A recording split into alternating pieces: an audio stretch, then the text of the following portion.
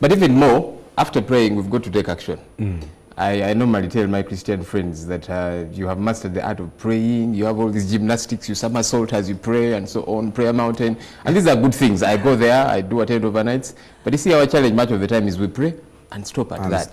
God blesses the work of our hands. You're not going to pray, Lord, make me rich, then you fold your hands and stay in your home. You're not going to pray, Lord, help Uganda become better, and you do nothing about it. So whatever it is that God has placed you, you do whatever it is you can to make Uganda better. Are you a teacher? Be the best teacher. Are you a KCCA sweeper? Sweep that road of yours you've been given like nobody else can. You know, are you a lawyer? Are you, whatever it is that you do, let's do whatever it is that we do to build this country. So after pray, then we take action. That's very important. Well, Joe, one person who definitely needs prayers is the Electoral Commission chairperson, Dr. Badru Chigondo. He says that we can't avail biometric poll results now. Did you guys take a picture? I saw you took. There you are. That picture there, they should remove the lower third so that people can see clearly EC chairman in the dock. You should see him maybe holding, you know, and you know. There is the man. Wow. This man is in the dock. Right. Who knew that EC chairperson would be as? You know, I was talking to some people and they were saying, you know, he still sounds very arrogant. He exudes, you know, this confidence that it was a fantastic job done, despite him being unable to answer the questions that were asked. This man is kind of my friend. The few times we meet, I even call him Papa. Yeah, he's fit to be my father. Yeah, because you know he likes to me how my son, and like I'm fine, Papa. You know, it's going to. However, those that say he exuded a bit of arrogance, look, he wanted to show that he's in charge and all, but you see, at some point I thought, wait a minute, boss, this is not the Electoral Commission, this is court. Right. Because you know the way he was answering certain questions and as if trying to show that some questions are useless and that kind of thing. I thought, wait a minute, you are in the dock, this is court, this is not EC, and you're not talking to Jotham Taremwa, Paul Bukenya, and these your juniors. Right. So. But yeah, this is interesting. You know, the reason why he says that they cannot avail the biometric poll results now is because, you see, it's not ready. It takes a bit of time. I like what the lizard here says. Wasn't the technology designed to make the work easier? Exactly. So I would expect that it should be availed immediately. And this is my challenge with people, you know, like Chigundu, who explain things and think that we don't know what's happening. That like there's the kids, the guys that found out that there was a problem with the EC register are people who do this every day. And when they say that you have an extra 20,000 people on your register and you deny, well, it's good they eventually came out, down, deleted, and then say the site is temporarily going south, and then you put it back and it's still faulty. Then there's a big problem. The other day when I was talking to Dr. Wakida, he pulled up results from the EC website that were faulty. You know, clearly faulty. A polling station has 200 voters, but some candidates have 600 you know, votes. How does that happen? Is there someone in the EC who is... Maybe cows voted. I come from Nakasongola, and man, the cows of those ends, they vote for some reason, because you find a bit of what you're talking about, you know, more votes than the vote. There you have some of the pictures. Of course, there's more pictures from the court as the EC chairperson was in the dock answering some of the questions from the different teams, and of course the judges, who also ruled, Joel, yesterday that the friends of the court can join them. Yeah, the 9 law-dons. Of course, the civil society organizations, 8 of them, they were rejected. Why? They did not meet the qualifications, at least according to court. But the 9 law-dons, they have now become amicus curiae. That word which is boggling many minds out there. If it's plural, it is amici. So if both had been granted, amicus curiae is a person or an organization that is given a go-ahead by court to join a particular litigation, meaning a case, to give expert advice, that kind of thing. So in this case, it is Mackay University Law School? No. It is the 9 law lecturers. Amicus, so the amicus curiae, just it's singular, right? Yeah, that's so they are amici curiae. No, because they are one bunch. It's so it one. becomes amicus curiae, yeah. Okay. If it was individual, like if I had, asked to be a friend of court, and then you, and then, or like in this case, if both the law dons and the civil society organizations had been granted, then it would become amici curiae. But now it is just one particular branch because they're operating as one. So Right, it is either a person or an organization, and now they seem to be an organization of sorts. So Well, court squashed some of the the reasons that the respondents were giving, because some of these lawyers have criticized the president openly, but the court squashed that and instead said that they have a lot of experience. So read more about that in the Daily Monitor here. There's literally 8 pages of the court case. 10 about the court case. Yeah. Okay, there's a little bit more than just court. Musisi Kajina defend Museveni on bribery. Okay, there you are. Kasami's death is a blow to the economy, says Mutevile. Chris Kasami, the former permanent secretary, Ministry of Finance, and the BOE governor says his death is a blow to the economy. He had resigned as PS, his term had run out, but he was still board chairman of it. He was board chairman, I think, Airtel, and he was on a number of boards and the like. A blow to the economy, you think it is? I don't think so. I was asking you a question here, like, was a blow to the economy? I don't know. He was without a doubt a perspicacious man. He Right. knew his things, economically and otherwise, but we are sure the economy is going to get better. It has to get better. Well, someone who is going to turn our economy right side up, Joel, if all things go well, is a lady called Bad Black, aka Shanita How is Namuyimba, because she's going to become now an artist. Have you ever seen a Muzungu singing in Uganda, in Luganda? I think she'll be able to pull more crowds to this country. Well, she served her term. It ended yesterday. That's the 4-year term, jail term, and she's free. She went to jail as black. Yeah. Now she's what? Bad brown or bad yellow? She looks special, We have that See. picture there. Okay. Because she's now brown. Give it a few And she said weeks. by the end of the year she'll be Chinese. What's wrong with her? She'll be Chinese in I think that's her. She looks yellow. But if you give it a short while, and you'll begin to see her knuckles turn black, her Why do you say knees that? turn black. That's what happens to people who bleach. No, she said she did injections and also did a few tabs. That's why she didn't have those. Most women, they turn purple like a day after the bleaching process. But this one is original. She put in some money. So what happens? Does she have to keep doing that every so often? I am not an expert on bleaching, sir, but I She don't wasn't know. telling us about injections. I don't know. But one of the things that she said yesterday, as she talked to Farida, she said that some of these sentences should be reduced for women. Why would you arrest a woman for 50 years? Why? So a man can be arrested for 50 years, but a woman should not? If Why? she has children and she's literally the primary caregiver, why do you have to sentence her for 50 years? What's the... How about a man if he's the caregiver? If so, most men run away from their homes anyway, so That's it's for better most. to How about lock those them who up. have not? Who? Well, there's some that, by the time they're jailed, they're taking care of their families. Well, if Look, for me, I think at the end of the day, of course, court does take into consideration all these things. If you're a first-time offender, so they give you a much more lenient sentence.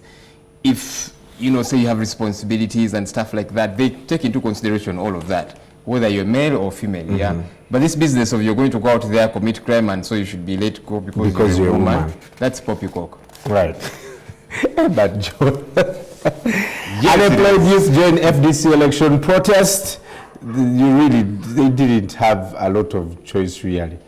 They're already unemployed, and since FDC has said don't work, I think it's the default setting. They're the ones who are saying that every Friday people should be clad in blue in solidarity with Dr. campaigns. Kizza Besigye. Where are they going to get the money to buy the blue attire? They're unemployed, they are poor. Well, we saw a poor youth who was in business class, so I'm sure you find a way. You always find a way. All right, street vendors asked to operate in Usafi market. You know that the street vendors had hit the streets again, and now they're being thrown off again. Okay, you look like you want to tell us what's in the red paper. The headline on the front page of the here, the red paper says Mbagazi Chigundu battle for 5 hours. Inside the court verbatim, the red paper has brought you the conversation of between Chigundu and the lawyers. They were cross-examining him and what he said. I'm told at one point he said, I don't want I don't want to lose my head, right? Yes, I don't want to lose my head over this. And I think it's absolutely arrogant. If you need to sort the issue out, sort it out like you were at Nambole, you know, not explaining things. Now you need to explain, and I think I want to see Chigundu back. Yes, and it's good for him that he gets to explain a number of things, you know, because there's people out there are ambivalent about this whole process, what it was like, and so on. So you want to come out and explain. So it's good that he's explaining. He needs to tone down a little bit, like I said earlier on. Papa, this is not the EC, this is the court, where when you go, you take orders, not give orders. So let's wait and see. Is he supposed to go back to court today? I think, because you see, the petitioner's lawyers have 2 days. Then each of the respondents will have one day. So most probably. But let's wait and see what happens today. Okay, still a lot more here in the Daily Monitor. We won't pay income tax. That's private schools telling URA. And then, Makerere Law pre-entry exam set for April 16th. So for those of you that want to do law, I see quite a number of journalists beginning to do law. Did you want to do law at one point? I still do. So why don't you go? We'll see. It's something I'm actually ruminating over. I don't know whether this is the time, but one thing is for sure, at some point I will do it. So do you have to read for the exam? What do they... No, it tests your logic and stuff. You just have to go and be yourself. But Joel, if you're going to be yourself, you're going to fail. Me? Do you know who I am? Do I look like my breeze? No, Joel, that's below the belt. And what you said earlier on is not, No. If I go as I am. You wait and see. But I think it's a good thing. I think, you know, the genesis of it was one time I read the Constitution, some time back. And I was intrigued, you know, a couple of things that I read. And they are not complicated and convoluted like sometimes we imagine they are. And I thought I want to know some more of these. So I'll do it. Not to practice law. Well, eventually I could, but that's not my intention. I just want to glean and yeah. Just like at some point, there's a financial course I want to do, just to have a good understanding. Because there's a society that I had, and as they were taking me through some things, and you know, I said... were confused. No, eventually I understood it. But I understood very quickly after a very long explanation. I said, I must learn these things so that, you know, so it's good to gain knowledge all over the place. Right. Well, according to the red paper here, page 7, judge scoffs at Army for denying Sejusa bail, and Tinye was back in court. The general there told to apply through the courts of law, because clearly the court-martial has said he needs a person of the same rank to be his surety. And, which is contradictory, because you see, the person who is heading the court-martial is below his rank.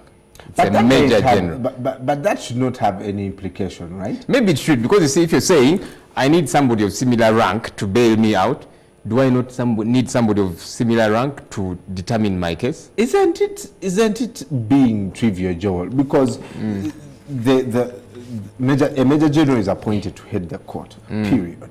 And it's the law. It has nothing to do with by your rank. If Sejusa, it turns out that he's guilty of going away without requesting fully, then he's guilty. It doesn't have to do with ranks. So, I mean, is it not trivial again when you say that for him to get sureties, they must also be at the same rank? How many are they? They're about 5, you know, 4-star generals. So what's difficult about him getting, say, major general, that kind of thing? Isn't it trivial as well? Maybe we should be asking why aren't the other generals requesting to be his sureties? No, he's actually the one supposed to request them, but you and I know who the 5 generals are. None of them, at least according to what we see, can stand surety for this man. Why do you say that?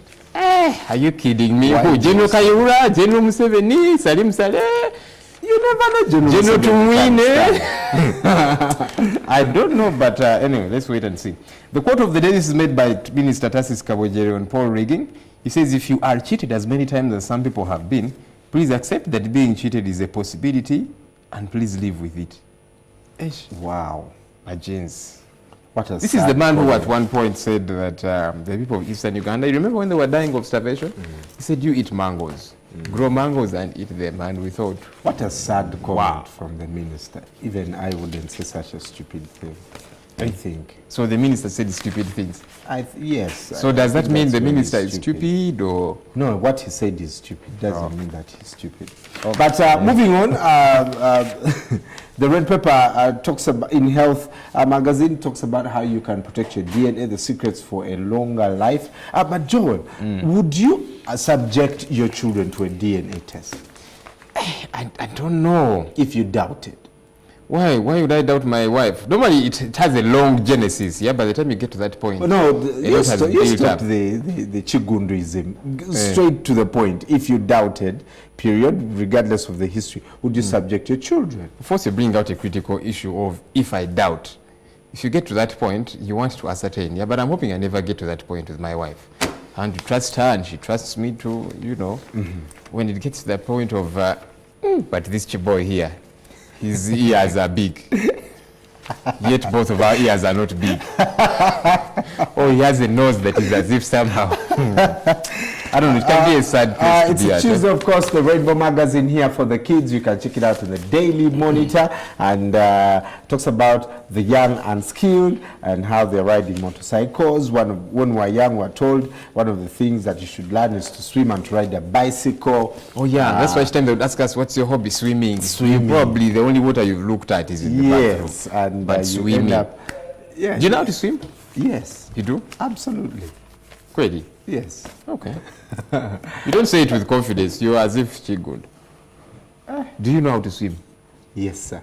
I know how to swim. All We'll right, take it that's as all we yes. have for you. The press review. Grab yourself a copy of the Red Pepper and the Daily Monitor. Later, we are going to talk about conventional filmmaking and You were telling me that was you in an action featured movie, in the man. movie. Yes. What did you do? Were you I like am- kicking people it's around called and the what? Ugandan Expendable. Ah. Yes. So you were kicking people around. Eh? Yes. I hope that does not give you any ideas. That was a movie. Don't Be ever try it careful. on me in physical life I was because actually told that was some- a movie. I was told some good skills. And so you think I don't know? Okay. Brian Don't test Mulondo. me. We're going to look at Your that wife still on loves you and every even your children. life. But Joel Sonia is coming back with the big story. Stay with us.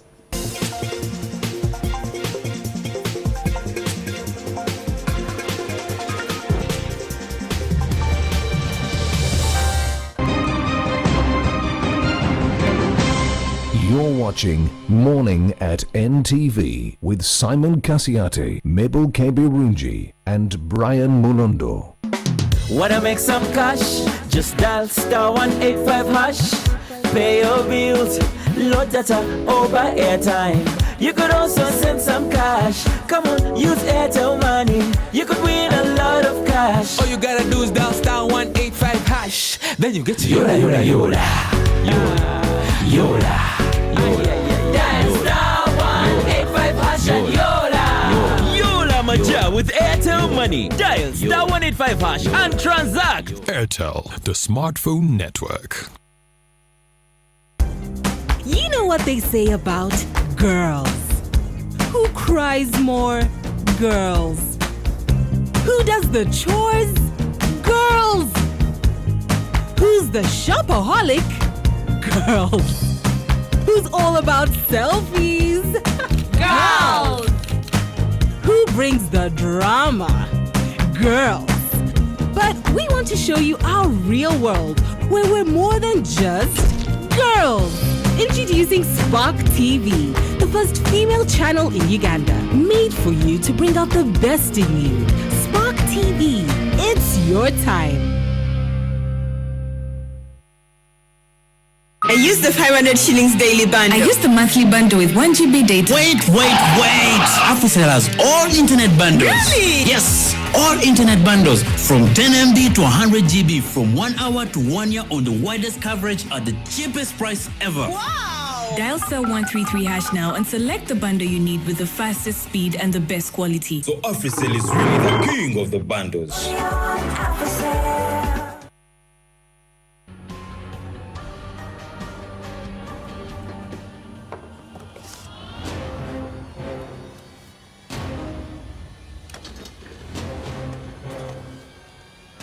Stop insisting. The judge was very clear with you. These aren't any reasons that uphold in court for you. Excuse me. I was asked if I wanted to make a statement, and I do.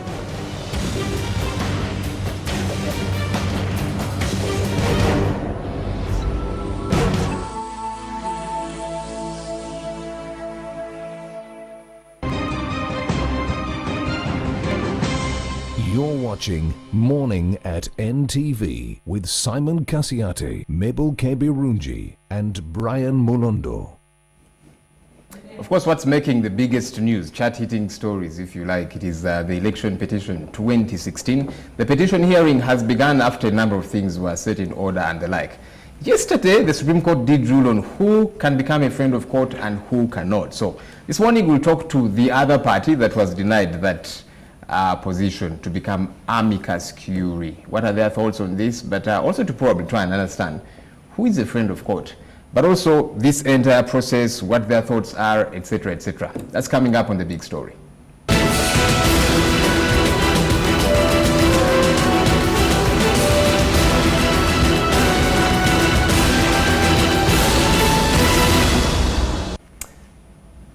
All right, and joining me for the big story is Nicholas Opio, a human rights lawyer. He's also founder for human rights organization Chapter for Uganda and a number of other things. Good morning. Hi, Joe. Very good morning to you. Where have you been? You have been quiet on us. Well, I've been out of the country. I left the country in January for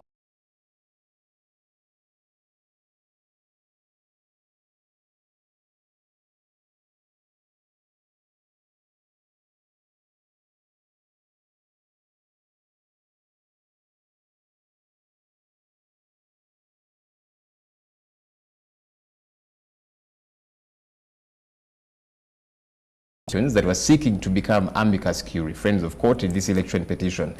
And you were denied that yesterday. The 9 law dons were given a go-ahead. They can now be friends of court. The side that you were a lawyer for was denied. What are your thoughts on that? Do you think that was unfair of court? Well, professionally, I'm not going to make a comment on the fairness or unfairness of the decision. I think that in matters of presidential election petition, the Supreme Court is both the first of court. Is both the court of first instance, but also the court of last resort. And so their decision is binding on all of us. You may agree with it, you may disagree with it, but their decision is binding on all of us. We respect the court. The court's findings. But I think that other than focus on who was admitted and who was not admitted, the point that has to be made, in my view, is that for the very first time in post-95 Uganda constitution, the principle of amicus has been defined very clearly. Unlike Kenya, that has an elaborate procedure for application for amicus, or unlike the East African Court of Justice that has rules of procedure for admission of amicus, the Ugandan laws don't have any set procedure. So this is the very first time in post-95 Uganda constitution that the rules for application for amicus has been set. That has opened the door for the participation of the people of this country in the administration of justice, provided you can demonstrate you have interest or have expertise from which the court can actually, make a ruling on. Who is the friend of court? This amicus curiae, which many people are calling many different things. Mucus, what? I don't know if you see what's happening on social media. But anyway, what is the role of a friend of court? Well, first of all, before a court are parties to a proceeding. So there is either a petitioner or a respondent in this case, or there can be a plaintiff or a defendant, an applicant or a respondent. Those are parties who are involved in a dispute. Now, an amicus or a friend of court is a person who is otherwise not involved or interested in the dispute between the parties, but believes that they have expertise or they have information from which the court can benefit in arriving at a just conclusion of the disputes before it. So amicus or amici are people who are not parties to the case before court, but have expertise, have unique experience, have unique set of facts from which they want the court to benefit. The application, there was a misconception that you must not have any interest in the case. An amicus must have an interest, but that I think so too. Otherwise, but that interest must not be a partisan interest as to the disputes before the court. So an amicus is a friend of court, is a helper of the court, seeks to help the court in defining, the law or set of facts that the parties to the case may not otherwise bring to the court's attention. I'm trying to, do they come in as a jury? We don't run a jury system here. It is done elsewhere. So we actually do have a system similar to a jury system, but called assessors in the Ugandan courts. Assessors are for capital offenses before the High Court. So assessors are lay people who advise the court. The initial purpose of assessors was that our judges were white. So the assessors were supposed to advise the judges on cultural and contextual issues. But ever since, we've maintained the system of assessors. So we have assessors. But amicus is different from an assessor. They don't make findings as to the outcome of the case before the court. Assessors do make make a recommendation on the outcome. What amicus does is to advise the court on the law and provide court with facts. In other words, they are not involved in any adversarial confrontation as to the issues before the court. They don't have to engage the parties before the court. They are advising the judges or the court in this case. So, to what extent does the advice get taken up? Because I envisage a situation if the judges probably feel this advice, we don't quite want it, or, because they are superior lawyers, if you like, in a way or another, since they are Supreme Court judges and that kind of thing. So, to what extent is the advice taken on? Well, the practice, and I've been involved in amicus applications before the East African Court of Justice, is that courts all over the world, and especially in East Africa, the EACJ, the Supreme Court in Kenya, have said they have benefited immensely from the intervention of amicus because they help the court do research and provide analysis of the law. In other words, the work of the court is lessened in a particular area of law in which the amicus has been asked to advise the court. So the role of amicus is really advisory. In other words, the court can reject or can admit the submissions of a friend of court.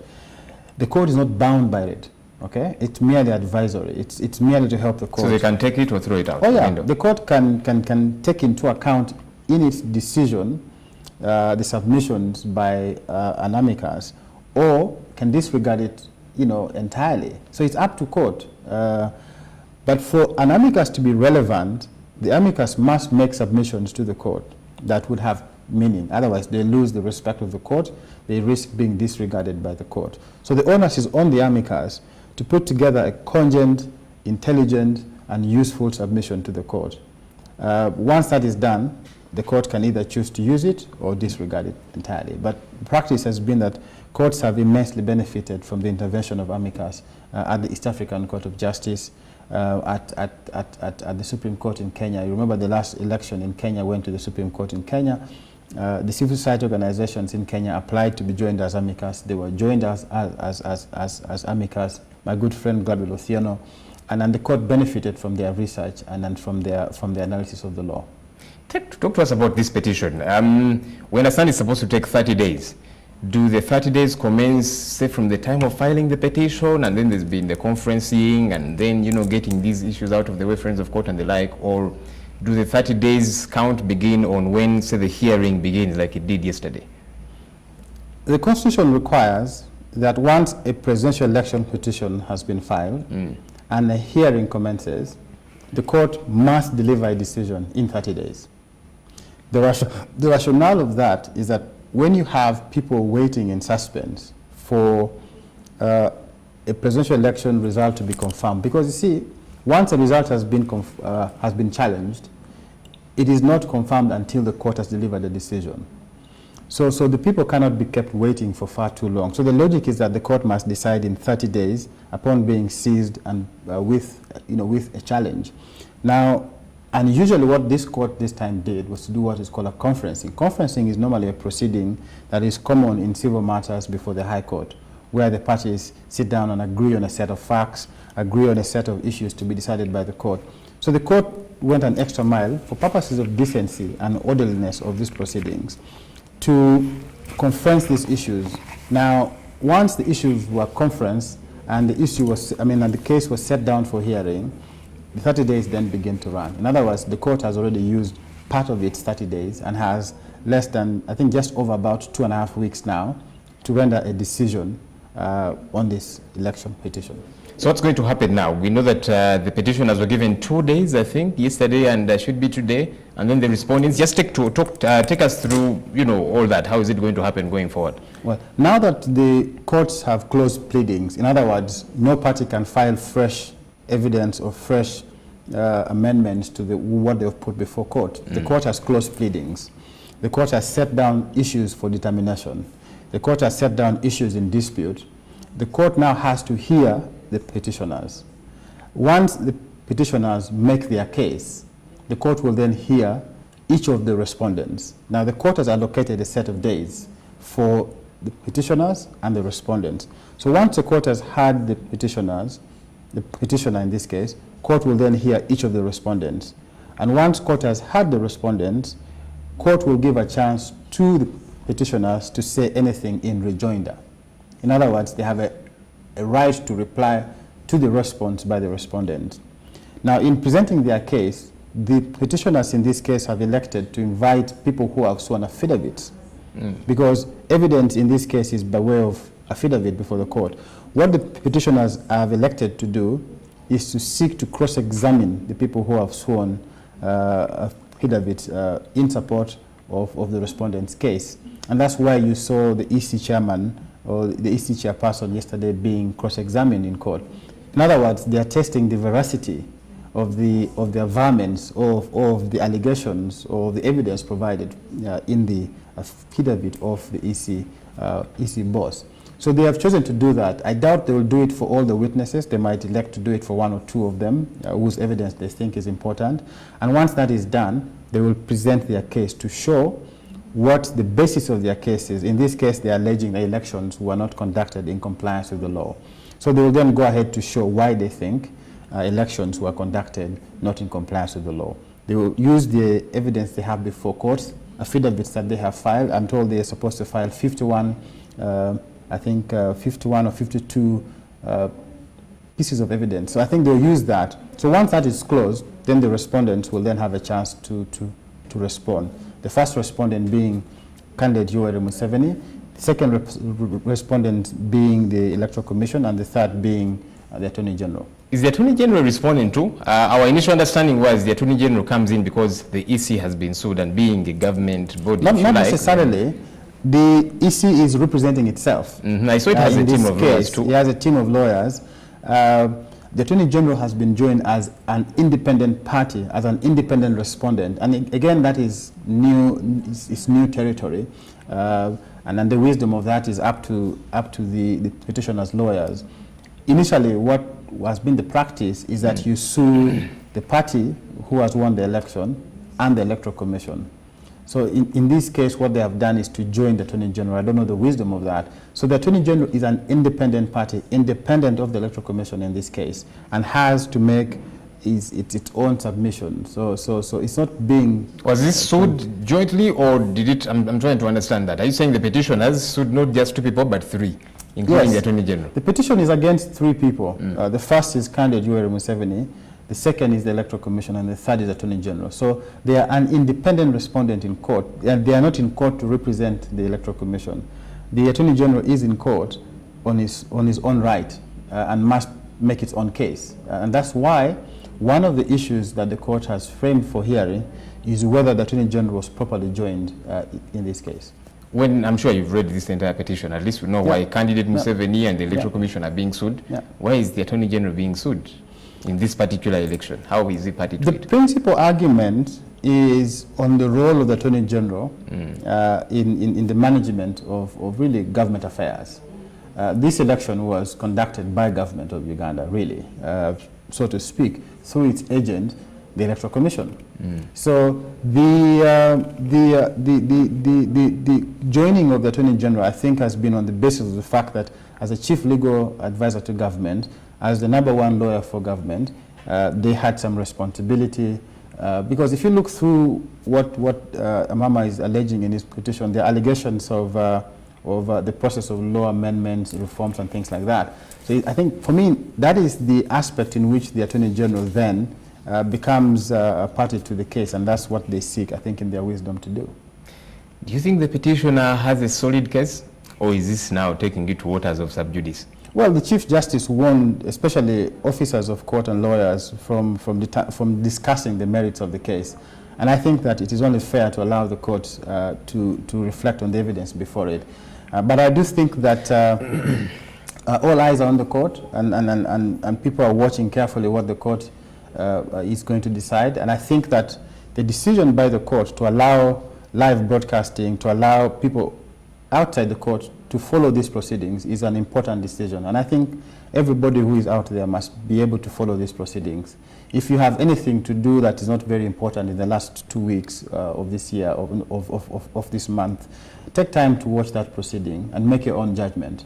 Because I think that, one, the court has gone into new territory. Never before have we broadcast live court proceedings in this country. This is the first time an entire court proceeding is being broadcast live. So as the judges make their decision, go out there and watch and make your own decision. I think that whatever decision the court makes is going to be helpful for this country. And I make the point that even if the petition is lost, even if an amicus may not be admitted in court, nonetheless, the court system in this country benefits from any outcome of this case.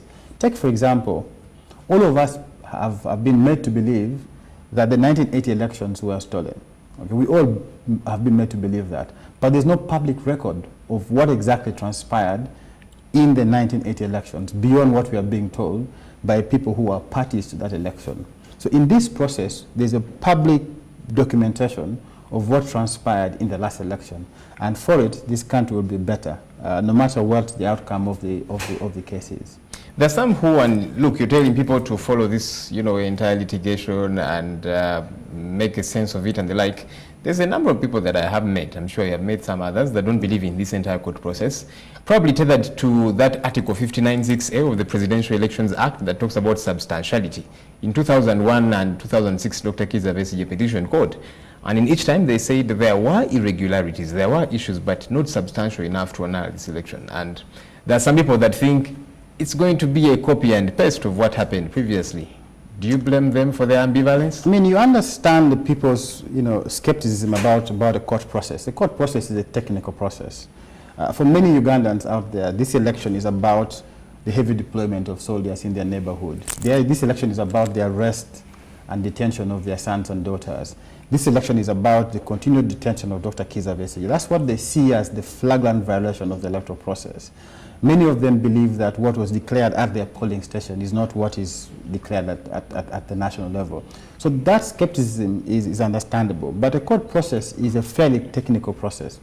The issues the court has to take account of may be far removed from what people's daily experiences are. And again, is based on the strength of the case as put by the petitioners.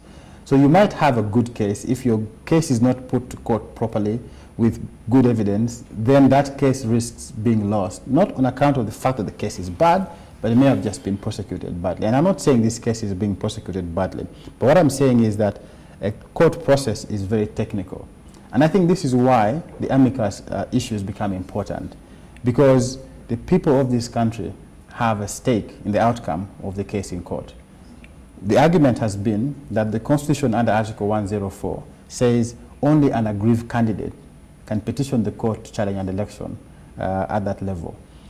But what the court has said, what the court said yesterday as a result of the amicus application, is that the people of this country not only have a right to participate in the administration of justice, but do have a huge stake beyond the interest of the candidates in the outcome of a presidential election, much more in a petition to challenge that election.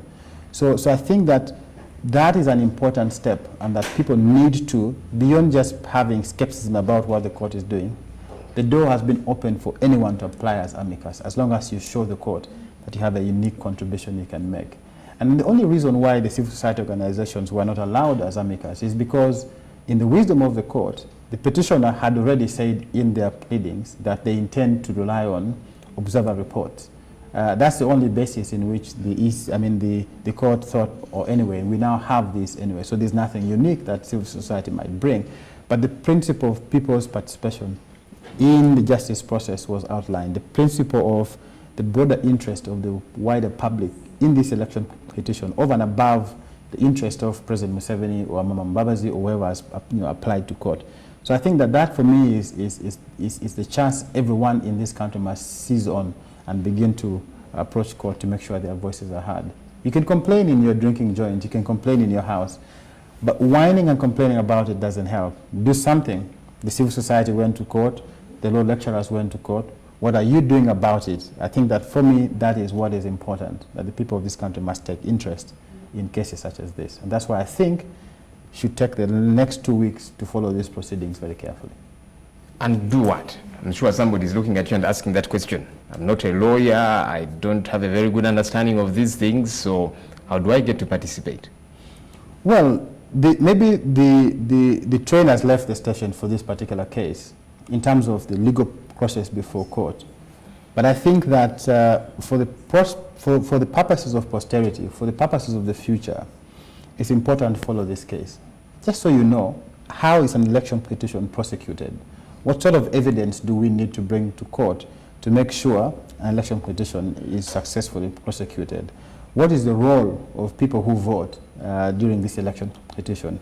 But more importantly, be able to understand the technicalities in court. I think for the first time, people are now talking about amicus. In fact, somebody sent me a joke on my email, how people in the villages are now discussing what amici, amici, amisus, whatever it is. I think that's important. And that going forward, this is going to be important for this country. And if I can use the term going forward, I'm told it's now a politically incorrect term to use. But that's for posterity. Well, they've not copyrighted it, but posterity, this is an important process that people have to take interest in. There might be another chance for this kind of case to re-emerge, and people need to be aware. But more importantly, the political process of people being heard isn't over. The court process might be over, but the politicians are still leaders. We will know what they did, we know what they haven't done, and this process provides more evidence and ammunition for all of us to hold them to account. How is your client? I don't know if he, or well, the group are still your clients now that they were denied this.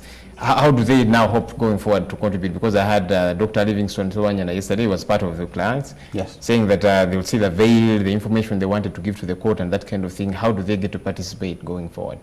Well, I think the point that Dr. Livingstone Sewanyana was making is that the observer reports of the civil society organization is public record, and that anybody who wants to use those reports is free to use it. If they are approached by any of the parties, the respondents, there are some reports that are very good for the respondents. The African Union report, for example, the East African Community Observer reports are also very useful for the respondents. So the point that Dr. Livingstone was making is that these reports are public documents and will be available to anybody who wants to use it in court. So 30 days, you said that now it is actually less than 30 days. 2.5 weeks to go. 2.5 weeks. Did you had not told us, say the respondents, how much time do they have, and the petitioners, the last we had, I don't know whether we had erroneously, they were going to be given 2 days and that kind of thing. How much time do they have for each of them? Well, the court is going to be, I think, in my view, a little flexible, given the rather unpredictable way in which the proceedings have panned out. Initially, the court has indicated that they'll give 3 days to the petitioners, 2 days to the respondents, and then a day or a day and a half for rejoinder, if any. But I think the court is going to be a bit flexible in allowing the parties to have more time. I mean, yesterday the court had to adjourn prematurely. So if you had given a day to somebody and the day has been cut off prematurely, the court must take that into account and be accommodative. And I think that the justices have been very, very magnanimous in terms of use of time. They sat over the weekend to hear the amicus application. They've agreed to sit until 6 o'clock in the evening, and if possible, extend it to beyond 6 o'clock to make sure that people are heard in that court. So I think that those days are not set in stone. Those days are indicative of what the courts will grant. But what is for sure is that they must deliver their ruling before the end of 2.5 weeks from now. Kizza Besigye and his team have said, they're not interested in going to court and the like. They're trying to, come up with a few other actions and the like. I know besides being a lawyer, you're an analyst and the like. What do you make of it that they're trying to do? They will say, tell people not to go to work on particular days. I don't know, go to work clad in black or blue on Friday and that kind of thing. How does this contribute to the stalemate, which some people think it is, the political stalemate between the state and the opposition as of now, away from the petition? Well, I don't believe there's a stalemate in this country. My sense is different. I think that what is in this country is a yearning for justice, a yearning for fairness, a yearning for people being heard. And I think that that is what, for me, is happening in this country. The response of the state has been to be very repressive. The response is to deploy, this entire city has been turned into a military garrison. Go to the airstrip in Kololo, it's like a military barracks. Go to the Constitutional Square, old tents that I used to see in mobile units, in the north during the war. People walking on the streets with very, heavy arms. So I think for me, that is the response of the state to a far cry for justice, people being heard. And I think that what the FDC and the opposition have to do is to, as much as possible, do whatever they want to do within the confines of the law. I think that the people of this country perhaps, have seen enough violence, have seen enough repression. We don't need to see armored cars, on the streets of the city. We don't have to see heavy deployment around the country. All the big hills in this country is occupied, in this city is occupied by heavy machinery. We don't need to see that. It's a reminder of our dark past. So everybody else going forward from now onwards must be able to do whatever they do within the confines of the law. And the police and the state have a responsibility to respect that. That people have a right of expression, the right to peaceful demonstration. To try and make peaceful demonstrations synonymous to riots is a misconception of the freedom to associate and the freedom to demonstrate. But the important rider is the FDC has got to make sure that whatever they do so within the confines of the law. Some have talked about dialogue, that maybe it's what can resolve this, which some people call a stalemate. You don't think it is, but clearly there is a bit of a standoff. Do you think dialogue would ameliorate the situation? Well, talking is a good thing. When you talk, you can be able to iron out your differences. And do you see it happening anyway? But I don't think that what is required in this country is talking. And that was the mistake people made in the run-up to the election. People were preoccupied with having a peaceful election. There was fear for violence. There was this talk about violence, and people forgot that the cause of violence is an unfair election. The cause of violence is an unfree election. And I think for me, what this country needs more importantly is not some nice talk over a cup of coffee. That is important as well. But what this country needs is justice for everybody, is fairness for everybody. Whether you're NRM, you have the same right to freedom of expression, to demonstrate in support or against a position peacefully in this country, in the same way as an FDC guy has. So what this country needs so badly is fairness. Fairness. That the state must not be a custodian for impunity, that the state cannot be a custodian for unfairness. The state must be and has to do what the law requires it to do, to be a custodian of peace, of justice and fairness for every single Ugandan, whether you agree with them or you disagree with them. That for me is the problem. There's a serious distrust in state institutions. People see the police as a partisan police force, and their actions don't seem to help that matters. Help that as well, because while they allow one group to do what they want to do, they repress the other group, and arrest and shoot and kill.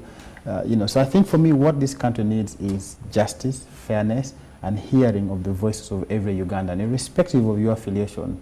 whether you're NRM, whether you're Go Forward, whether you're TDO, whatever it is, that is what this country needs, fairness. Because you might talk and cool down what's happening here, but long term, if you don't address the question of fairness, that festers anger. The people in this country are very angry. I've just returned to the country about a week and a half ago, and what you see, what you hear, is a silent protest, is anger, is a sense of something is not right about our country. And I think we've got to go back and address that problem. Fairness, justice, equity for everybody. This country belongs to all of us. And there's enough room for everybody, whether you're yellow, blue, green, or red. And I think that the state must do everything to make sure that the state is not NRM. The state is Uganda and Ugandans. NRM is just a ruling party in power.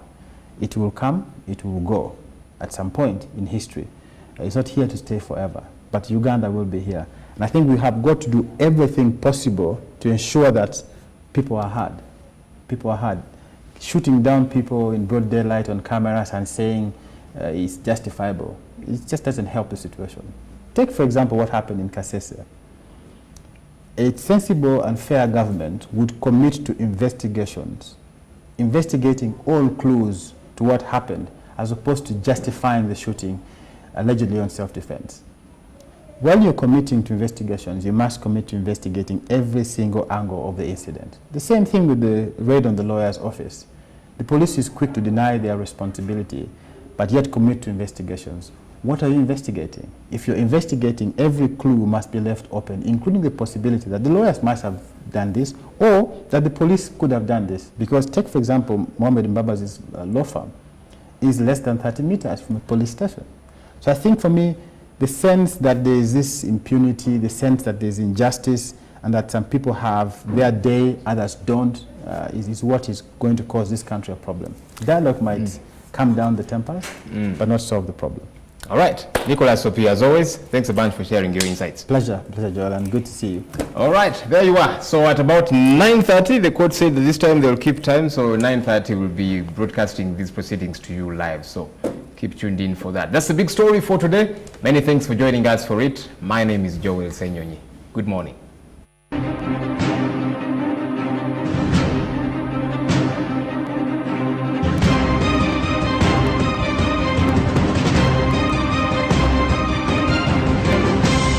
You're watching Morning at NTV.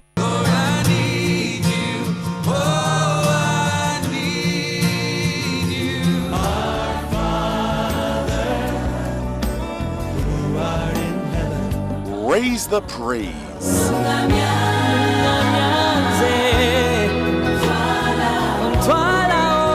Get inspiration.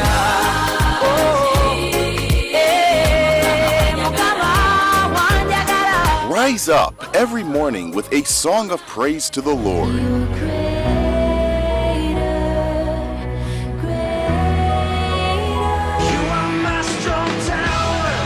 A day in your courts is better than 1,000 elsewhere. Soul Moment, every Monday to Friday at 6 a.m. Ekifo ekimu kisawa musu n'ekyalo ekiweddeko abamanye bakiraza mumwa. Tugenda kutuuka gy'oli oyogere naffe ebikwata ku kyalo kyo, embeera mw'okolera, ebyobufuzi, ebyobulamu n'ensonga endala nnyingi. Ebyogerwa tebiyita. Tuusa eddoboozi lyo, yogera naffe buli lwakuna butereevu ku NTV akawungeezi.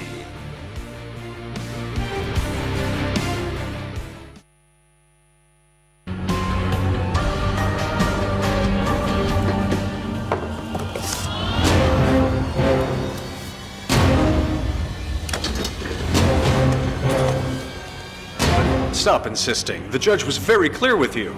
These aren't any reasons that uphold in court for you. Excuse me.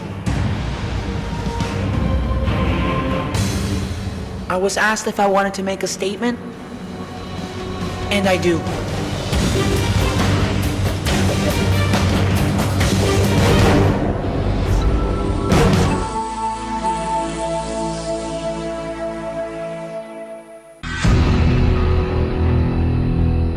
Onyumirwa ebyemizannyo jangu nkulage.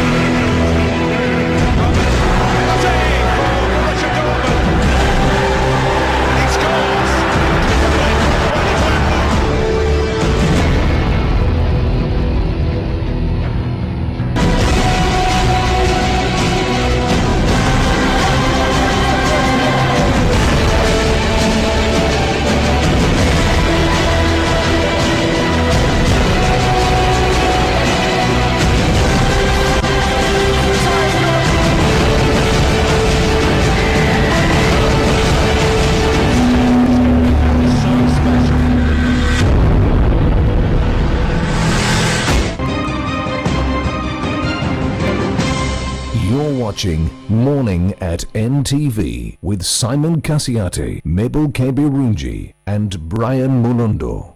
After 8, thank you so much for staying with us. It's Morning at NTV, and you can continue that hashtag Morning at NTV. Let us know what you think about the show. In a couple of minutes, we're going to talk filmmaking in Uganda, and we'll look at some conventional filmmakers against what is now called guerrilla filmmaking.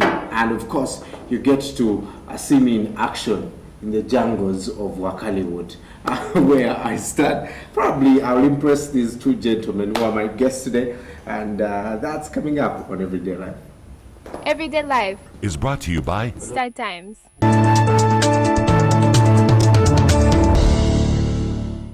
Joining me on the show is Joseph Ken Sebagala, who is a filmmaker. If you've heard of a movie called House Arrest, he's a gentleman that made it. Welcome to the show. You're welcome.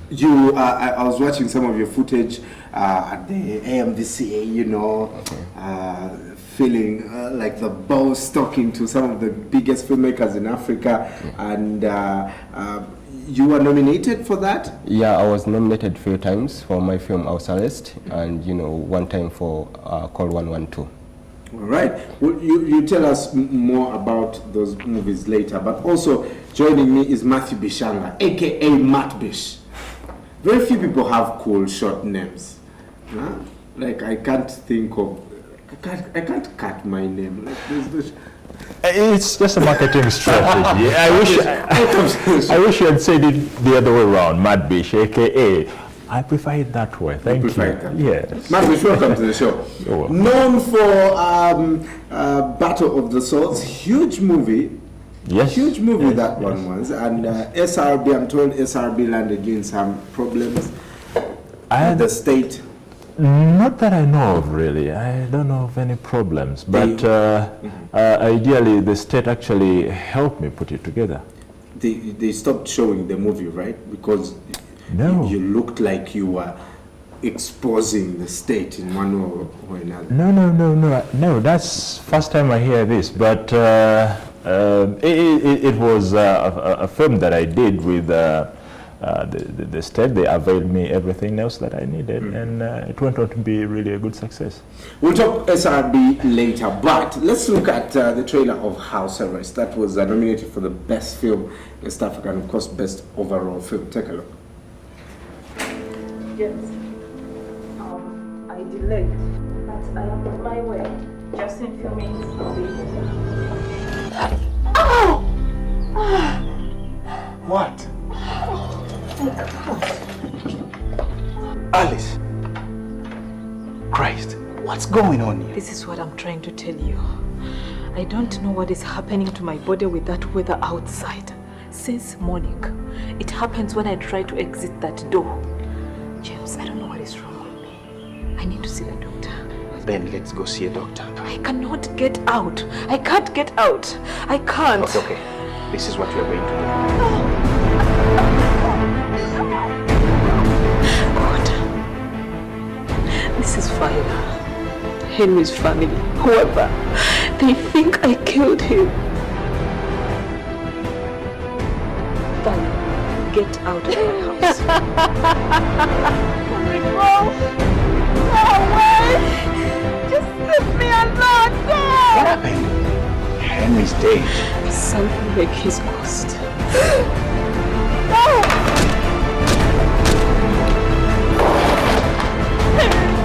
You deserved to die. It is your fault that you're dead. Henry, you wanted to kill me. Leave my house. Leave me alone.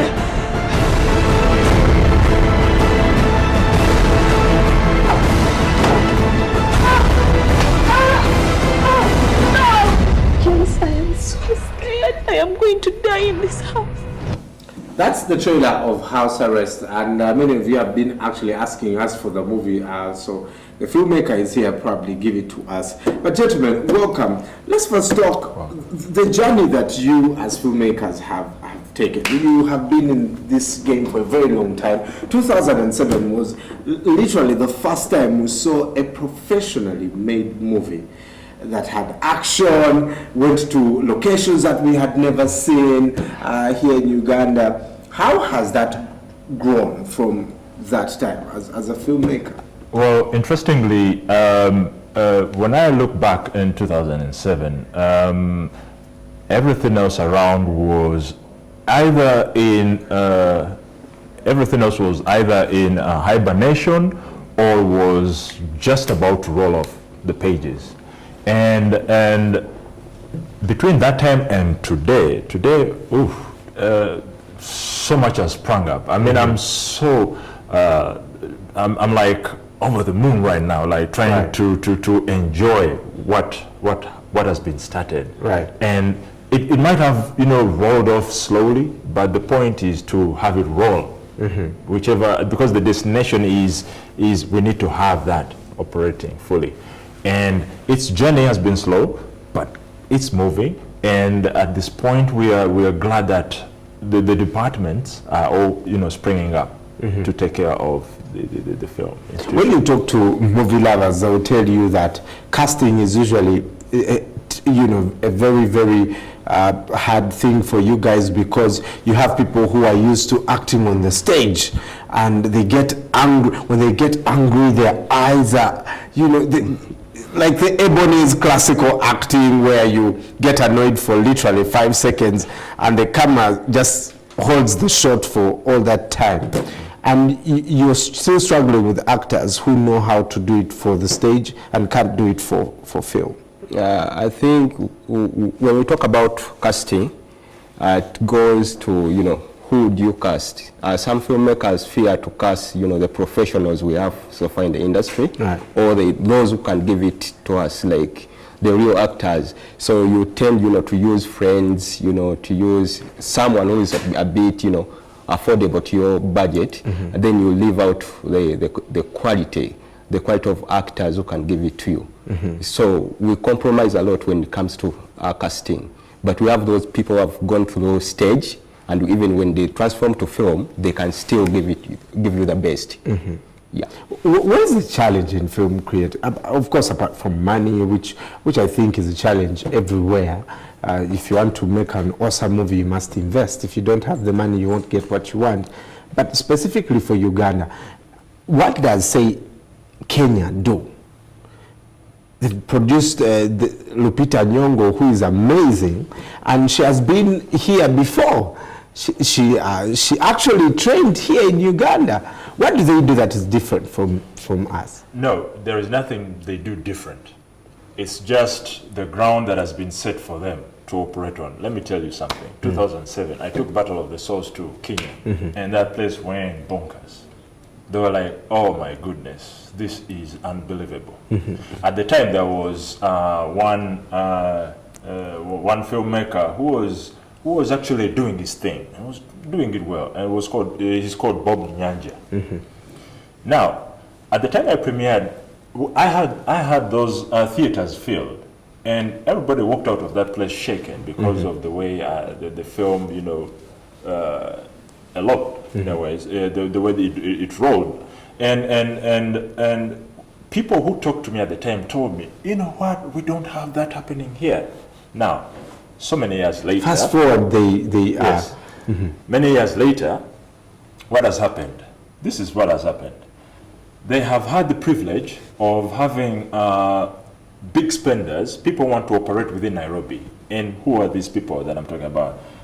Mnet has entirely put its best in Nairobi. And they have frequently given the producers, the local producers, money to make series, movies. I mean, you go to any of these channels, you're going to see a whole bunch of that. Yeah. And where is the content from Uganda? Nada.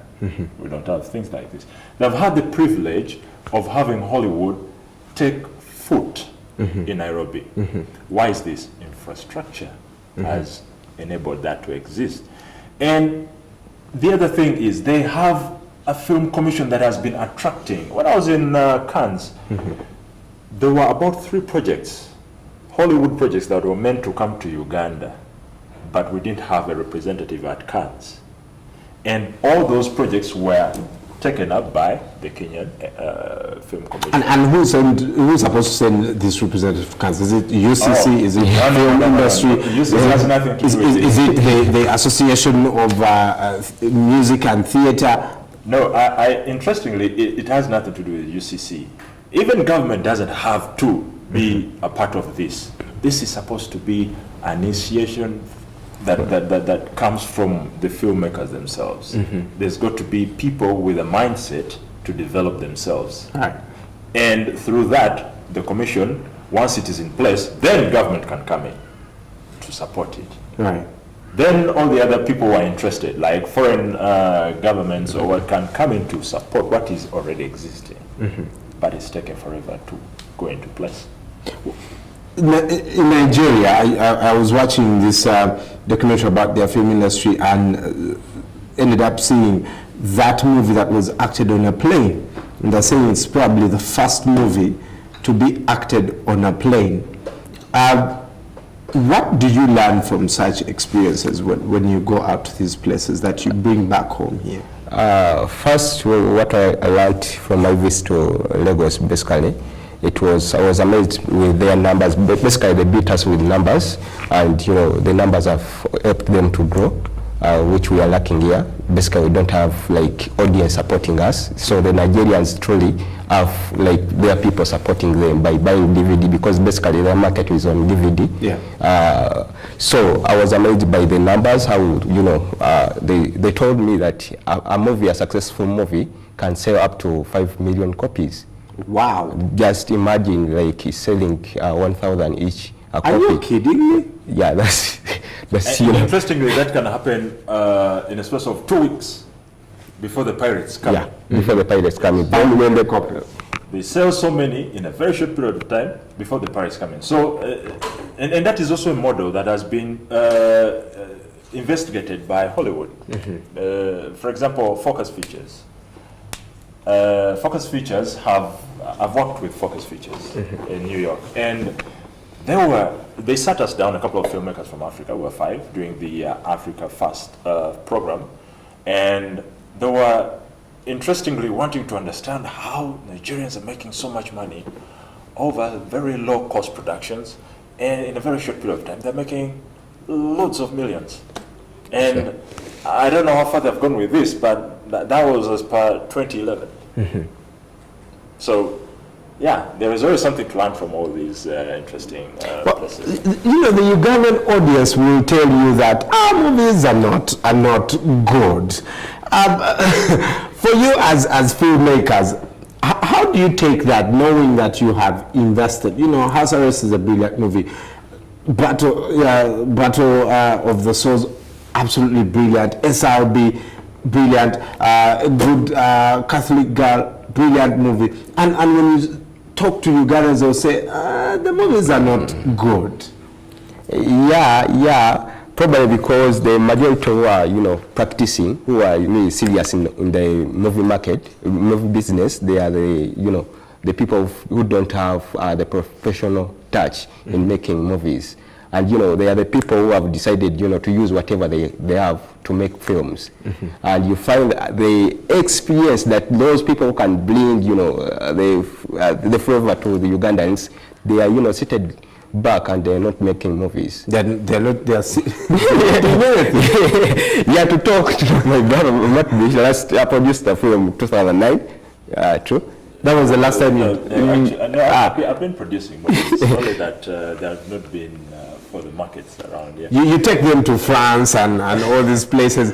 Do those people appreciate the movies more than us? No, interestingly, I'll tell you what. When I did Battle of the Souls, it has been one of my most successful films that I've done. They called it the African version of Three Friends and the Devil. It was a big hit in Italy. And then in Amsterdam, it was quite an interesting film, because in Holland, they're not believers you know, your average believers here in Uganda. So they were like, what the hell's going on? Like, hey, this is... But at the end of the day, they did appreciate the works of filmmaking from Africa. And it has gone on to work for me abroad more than here. Now, this is the problem here in Uganda. The problem here is we are so driven by Hollywood content, kind of quality. I mean, people have even moved from just watching 2D to 3D, and they can't settle for less. Yeah. Now, when you work on a movie here and you present it to any group of individuals in Uganda, it's going to be hard to sit them down for 30 minutes before they roll the channel to something else. Yeah. So there's a lot of work. Partly, this is our problem as filmmakers, and also the audience. I mean, I will give you a very good case scenario. When Sembule once upon a time made a TV, now Ugandan wanted to buy a TV made by Sembule. They were looked at as cheap. Yeah. They had to be taken abroad, produced from there and brought back. And that's when people bought them. We are so slow to like our own. That's how I see it. We are too slow to take and, you know, engage ourselves in, you know, uplifting our own. Why that is, it still plays my mind. One of the other filmmakers that has really created a conversation lately is Isaac Nabwana, who is doing action film and very interesting. In a couple of minutes, you're going to watch something that I got an opportunity to go on set while he was doing this, and you know, got one of the parts there. But let's first probably play it, and please don't laugh, but watch this at your own risk.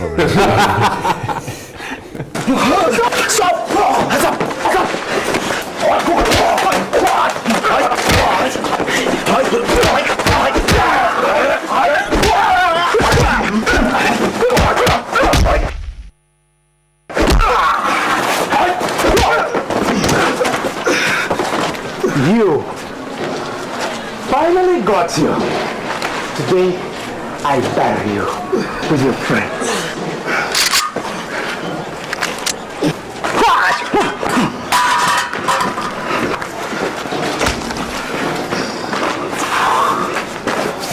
Let's do this.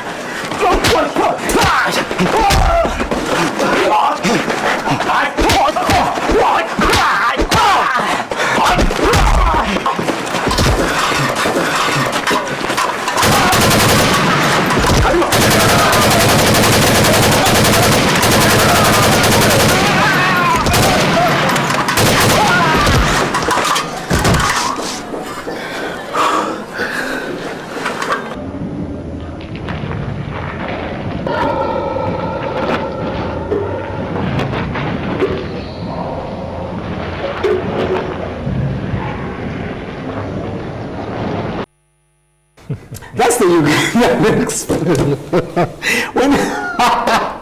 When you watch that, not what you've just seen, but you've been able to see the trailers like Captain Alex, Who Killed Captain Alex. They've just released another one called the Ugandan Expendables, low-cost movies. What comes to your mind as a filmmaker who has been, you know, places like Cannes, and you see a filmmaker like Isaac? Well, for me, the three things I look at here. One, by the time Isaac makes a film like that, he has an audience. Number two, he has started a genre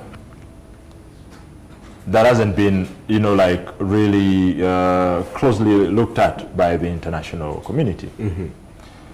And number three, he's providing the jobs. So, I like it. What do you think about that? Basically, I like his style. And then I also, you know, do appreciate like filmmakers who come up and, you know, do something like, you know, rather than sitting and, you know, speculate like you can't do something. For Nabwana, you know, in movies, we kind for create. He has, you know, created the Ugandan, you know, big guns and, you know, everything. There's stuff we used, we watched a long time ago, and we used to think that they will never happen, like smart technology and what. Right. So when Nabwana puts up something, maybe, you know, it's, they are creating the innovative things for Uganda, and, you know, to pick up, like maybe in future Uganda will start to even make guns. Well, some of those pictures that you're seeing on the screen, you know, when I went there, he was telling me, we are going to give you a story, and you're going to have a gun, and you're going to kill some people and also kill yourself, which I found very interesting. And then they were able to make a gun in like 5 minutes. They have this workshop where they make all their products. A guy in the back there, he was a proprietor of Obama Chapatis. Now he's a film actor, and he does all the welding, and he's able to build that in seconds. I know for you, one of the things that gives you guys a hard time is, you know, looking for locations of product to just make the movie believable.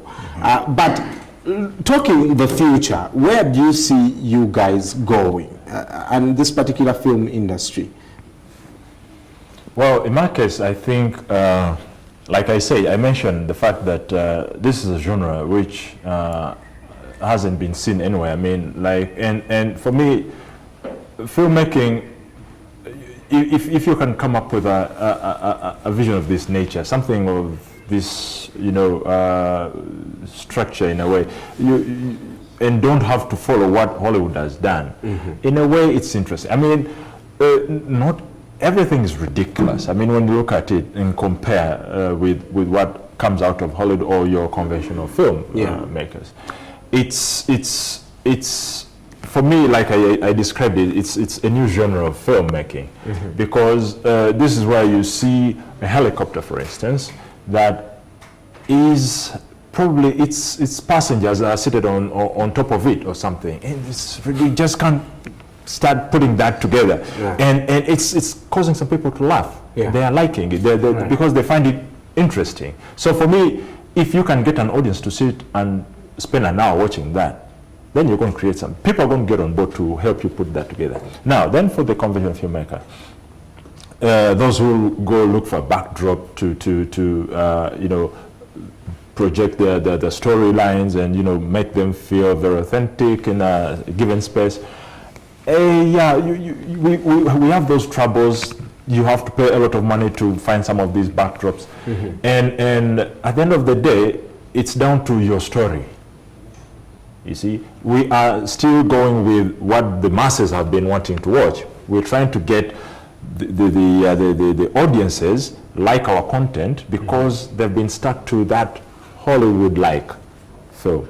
So when Nabwana does something like this, in a way, I like it because it's really, you know, trying to get people's attention that, hey, there's something going on in Uganda. So by the time they go on looking for all these other films, that's when they'll probably start realizing, oh, so there was this, there was that, already produced in Uganda. Then they'll probably engage themselves into watching local content. Right. Well, I have some messages here coming in for viewers. Carol is saying, Carol is laughing their heart out after watching that clip there. Then Jonathan Maraka saying, I just watched Sylvester Stallone, aka Brian Mlondo, John Rambo, but soon I shall meet you at the gym. Andrew Gidudu saying, so he was both Jackie Chan and Rambo all mixed together. Gentlemen, there's also someone here who says that some of the filmmakers do not end up paying the actors, so even the good actors shy away from starring in you know, quality movies that you guys do. True. I say the majority of, you know, filmmakers in Uganda shy away from paying actors, or do negotiate, you know, peanut contracts or agreements with the actors, and actors end up not benefiting from what we are doing. But for my instance, I've been paying actors. It was only my first film where I had to negotiate because it was experimental. So what I did was to like negotiate with the actors. Come, we volunteer all together. We go to on a set to basically learn what to do. Right. Yeah.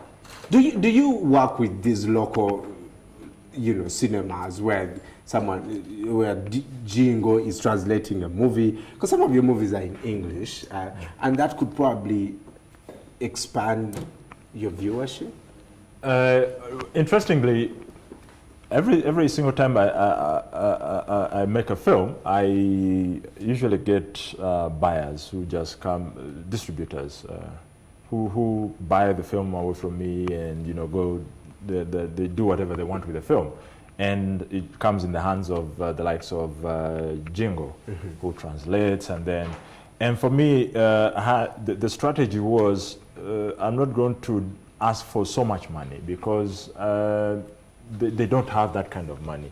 So what happens is I let them go do whatever they want with the film, because for me, like I said, I've always been interested in marketing across borders. Right, yes. right. So the local audiences have been getting this film from Jingo and all translated, and they've been showing them. And a few times I've been meeting them, they say, hey, that film is very good, and they really like it. The responses have been good, and I guess they've made a bit of money out of the films. And for me, it's to set ground for the other films that are coming, and this year there could be a whole bunch of them coming. But the thing is, we do try to work closely with all these cinemas, but a couple of years back, it was so hard to get a film into any of our, big cinemas and all, and it kind of like didn't make the ground really good for us to operate on, because we expected that the film goers at least will get a chance to watch them. But by the time you get a film and take it downtown to Echibanda, oh boy, that's a long way. It's a tall order. Yes. Well, gentlemen, of course we can talk about film in Uganda until the cows come home.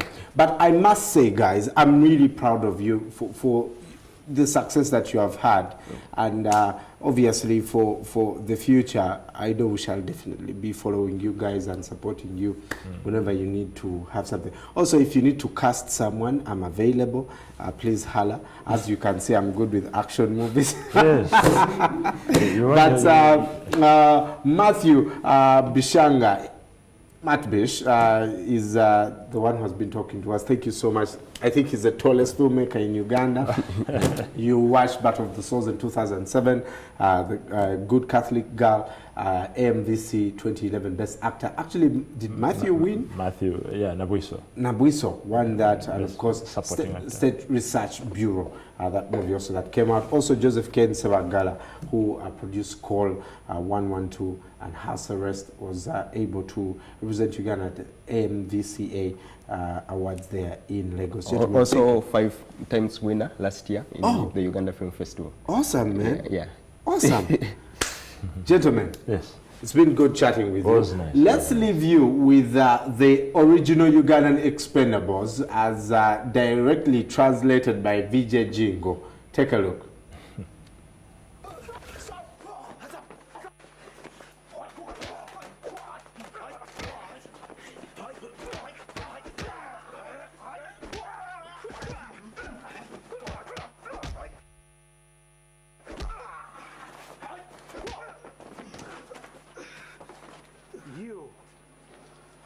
Finally got you.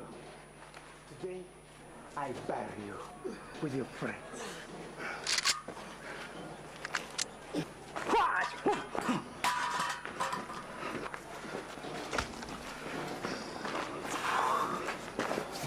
Let's do this.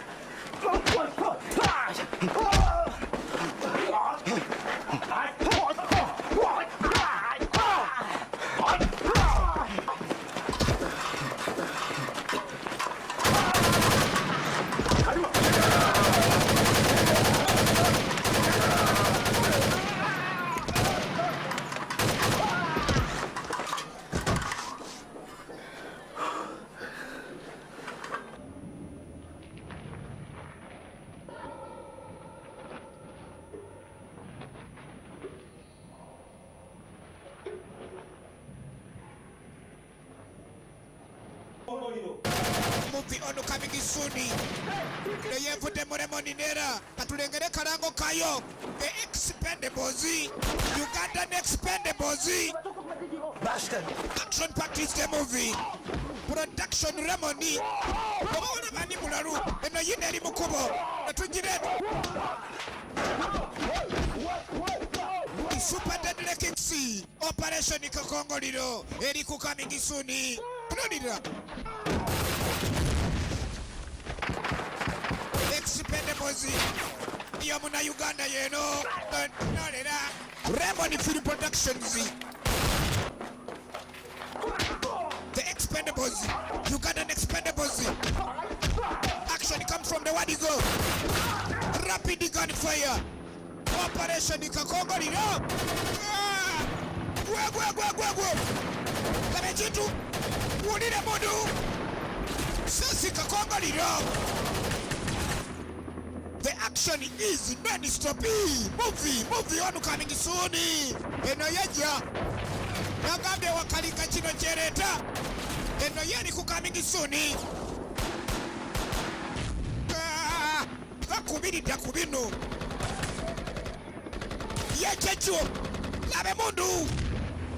Sasi Kakongoliro. Movie. Ugandan Expendables. On coming soon.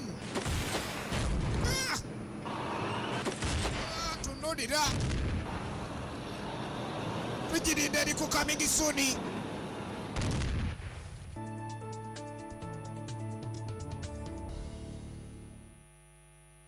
Start time. Owagabiwo mu digital TV. For more information, call 117-117-700. Start time. Affordable digital television.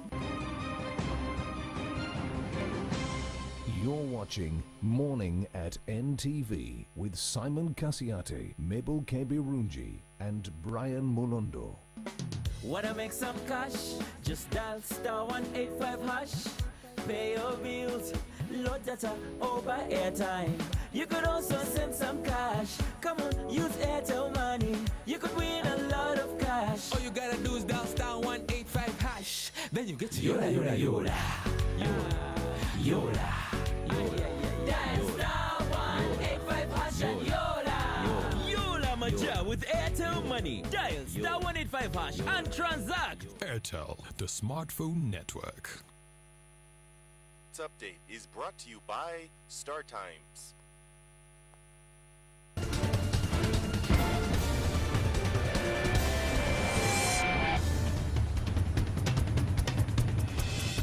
Welcome to Morning at NTV Sport. I'm Derek Ntege. We've got so much to discuss and digest with Darren. Without further ado, we're going to get right into it. Morning, Darren. Morning, Derek.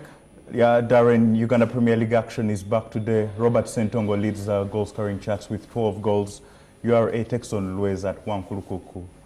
And KCC takes on Sowana in their not-lose fixture. You see Sizo Kuti getting on the goal scoring charts. His first goal for KCC? Well, to begin with, URA is out of the past 3 games they've played, URA, they've managed to take 7 of the 9 points, and it's why they are the closest rivals to the table leaders KCC ever since they lost to that game to KCC actually themselves 3-1 at Nachivobo. And now when the two sides when Lueza takes on URA, it's a bit of a row for URA. If you remember their previous game, beating Maroons 3-0 down there in Lugazi, where Robert Sentongo did score. I think Nicholas Kagaba together with Ronald Chigongo getting all the 3 goals for URA. And over the past 2 seasons, it's something we've talked about of how URA is one of the highest scoring teams in the league. And now it's beginning to surface. You'd think ever since they won the Mapinduzi Cup, under Kefa Chisala, there have been lots of things that have changed. But they first was a side that just recently shocked Vipers, if you remember, beating them 2-1 at Wankulukuku, as well as I think beating Kamuli Park in the quarterfinal to get to the quarterfinals of the Uganda Cup recently 4-1. So both teams are in that do have that feel-good factor at this stage. But I do think because URA is chasing a bigger prize, they could probably nick this one, but it will need contributions from all those players who play at the front for URA. That's Robert Sentongo himself. If you talk of the players like Moses Ali Feni, as well as all the other strikers that the coach will try to opt for at the front, the likes of Nicolas Kagaba and Ronald Chigongo, that's where they should get the bonus goals if URA is to keep on chasing KCCA, because should KCCA drop points against Sowana, this is their first game ever since they lost the game to Bull at Nachivupo. Remember, 0-0, where they fluffed so many chances. Now they do take on Sowana at Nachivupo. And for KCCA to start the top, I think they need to go out and make a statement. Vipers did lose the other time round. If your KCCA utilize that opportunity with the game that you do have in hand, go on and win and probably create that big margin and put URA at an arm's distance at that state in the table standings. But like it stands there, I do think KCCA should go and get the goals they do require. They've changed quite a lot from the time they got Sizo Kuti, although he's been out with injuries. He's just returned to the side, as well as the other striker who is Herman Waswa. I remember he gave them a bit of relief to do with scoring options when he came his first games, I think, helping them go through the first rounds of the Uganda Cup. But now he's been benched for the past 2 games, I think. He now should be starting this one, so it means Mike Mutebi opting for experience here to start both strikers up front, and maybe you think of Paul Muchuro is there, as well as maybe Muzamiru Mutiabao, who has been the industrious player there in the middle, trying to bring the bit of creativity for them as they try to get the points. But also, should KCA fail to win, should KCA and URA fail to win, Express could move to second and get closer to KCA should they beat JMC Hippos, who haven't won since December when they beat Sowana 4-0. I think Richard Wandiaka scoring all the 4 goals. So the title race could be open maybe by next week. Should KCA drop points. Should KCC drop points. And then our very own Sheriff Bogere has been signed on to the Mayweather Promotions. What does this mean to him career-wise? It's quite a big move for him, I should say, because when you mention Mayweather, it's clear everyone will get the thrill and get to them because Mayweather Promotions is the company that did promote Floyd Mayweather right from 2007 when he did form it together with help from his father, Floyd Mayweather Sr. And for a Ugandan born, that's Sharif Bogere, who was at the 2006 Commonwealth Games representing Uganda. At the age of 27, moving from Golden Boy Promotions, the one that is managed by Oscar De La Hoya, to get to Mayweather Promotions that is managed by Floyd Mayweather Jr., the one who is just recently retired, unbeaten, 49 fights, unbeaten since 1996 in the professional ranks. For Bogere, I think it's quite a move for him because when did he last fight? I think he last fought in, should have been October last year. So since then, he's not had fights. And one of the reasons his manager was saying why they did move him and sign that document there with Mayweather Promotions, as it was unveiled just a few days back, was Bogere himself was not getting enough fights under the Oscar De La Hoya Promotions, that is the Golden Boy. But now with Floyd Mayweather Promotions, you'd think he's now going to get a bit of more opportunities at the age of 27, probably secure more bouts and increase on that record where he's just lost only 1 fight in about 27 bouts. And I think for him, it's quite a move for him, as well as maybe the Uganda itself, it continues to etch its name there in the boxing world, because it's not only Bogere who is in the Mayweather Promotions. There's already a trainer who is Boza Edwards, who's been there for quite some time, who's been by the ringside for Floyd Mayweather himself when he's had all these fights, including that one, the fight of the century between him and Manny Pacquiao a year ago. So for Sharif Bogere, probably we hope to get some of his views in the coming days. Try to look out for him in the USA. All right, and now in the National Men's 50-over league, Nile failed the challengers over the weekend. Is the title now there as challengers? Each day that goes by, challengers continue to affirm the status that they're going to be the title favorites. They're not going to be the title contenders or even the challengers like they've been in the past 2 seasons. And right from 2014 when they got promoted you saw this coming. They've built the team for quite some time, including a few changes here and there. For example, if you look at their team, I think they managed to score 300 runs for the second time this season, as they managed to win their 5th game in 6th. And that actually meant the gap between them and the runners-up at the moment, who are the title holders, Tornado B, did increase because Tornado B weren't in action, and that meant challengers beating Nile by 236 runs. They managed to move the gap to 7 points because they are now on 30. Tornado B should be on 23 because they didn't pick a bonus point against Wanderers some 9 days ago.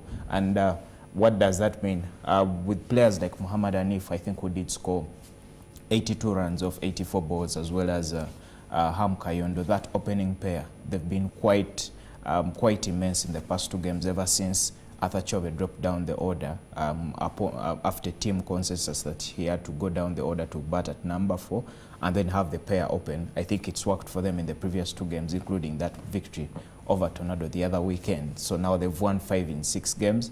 I think by the time they knock 14 games, because every team has to play 14 games to complete the season, I think they are firm favorites for this one if their top order can keep giving. That's Muhammad Hanif, Ham Kayondo. You're going to talk Ivan Tawitemwira, as well as Arthur Chove, then Derek Bakunzi and the likes. I think they are setting the bar way high early this season. Cricket World Cup, ICC World 2020. I see Afghanistan here in the group of Sri Lanka, West Indies, South Africa, and England. They are a surprise package, I must admit, personally. Do you see them causing a surprise and maybe clinching this one? Or is it a far-fetched dream? There may be a surprise package to you, but to me they are not. I think everyone draws it and is like, why is Afghanistan here? Because everyone knows it as that country that has been ravaged by war. I think they're on the fringes of the territory of ISIS, because ISIS is in Syria, so some people are being affected. We've talked of the wars, I think, since 2000, the early 2000s, when they've been struggling and having all these wars with the Western world. And now we are talking them in sport. They're at the Cricket World Cup. I think it's one of the best ICC associate nations. It's quite sad that about 10 years ago, Uganda was higher than Afghanistan in the ICC rankings, but tables have turned because Afghanistan has invested heavily into their team. They're managing to pick results, although in cricket you have this opportunity to go and pick players from different countries, and they change nationality and come and play for your country. And it's what Afghanistan have done, picking so many players from Pakistan coming to play for their country. It's how they've managed to change all those things, and they are now at the World Cup. For the first time, they made it to the Super 10, because the top ICC associate nations that do come from a qualifier, 2 of them earn a slot to make it to the Super 10, and that's how Afghanistan managed to make it to the Super 10, because in the qualifier did include two of the least ranked full members, and that's Bangladesh as well as Zimbabwe. Zimbabwe actually, who didn't make it here. That's largely because of Afghanistan in the group where they are. And now from that qualifier, that mini qualifier, already the World Cup has started. We got Afghanistan as well as Bangladesh to make it to the Super 10, and now the teams are grouped into 2, where I do think the host should be firm favorites for this one. Their last 11 games, they've won 10.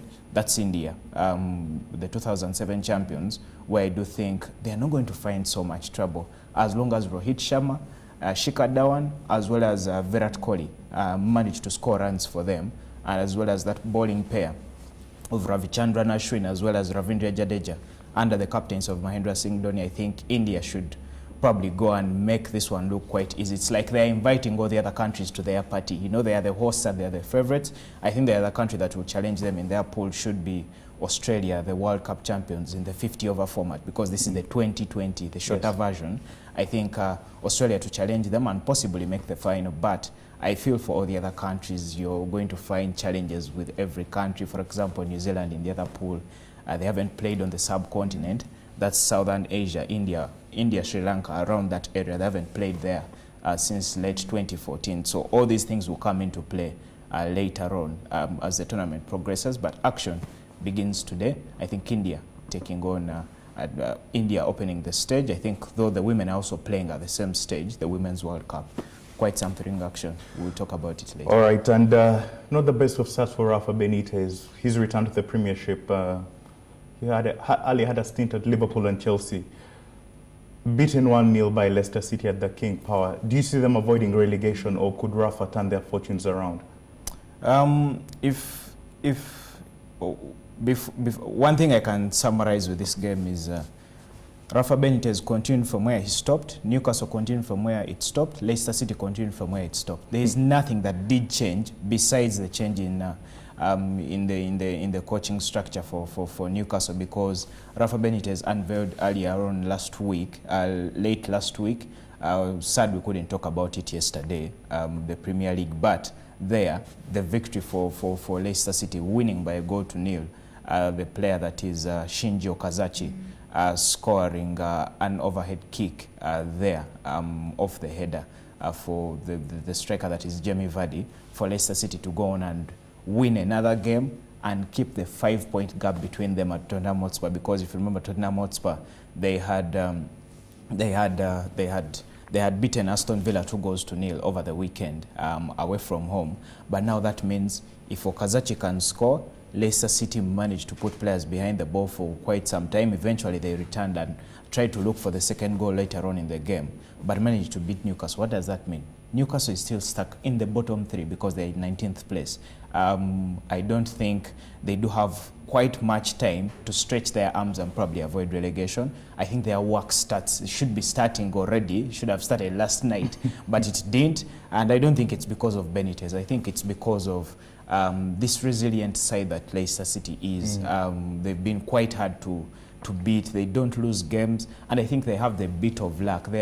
In the past 3 games, I think there are those they couldn't have won, but they managed to pick points from there. And on the other side, the opposition, the big opposition, is not picking the results. That is Arsenal. They didn't play over the weekend because they were meant to play West Bromwich Albion, but they lost to Watford in the FA Cup. Probably they'll concentrate on the league. Man City drew against Norwich. They didn't score any goal, while Spurs did win. But if Leicester City can win this one 1-0, and it's Okazachi scoring, another day you need probably Mark Albrighton, another day it's N'Golo Kante, another day it's Danny Simpson. You're going to talk Kasper Schmeichel. Kasper Schmeichel doing the saves here and there. Jamie Vardy, Riyad Mahrez was a little bit quiet. I think they found some medicine for him, but he probably turned up against Crystal Palace over the weekend, and that's how the team has managed to stay up there, continue to turn water into wine, because this is a miracle they are doing.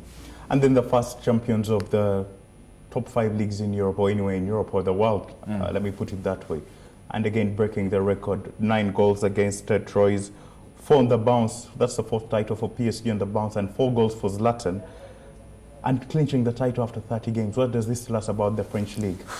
With 62 games left to complete the season, 8 games left, PSG managed to win their league title, and that's largely because they had a 25-point gap margin between them and the nearest opposition. I think we should be Monaco, because Monaco should have been stuck at 52 points, while that victory there for PSG, 9-0, Zlatan Ibrahimovic scoring 4, and actually taking the tally to 27 goals in 24 League One games this season. It meant PSG managed to win the league title with 8 games to spare, because from 8 games you can only get 24 points. Now they had a margin of 25 points with 8 games to spare. That means they managed to win the league title. Not so many have happened like this, because most the other season, if you remember, Bayern Munich won the league with about 7 games left. Now PSG won with 8 games left. I thought they didn't have any challenge here. And actually one thing Laurent Bro said after this game was, we wanted to set the gap and create a huge margin, and I think I was actually surprised to see that no team came really to challenge them, as they managed to win their 4th successive title there in France. And now all the concentration now, I think it will remain in the cup tournaments. I'm going to see so many other players from the PSG lower ranks come and play in the league, the remaining 8 games. Now you'll see focus. Laurent Blanc will have an opportunity to rest players like Ibrahimovic, rest their playmaker at the moment, who is Angel Di Maria, as well as give opportunity to players like Lucas Moura to go on and play and in the league, so as they complete the league and then focus on the Champions League, where they've already eliminated Chelsea. They're into, I think, the semi-finals of the Coupe de France and the quarter-finals of the Coupe de Ligue. So they're actually chasing 4 titles this season. Probably one is already in the bag. One is already in the bag. I think it's quite a role for them. They're just doing well. So there's a quadruple. You're talking about the Champions League, and we're going to stick with Champions League action tonight. It's advantage Man City. They beat Dynamo Kiev 3-1 a couple of weeks back, and 0-0 between that game between Atletico and PSV. It's quite a dangerous result for Atletico to go into this one, because any scoring draw or the smallest of wins for PSV sees them out of the competition.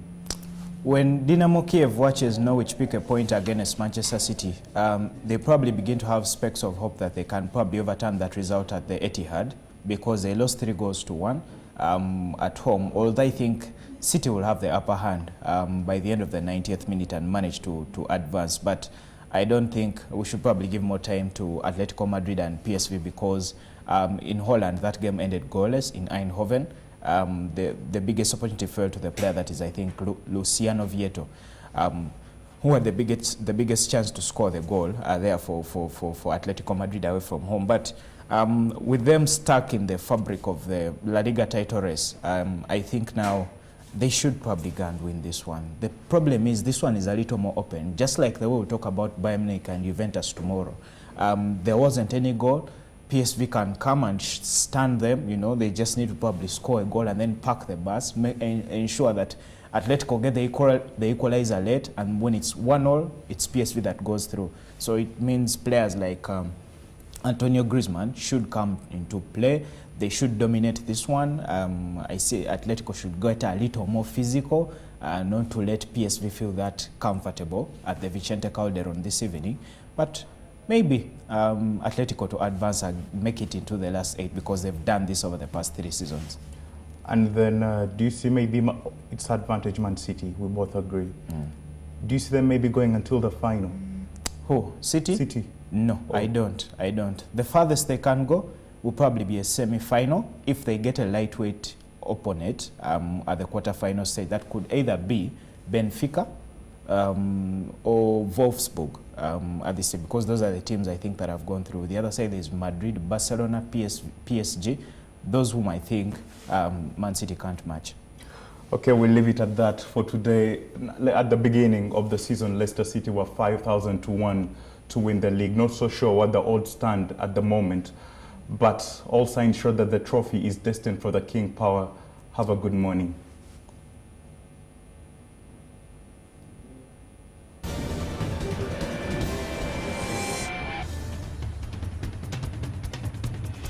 This update was brought to you by Star Times.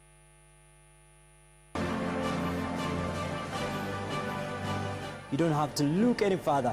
Get online and you'll get any property. It's all about joinery. How best do you give a tree a very good second life?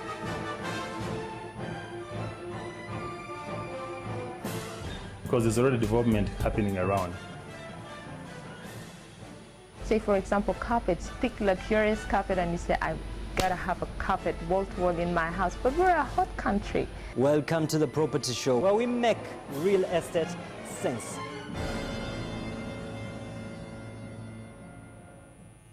You know what they say about girls? Who cries more? Girls. Who does the chores? Girls. Who's the shopaholic? Girls. Who's all about selfies? Girls. Who brings the drama? Girls. But we want to show you our real world, where we're more than just girls. Introducing Spark TV, the first female channel in Uganda, made for you to bring out the best in you. Spark TV, it's your time. Isa yalagula Yesu ngali je mabega. Akali mu bufunzi. Yesu ne Isa ani yasookawo munne. Isa. Buli lw'otayogera na muntu kutegeera bimukwata kutosobola kumutegeera yenna tekisoboka. Era edako yakatugamba nti Abaganda mbwanjala jakasukira eggumba gyegenda kala kagamba akukano obote. wateekwa okubaawo eddoboozi abantu lye bakozesa, eddoboozi abantu lye bakozesa okutuusa okunnyonnyola kwabwe, okutegeerekeka, okutangaza ebibakwatako. Conqueror of the British Empire. Naye nga waka mubimuyita, waka mwamuyitanga mutya? Big Daddy. Big Daddy. Kuwuliriza, kufumiitiriza, kukola, kwogera. Bina. Tuwaye. bwe yamala okutuula ngenda okutunula mu kibatu kyange kino kyentaddeko bwemu nga muvaamu ebiwuka by'ensolosozi. Ebimu byewuunyisa, binakuwaza, ebirala bikyusa obulamu. Omuntu atasomye atya n'okuyingira ofiisi naye ng'omanyi nti nina omukyala n'abaana awaka nakinkola nina ne bizinesi naye ntya n'okuyingira ofiisi eno okwennyonnyolako. Eddoboozi lye njogerako. Tuwaye.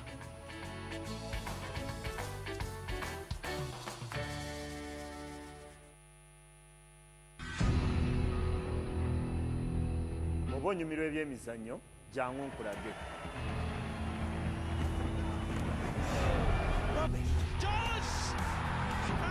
Johnson, the boyhood Newcastle United man, Derek, flying in the face of all football logic. A magnificent goal by Robin van Persie.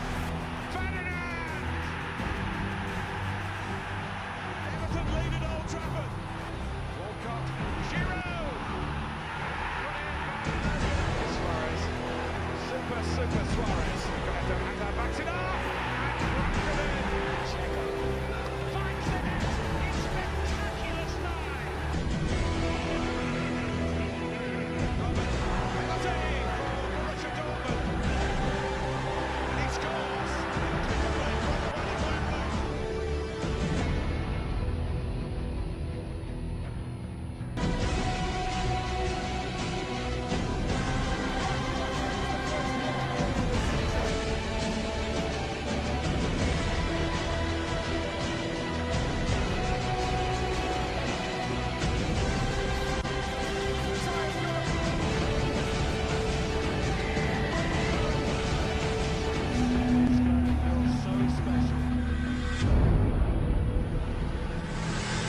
Book your space at the biggest comedy show of the year. I Am Kansime. Kampala's ribs shall crack as Anne Kansime brings the house down at Imperial Royal Hotel on Thursday, the 24th of March. Tickets are already on sale at 100,000 shillings, 3 million shillings for gold tables, and 5 million for platinum tables. I Am Kansime. Yeah, you got it. I Am Kansime is proudly sponsored by Spark TV, C-Rock, SMS1, and 97 FM Radio City. Brave woman. That woman, she called her again, didn't she? I need to know. No, Aunt Berna, okay? Zoe. I'm not saying that she did, but I'm not saying that she didn't either. I'm just saying that I don't know where she is. Listen to me. You have no idea what this woman is capable of. But I do. I do. Go and dance with her. You should let Sia see how the eyes of every single man in that restaurant are looking at you, the way they look at her. I'll do it. I will, Grandma Farid.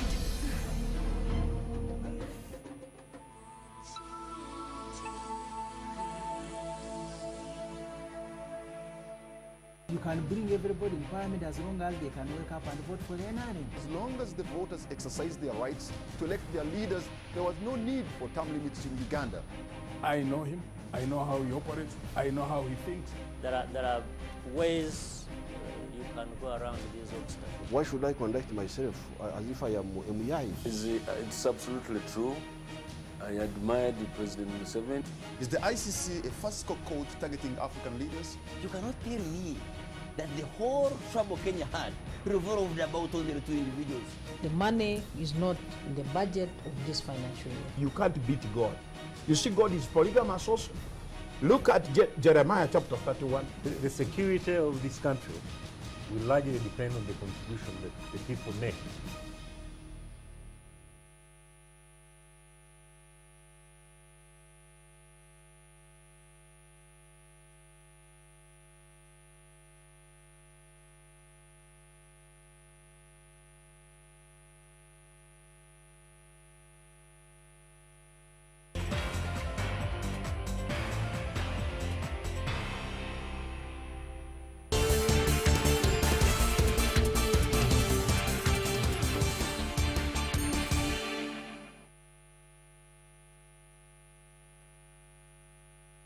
Who is coming on? I don't have talk back. A very good morning to you, wherever you're joining us from. Thank you so much for watching NTV. Today, the election petition still continues at the Supreme Court of Uganda, where Amama Mbabazi, of course, is challenging the results and also has requested the court to order for a vote recount in 45 districts. The respondents there are President Yoweri Museveni and the Electoral Commission and the Attorney General. We'll be going to the Supreme Court very soon, but also joining me is Joel Senyonyi, who is not a friend of the court. But I'm not an enemy either. Good morning, Joel. Good morning. How are you? Yesterday, we saw, I guess, for the very first time, Dr. Badru Chigundu in the dock and answering. Of course, he ended up defending the EC on vote tallying and some of the other things that the Mbabazi team found were wanting in the election. What was your assessment of that without sounding jurisprudence? Without sounding what? I'm sure some lawyers are looking at you and saying, like, you, at least go and do a diploma in legal practice or that kind of thing. Look, initially it was a rumor of sorts. Well, not a rumor per se, but that's how it went around. That Mbabazi's lawyers actually wanted to cross-examine the EC chairman. Yeah. And many person thought, wait a minute, that cannot happen, you know. But eventually it did, which was a good thing. And it's good for the EC chairman because, you see, it's important that he exonerates himself. He, if you like, is in the eye of the storm here. People are saying the election was rigged, there were irregularities, and he was the man that superintended over this election. So it's very important that, you know, he goes before court and all that. Did he bring out his evidence? Well, I don't know. As an observer, I kept thinking maybe he steered clear of certain questions. At some point, he, you know, was coming through as the authoritative EC chairman and that kind of thing. I don't know if he will be in court again today. We shall wait and see how that gets to happen. But let's see how things go. Looking at the, you know, some people have said he didn't seem quite sure. And even that's how he was even when they were declaring results, and he never seemed to know what was going on. He was, I can't, you know, let me ask my assistant to do this, and he probably looked like that. Again, without saying what will come out of the petition, doesn't that compromise? Yeah, of course I don't know, but doesn't that compromise the case, especially for the Electoral Commission? No, I don't think it does. He's not a legal expert. He's not a lawyer. So that's why he has a team of lawyers around. He moved with some of his technical people. I saw the spokesperson there. I saw a number of his officials. Samuel Kojo, the secretary to the Electoral Commission, was there too. He can consult, you know, even though one of actually the conditionalities that Mbabazi's lawyers put through was that we don't want him to have a script. You know, so it will be question, answer. You know, he was in charge, so he should have an answer to many of these things. Yeah, but along the way, as you could see, and as you're going to see, yeah, he did consult and that kind of thing. There's a story we want to show the viewers as this petition did begin. You know that hearing began yesterday. Previously, there was conferencing, setting the rules, you know, trying to be sure what's going to happen, etc., just more like an introductory of sorts, trying to set the boundaries, if you like. And then yesterday, no, on Saturday actually, that is when court did get to hear the application by these two people, these two sides that were seeking to be amicus curiae, in plural, amici curiae, friends of court. And yesterday court began by ruling, saying that the law dons, the 9 of them, they've got the expertise, they can become friends of court. But the 8 civil society organizations cannot be friends of court. The court thought, you know, they did not have the expertise and that kind of thing. So let's take a look at this story as the court petition hearing did begin yesterday. The Electoral Commission Chairman, Engineer Dr. Badru Chigundu, was the first witness to appear before the Supreme Court for cross-examination, following an affidavit he had earlier sworn. Nothing else but the truth. Amina. Chigundu, who was questioned first by Muhammad Mbabazi, the lead counsel of the petition, Amama Mbabazi, was asked how he managed to ascertain that President Yoweri Museveni was the winner in the last election, and how the commission transmitted the declaration of results forms and tally sheets from the different districts to the tally center in Nambole, and whether the results he announced were actually genuine. Engineer Dr. Kibon, you told this court that the ones we saw were not the ones which you used. You used scanned DRI. So I'm asking for those scanned DRI, which must be resident somewhere with you, which you used at the Tally Center. Those are the ones I'm asking. Where are they? When do you want them? Pardon? When do you want them? You first answer where they are. They're on the various computers I have. Pardon? They are on the various computers that were used in the field and the various servers. The chairman of the Electoral Commission was also asked to explain the role and value of the biometric voter verification machines in the recent election and the exact number of people who participated in the election according to the data provided by the kits. And you used biometric verification? Absolutely. And they were very grateful. Very grateful. And it cleared the lines so quickly.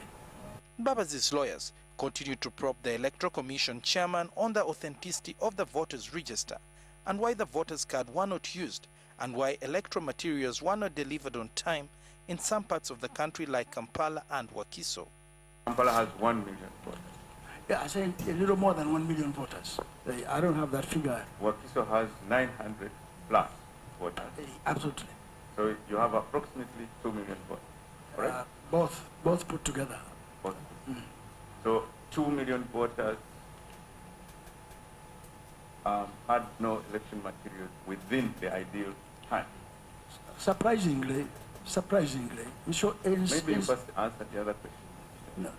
Well, they got materials delivered late. Yes, I admit, and I apologize to this country from the bottom of my heart, and meaning to apologize. There was a brief session in the afternoon during which the petitioner's legal team failed to agree on filing affidavits in rejoinder, and lawyers of the first, second, and third respondent delaying to avail copies of their response to the petitioner's affidavits to the Supreme Court. Court was adjourned to Tuesday, the 15th of March. NTV Uganda will broadcast live all sessions of the election petition. Day one of the main hearing of the electoral petition filed by the former presidential candidate Amama Mbabazi has been concluded, and in the next couple of days we'll see the sides bringing more evidence in form of sworn affidavits before the Supreme Court. Now today, although some stones have been left unturned, the chairman of the Electoral Commission was cross-examined. Suhail Mugabi, NTV, at the Supreme Court in Kampala. There you are, as the petition hearing did begin yesterday. Brian, if you've taken note, today is Tuesday, so we don't have a copy of the Observer. But nearly all the dailies are headlining with what did transpire in court. The New Vision here says Kigundu defends EC vote tallying, and the Daily Monitor here says we can't avail biometric poll results now. That's the Electoral Commission.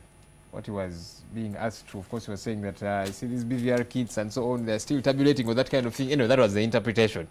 That you know, the results don't come through with a lot of ease.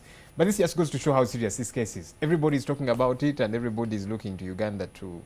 And maybe that's why you have players like the Electoral Commission and players like civil society also wanting to be a part of it, because I think it was a landmark election, and we obviously can't say who will win it because we are not the judges, but I think even the judges don't know as of now. I hope, I'm sure. I think whoever takes this will know that it's not been an easy fight for them.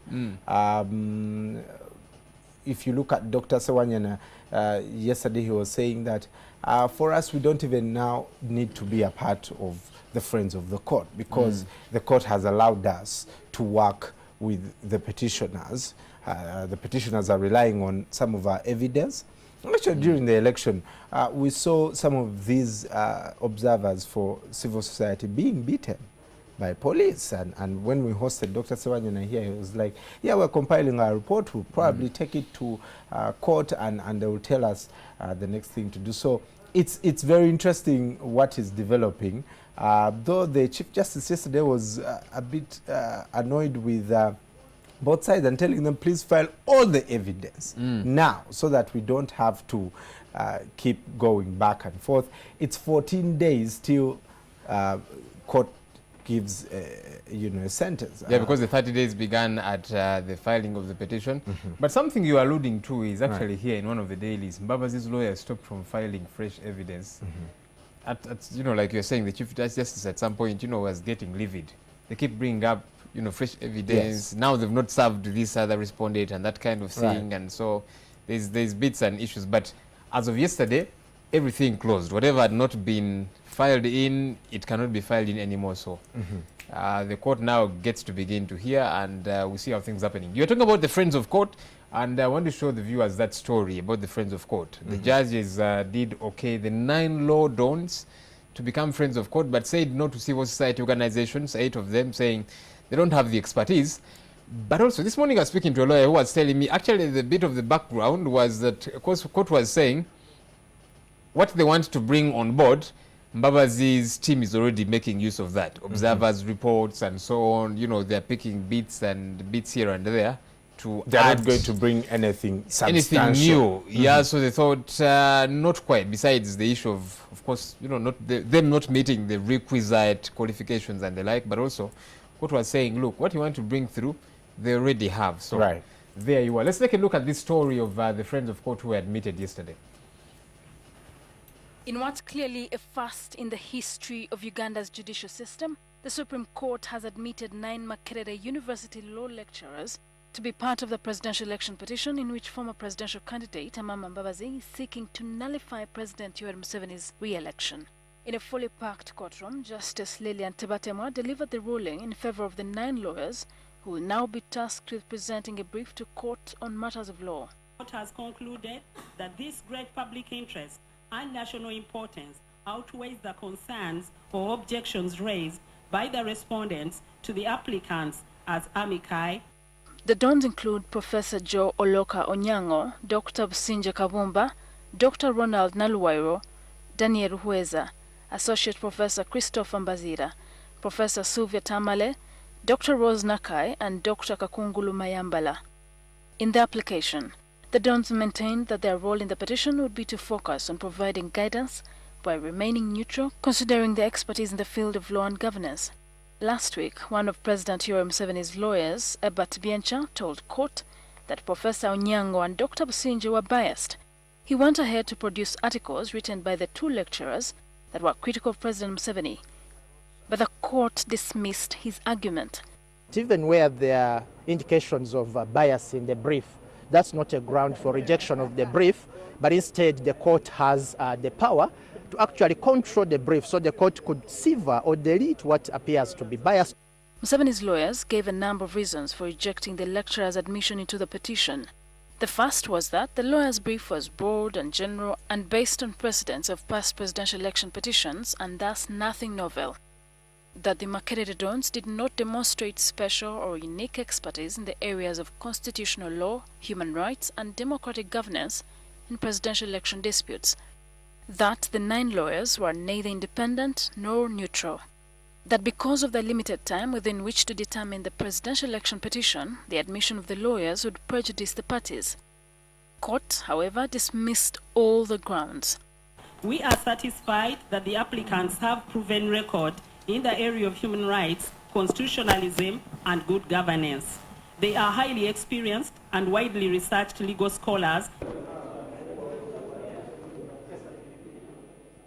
The ruling was welcomed by the dons as a groundbreaking judgment which sets a precedent.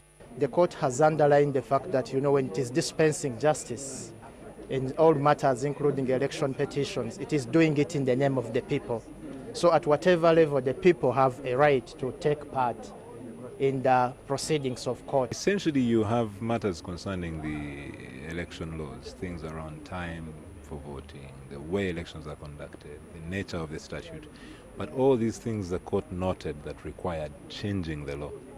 So how do you go about those changes, and what can the court do today? But the Supreme Court dismissed the application filed by a group of 8 civil society organizations that applied to be part of the petition. In their application, the civil society organizations said they had gathered enough expertise during the polls to guide the court. The court, however, ruled that the CSOs had not met the requirements to be admitted as impartial advisors. Court also takes note of the respondents' objection based on statements made by some of the applicants in the aftermath of the election and declaration of results which are prejudicial to the respondents. Despite a decision by the Supreme Court to bar the 8 civil society organizations that had filed to be friends of court, the NGOs or CSOs maintain that they will present their evidence to the petitioner for it to be used. We will make our reports available because they have been allowed to the petitioner. The petitioner will make use of them. The respondent will have a chance to reply. Some of the 8 civil society organizations that applied to be friends of court include Foundation for Human Rights Initiative, the Uganda Association of Women Lawyers, Chapter for Uganda, among others. Shiran Hochire, NTV. That is Shila Nduchire. They are reporting yesterday at the Supreme Court as the court allowed friends of the court, denied civil society, and those people are going to be in court and will advise the court on issues pertaining to the petition. Precedence in this, this is probably going to open different possibilities. I think any law done now can apply to be a friend of the court now that this has been said. It's the first time it's happening. Speaking to a lawyer this morning, it's the first time it is happening. It's landmark in many a way. Previously, court denied in 2001 and 2006, I think for both cases, there are people that applied to become amicus curiae and court said no. They felt we've got what it takes. But people will tell you this is also good for the court because the friends of court now get to do a bit of the work of court. Do the background checks, they get to do the research, if you like, for court and advise on this and that kind of thing, you know. So the work of court is lessened. They've got only a few weeks, about 2.5 weeks to dispense of this case. Right. They cannot read everything. They cannot, you know, keep an eye on literally everything. But if they have these people that are friends of court, they get to do this background check, look at the other and so on, then they give advice to the court. And so it helps them. It eases their work. To the discretion of the 9 justices to absolutely. accept They can allow what advice it is that you give them, or they can throw it out the window. That's why it is just advice. If I give you advice, you can take it, or you can throw it out the window, that kind of thing, you know. So they might take it, they might not, but in many a way, their work is going to be lessened because these guys are going to, you know, look at a couple of things and so on. So, well, interestingly, Joel, Justice Faith Monda was also part of the court that threw out an application in 1989. Someone applied to be a friend of the court, and the court rejected that application. So it's also interesting to see her as one of the people here accepting that application. Those pictures on your screen are live from the Supreme Court in Kololo. The case was supposed to start at 9:30. 9:30. The Chief Justice said that 9:30 on the dot they will start. According to my watch, which is East African Standard Time. I know some people know, maybe now to the judges it has become East African Stretchable Time. But he said 9:30, it's about what? 25 minutes or so to 10. But they should be coming in. Hopefully they do come in quick. They want to, you know, they don't have much time. And that's why they're going to work overtime and, you know, spend a bit more time to try and make sure this gets out of the way because everybody's looking forward. Well, Joel, again, without sounding preemptive or anything, or even we could be charged, I don't know. Precedents. Where in the world, say, has an election been nullified? Have the court said this election was majorly flawed, so let us organize fresh elections in 30 days and have this over and done with? And that could probably also shape the case for this. Do we have the resources to organize another election? I don't know whether ultimately it's about resources and the like. You talk about precedents. I was looking at something. It should have been one country that happened once, if I remember correctly. But this hardly happens. It's not every, you know, it hardly happens that a court will sit and then petitioners bring evidence and that kind of thing, and then eventually they say, okay, there were irregularities, enough of them, so we are annulling the election. It hardly happens. Does that mean it cannot happen this time round? I don't know. Let's wait and see how things get to play out. Yeah, but it doesn't happen every day because you see, at the end of the day, these judges are looking at not just the evidence and the legalese surrounding the case, there's a plethora of things that they'll consider. You've talked about, you know, the finances. What does it take to organize another election? Yeah. The finances, the political activity and atmosphere, you know, they look at all those things. Is another election, for example, going to ameliorate the situation or make things worse? Because you see, these judges are human beings too. You know, away from court, they sit in their homes, they watch TV, they see what happens.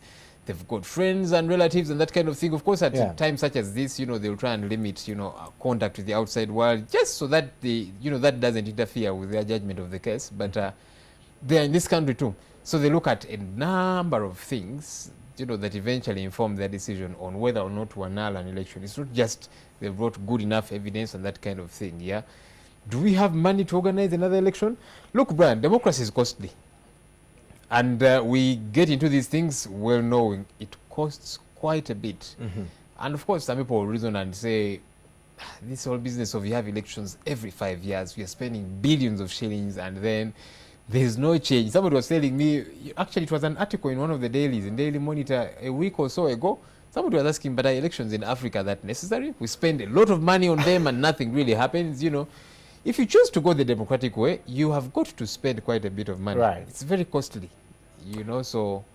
So ideally, the framers of the Constitution make sure that the result is what will be announced by the Electoral Commission. Whoever framed the Constitution will put all these stringent laws to make sure that it's not something that can easily be done to just have another election. They'll give court a short time. They'll give the candidates a very short time to file petitions. 10 days. 10 days. And then court has 30 days to rule this. Look, could that be why the Constitutional Court threw out that petition? You know, Dr. Kizza Besigye went to court in 2009 challenging Article 59(6)(a) of the Presidential Elections Act. It, just as a paraphrase, it talks about the one of the ways, you know, eventually through which an election can be annulled if the evidence is substantial in nature that has been brought to court. So that's the substantiality test that everybody is making noise about. Yeah. Now, you see, that substantiality, there's no yardstick to it. Ultimately, it's at the discretion of these 9 justices. They're the ones to determine, okay, this was substantial enough. So, it is possible through the eyes of somebody that the evidence could be stupendous, a lot of it, but then they say, yes, there were irregularities, but not substantial enough to annul the election. Just like it is also possible for the, you know, irregularities not to be substantial enough through the eyes of some other people, but then court says this was substantial enough to annul the election. So there is no yardstick to that, and that is where the challenge is. But you see, in places like Tanzania, for example, you cannot petition after the election results have been read out. You can petition before and injunct, and the EC in charge does not get to read the results, say there were issues and so on, then investigations and stuff like that.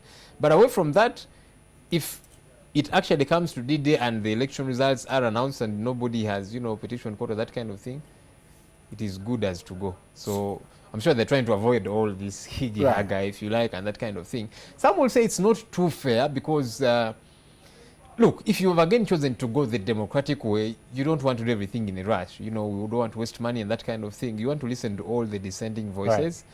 But so I guess places like Tanzania have, you know, better laws. Don't announce until we have settled this. We go to court, whether the court throws it out and then a president is declared, but here president is declared, and then we have to go through a whole lot of processes and procedures and probably to have another election, or it is still the same. You still have to go through it anyway, whether it comes before or after. Here's the challenge again, because somebody might reason and say, if we, you know, petition court to injunct the process before announcing, do we know who is going to be announced? What if actually my petition in court is based on what it is that you announce? I feel I am the winner, I know I am the winner, and then tomorrow you announce somebody else, then I should run to court. But if it's before, and that's why some people feel, is this too fair? Because if you're only giving me leeway to go to court before you announce, what if before the announcement I feel all is well? The election runs smoothly, and as of now we kind of know who has won. and then tomorrow you announce somebody else, and then I cannot go to court. It's an interesting one. Maybe, you know, some of these lawyers can help us understand. Probably there's something we are missing out. Someone was saying that even in Tanzania, the results are announced on Sunday, so you cannot go to court. The court does not sit on Saturday, so as well, you really don't have anywhere to report but accept the results. Well, even though, like in this particular case, if it is a critical matter, like these ones are meeting on Saturdays and Sundays. Actually, on Saturday they met to hear the applications by these that were seeking to be friends of court. And then the ruling was yesterday. So over time, because it's a critical case and they don't have much time, they need to dispense it, get it out of the way. Everybody's waiting to see how this happens. Mbabazi's lawyers, by the way, some of them will tell you that, look, okay, maybe I shouldn't say this. Let me put it another way. There are people who have said that, but the message will still be out there. You've already shot yourself in the... Look, at the end of the day, as a Ugandan, regardless of which direction this case takes, whether they annul the election or not, certain precedences have been set, like at least in the case of the amicus curiae, but also that things begin to come out, you know, critical things. In 1980, for example, there was an election. Which election? Some people disputed. Yoweri Kaguta Museveni then. He disputed, saying it was rigged, and he went to the bush. But you see, to date, the only reason we say it was a rigged process is because of what we have been told by those that participated. You know, President Museveni and several others that have probably written books and so on and say the election was rigged. But you and I don't have any evidence to that effect. Okay, I see judges walking in and that kind of thing. You know, in a short while we should be crossing over. But the point I was making is, this time around there's documentation. A court process and so on, things have happened. Yeah, somebody has challenged the election and so on. The other time nobody challenged it, people ran to the bush and so on. Yeah, but this is good, regardless of how it turns out, that Someone there has been a process and this is before court, and talking about which, there you are, the 9 justices of the Supreme Court have taken their seats. They said they would at 9:30, 14 minutes late. Okay, not too late, but still late. And we wait and see how things happen. Today is actually an extension for the petitioners. They're given more time to present their case, make their case before these justices and prove to them that actually there were issues with this election. And hopefully we'll have more witnesses there in the dock. Let's go straight to the Supreme Court of Uganda in Kololo, and we'll be back to just give you some more analysis. Representation for all the parties is still the same, and we are ready to proceed.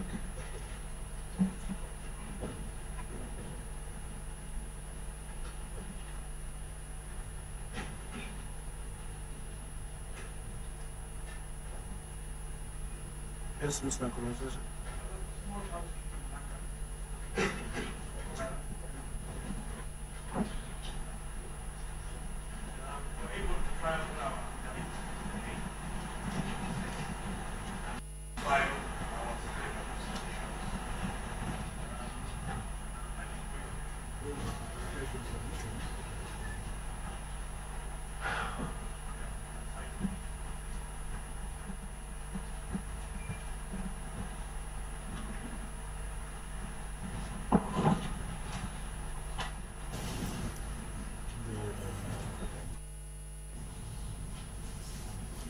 This is the petition.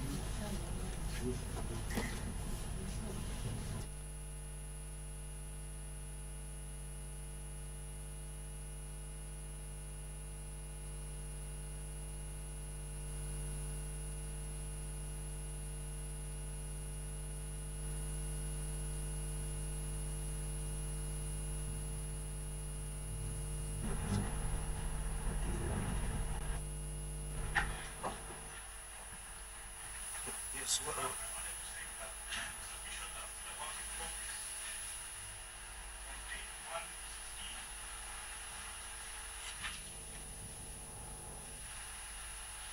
this is in respect of the first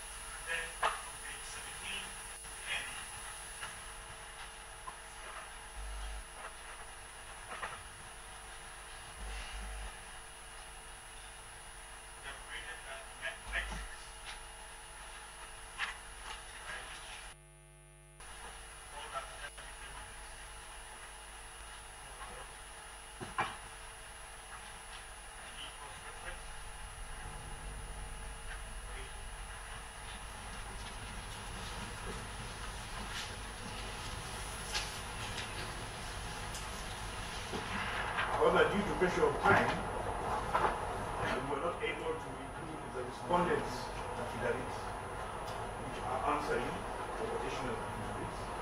But our colleagues are now working on it. The first respondents, all the respondents' affidavits. You see the matrix.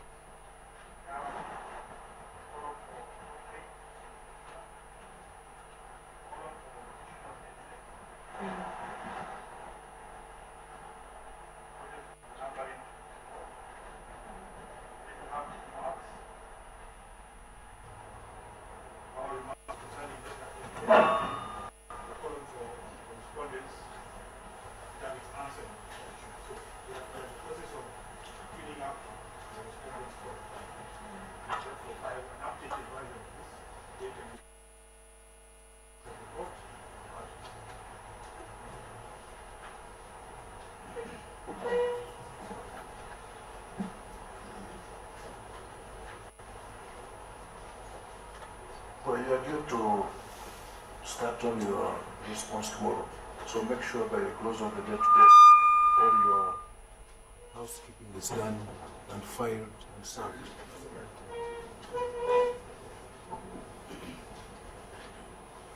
Mr. Mbabas, you may proceed.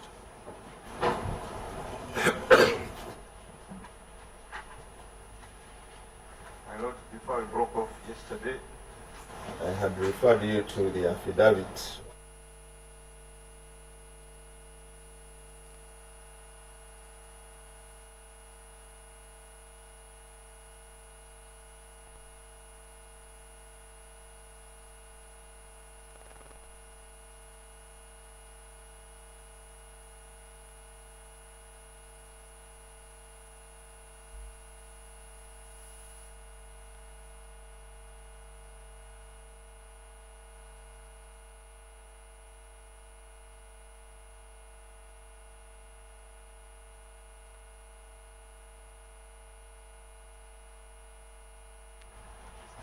And they were, pardon?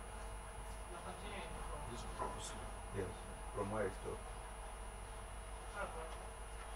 For Okello, it is 10:11. I had read bits.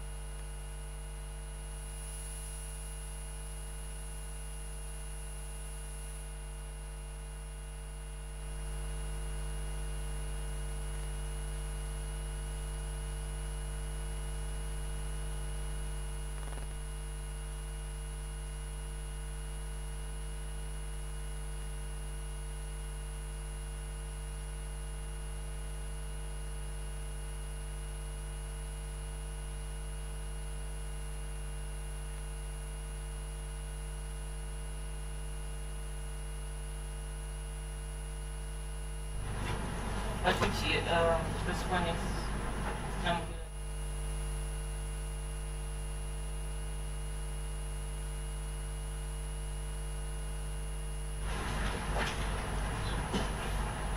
In paragraph 22,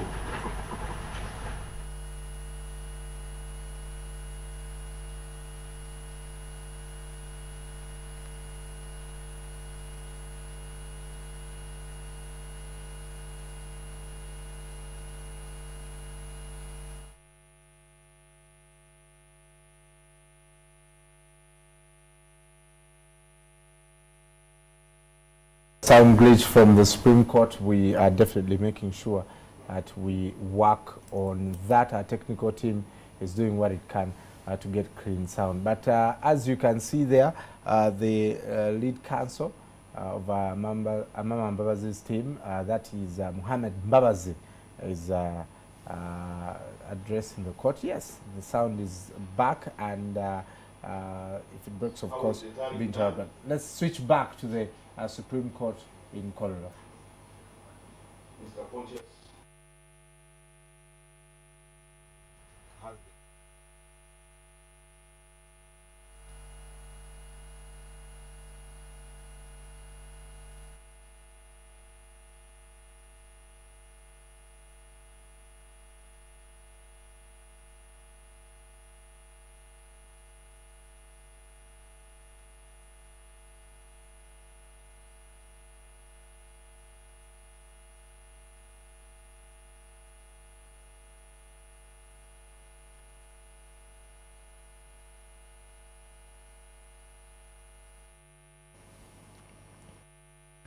All right, our team is still fixing that sound. We do apologize for that. We'll still have the pictures, though, from the Supreme Court and keep up with what's happening. But Joel, earlier you were talking about the 1980 saga and what happened. You are not able to complete that, and the implication that has had or can have on this particular case. No, really, what has... Okay, we'll try and get back there as soon as the sound issue is sorted. What I was talking about was the 1980 elections. They were apparently rigged. Those that participated complained, but nobody went to court. You know, Museveni, who participated then, went to the bush, and you know. So what we know about the process having been rigged is just what we are told.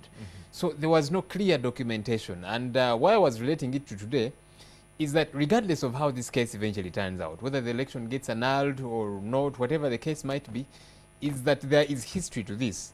Many years to come, when we are talking about this election, maybe for precedence or, I don't know, picking out one or two things, at least there will be something to fall back to. Because this, you know, case has gone to court, and now we are beginning to find out what happened. Evidence is being brought through and that kind of thing. So we can look back retrospectively and say, this is what happened, with a bit of authority. You can't necessarily, with authority, you know, talk about the 1980 elections because, you know, all that you and I know is what we are told. It is relative because the president then is the one who was not happy with the results.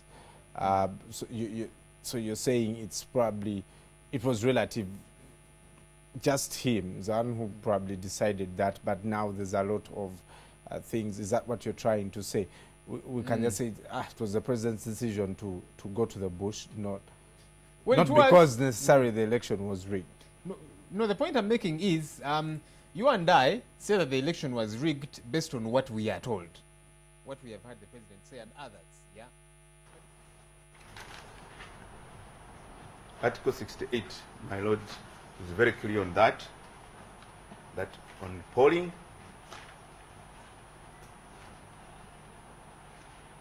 after counting in the presence of all the agents,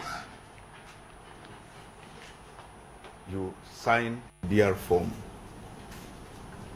witnessed by those present. Unfortunately, when we had Engineer Badu Kigundo, he gave an elaborate description of what happened. After the close, they get all the votes for each candidate in the presence of all the candidates. They hand them over, then they start reading them, they add them up when everybody is seeing, and after that they sign, the returning officer signs, and those who are there, the DR form has been provided and it has comments. So from the Constitution stipulates that the results of the poll are in the DR form. And this DR form, as I will show, goes through to the district tally center, and up to the national tally center. So section 56 is not out of the blue. It is restating what is in the Constitution, that the results as known from the polling station must be all over up to the time of declaring the results. So our submission is, if there are no DR forms, then there are no results. As I started, I said, or I submitted, that the Presidential Elections Act has provisions which, some of which are fundamental, and others, the breach of which is, you might say, is an irregularity. And this one is one of the fundamental provisions. As I will address you when we come to the authorities, this is when you have mandatory provisions of the Constitution and directory provisions of the Constitution. And this is one of the mandatory provisions of the Constitution. It must be there. You must do it. If you don't do it, then it is a nullity. So from the evidence of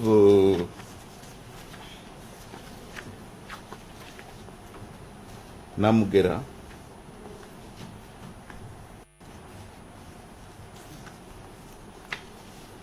my Lord, you have the evidence of the chairperson himself who was in court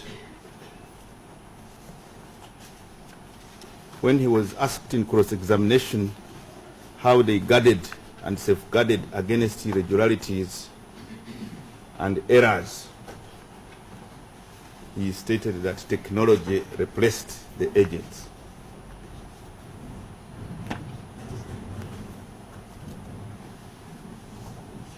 He stated technology replaced the agents.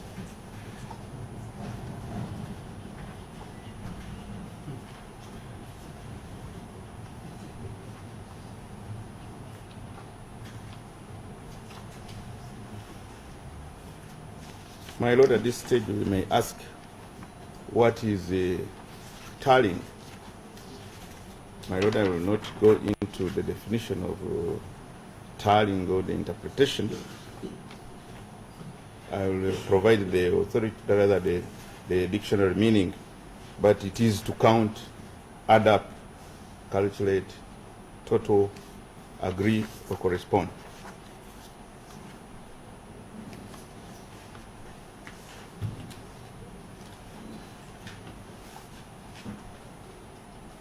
In the same vein, there is the affidavit of Joshua Wamala.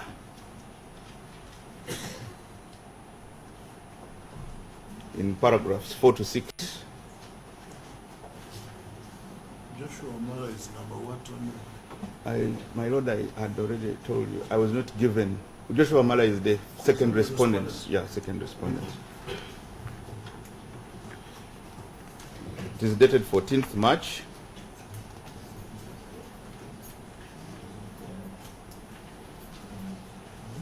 Paragraph 6, the key paragraphs are 4 to 6, but I will just read 6.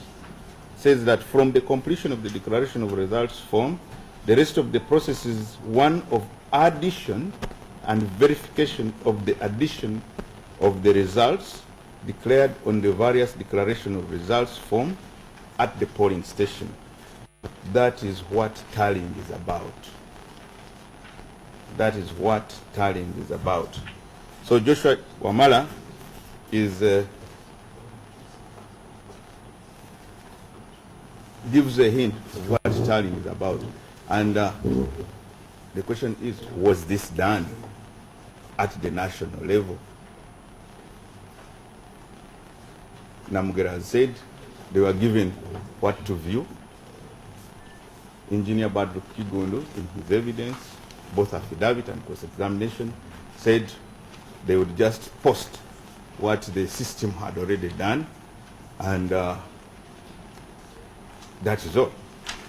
And that is in conformity with what... Pardon? Yes.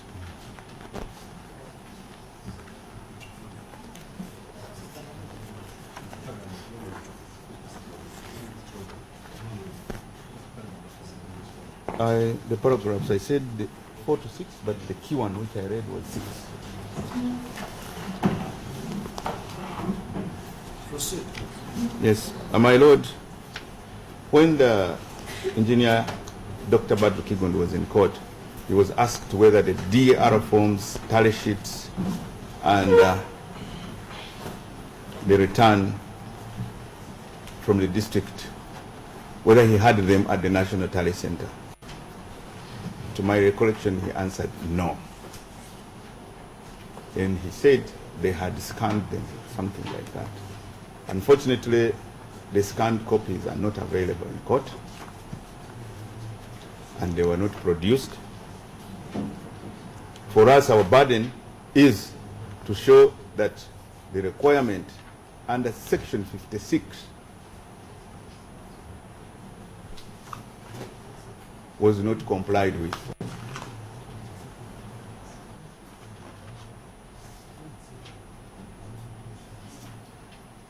This, Your Lordships, we have discharged. Our attempt to get the DR forms and tally sheets in court here were rendered futile. Indeed, we went for an inspection. We asked for the documents. We have not yet received them. I understand they were deposited in court. We have written a letter, I think, which would be provided for directions.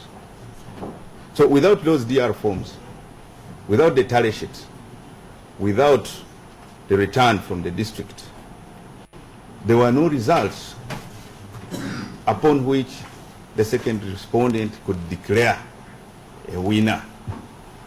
So we are saying the outcome or the results declared were nullity.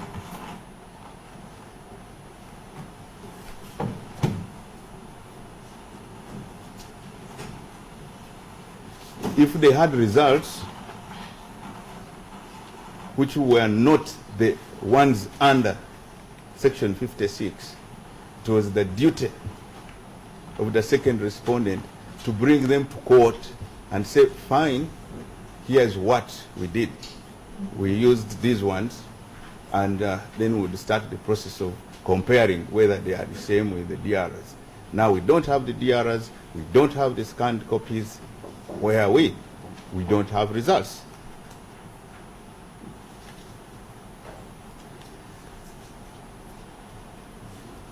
My Lord, I also wish to refer you to the affidavit of Sasha Juma Adam, second respondent's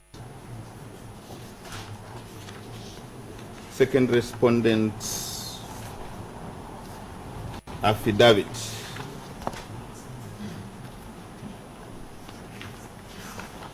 Sasha Juma Adam, Shesha Juma Adam. He was the returning officer of Kabari.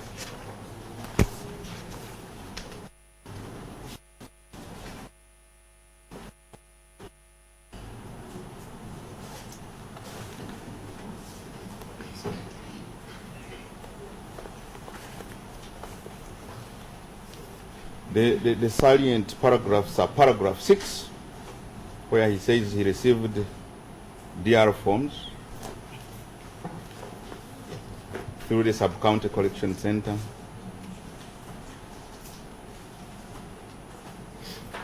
Then 7, he says he supervised the tallying, the said results, and the tallied results.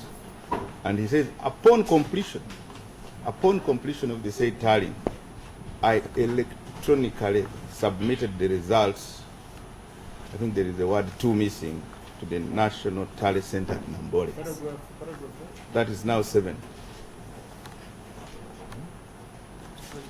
This is volume 3. Then he says, paragraph 8. He says, I know that both the result for the presidential elections, the members of parliament, including the women representative for the city, were tallied and announced at the Kawale District Tally Center in the presence of all candidates, their agents, and stakeholders. This is very good evidence, my lord. And he attached a report of what happened at the Tally Center.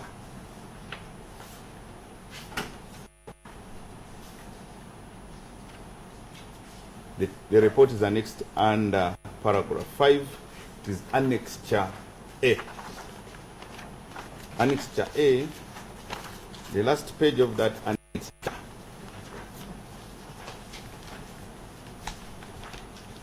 says this.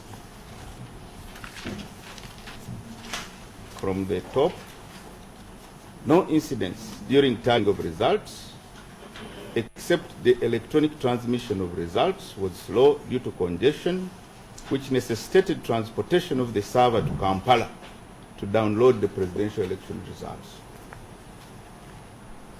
So these were the elections. Interruption in tallying was due to the fact that the server had to be transported to Kampala and to download the results, as it was very slow transmitting the results electronically. So why this contradiction? In the affidavit, he's saying the results were announced at the Tally Center. And in his report, they could not, because the server broke down, it had to be taken to Kampala. Actually, it did not break down, but it was so slow, it was taken to Kampala. That's where they downloaded the results, and hopefully the tally sheet, and maybe they scanned the errors. So this really shows that there is something that is being hidden. There is concealment of facts.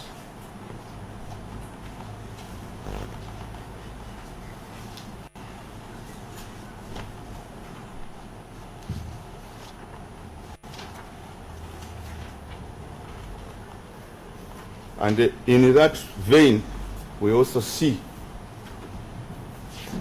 the affidavit of Mike Sevalu.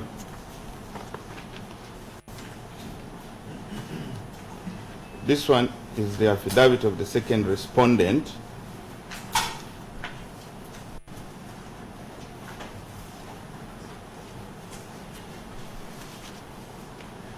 Now, Mike Sevalu gives a completely different picture of what happened at the Tally Center.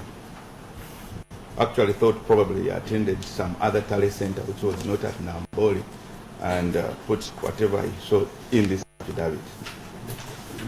In paragraph 4, he says the second respondent allocated each of the presidential candidates' team a computer in the tallying room.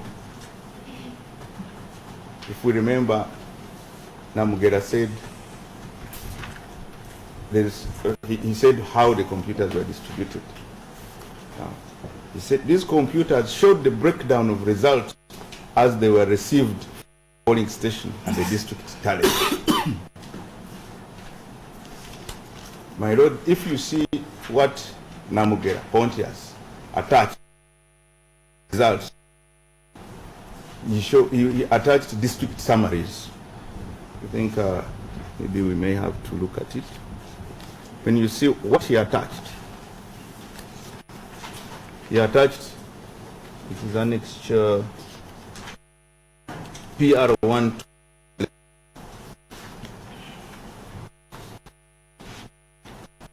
My lords, breakdown there. Have been another. Then he says these computers were updated on a regular basis in line with the second respondent's provisional results. He continues.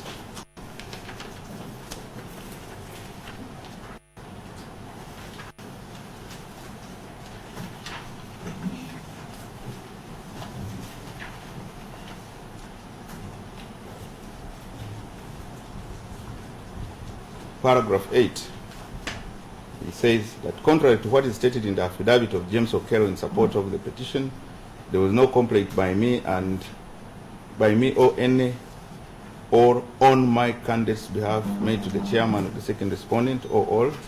That's okay. That I confirm that all results were duly shown to us at the National Tally Center, Nambole, as they were received from the various district tally centers, and that we had access to the whole process as it was taking place at the National Tally Center of the second respondent. My Lord, the evidence of Pontius itself was very clear that they would just see what had already been tallied by the ERDTC something. Pontius Namugera, whom I have already. We have also seen the results he's talking about. There's no breakdown. Up to 11, there's no breakdown. Maybe the last person who has talked about this, the tallying is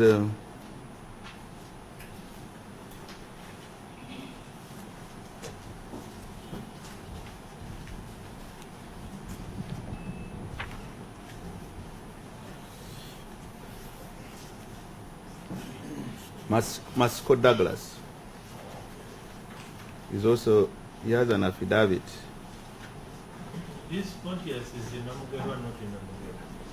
I'm sorry about the pronunciation, my lord. But one is a man and the other one is a woman. I didn't know that, my lord. I'm sorry about that.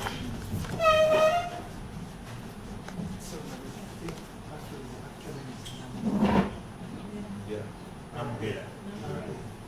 But we have in Namugera. Namugera. Okay, Pastor, you're right.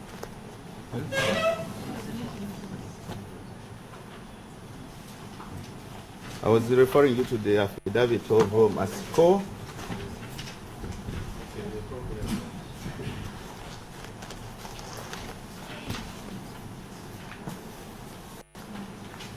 Masco Douglas, my lord.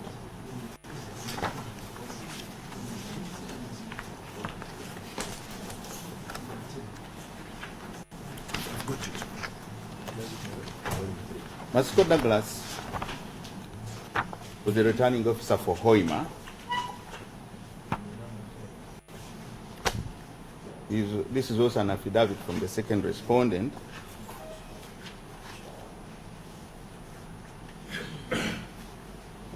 He attached a tally sheet to his affidavit, Annexure B. That is, it is attached under paragraph 7.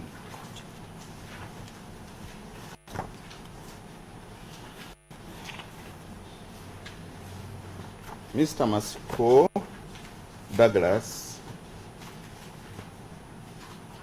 confidently signs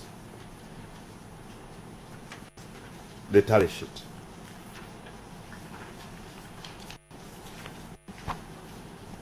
On 20th February 2016, both at the end and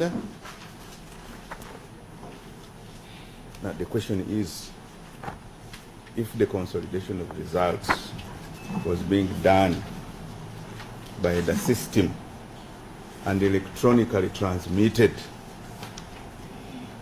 when did he sign this tally sheet? Was it also scanned? At least it was not mentioned in the evidence that it was scanned. Now, all these, my lords, show there was a lot of concealment and mystery to conceal the results, the election process.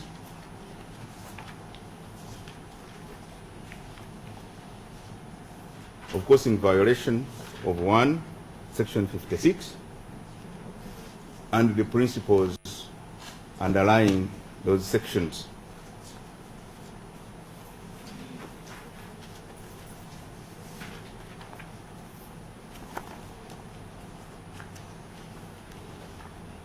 Now, these results tally sheets, as you will see, the ones which were attached to the affidavit of Engineer Badru Kigun, those he signed himself.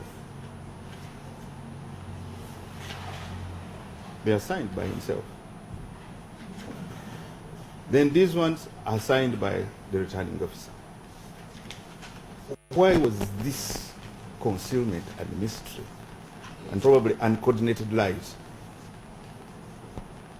One is saying this, another one is saying the other.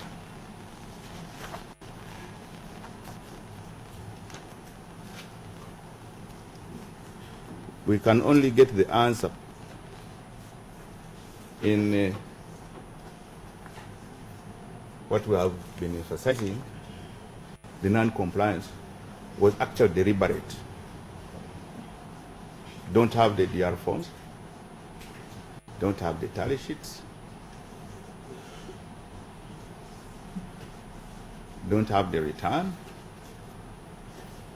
We will manipulate whatever we enter and we'll get results. Now, the only way we could have solved that, or the voters would have solved that, was through the social media. They would have photographed some of the results and sent them to the right candidate,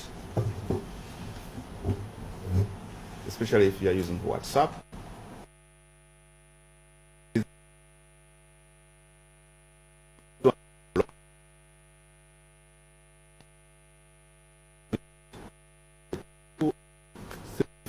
My Lord.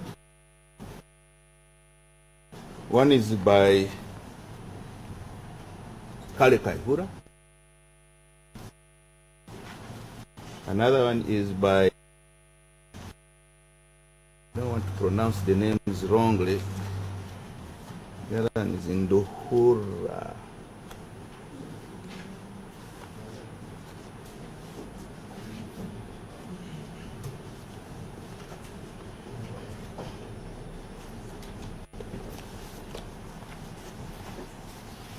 We have the affidavit of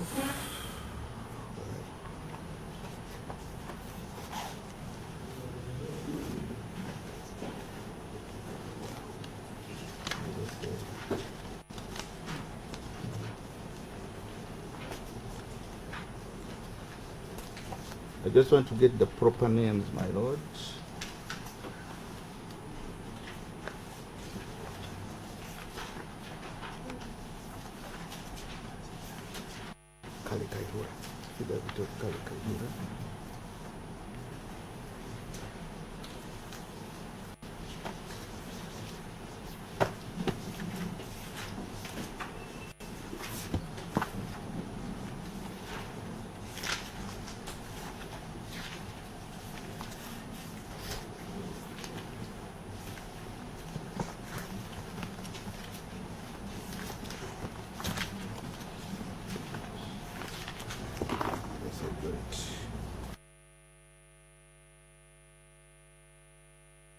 We have in that respect affidavit of Godfrey Mtavazi for the third respondent.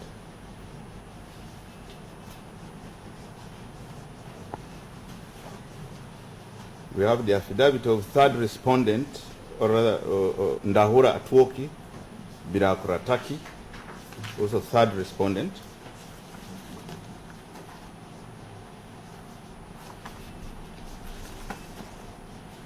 We also have the affidavit of Kale Kaihura, also for the third respondent.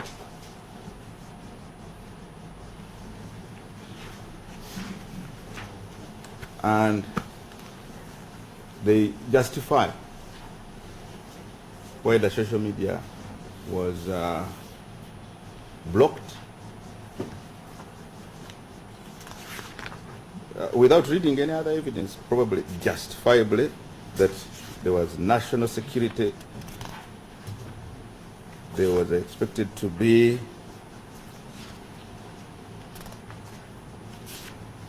maybe paragraph 12 of Ndahura is the one which is clear. That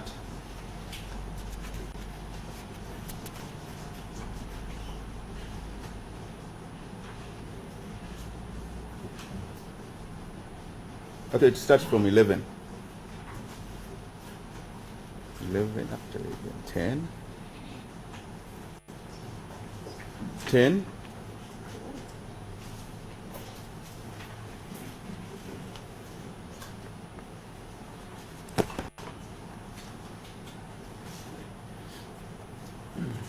They justify why the social media and mobile platform was were blocked by the national security. They call it national security, by the Joint Operations Committee, and I think that is under the National Security Act. Now, in the affidavit of John Rutagira,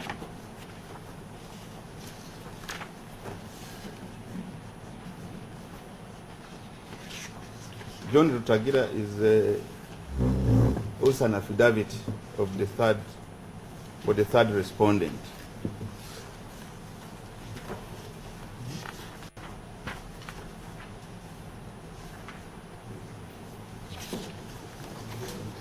You begin from para 6. He discovered an open seal on one of the ballot boxes. But not he, Kasigwa, which shall also refer to the affidavit of Kasigwa. Kasigwa took photographs of the open seal using his mobile phone. He circulated the picture on social media via Facebook, Twitter, and WhatsApp with a message. The district police commander started receiving phone calls from all corners of the country, including officials from the American Embassy and European Union inquiring about the incident. Then they called the resident district commissioner and advised we convene a district security committee.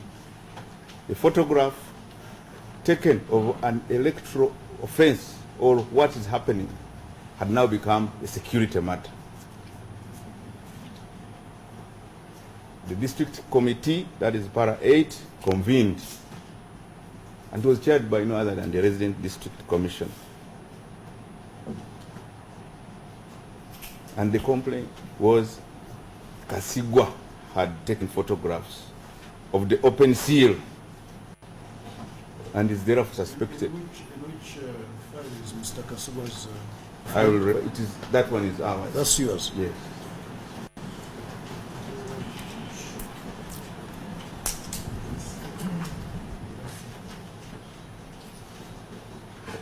So Kasigwa was summoned to attend a security committee meeting for taking a photograph. Your Lordship, if you may point out the case we might see it in the volume of affidavits of the petitioner. Ours. Yeah, but which one?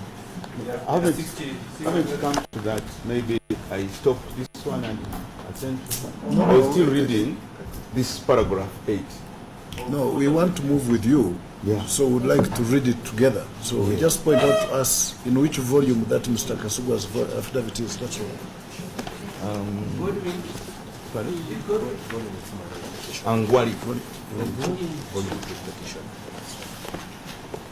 Kasigwa Godwin Angalia. Witness number 32. Yeah, witness number 32.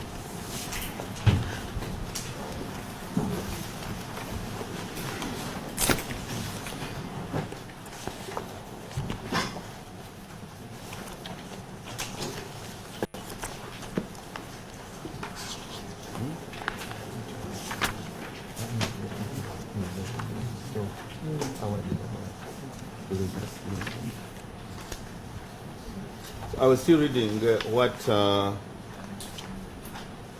Rutagira is saying. They said Kasigwa appeared and they asked him. He joined. He accepted authoring the message and circulating it. What happened? The committee unanimously agreed that the matter be handed over to the police for further investigations. I asked Kasigwa Godwin to come with me to the police station. I handed him over to the officer in charge of political and electoral crimes to record his statement. He was detained as investigations were ongoing and released on police bond in the morning of 18th February. The file was forwarded to the resident state attorney of Bulisa to peruse and give a legal opinion on the preferred charge. Kasigwa had only said in his affidavit. So what was the charge? Pardon? What was the charge? Well, my lord, they have not completed. They stopped there. Paragraph 12 talks of Whose affidavit is the one I was reading. Whose affidavit? I've been reading John Rutagira. Rutagira is referring to Kasigwa. Kasigwa has made an affidavit which I'm also going to read.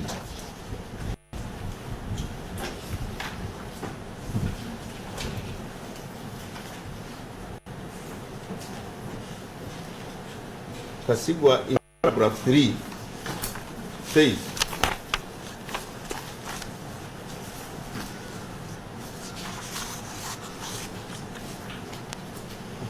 in paragraph 3 he says, while observing the electoral process on the 17th, the day before,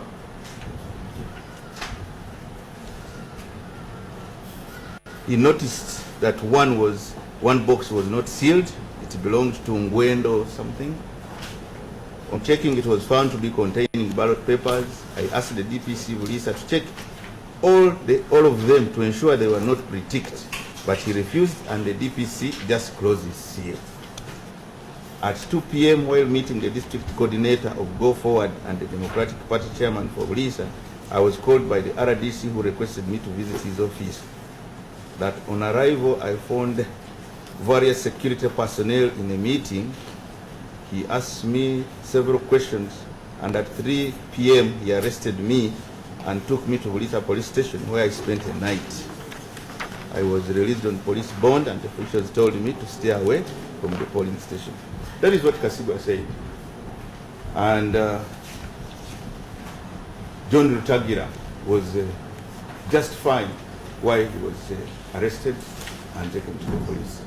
And that is the information he gave us, which we are grateful for because we need to know all this. But in our context, it shows why everything was being done in such a manner.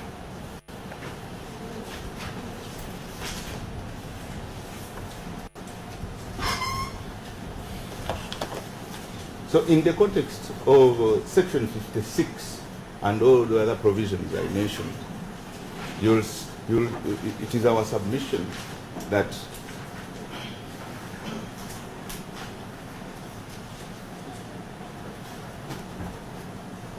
the agents, or one, the electoral process was not transparent. There was no fairness.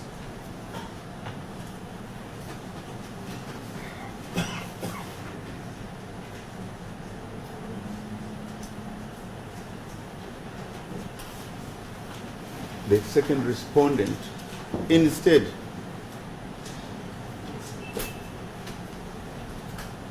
enacted, I use the word enact with the comrade, his own law and used his own results to declare the first respondent the winner. The law requires that they use the DRs, which I have been talking about. They did not use them. Engineer Badru Kigondo clearly stated that what we saw at what we wanted to discover was not what he used. What they used were scanned copies. which scanned copies have not been availed to court. But most importantly, wherever scanned, the electronic transmission method of conducting elections has been used, there is a law, as we shall point out in the laws that, in the authorities we have. In Kenya, there is a law. In Ghana, there is a law. In the Philippines, there is a law. Now, what was the basis of using the electronic transmission of results? In contravention of Section 56. How did they move away from the hard copies? Hard copies as stipulated by the Constitution. The Constitution says DR is the principal result, which goes through to the district tally, come to the national tally, you consolidate the results, looking at the DRs. Why? Why did they have to do this?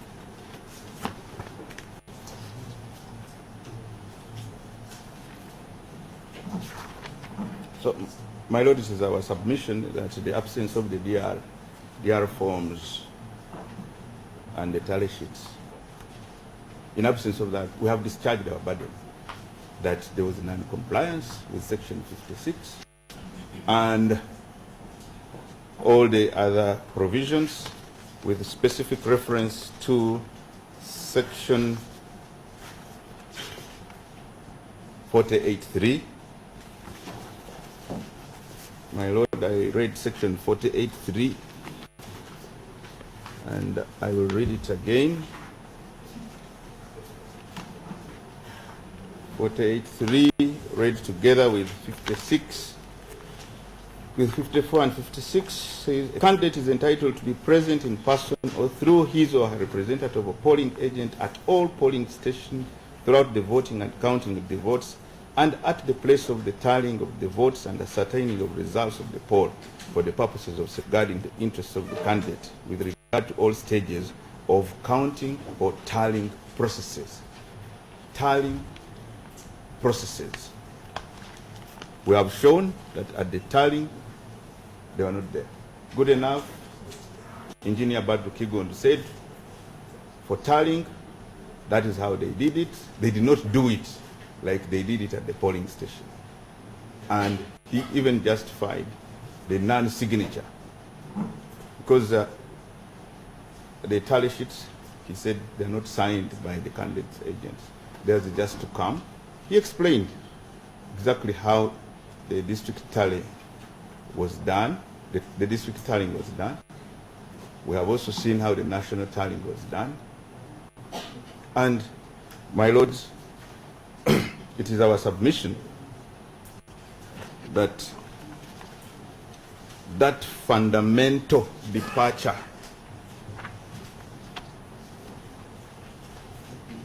from the principles of underlying the sections we have talked about, we brought forward, and the general principles that will be elucidated, renders the outcome a nullity. Renders the outcome a nullity.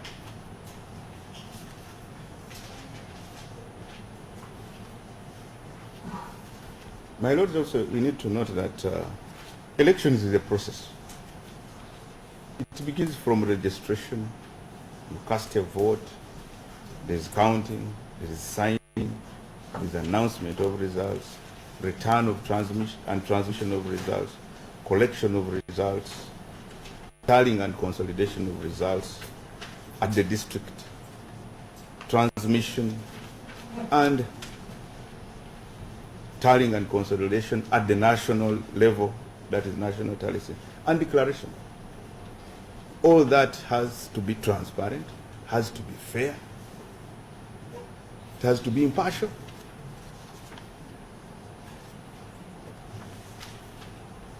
The only person who has come up to say, even with the pain of contradicting the second respondent who conducted the election, was Mr. Sebalu, who said, these things were there and we had no problem. But even the second respondent themselves say, come first stage of polling station, we did everything transparently. But when it comes to the second one, 2 tally clerks with DR forms, they read and say this is what is there, and they scan, the results are taken, the consolidation is done automatically, the agents are replaced with technology, end result is the second respondent announcing results, and these results are now the question of this petition. Where did they come from? In absence of the DRs, in absence of the tally sheets. The respondent, my lord, had a 2-pronged defense. There was the defense in para 32 of the answer of the second respondent.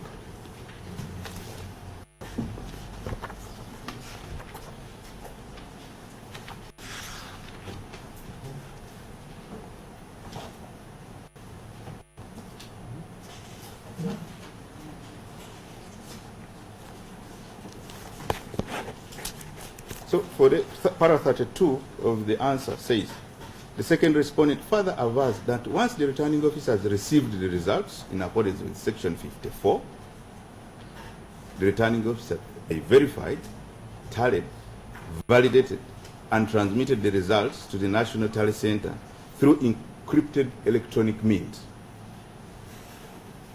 Then this one, once the tallying was completed, they have done the tallying. The tallied results were available to the agents. So they were not there at the tallying. This is the concession from the second respondent. Once the tallying was completed, the tallied results were available to the agents of all candidates present. The second respondent further supplied all candidates, including the petitioner, with all tallied results for all polling stations countrywide on 23rd February 2016. That was after the announcement of results, because the announcement was on 20th.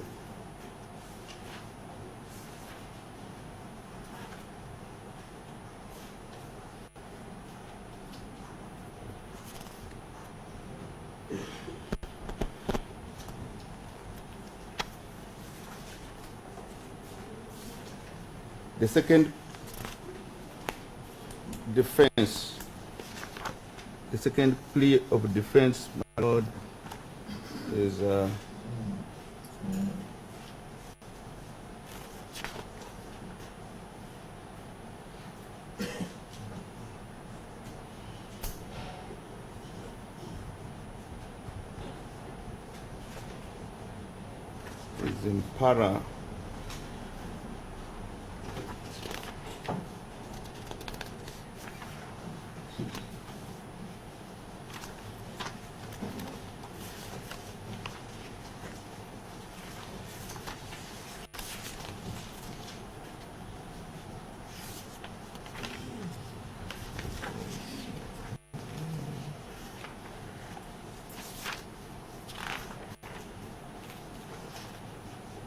in para 28.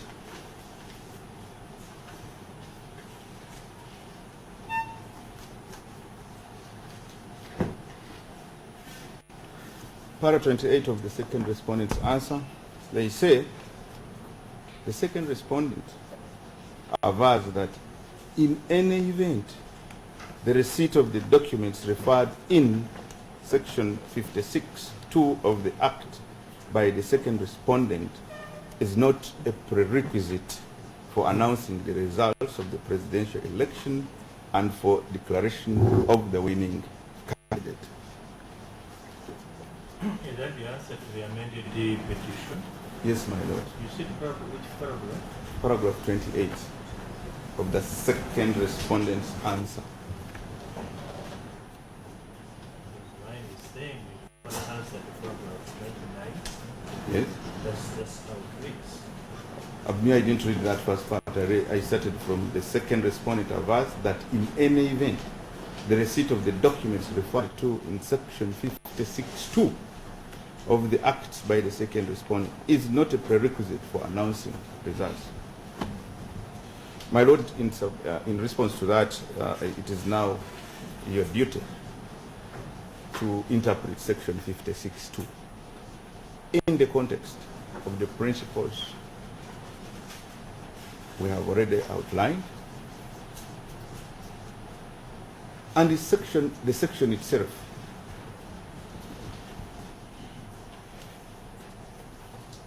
my lord will submit the authorities, but just to state, that's when now we need to determine whether the section is mandatory or directory. For them, they seem to be saying and interpreting that it is directory. And our submission is, it is mandatory. My lords, if you look at our submissions, rather at our petition, we clearly stated the amended petition, paras 29 to 31 and 36 is to that effect. Which paragraphs? 29 to 31 and 36.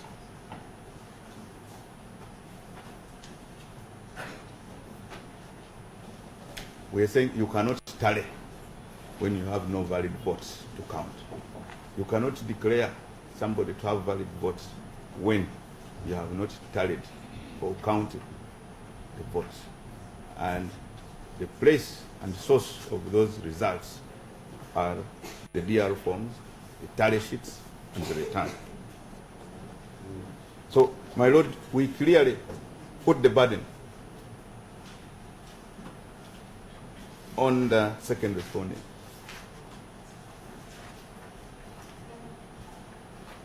We tried to get the documents in court. They are not here, but we had already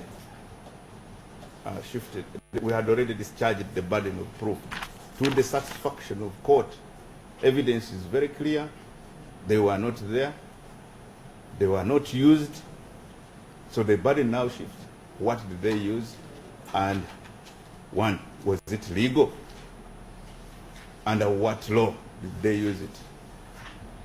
Because now they are the ones to say that. So with that submission, my lord, we are saying the outcome is a nullity.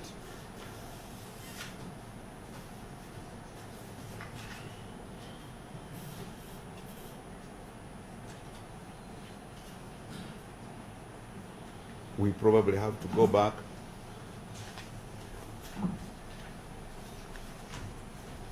and do a fresh tally at the district and later at the national level, or as we shall submit on the reliefs, have the elections annulled. And I also wish to say something about the tally sheets that we have seen in the evidence signed by one person, either returning officer or engineer Badu Kigun. the sections we have been reading, especially 48, is very clear. The candidates' agents must be present and witness. Now, when they say witness, how do you witness? It is signing. The DR forms were signed. Signing is a sign, it shows authenticity. It validates what the person has done. It also shows legitimacy. So what evidence do they have to show that there was the candidates' agents were present during the tallying at the district level and subsequently at the national level, in comparison to what happened at the polling station? Engineer Badu Pigon said the law does not allow them to do what? To sign, or there is no law which says that sign. But clearly, if they have to be present as per the provisions of section 48, read together with the section 56 too, yeah, says a candidate is entitled to be present in person or through his or her at each polling station and voting at a place of tallying of the votes and ascertaining all stages of counting and tallying processes. And then you say, we have a tally sheet signed by a returning officer. We have a tally sheet signed by Engineer Badru Kigondo. What is the essence of that section? That section is very, very clear and requires whoever is present to authenticate his presence, to say, I was around. You don't just say, I'm signing, like we have seen the tally sheet from Mr. Masiko.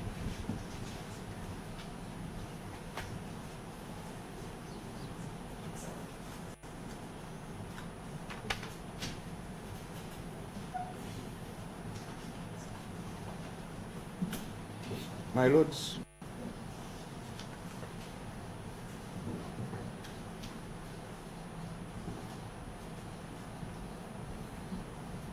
Engineer Badru Kigondo was in court and he testified on the biometric voter verification system.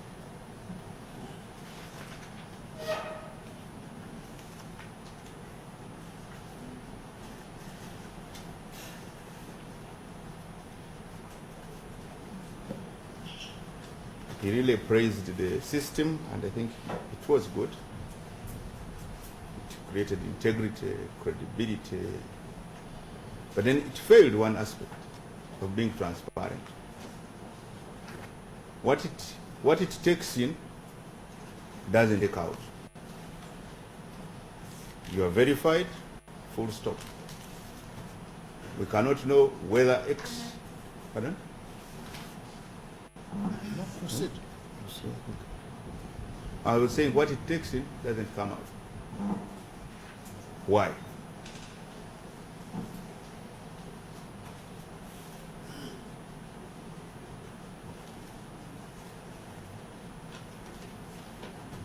We stated that in our affidavit, in the affidavit of Duncan, that's number 2.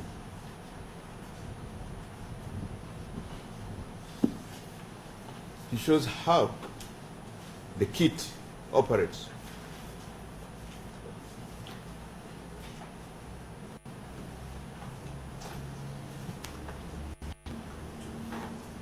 The engineer doctor repeated the process. For him, he said, it takes 30 minutes. 30 seconds, my lord. 30 seconds, my lord. Duncan, who went for training, he went for training and went through the processes, said it takes 2 minutes. And there was a computation that with a number of about, it takes 8 hours.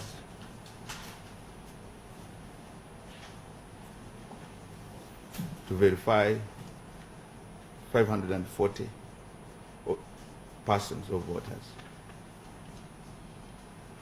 That was his evidence, and the other one was his evidence.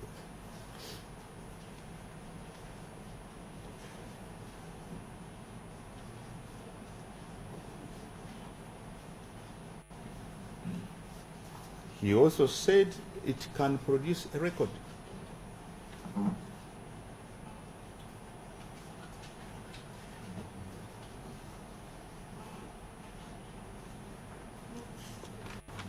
He also said it had 2 SIM cards. The engineer confirmed that also in his evidence and affidavit in reply.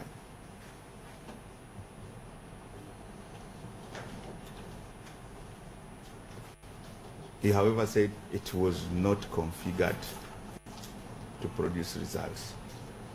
And my lords, we have to evaluate what he has said.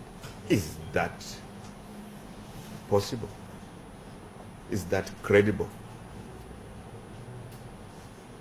You want to clean the system. There were problems of multiple voting.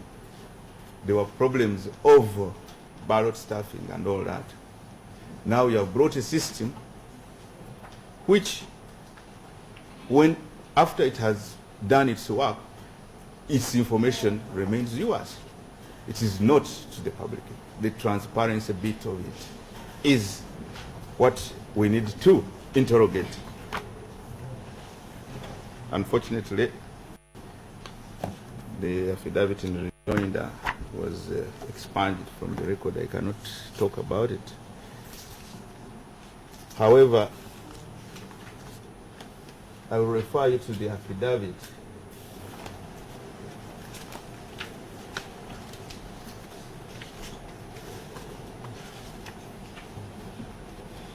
of Mr. Masiko.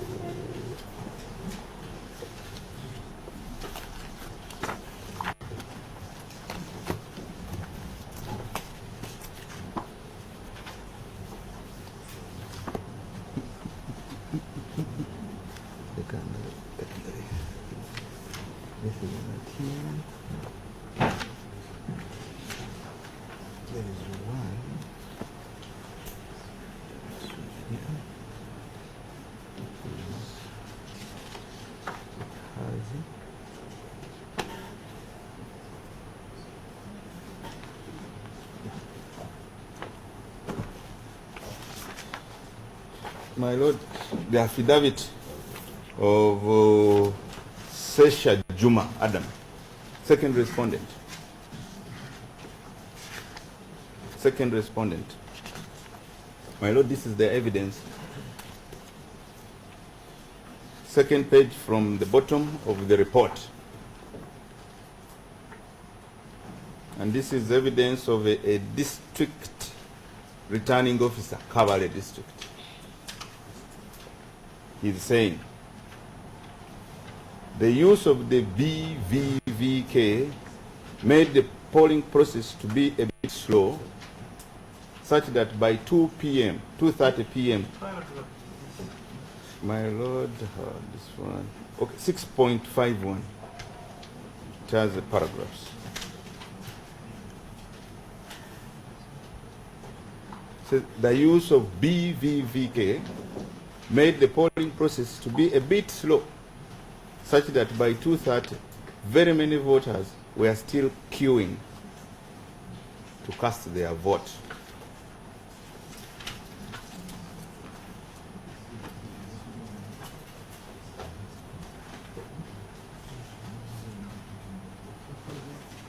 Six. My lords, there is no such paragraph. My lords, at least it is in the annexure. They said in the annexure. The second page from the last.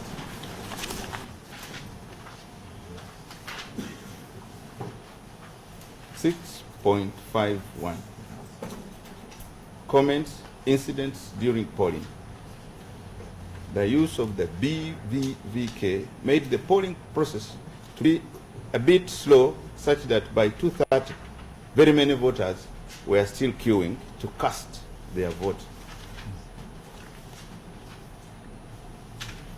This is a report from the District Returning Officer of Kabale. If we look at the results from Kabale, which are attached to the affidavit of Engineer Badru Kigundu,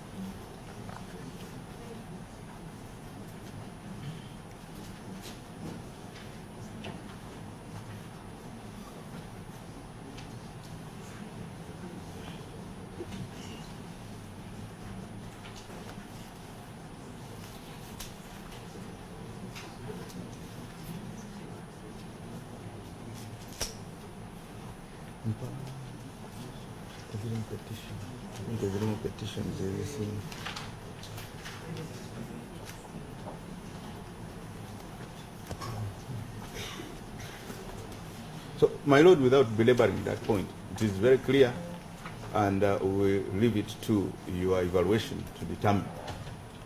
We have said, Mutogo says it is 2 minutes. Engineer Badru Kigundu says it is 30 seconds. The district tallying officer, who was in the field, is saying it's very slow, and by that time it was not. There were so many people queuing. So, anyhow, the point is, why conceal the evidence? Because if the information on the BVVK had been availed to this court, you would have seen the time it would take. Mutogo's affidavit is clear, says that the machine, the kit, would record. It has a timestamp and knows, it takes the logs of when you have come in and when you're going out.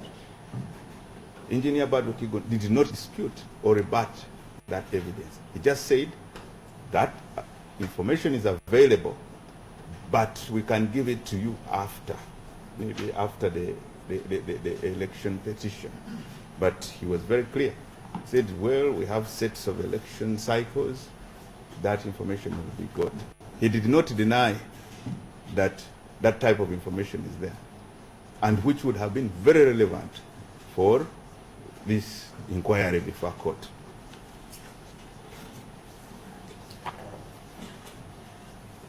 My Lord, before my my friends take over, I'm completing. This is if you can conclude this particular part of your submission, then we can take a break before your friend takes over. Well, my Lord, on the BVVK, that's the most I could do because we don't have the affidavit in return.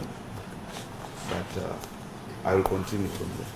Okay. Then court will take a short break for half an hour. We'll resume at 25 minutes actually. We shall resume at 11:30.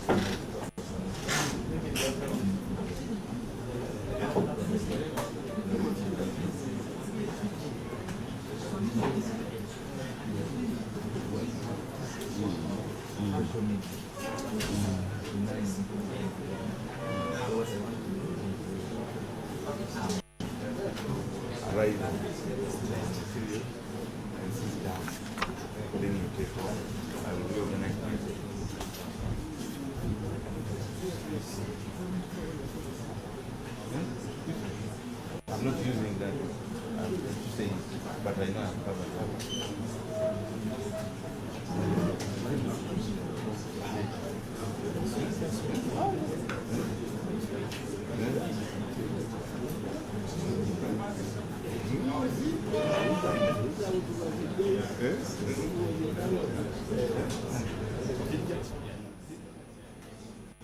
There you have those pictures from the Supreme Court of Uganda. The court is taking a break, and before you had Mbabazi's lead counsel who was presenting some of the evidence and why indeed the election was flawed. He cites, of course, the Electoral Commission's inability or incapacity to use the DR forms as stipulated by the law, and he goes on to say the fact that this non-compliance seems to have been concealed intentionally means that the election was flawed. He has also been referring to several affidavits signed by the different witnesses and referring to those to make his case. Cites Mike Sebalu, who says that the tallying center, everything seemed to be going well, but it looks like Mike Sebalu was at a different tallying center. Mohamed Mbabazi also goes on to say that what was the basis of using the electronic transmission of results? Why did the second petitioner, in this case the EC, move away from what the law stipulates? And Mbabazi was also talking about why the law requires, of course, the EC to use these DR forms. Much of his argument has really been about the second petitioner going away from what the law says as far as announcing the results is concerned, and presenting it there before the court. A consolidation of results was done by the system electronically. When did the presiding officer sign some of these forms? Why didn't they scan these forms? All that coming up in his submission. You have the Electoral Commission boss there, Dr. Badru Chigundu, being congratulated by some of his lawyers. I remember Dr. Badru Chigundu was in court yesterday. Now, Mbabazi's lawyers have up to actually 3 days. What we know is that court can actually allow them up to 3 days and probably be a little bit lenient, and then we'll hear from the lawyers of the Electoral Commission, lawyers of the president, and it's only 14 days till the court can give its judgment, and those proceedings will be broadcast here on NTV.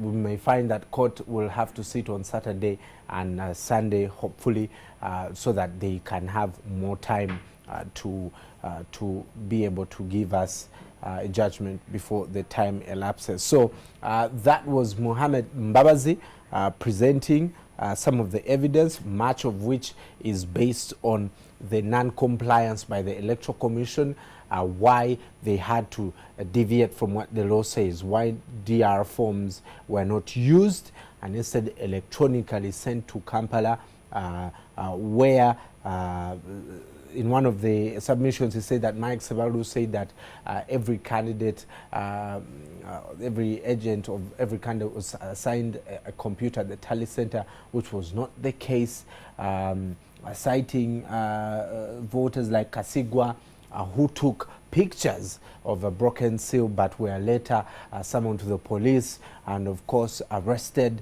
and he's asking all these things, why did they have to happen? Social media, of course, which may have been used like WhatsApp to transmit the results to the different candidates, was also down. And interesting argument from the lead counsel there, from Mbabazi's lawyers. We shall be following Mark Duzman Kabega there in the picture, who is also the lawyer of the second petitioner, the Electoral Commission. UG Petition 16 is what you can use to follow the discussion there, and also go to our NTV handle at NTV Uganda in case you want to catch up on what's happening. Those comments are also on your screen, as you can see the blue bar there that keeps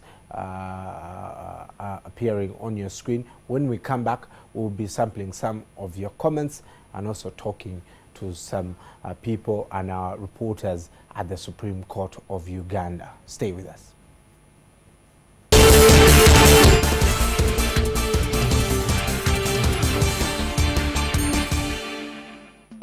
Wanna make some cash? Just dial *185#. Amanya gange nze Nakyeyune Irene. Nebaza Airtel olw'okuteekawo dreno eyayola amaja mwetwangulidde ssente. Nze mpangudde $67,500 nze mbadde sisuubira. Nadayirinze *185#. Nengenda mu Airtel Money nengula bundles, oluusi mbadde ngula airtime, nsasula amasannyalaze, amazzi, era nkubiriza abantu bonna okwettanira Airtel Money kuba yeesinga. Airtel, the smartphone network. Dad, how do you know university is right for you? Son, there's nothing as life-changing as going to a great university. From the very first moment you walk through the gates, you realize your life will never be the same again. You feel the aura of being in the presence of people with great minds from different walks of life. That's when you'll know you are at the center of excellence and high academic standards in a place that nurtures competitiveness, scientific inquiry, critical thinking, and innovation. Son, you will know a great university when you are at Kampala International University. Kampala International University is a leading private university. Visit our website or any of our campuses for more details. KIU, exploring the heights. Book your space at the biggest comedy show of the year. I am Kansime. Kampala's ribs shall crack as Anne Kansime brings the house down at Imperial Royal Hotel on Thursday, the 24th of March. Tickets are already on sale at 100,000 shillings, 3 million shillings for gold tables, and 5 million for platinum tables. I am Kansime. Yeah, you got it. I am Kansime is proudly sponsored by Spark TV, C-Rock, SMS1, and 97 FM Radio City. Wanna make some cash? Just dial *185#. Pay your bills, load data, or buy airtime. You could also send some cash. Come on, use Airtel Money. You could win a lot of cash. All you gotta do is dial *185#. Then you get to Yola, Yola, Yola. Yola, Yola. Dial *185# and Yola. Yola Maja with Airtel Money. Dial *185# and transact. Airtel, the smartphone network.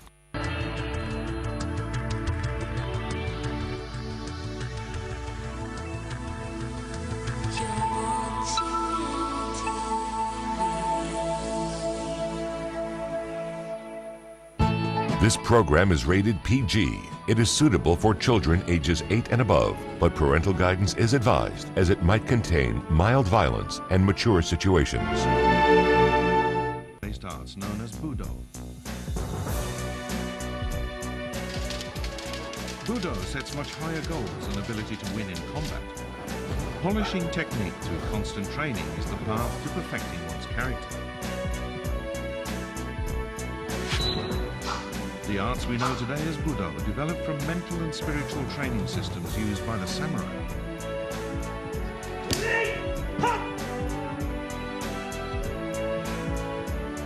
This heritage is most clearly seen in the more traditional martial art of Kobudo, that still teaches deadly techniques using both blunt and edged weapons. Some Kobudo schools trace their roots back over 1,000 years. These old sword-fighting techniques form the basis of today's sport of Kendo, while bare-handed methods of defeating an opponent developed into Judo.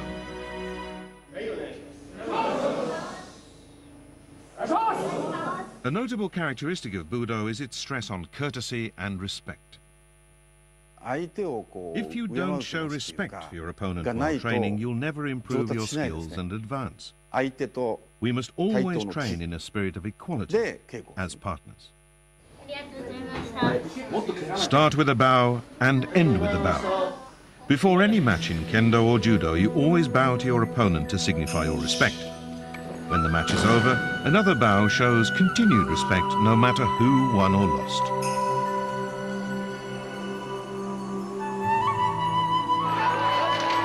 Even in its modern sports aspect, this Budo tradition is closely followed. At the end of a match, you'll never see the winner indulge in a big show of joy. In Budo, expressing delight in victory is disrespectful to the loser. Those who follow the path of Budo value strength of spirit and character, honed through long training, far more than the ability to defeat an opponent. There's no such thing in this world as a perfect human being. All we can do in this life is to strive to improve ourselves as much as possible. Budo training is designed to strengthen concentration and willpower. In many Japanese martial arts, the contest is determined in a split second, so total mental concentration is essential. In Kendo, for example, before and after each match or training session, it is considered vital to sit in meditation to calm the spirit.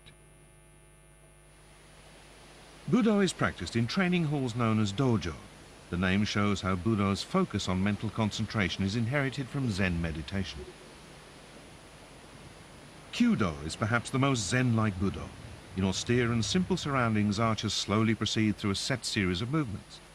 The goal is to eliminate distracting thoughts and reach a state where the mind becomes still.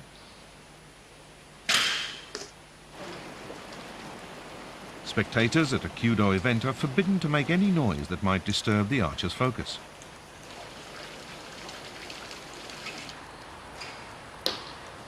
Since Budo is about more than winning or losing, spectator support is irrelevant. The spirit of fortitude and persistence is essential in all Budo. It may take a lifetime to perfect one's skill. The goal of all Budo training is unification of mind, technique, and physical strength.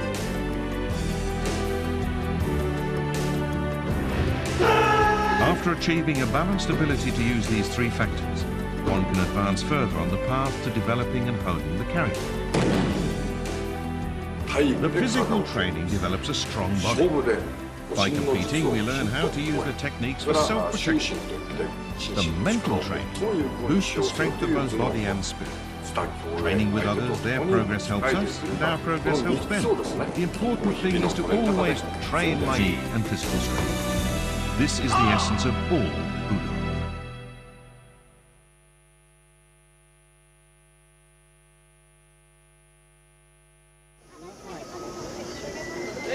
Sumo, Japan's national sport. Sumo originated from ancient Shinto religious rites to ensure good harvests. It is said to be at least 1,500 years old. Sumo wrestlers, known as rikishi, compete in a 4.55-meter diameter ring, the dohyo. The loser is the first to leave the ring or to touch ground with anything except the soles of his feet. A key concept in sumo is kokyu, or coordination of breath and movement. The match begins when both rikishi feel they have synchronized their breathing. This focus on breath timing is said to be uniquely Japanese. Rikishi make distance attacks using open-handed blows, slaps, leg sweeps, as well as wrestling with a grip on each other's belts.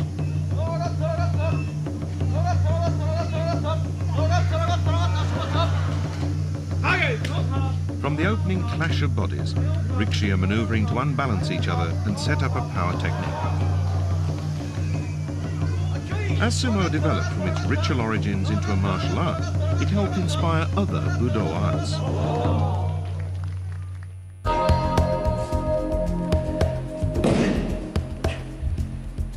Judo, created toward the end of the 19th century, similarly uses an opponent's own force in a wide range of throwing techniques.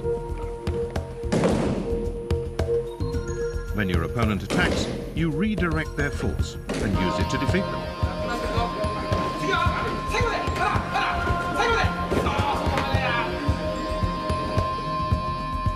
If we look at how this is done, we see that each throw follows a set pattern. First, you receive the incoming force and use it to break their balance. Next, you use your hips and waist to lift them up. The third and final part of the technique is to throw them to the ground.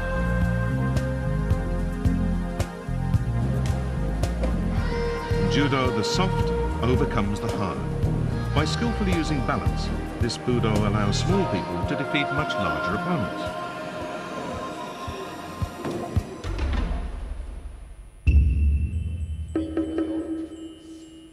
Aikido is a Budo art created to make most effective use of defensive techniques.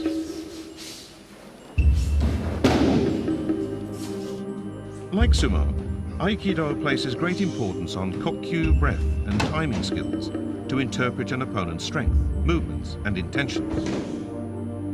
In the typical Aikido technique of tenkan, the defender swivels, guiding the attacker's arm in a circular motion until no power remains.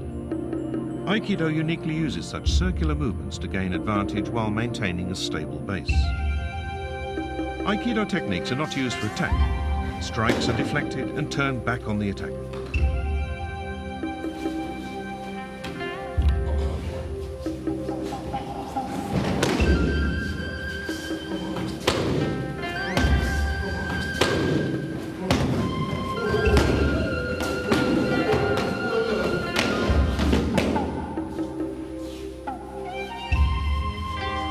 Principles of leverage are used to borrow an opponent's power. In this Budo, you win not with strength, but using precise technique and kokyu to control your opponent's movement.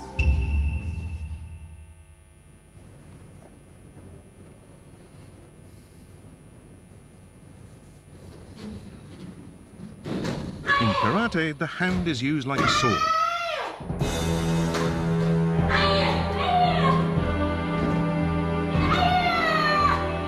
The basic techniques of karate use the hand or fist to strike an opponent.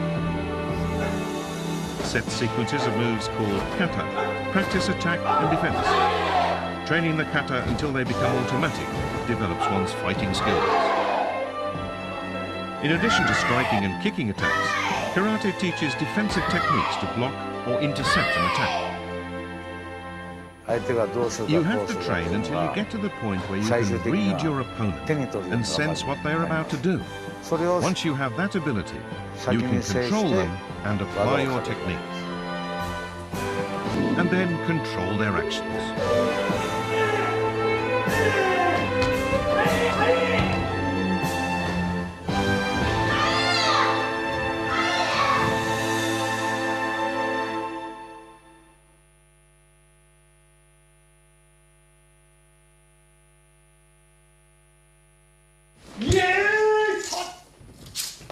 Budo arts that maintain the samurai warrior spirit and martial techniques also preserve some unique weapons, implements, and equipment.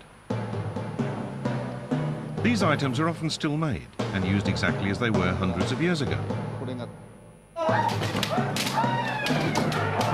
Kendo developed from samurai sword training methods.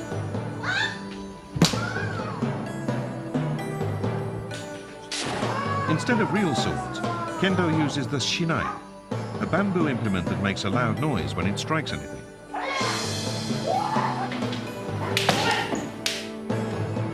Even using bamboo swords, protective clothing is essential. Reflecting Kendo's samurai heritage, this resembles a warrior's armor. Head, hands, and body are all securely protected.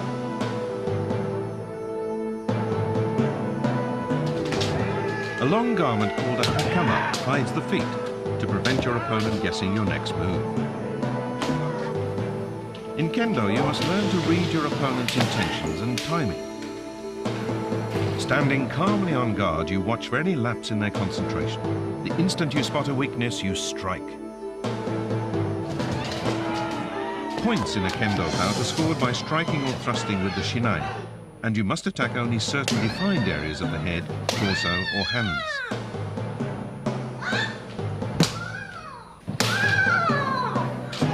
In the Budo art of Kendo, everything depends on mental concentration and acting instantly the moment one decides to attack.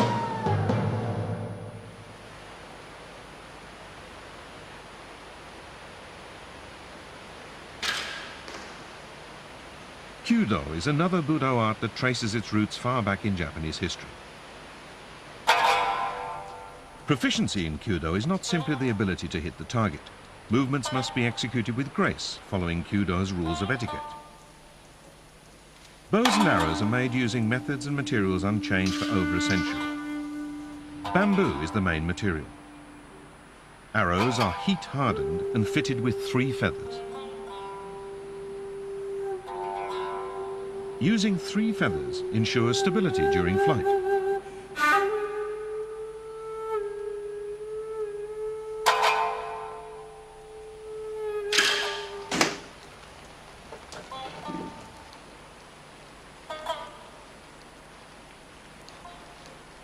Absolute focus and concentration is the key, and it's not unusual for an archer to stand 10 minutes or more before releasing an arrow.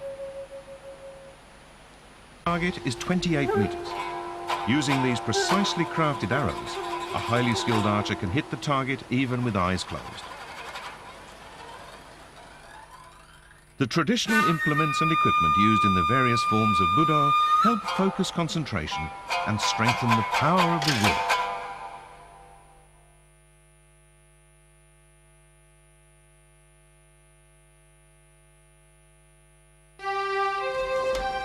Firmly grounded in history, the arts of Budo have developed concepts and techniques that influence many aspects of modern life today.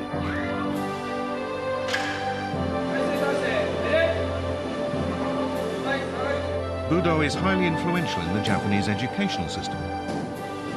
In Japanese schools, it is compulsory to take a class in the Budo arts such as sumo, kendo, or judo.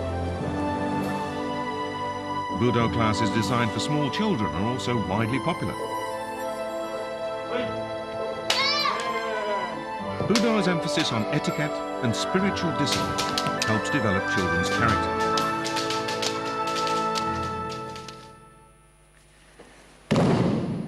Judo developed techniques to treat and repair injuries from training, such as dislocated shoulders. Budo has many such useful methods for rehabilitation and treatment of injury. You can see these methods employed in modern Japanese clinics.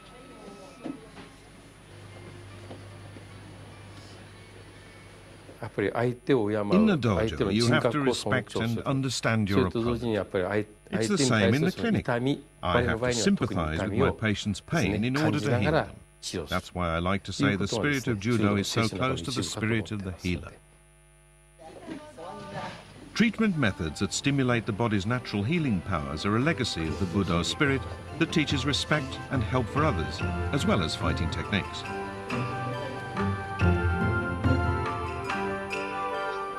Budo also has a highly visible role in many modern Japanese festivals. This is Aizu in Fukushima Prefecture in the Tohoku region. In earlier times, Aizu was a famous samurai stronghold. It had a long tradition of martial training designed to make children grow into warriors. At its annual festival, Aizu demonstrates the strength of its martial tradition. Such demonstrations of Budo spirit and techniques are seen at festivals. Japanese children spend 6 years in elementary school, from age 6 to age 12. This schooling is compulsory, as is the following 3 years of junior high school.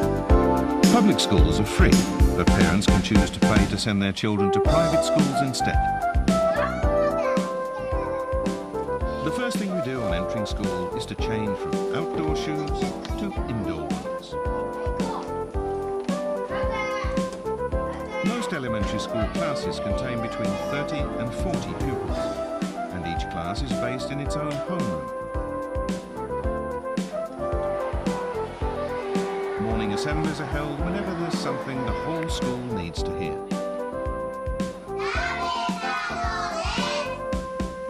Lessons are 45 minutes long. In first and second grade, the school day consists of 4 periods in the morning. From third grade, 2 afternoon periods are added.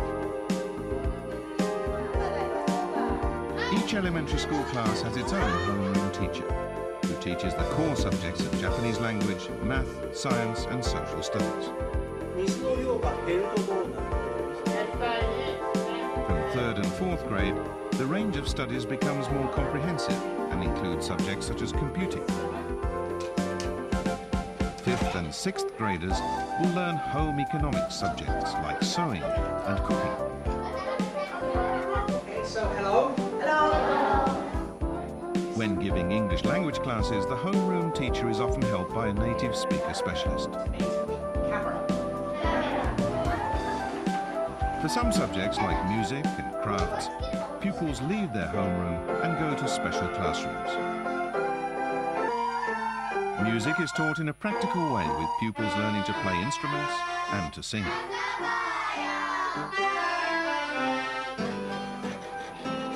In the workshop, pupils paint and do craft projects. 英語が好きです。外国の人とも喋れるようになると楽しいからです。算数です。テストでいい点取れるからです。図工、物を作ったり絵が描けるのが好き。 Sports that need lots of space are practiced outdoors on the sports ground.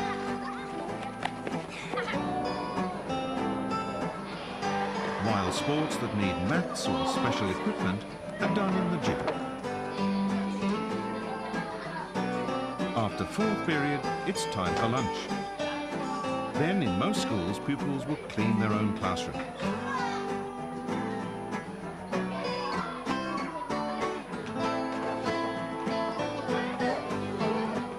Pupils take turns cleaning the corridors, gym, and other common rooms. Joining a sports club is also a chance to make new friends, since each club will have members from all 4th to 6th grade classes.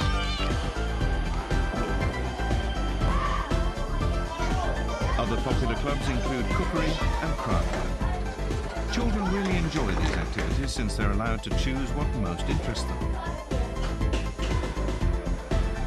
Some pupils choose to help with the day-to-day running of the school, for example by doing the lunch period broadcasts.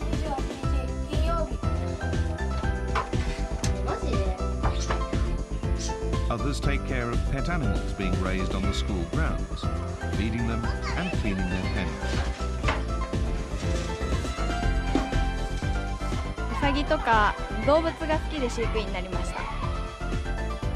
Japanese elementary school education is designed to be comprehensive, developing children's bodies and personalities as well as their minds. The clock strikes noon and it's time for lunch. Japan's elementary schools have their own unique style of providing school meals.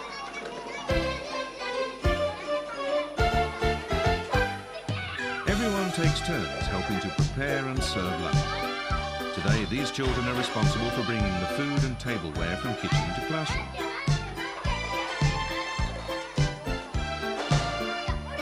The day's servers wear special white hats and hygienic garments. School meals are seen as a teaching opportunity.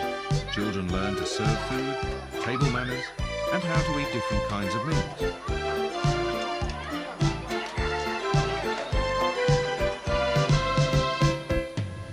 楽しいです。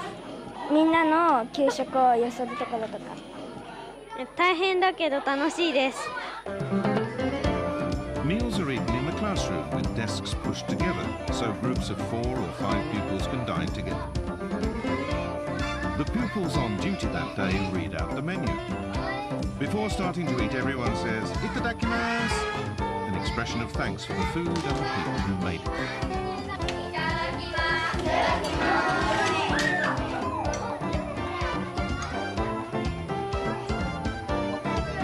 Homeroom teachers sit with their pupils and eat the same meals. The menu changes daily, but usually contains a main dish, vegetables, a side dish, soup and milk.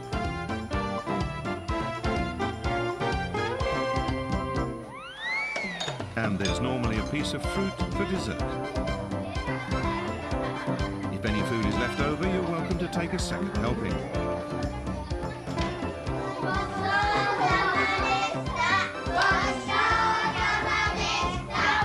パンが美味しかったです。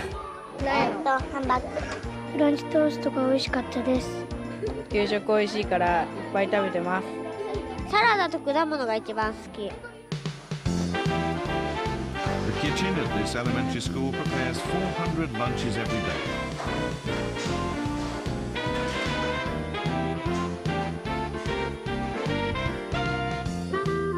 The first priority is to ensure meals are balanced and nutritional, but they also try hard to keep varying the menus to keep the pupils interested. We use fresh ingredients that reflect what is currently in season. The menu is based on Japanese cuisine, of course, but we also often serve food from around the world to broaden the children's tastes. There are also special food-based class activities, for example, to introduce spices or teach the nutritional value of different foods.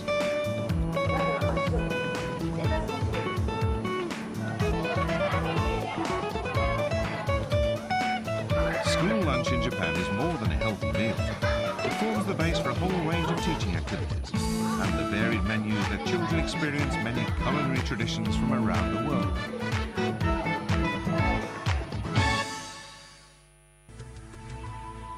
NTV, turning on your world.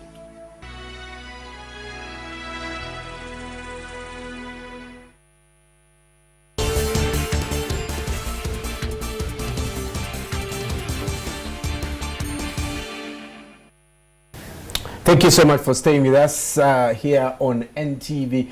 Election petition still going on at the Supreme Court in Kololo, and I'm here with Joel Senyonyi, and the court has gone for a break for 30 minutes. We'll be back and still hear more from the different sides. But right now, the lead counsel of Mbabazi, there, Muhammad Mbabazi, presenting some of that evidence, different affidavits from different voters. We have those pictures live from the court right now, and some of the things that Muhammad Mbabazi was talking about was the failure of the EC to comply with the law, and how they ended up using the electronic transmission of results instead of the DR forms. And so he says, if that is not available, then where was Electoral Commission getting these results? This man, by the way, is an interesting one. He has quite a bit of experience in petitions. You should know that he was not initially a part of Mbabazi's lawyers, Mbabazi the candidate. But along the way, he had to be gotten on board. He participated in Besigye's petitions in 2001 and 2006, not as lead lawyer, but, you know, putting things together and stuff like that. He's got quite a bit of experience. He recently won a case in the East African Court. What was it about? One of those heavy cases, anyway, oil-related and stuff like that. So he's got an interesting head on his shoulders when he begins to dig up some of these things, you know, pointing to the law, this and that, and you know, it will be interesting to see what the judges say about this particular one. But yeah, interesting things that he does raise. Well, some of those things, actually, if we can look at them, and of course it's from just quoting some of the things he was saying, says that the DR forms were no results upon which the second respondent, which is the Electoral Commission, should declare the winner. The absence of these DR forms was non-compliance, and asking what the basis of using the electronic transmission of result, what was the basis of that? How did the second respondent move away from the hard copies, as the law says, those that were signed? One of the affidavits that the second petitioner presents is one of a polling officer who presented a form that was signed. And so he said, if the EC had asked all these polling officers to send by electronic transmission, when did this guy sign this form that you're presenting now? So he has questioned some of these things. One of the people who took a picture of a broken seal, one Kasigwa Godwin, and he is the 32nd witness. He was summoned to a security meeting and of course detained, and on the 18th of February was granted bail, but he was arrested for taking this picture, and it went viral on Facebook and Twitter, and Mbabazi was also querying some of these things, and quote unquote says these are uncoordinated lies. We can only get the answer in what we emphasize non-compliance was actually deliberate. So those are some of Interesting. Non-coordinated, uncoordinated lies. Yes. Meaning there can be coordinated lies. There can be. Incidentally, Yes, you know, there are some people who they tell you a lie and you're thinking, but you should have told me a better lie. Piece this one together like this, and you know, by that time it's too white a lie. You can be caught very easily. You know, that's what some people have said, that you know, if you tell us go to the website and find out results, but we find different results that are released by you, so someone is, you know, doing that. But we have our reporter Suhail Mugabi at the Supreme Court in Kololo. Suhail, good morning. Suhail, can you hear us? Yes, I can hear you very well. Suhail, we have been following the events as they have been playing out. From where we can see, well, not so much, besides what we see on screen and so on. It's only Mbabazi's lawyer that has been speaking there, but what are the undertones from everybody else in court as far as this case is concerned? Apparently today what we're looking at is, we're looking at day 2 has brought Mbabazi's lawyer coming out to view their case in this electoral petition that they filed.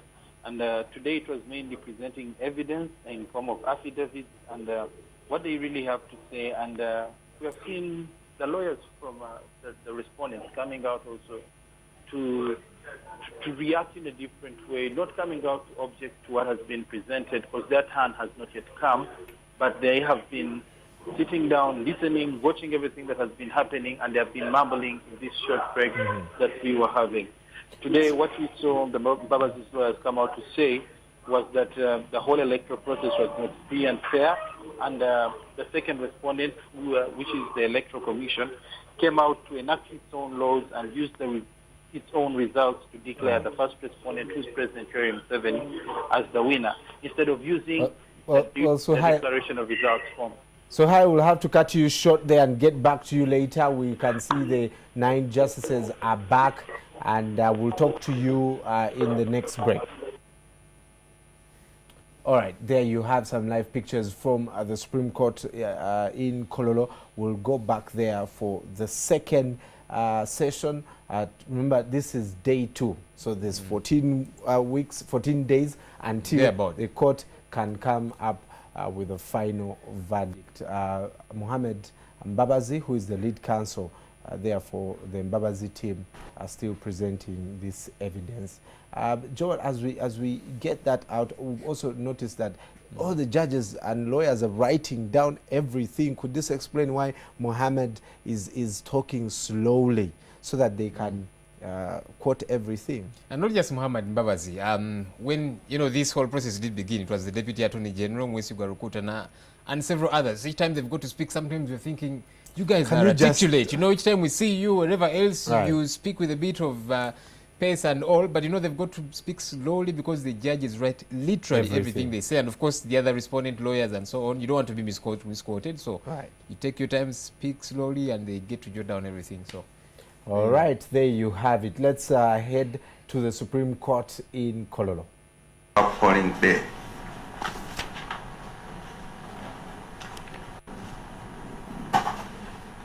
Engineer Badru Kikundo said the ideal time is 24, and we could not cross-examine him on the law, that the law is 48 hours. Within 48 hours, every returning officer shall furnish each presiding officer in the district with sufficient number of ballot papers to cover the number of voters likely to vote at the polling station. A statement showing the number of ballot papers supplied, the other necessary materials for the voters to mark the ballot papers and complete the voting.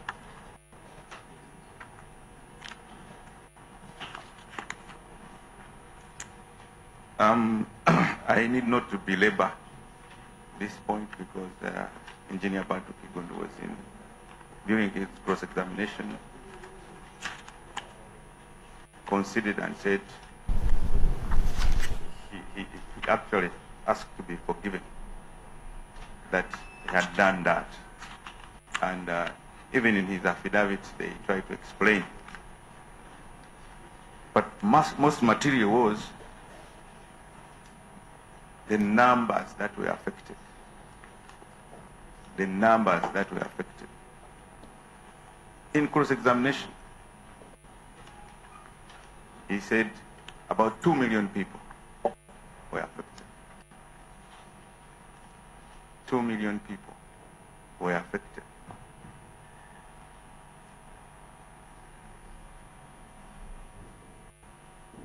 Now we are talking about 2 million people against 15 million people, the registered voters.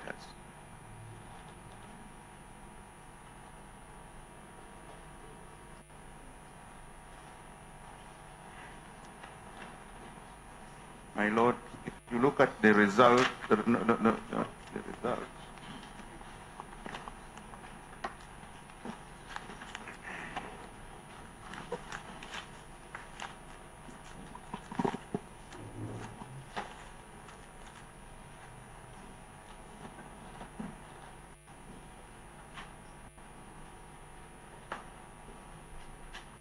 You will note that at the time of the announcement of results,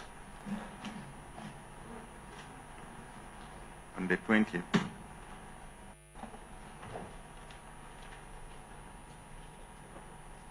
only 48% voted. At the time of announcement of results, in these two districts, that is Kampala and West, which we talked about. We're talking about announcement of provisional results. No, final results. Final results. Final results. This one they concede, they say at the time, actually. The only difference is in figures. But then they say the numbers were about 1 million people. Although in his evidence he said the whole of Kampala and Wakiso is about 2 million.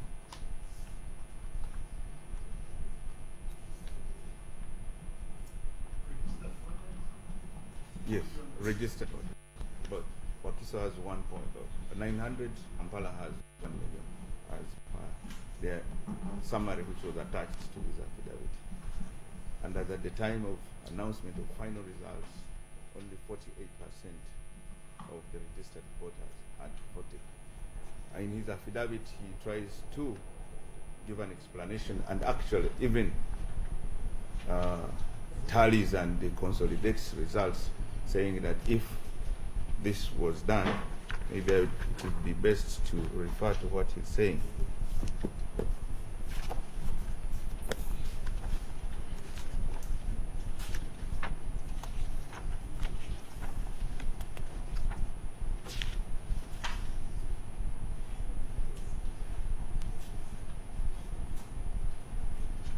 This is paragraph 47. I.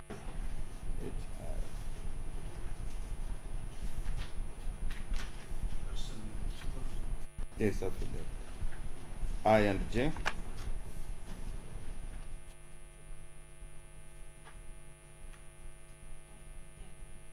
Yeah, you have to read it with I, J, K, L, and M. He makes some computation. Which paragraph? You say I, J, K, L, M.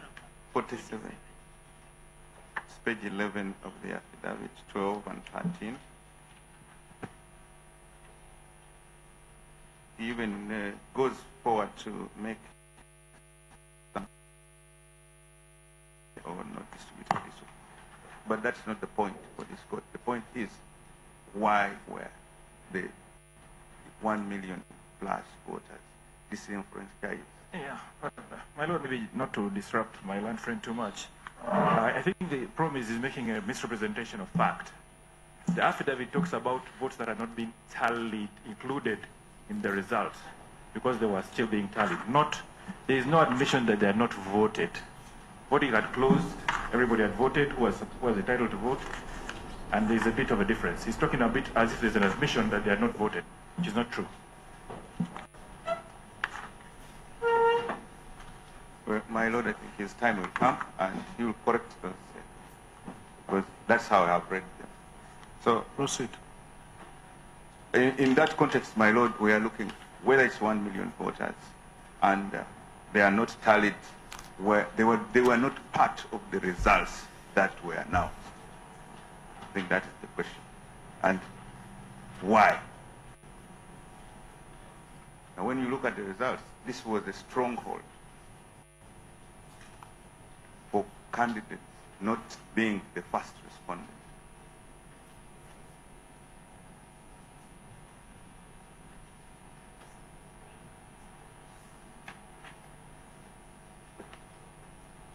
Now, even after, what happened? What happened when the voting materials were delivered late?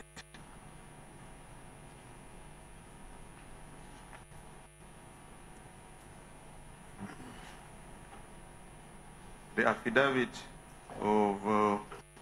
You're saying these were strongholds of the petitioner? Not the petitioner, other candidates, not... I used the blue pencil test. Stronghold, not of the first responder. How do you come to that conclusion? The result, you could see.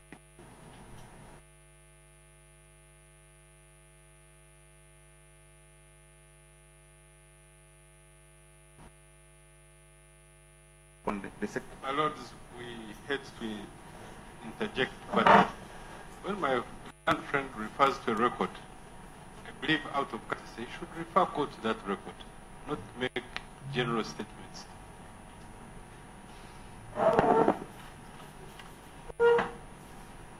Much obliged.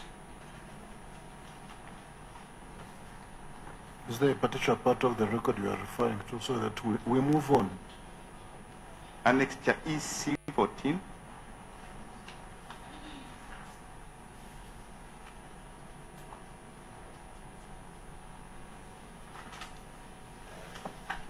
EC14 is a tally sheet final results.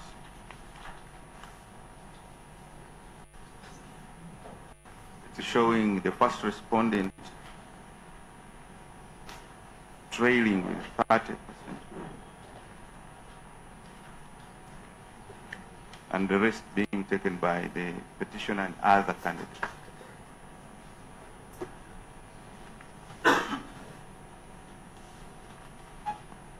My Lord, I was talking about what actually happened at the polling stations, and I was referring to the affidavit of Mikdad Yusuf.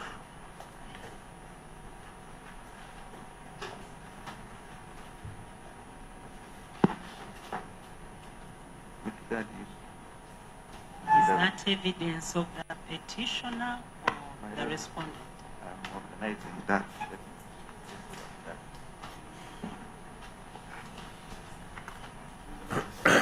Which volume now?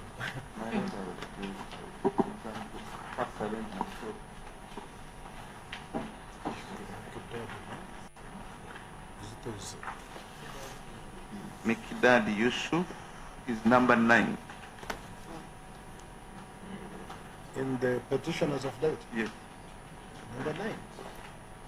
Which volume? Which volume? It should be the first one. The first. Number 9 is Muchunguzi. Pardon?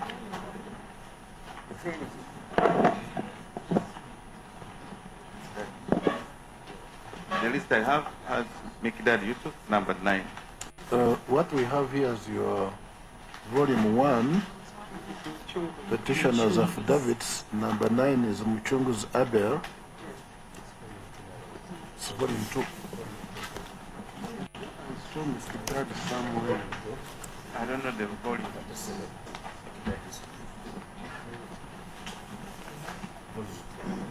What is volume 2? Volume 2. I'm looking for it. My notes is volume 2. Okay. Where is Number 7. Okay.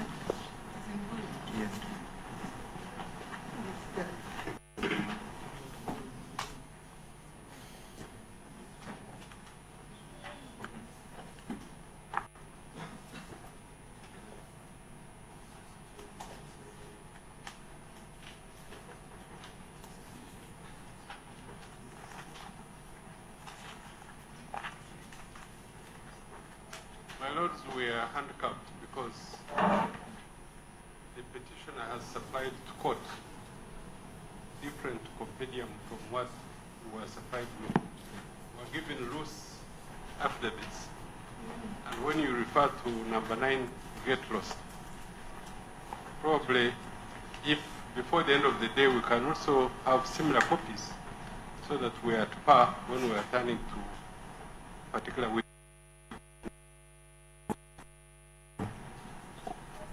Were they supplied to all the respondents? So it's a question maybe of tying them up and looking for them. Yes, they were. I can see a stamp. And this list which we have,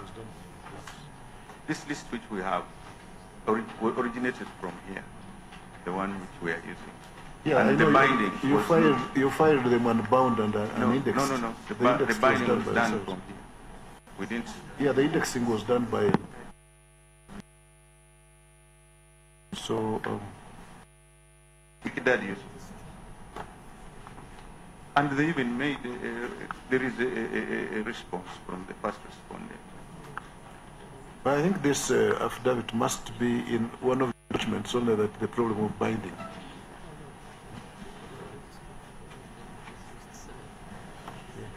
I think the registrar should provide counsel with this list of the set out, so that they can try to organize their.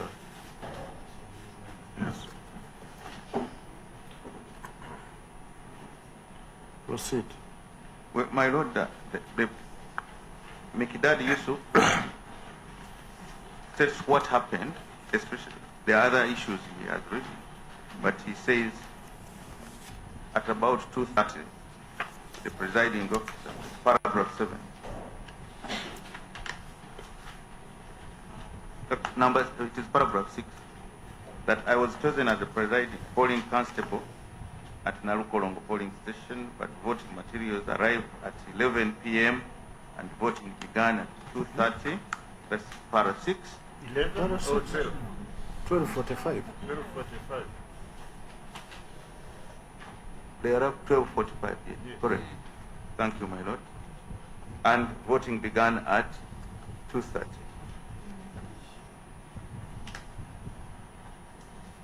Any problem? 7, that at about 2:30, the presiding officer disappeared and returned at about 4 with NRM protected ballot papers, which he handed over to me in a notebook. That accounting, there were no agent for voters, and I was asked to handle votes for the first respondent and add the ones I had been given. That is the evidence. The first respondent has filed in rebuttal the affidavit of Asimwe Amos Bangi.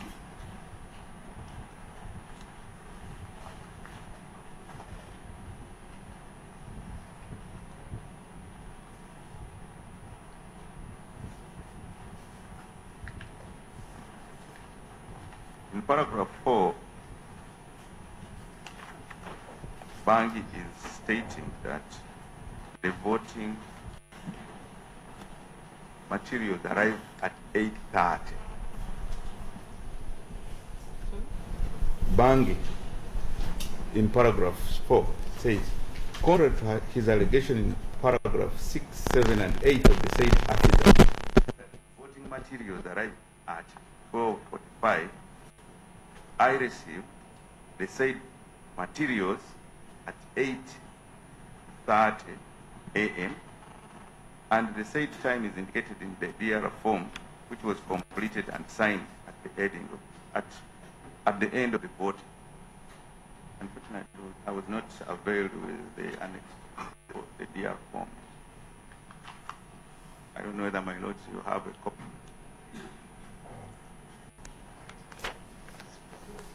Don't.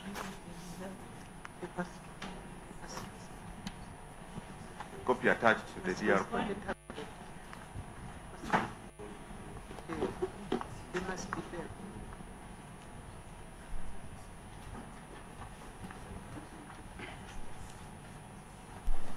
Well, my lord, as we look for the DR form, it's not very important, but the important thing is we had the chairman. He said materials were sent late. And here is someone who is saying the materials came in at 8:30. Who is telling the truth? So that falsehood in the evidence of the first respondent or second respondent is what I need to emphasize in court. The chairman, who was in charge of distribution, apologized and said the materials went late. And here is someone saying the materials actually went at 8:30. Yet the evidence of Yusuf syncs with that of the second respondent's evidence. So what happened to people who came in? You can see the effect was deeper than the materials arriving late. But even such occurrences, the presiding officer not being at the station,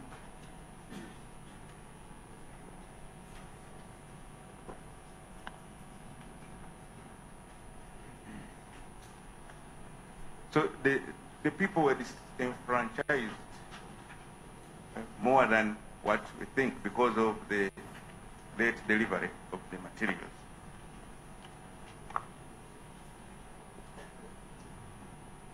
I don't know, my lord, have you seen the DR form? It's on what page? Where are they? But mine is a loose document.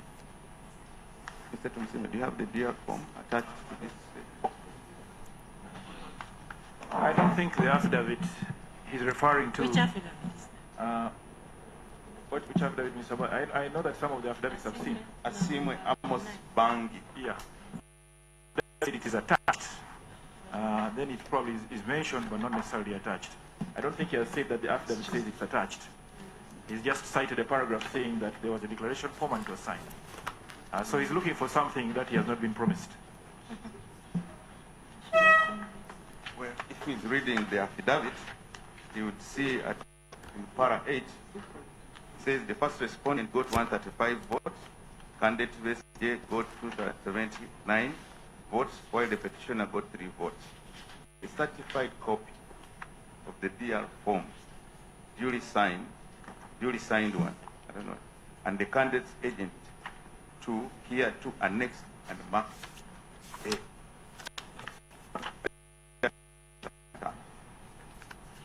Yeah, I see the affidavit, but I don't see the annex. Even me, I would ask if we can have it, maybe.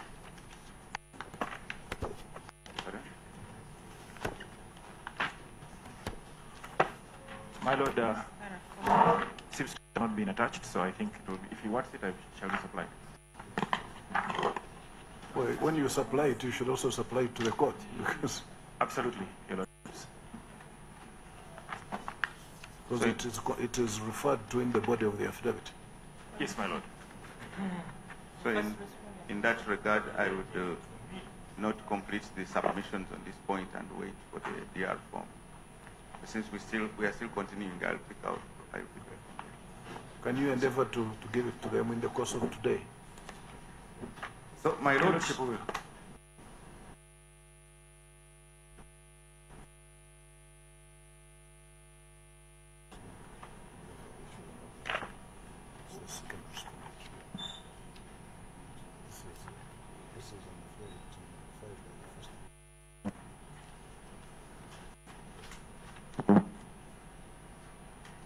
my lord, before, as I conclude on this point, regarding the DR forms, I need to refer you to paragraph 31, the petition.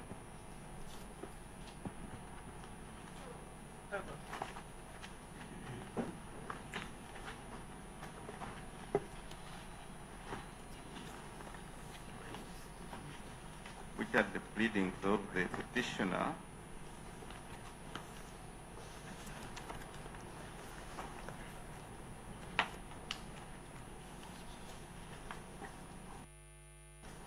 and in that submit that having shown that there was non-compliance,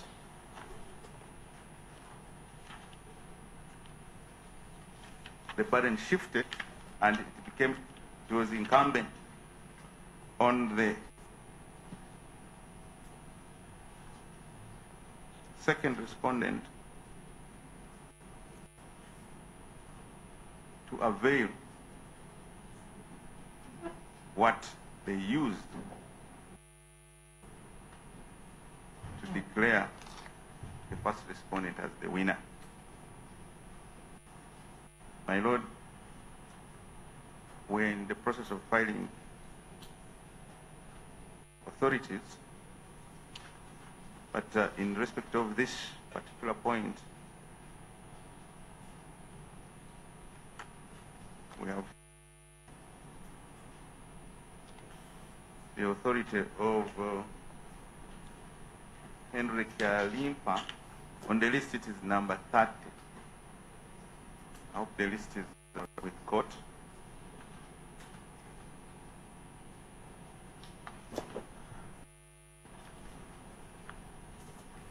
Number 30.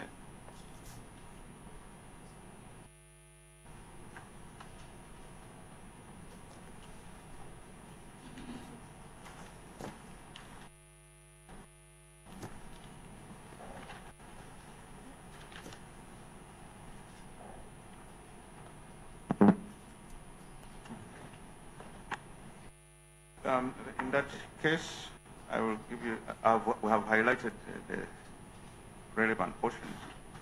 The issue was existing agreement, which the Attorney General had said existed orally, and having gone through the provisions which require it must be written. At page 33, we have highlighted that portion.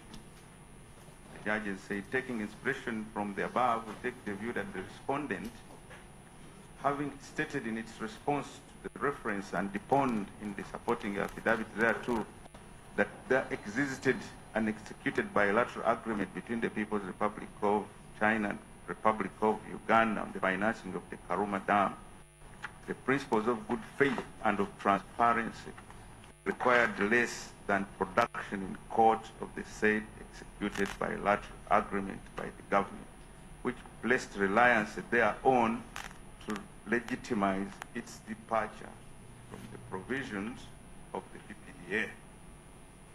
We state and urge your lordships to adopt. There are other provisions to adopt this ruling that at this material point, having discharged our burden, it was incumbent on the respondent to produce before court what they relied on. And that is what that judgment says. We have highlighted other portions, like at page 28,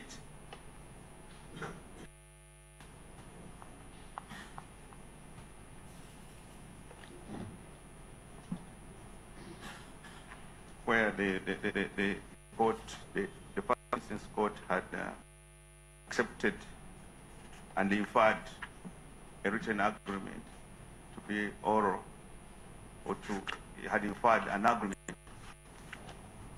as being oral, and having gone through that, the court said no.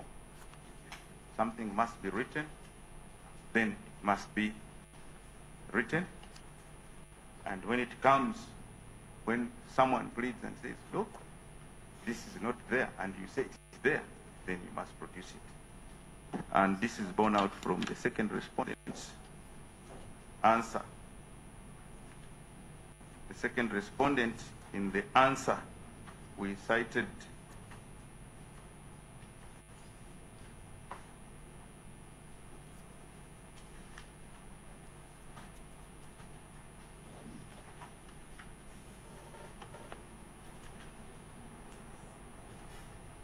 recited paragraphs 33. It goes up to, okay, we start from 30 and go to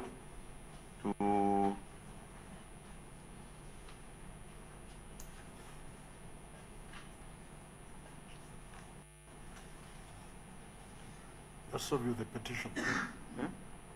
Paragraphs of the petition. No, respondent's answer. Where they are saying they had the forms, they had sheets, and they used them. And on our side, we are saying they were not there. So it was incumbent on them, using this authority, to produce them. First, they said they were there. We said fine. And they said they were scanned. Well, they ought to have brought them and shown them to the court. So using this authority, and we urge your lordships to follow this authority. As they said, we'll be filing, we'll be having other authorities at the appropriate time. I think winding up, I will. Paragraph 32, I think goes up to 47.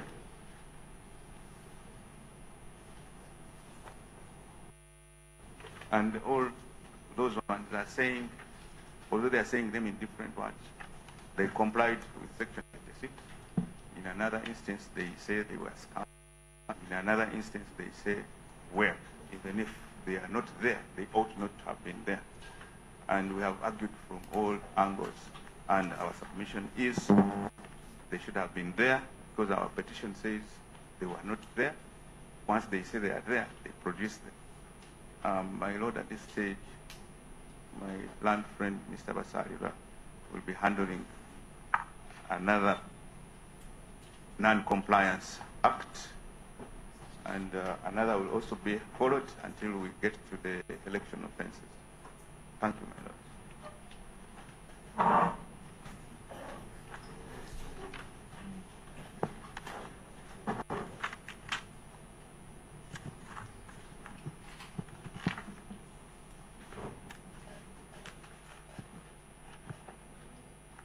My Lord,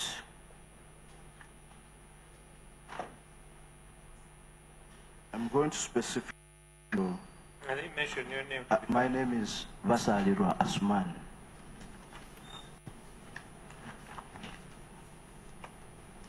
My Lords, I'll be handling the issue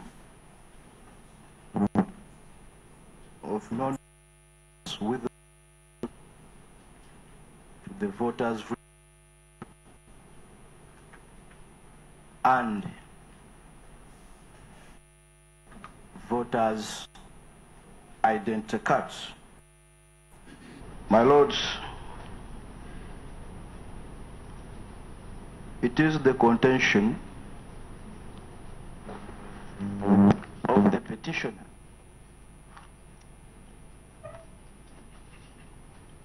that the second respondent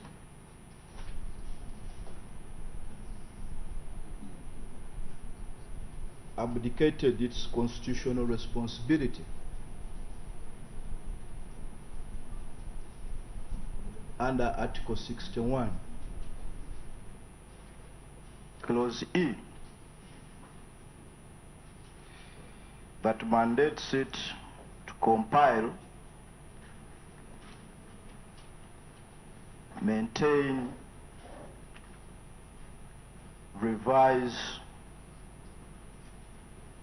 and update the National Voters Register.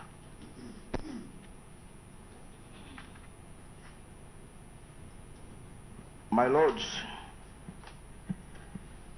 according to the affidavit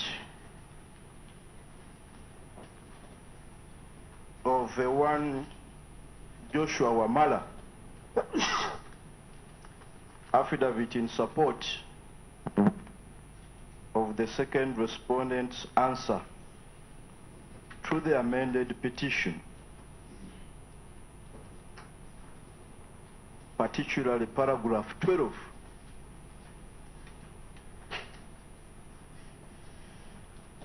Mr. Wamala basically states that the second respondent obtained data that had been compiled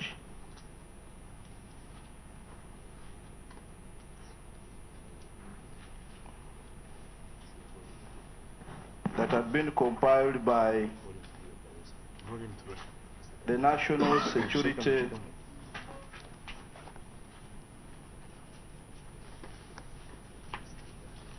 Information System Task Force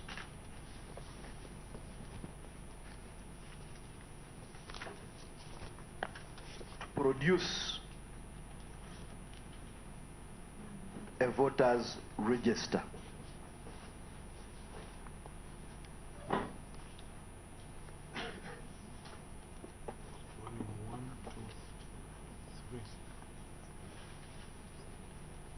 That is, my Lord, the essence of paragraph 12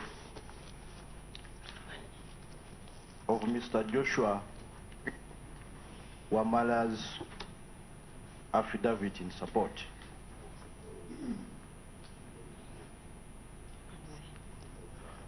My Lords, we wish to contend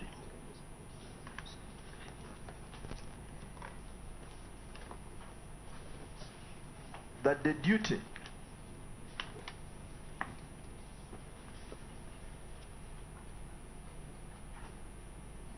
to obtain data for purposes of establishing a national voters register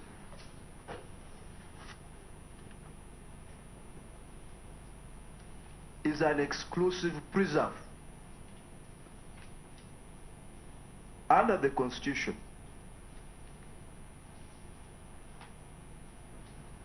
of the second respondent.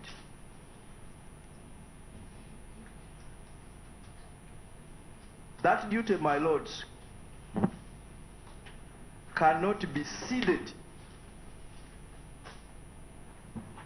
to any other authority.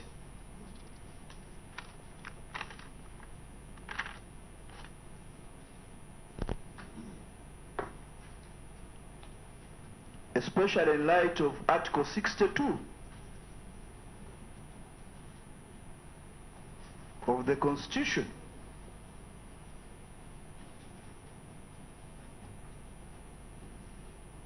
that grants the second respondent independence.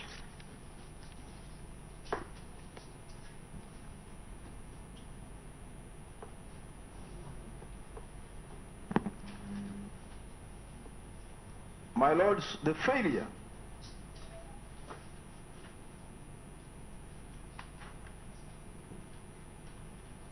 by the second respondent to compile its own data and instead use data from other agencies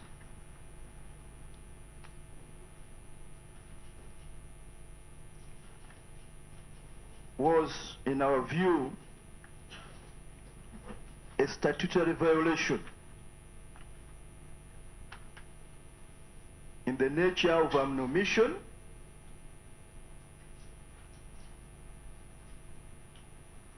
that certainly affected the credibility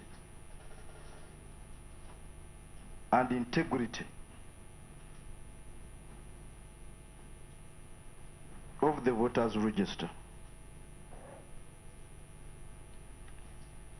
My lords, during cross-examination yesterday, an attempt was made by Engineer Dr. Badruk Chigundu to seek refuge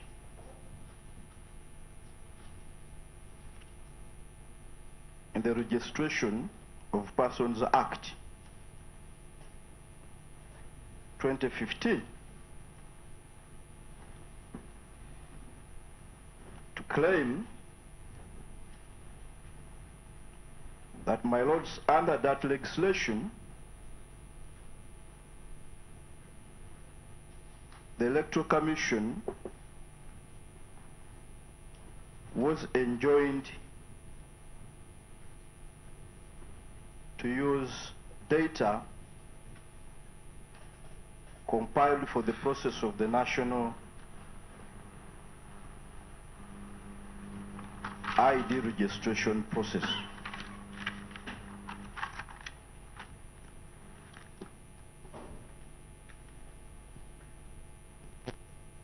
My lords, the Registration of Persons Act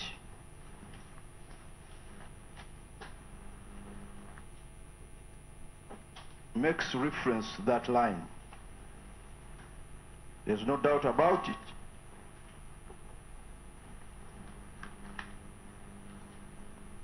However,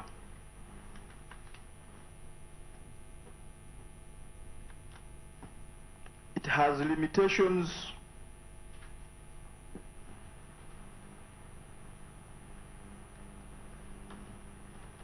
that evidently affect the process of compiling a register by the Electoral Commission.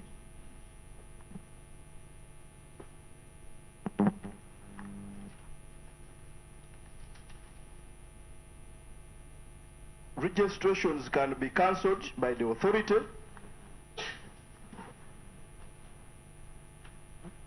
which means data can be lost.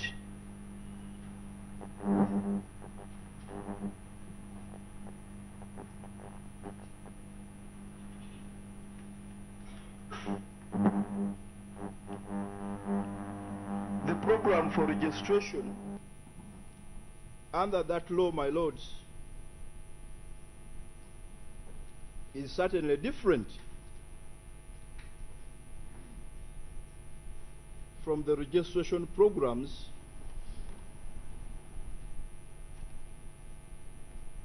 of the second respondent.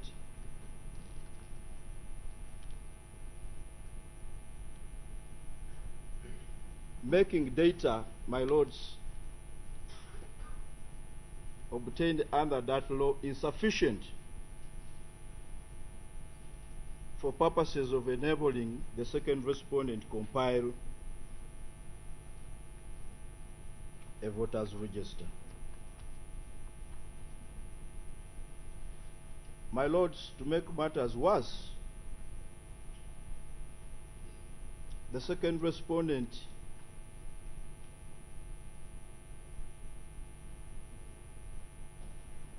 Engineer Dr. Badru Chigundu, who is the chairperson of the second respondent, did mention yesterday that actually the second respondent retired the 2011 voters register.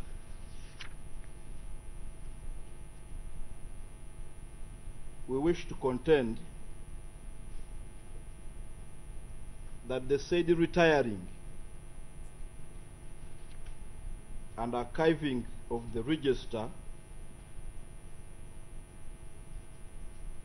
has no basis in law.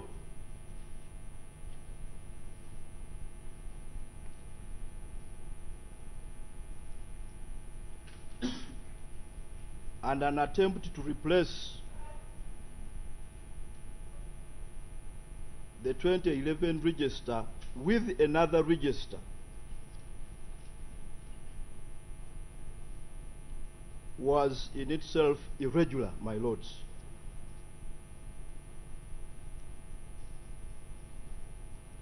My lords, nowhere does the law envisage retiring and archiving registers.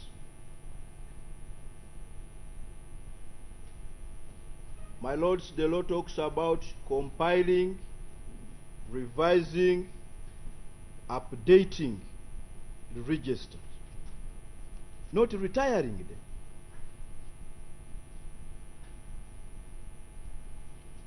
My lords, the effect of this retirement and archiving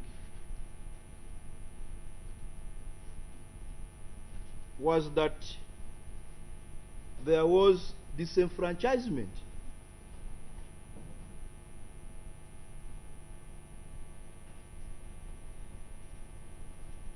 Ugandans who were on the 2011 voters register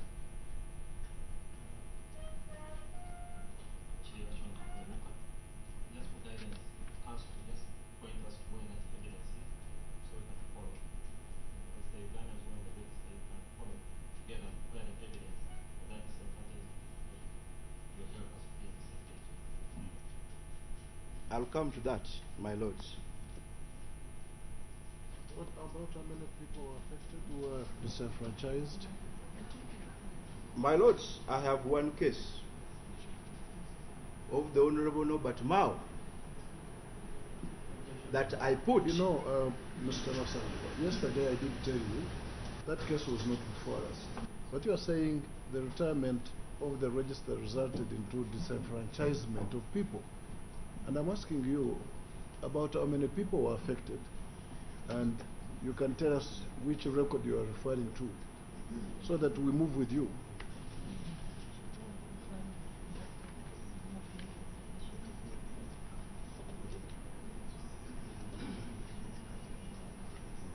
How many voters were retired? My lords, I'll come to that, to the numbers. I'm trying to get the affidavits. I'm first addressing the legality, then I'll look at the numbers. Well, you know, I thought you had addressed the legality, then you came up with a statement that this resulted into disenfranchisement of people. Okay. So this is the point when you should talk of the numbers and the evidence behind it. Okay, my lord, let me first address the effect, and I'll come to that. My lord, the effect of retiring the 2011 voters register was that people who did not register for the national IDs did not actually participate in the 2016 election. And what is your evidence? Among the affidavits you filed, is there any evidence supporting that statement? Please refer us to it.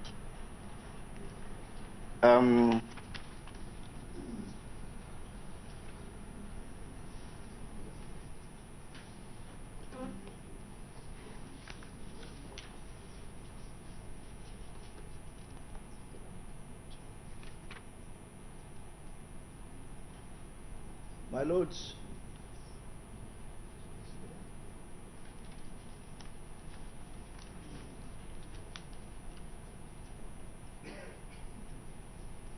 the affidavit of Sezibeza Moses, which is in what? Where would that be?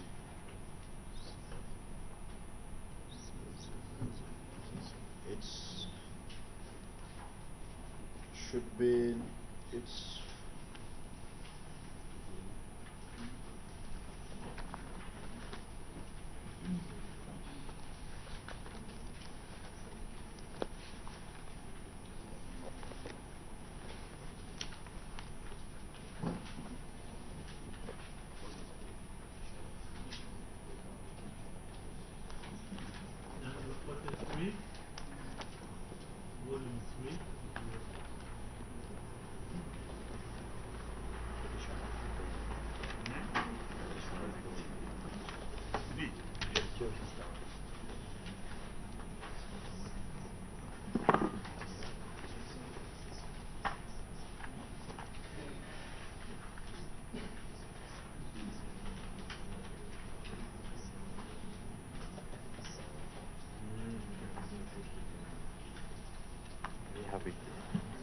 Yes, I have that affidavit. Can you point to which paragraph you are referring?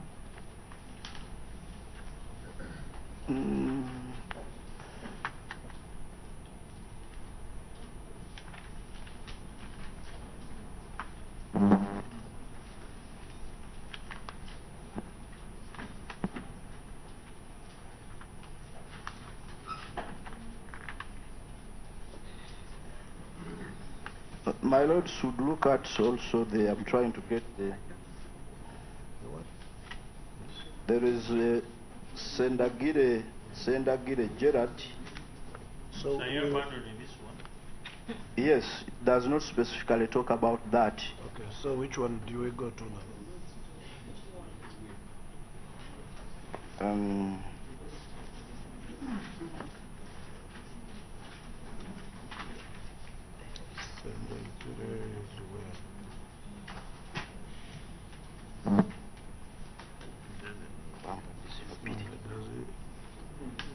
This man, what is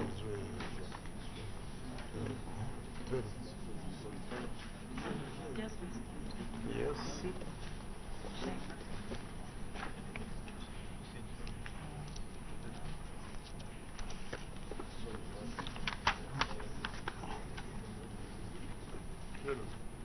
That is number 12 in your volume 3.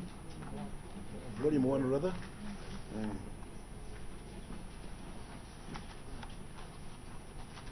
My lords, I'd like to refer to the affidavit of Jocelyn. Oh, what's happened to Sender General? I have abandoned that, my lords. Your fishing expedition is not yet over. The affidavit of Jocelyn Kabasinguzi. It's actually second affidavit of Jocelyn Kabasinguzi. It's the second respondent's answer, in support of the second respondent's answer.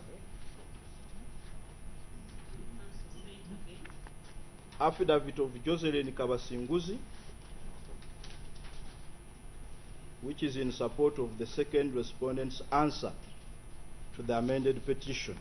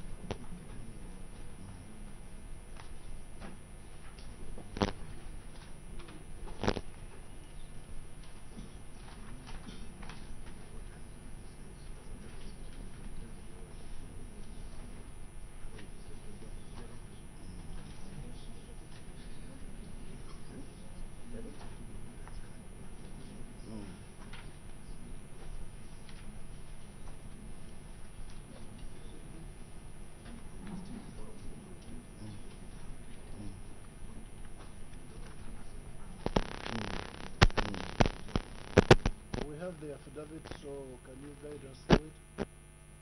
My lords, this affidavit of Jocelyn Kabasinguzi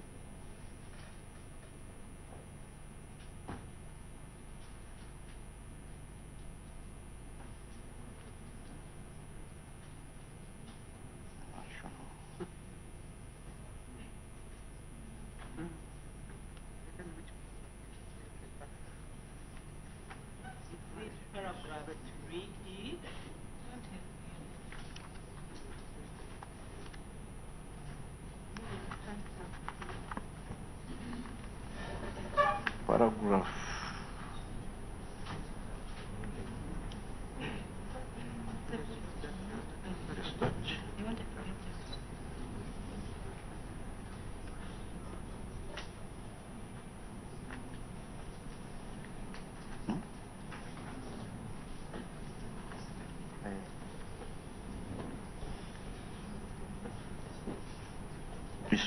My lords, I think I will abandon that aspect. You know, Mr. Rosali, well, I suppose when you stood up to present your case, I assumed you knew the case you were presenting. You can't take us on a fishing expedition through so many affidavits and then abandon them. No, and remember, you have a time limit. Today you are supposed to finish your case. My lords, I'm sorry. I thought that affidavit was actually amongst these. But let me complete the point I'm making. That, my lords, people who were required to vote in the 2016 election were actually those who had been registered under the National ID program. And those who had been on the previous register of 2011 were not eligible to vote. Where is the basis? What is your authority? You see, you are arguing on the basis of evidence you have submitted. My lords, the engineer Dr. Badu Chikondo said it yesterday during cross-examination. I mean, if you could tell us what was his evidence on the act of retiring. Did he say you forget all about what was in the old register? Yes, when I put it to him, my lords, I said, what happens to the data in the old register? He said it was archived. That was the word he used. I wish we had the transcript. Yes, my lords, that's what he said. I seem to have had different. Your Lordships, what is for sure, Engineer Kigun did not say that people were archived. He just talked about data. And I'm talking about data. I hope Council is not asleep. I am talking about data. So he did talk about at a time when we had handwritten register. And if that handwritten register was modernized by typing it, would that necessarily then discard the names of which were there?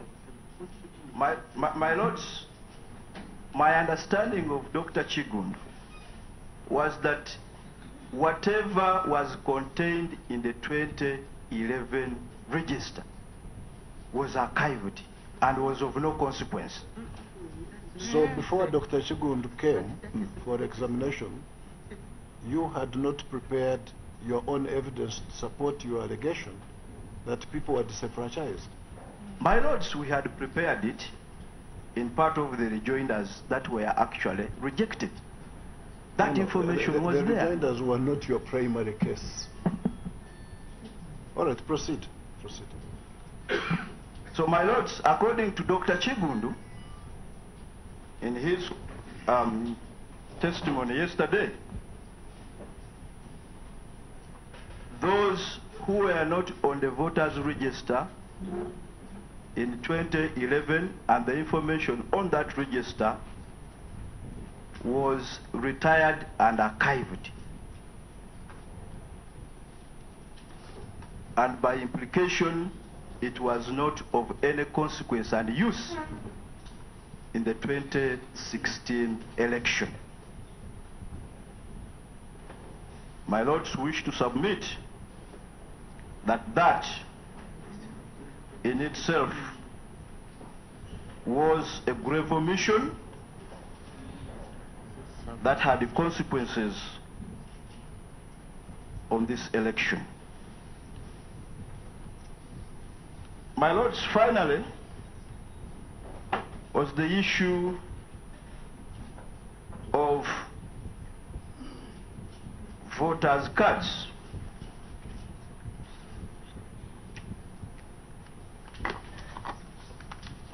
My lords, the second respondent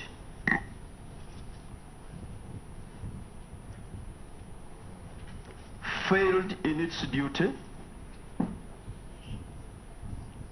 provide voters' cards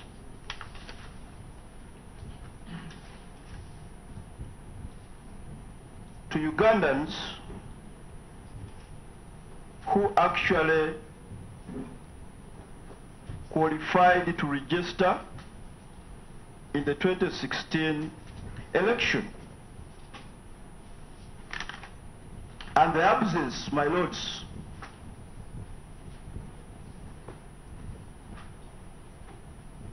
of the voters' cards certainly undermined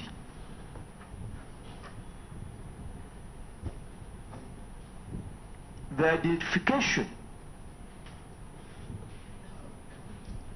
of voters at polling stations.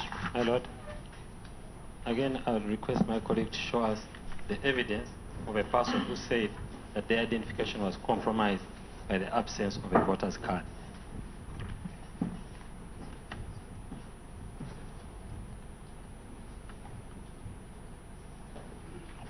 Look at the affidavit of Jocelyn Kabasingus.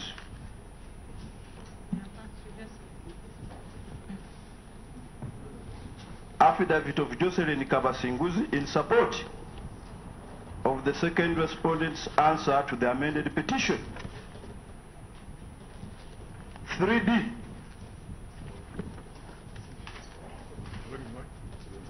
3D.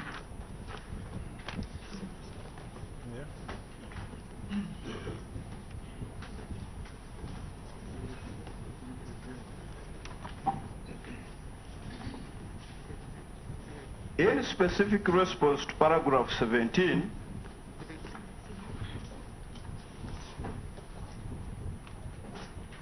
of the affidavit of Roy Peterson Mugasa,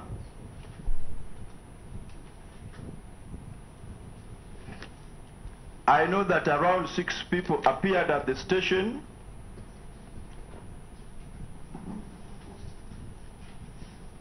with their national identity cards.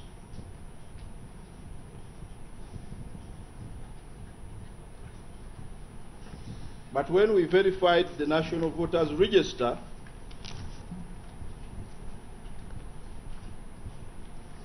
their names were not in the register. Isn't there an explanation for that in the same affidavit you are reading? My lords, if you, Mr. Rosario, if you read E, it talks about entering the N numbers, showing they were not voters. And then in making further inquiries, and in H, it says the sub-county supervisor informed me that some people registered for national identity cards at the age of 16 and were not eligible to vote. That's why the said 6 persons who appeared at the station did not qualify to vote at the station where I was the presiding officer. So if they had registered for national identity, where you are required to register when you are 16, but to vote you had to be 18. And my lords, that's where the point lies. No, but this affidavit you are referring to says these people were not 18. That's why they were not on the register. And so what point are you making there? My lord, I want to explain the import of that. The import is that in the absence of a voter's card, if the Electoral Commission had issued voter cards, scenarios of this nature would not have occurred. I'm asking you, would a 16-year-old have been able to vote? My lords, he wouldn't have been able to vote. And that's what this affidavit says. How would you have got a voter's card if you were 16? But my lords, the point I am making is simply that first of all, there were people who had national IDs but were not eligible to vote because they were underage.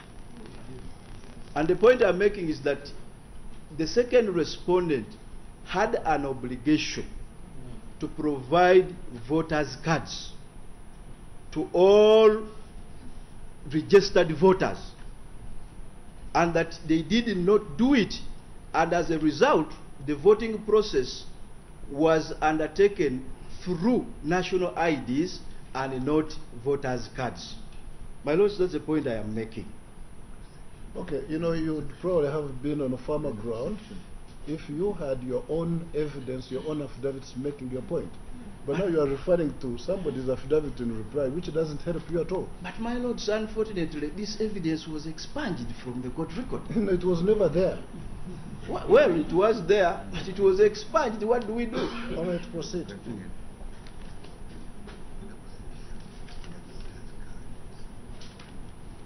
And my lords,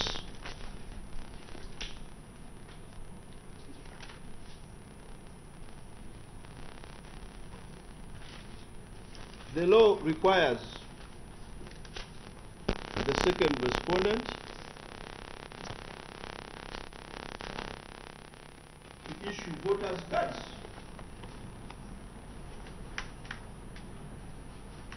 Section 26 of the Electoral Commissions Act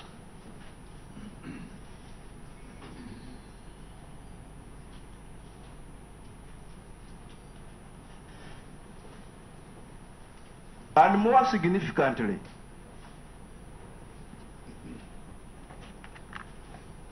where one changes from one polling station to another, the second respondent is required to have that card cancelled.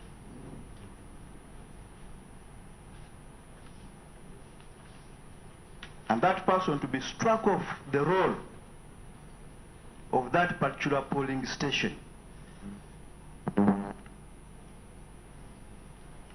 And my lords, in the absence of a voter's card, this is practically impossible.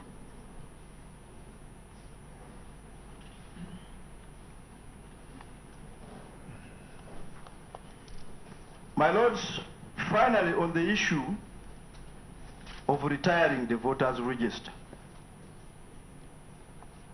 the chairman of the Electoral Commission yesterday said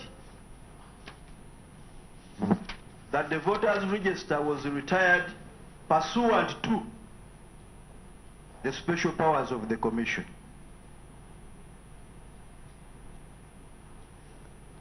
My lords, special powers of the Commission are provided for under Section 50 of the Electoral Commissions Act.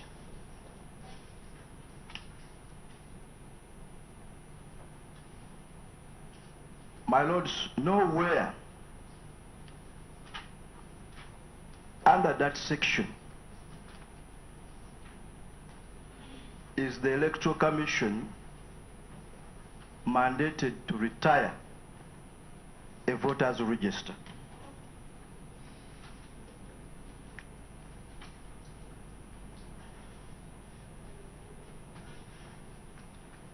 My lords, I wish to emphasize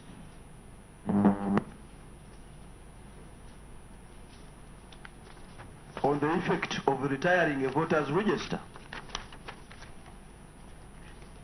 that Section 19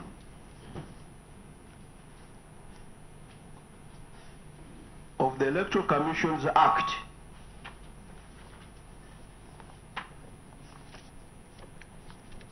is to the effect that for one to become a registered voter, they have to apply.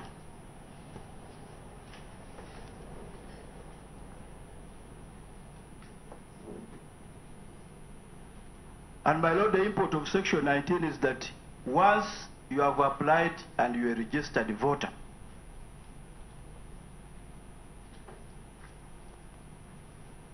only death can take you away from the voters' register. What if you cease to be a Ugandan?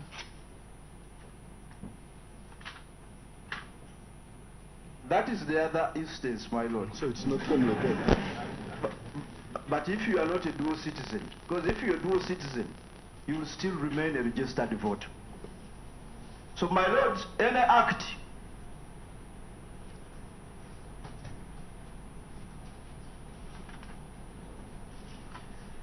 that seeks to deregister a voter through instances of retiring or utilizing data from other agencies is with the greatest respect a nullity. But you still haven't given us the evidence to go by to support that statement that anybody was removed from the register by virtue of the retirement of the register. But we are still looking for that evidence. You took us through 5 affidavits, you didn't find it. Well, my lord, I'm just submitting on the law. I'm submitting on the law. And my lord, the Electoral Commission chairperson himself said it when I put it to him. No, I was just wondering whether there is a factual basis, evidentially, for your submission on the law. Well, and my lord, I'm saying that when I put this question to the chairman Electoral Commission yesterday, he did confirm that that data was archived. And he also did state that the register was compiled on the basis of the National Identification Registration Process. He did confirm it, and it's a fact on record. I'm just supporting that fact and making allusion to the law. Finally, my lord, we humbly submit that in the absence of a voters register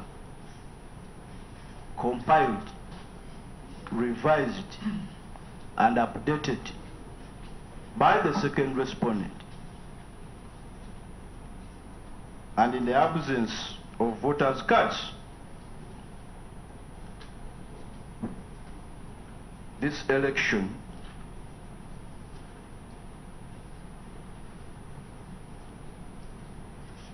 was a nullity.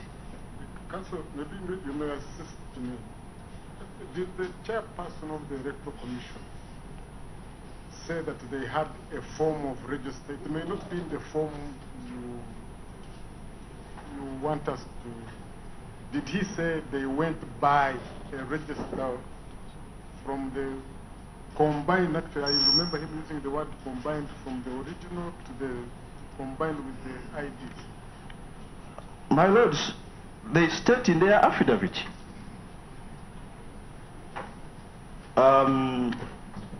Joshua Wamala says how they came up with the new register. And I have already... that's exactly the point I want you to... Yes, I have already... he states... They are talking of the register. Is there one? Yes, he states that the second respondent obtained data from the National Security Information System Network and was able to compile a fully biometric voters register as at 31st March 2015. So they stated so that... Do you reading from, is there a register or is there none? My lords, there is a register. And the point we are making is that that register was illegally compiled. It's the point we are making. It was illegally compiled.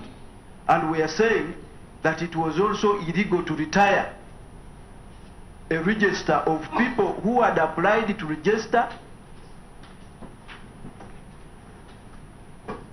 and exclude them from the new register.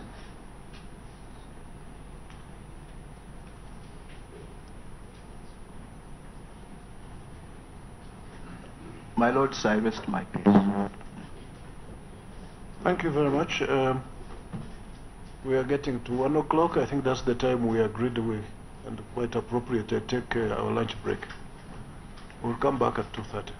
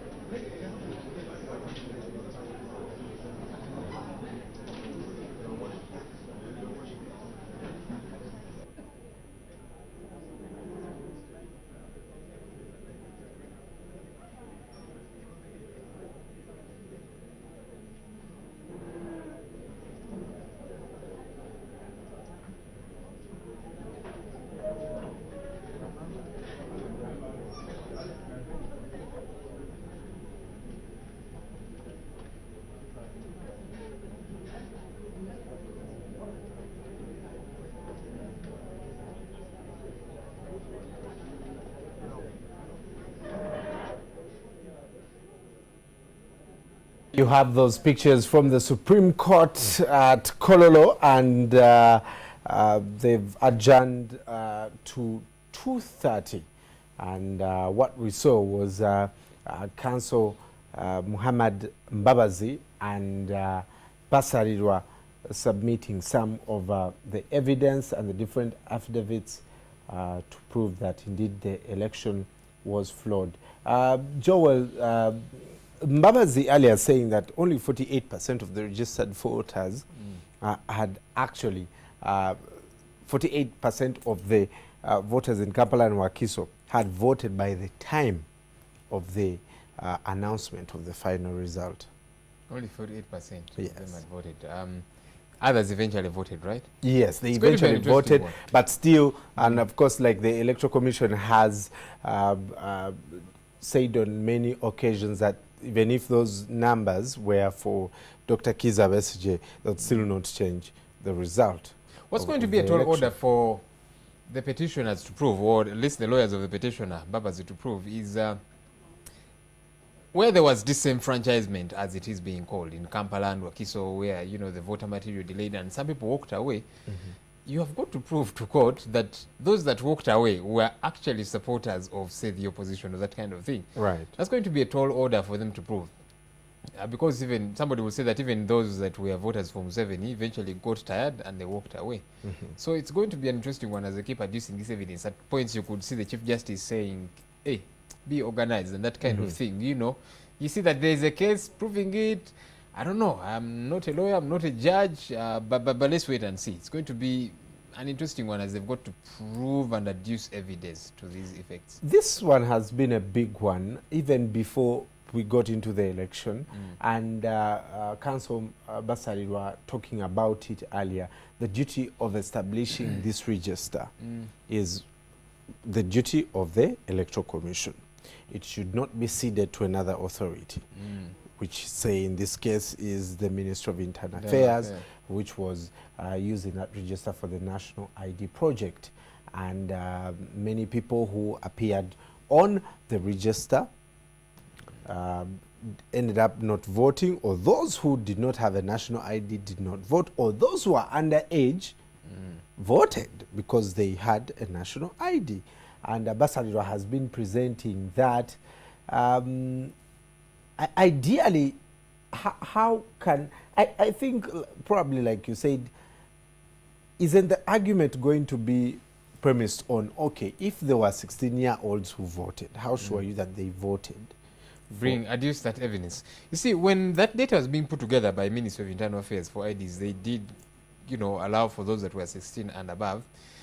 Now, as the Electoral Commission apparently was extracting information, it was extracting those who were 18 by that time. Of course, yeah, that's the debate now that the lawyers of Mbabazi are raising of, look, it should be the duty of the Electoral Commission to come up with a registrar and not to cede that to another authority altogether and then they just make it easy on themselves. But you've had the Chief Justice again and again saying, that's not the matter that's before us. They keep using the example of Mao, who was disenfranchised, you know, and that kind of thing. And the Chief Justice says, that's not the matter that's before us, yeah? Except, of course, if they can use that as evidence to prove that there was rigging as a result of the other information being used. If you're saying that some of those who were not qualified to vote were, you know, got onto the system, they were able to vote, can you adduce that evidence? So, anyway, we'll keep watching and see how things go. In a moment, NTV at 1 should be coming up. You said it was NTV at 1 at 2 p.m. So we want to make sure that today it is NTV at 1. Right. At 1. So we'll just take a very quick break and get back for that. Of course, court does resume at 2:30, but at the top of the hour, we'll bring you some news updates, not just from court, but a couple of other happenings around the country.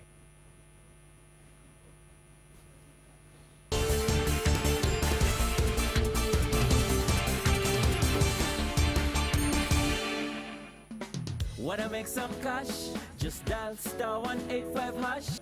Amanya gange nze Nakyeyune Irene.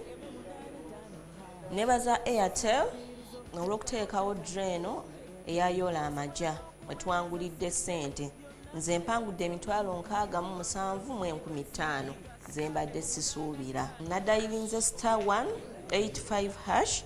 Nengenda mu Airtel Money, nengula bundles, oluusi mbadde ngula airtime, nsasula amasannyalaze, amazzi, era nkubiriza abantu bonna okwettanira Airtel Money kuba yeesinga. Airtel, the smartphone network.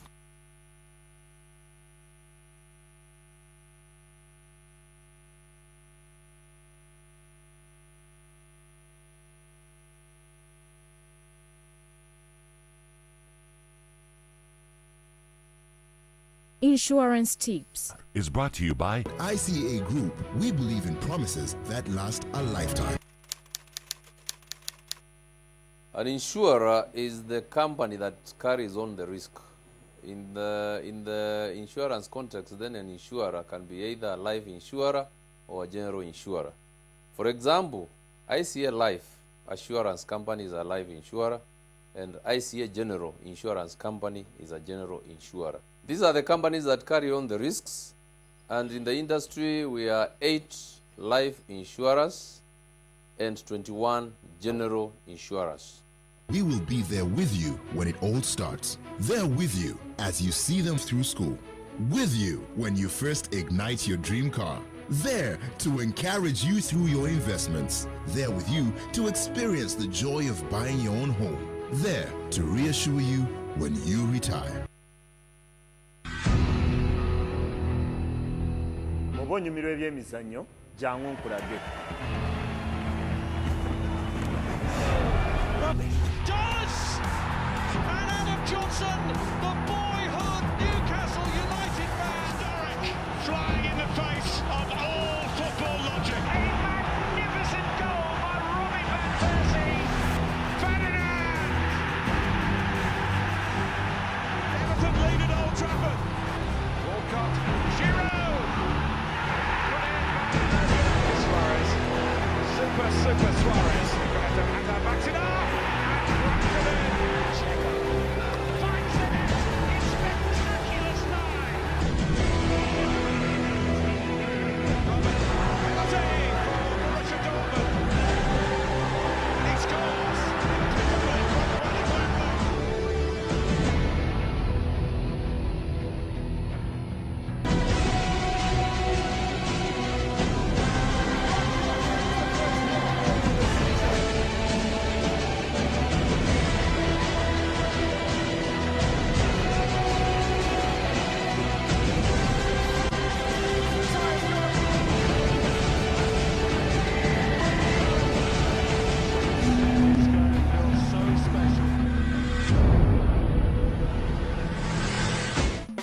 Wanna make some cash? Just dial *185#. Pay your bills, load data, or buy airtime. You could also send some cash. Come on, use Airtel Money. You could win a lot of cash. All you gotta do is dial *185#. Then you get to Yola, Yola, Yola. Yola. Dial *185# and Yola. Yola Maja with Airtel Money. Dial *185# and transact. Airtel, the smartphone network.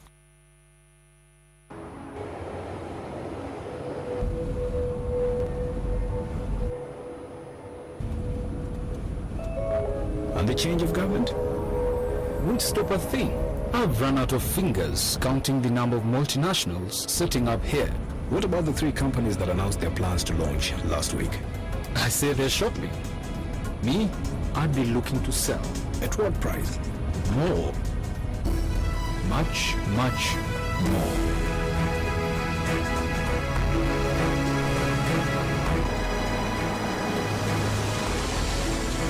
I don't know who you are or how you know these things, but one thing I'm sure of, you're in the wrong job. Here, call me tomorrow at 9 o'clock in the morning. I'd like to hear more from you. Are you ready for your big break? The East African, understanding the region.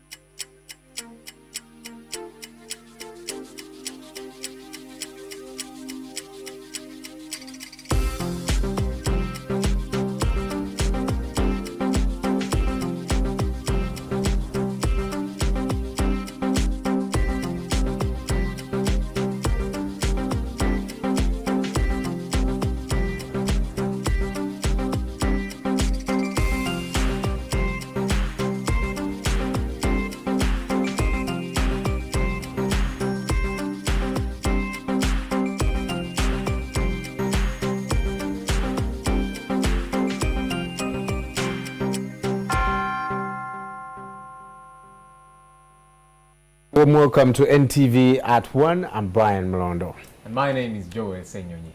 Let's take a look at the headlines as we begin. Presidential election petition hearing enters second day. Amama Mbabazi's lawyers submit findings on DR forms, biometric data and delays in voting. Also coming up, 9 in hospital over Rift Valley fever. Health Ministry dispatches team to Kabale district. And Masaka District LC5 Chairman-elect Jude Mbabali comes at police station as he demands release of his supporters.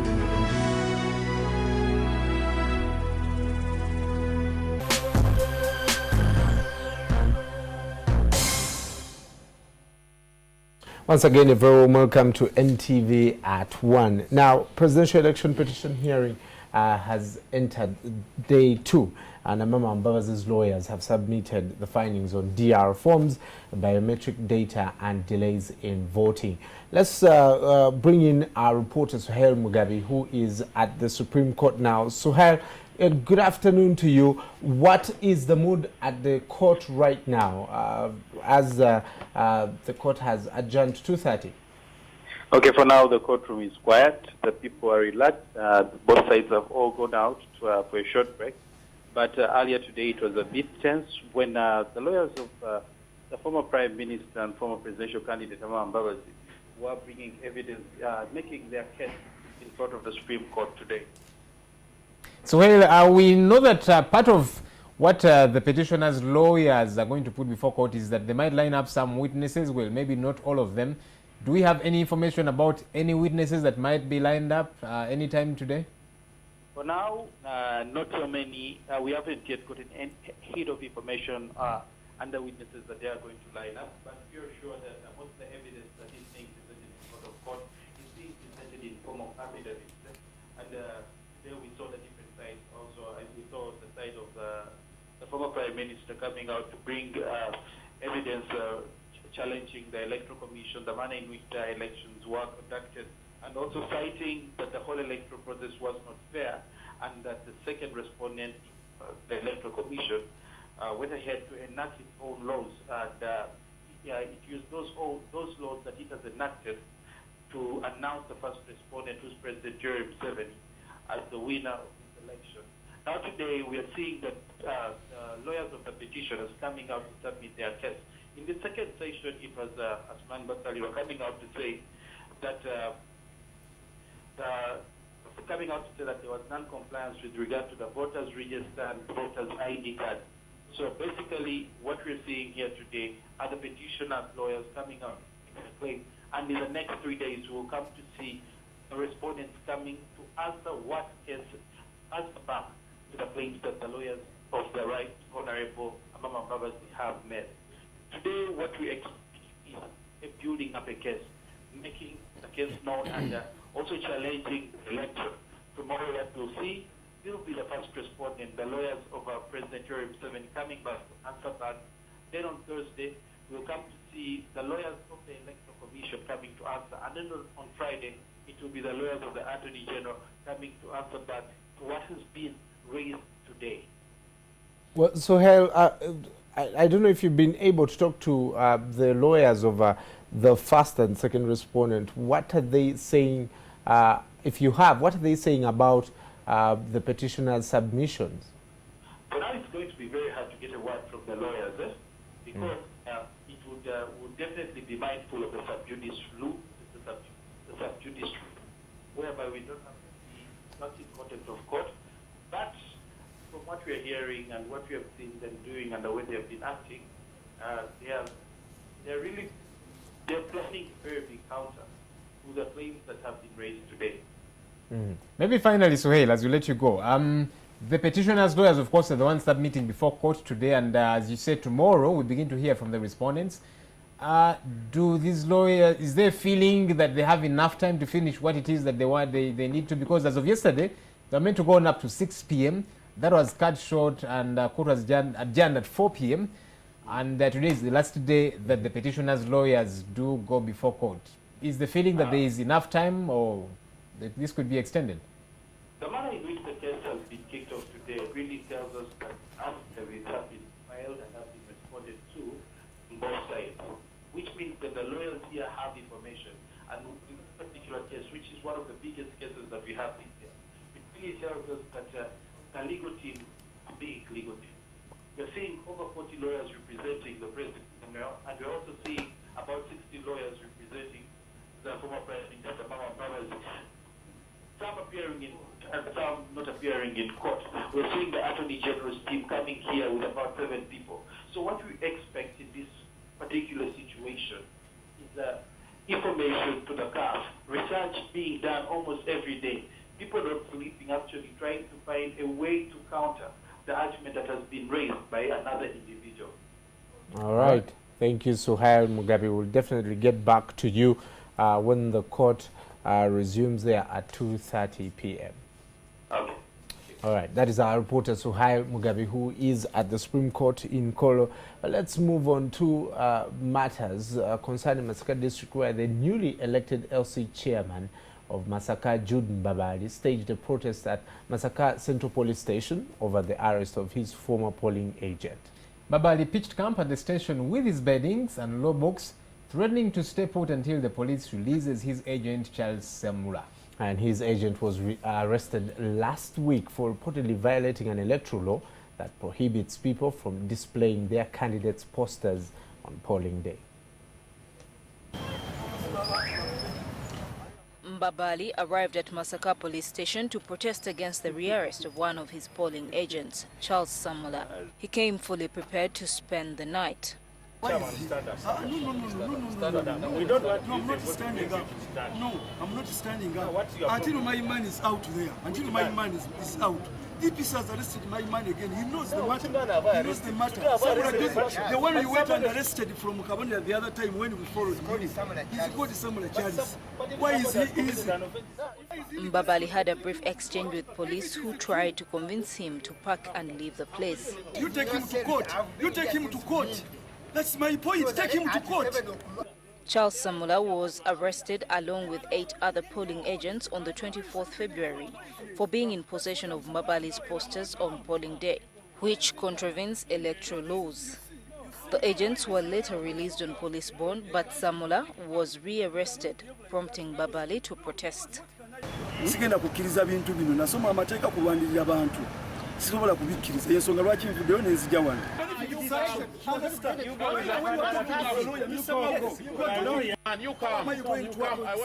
Police had a hard time convincing Mbabali to leave their premises. After 2 hours of a heated exchange between the police and Mbabali, Samula was released without being charged. He's in custody as I talk now. Was given bond, he reported late. When he reported late, they could not take him there and then. That's why they put him in a cell. They wanted him to go tomorrow in the morning. And if he wanted a bond to be given to the man, then tomorrow he stand a suit for the man. He would have walked smartly to the DPC or OCCAD and explained to him. Mbabali is the Masaka district chairman-elect. He is an outspoken DP member who defeated the incumbent, Joseph Kalunji, of the National Resistance Movement. Jude Mbabali, the newly elected LC5 chairman of Masaka district. Now, the Health Ministry has confirmed 2 cases of Rift Valley fever in Kabale district, and the samples are being further tested at the Uganda Virus Research Institute.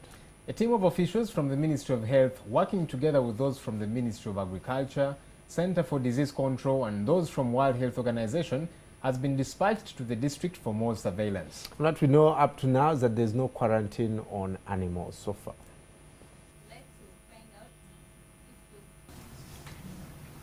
The Ministry of Health would like to inform the general public that there is an outbreak of the Rift Valley fever in Kabale district, Western Uganda. This declaration follows laboratory tests done at the Uganda Virus Research Institute, which confirmed 2 samples positive of this infectious viral hemorrhagic fever.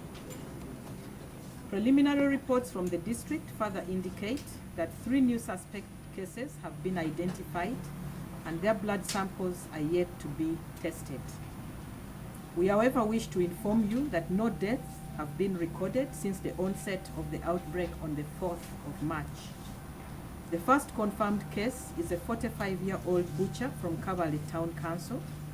The patient reported to Kabaale Regional Referral Hospital on the 4th of March 2016 and was later referred to Mbarara Regional Referral Hospital for blood transfusion. He is currently admitted in an isolation ward at Mbarara Regional Referral Hospital, but improving steadily. The second confirmed case is of a 19-year-old student from Kabaale Town who had contact with livestock and other domestic animals at their family home.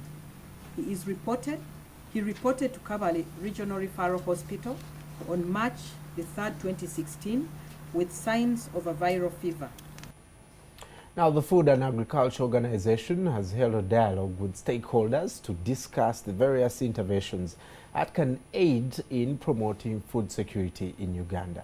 Now, FAO's country representative Alhaji Jallo said agricultural knowledge, information systems and climate change mitigation, that is, are some of the areas that need emphasis in order to maintain resilience of vulnerable households. FAO continues to support the government of Uganda in various avenues, including developing strategies, policies and planning, generating and disseminating agricultural knowledge, information and education, building resilience to livelihood threats and shocks, responding to climate change challenges by promoting climate-smart agriculture technologies, and responding to livestock and crop diseases and promoting improved breeds and crop varieties, respectively. FAO remains committed to end hunger and malnutrition in Uganda. To attain this goal, access to the right information and knowledge at the right time is key. We came down from the 5 priority areas to 3 result areas. We maintained the one on production and productivity of the commodities in agriculture, livestock, forestry, fisheries, and so on as the #1 priority area, which is also a priority in the agriculture sector. Perhaps what I didn't mention is that all the things that we do as FAO must be in priority of what government aspiration is. The second area is on agricultural knowledge and information, and the third one is on resilience to livelihood threats with emphasis on climate change. So it's for commemoration of 70 years of FAO. So my dear brother and friend, it's a real joy to give you this medal on behalf of FAO. You're watching NTV at 1. Let's now take a short break. But NTV at 1 returns in a bit. Do stay with us.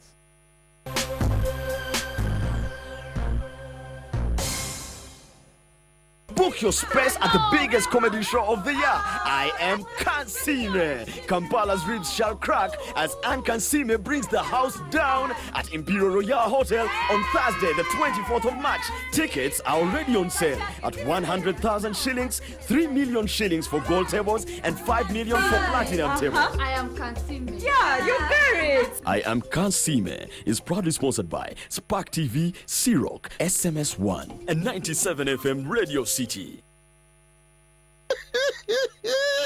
Why are you laughing? Because he pays 3 shillings per second. And how much are you paying? A bit less than his 3. With AfriCell, you can pay much less than both of them. With the Tokota 500 bundle, you pay less than half a shilling per second. What? Yes, less than half a shilling per second. All you have to do is dial *134# and select Tokota from the king of the bundles. Only on AfriCell. Subscribe or renew your basic or classic bouquets for 1 month and get a 1-month free Sports Plus package to watch live Bundesliga, Serie A, and League One matches only on Star Times. If football turns you on, turn on Star Times.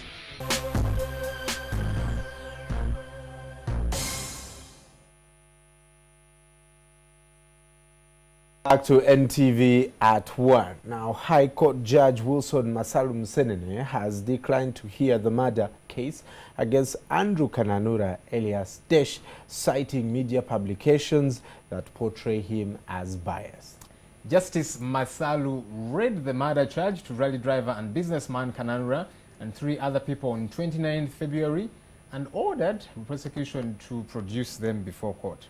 And he has excused himself from hearing this case, which is part of other 40 capital cases that were allocated to him. Justice Masalu explained that he has been accused of having a personal interest in this case, having followed it all the way from Nakawa Court to the High Court. The prosecution was ready and the defense counsel were also ready to proceed, but the judge decided to read a statement, and he's quoting a red paper article which had insinuated that when he had adjourned this matter in Nakawa, when he was still in Nakawa Court, he had failed to, he had refused to transfer it to the main central court, which we are in here at Kampala. And then the red paper insinuated that when he came, he now picked it and one tried to hear it here. So he was saying that he has no interest in the case and that he, in the interest of justice should seem to be done. So he declined to hear the matter and referred it to the registrar for re-allocation.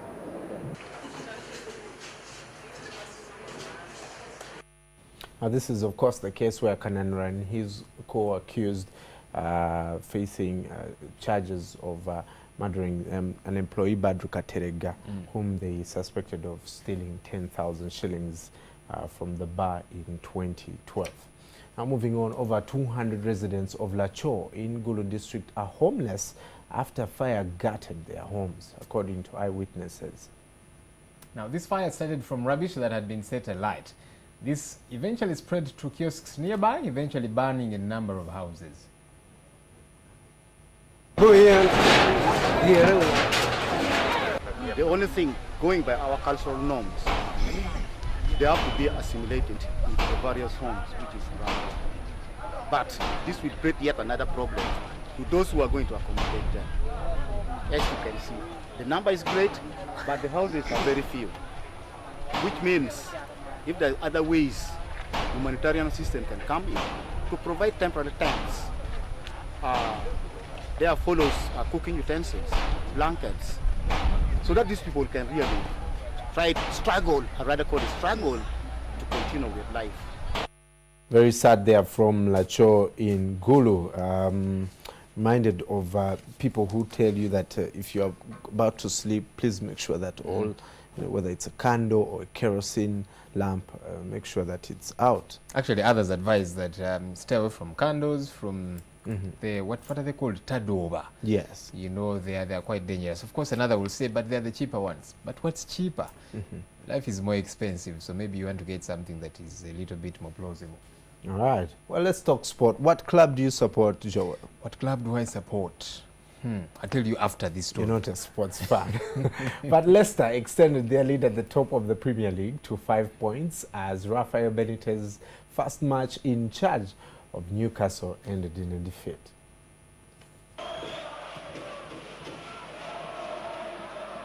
Played by Mitrovic, out to Albrighton. Vardy, Okazaki! Spectacular goal! And the Leicester live wires are at it again! They get it out, but they don't get it safe. Vardy does brilliantly here. As it breaks at the back post, helps it in. And how's that for improvisation? The wonderful finish. Leicester, who haven't been a threat up until now, showing that they don't need many chances. Now Mark Albrighton as Taylor holds off for now. Albrighton runs it in. Oh, and misses the target and going for a second. Did well to keep going, and Sissoko in space. It's Musa Sissoko. And Yanmat comes in on it. And Albrighton got across there. That is Leicester extending. How did that guy miss that goal? If I was the one, I promise. Joel, you've never played football. I used to play some soccer back in high school. You're asking me which club I support? The fact that you even call it soccer, it means you've never played it. Well, what do we call it here? I know soccer is the American thing. They are one and the same. What sport do you play? I play volleyball and baseball. Oh, you do? I play volleyball. We should try out one of these good days. Yeah. And then I'll show you. And what lately, I got. kickboxing. Kickboxing. Kickboxing. Well, you can follow all the sport there here on NTV. Also, we have some pictures for you from the Supreme Court there, where it has been adjourned up to 2:30 p.m. We shall be back then to bring you all the latest, and of course, check in with our reporter Sahir Mugabi to give us all the latest updates. Oh yeah, for now we'll just cross over to Serena for lunch, and then we'll be back at 2:30. That's it for now. We'll see you at 2:30.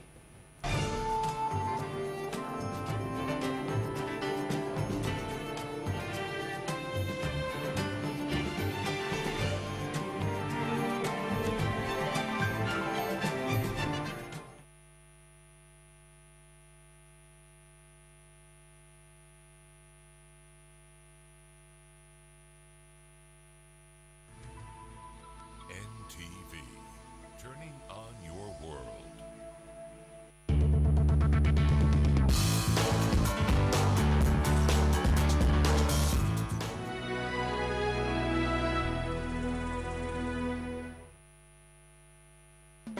Wanna make some cash? Just dial *185#. Amanya gange nze Makubya Kenneth. Ni musajja musuubuzi wa ngatto ku kizimbe Mutasa Cafe Plaza. Nebaza Airtel kuba nti mpadde omukisa guno okubanga nze omu ku bawanguzi b'olwaleero okuyingira draw mu kyuma nzijeyo $3,312,000 okuwangula na sindika sente kusinzira nsindikira ba supplier bange wansi mu kikubo ne nabugabo. At the same time, I buy airtime using Airtel money. I top MBs using Airtel money, and then ninyiga ne draw ya Yola Cash. Airtel, the smartphone network. Today's highlight with... Let me go in and see Rebecca. Are you listening to me? You will pay for all you've done to me. You will pay for all you've done to me. For now, you won't get out of here. Today's highlight.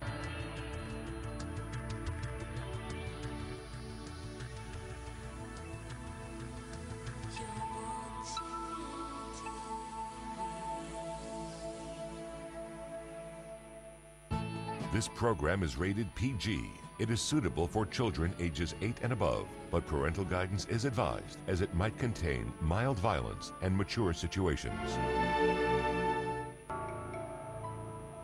Throughout the generations, Asians have passed on the legends of their ancestors. History is filled with tales of civilizations lost beneath the sea, religious epics of bloody battles and cities won and lost, and of mythological creatures which inspire both terror and awe. But what if these legends are in fact clues to what really happened? And what if the myths are in fact a reality?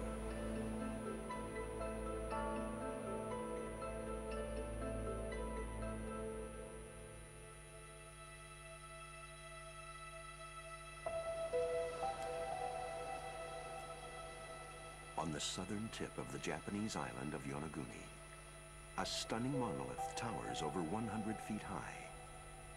To the locals, it is known as the Standing God, a spirit which guards the island, and an extraordinary mystery which lies at its feet.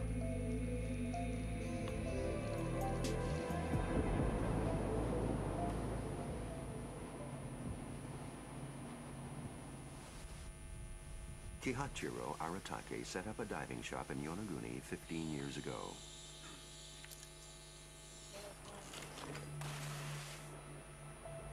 One day, while searching for a new dive spot, he ventured into an area long considered taboo by the local elders. Peering into the depths, he saw something he says he will never forget for the rest of his life. When I first saw it, I wondered, what is this amazing structure under the sea? I decided to give it a name, Monument Pond. Stretched out before him was a gigantic rock formation, more than 70 feet high and nearly 800 feet long. Aratake saw detailed features, ghostly archways, grand staircases, and smooth roads. Were these rock formations the remnants of an ancient city lost beneath the sea? Or is this one of nature's grandest masterpieces?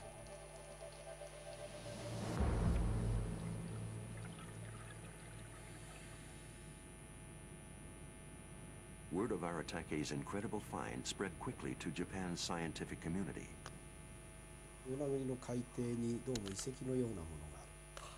I first heard from a diver that he had discovered an underwater remains at Yonaguni, and that it was a pyramid-like structure. He thought it was probably a natural formation.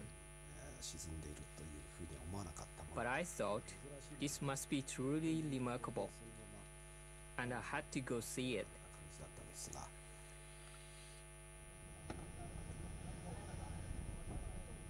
Since his first trip to Yonaguni almost 10 years ago, Professor Masaaki Kimura, a marine geologist from Ryukyu University, has become a man with a mission: to convince the scientific community that this underwater structure is not a product of nature, but an extraordinary architectural feat that will prove once and for all that the oldest civilization known to man once lived here on an island in Japan. I think it is highly unlikely this monument was made by natural forces.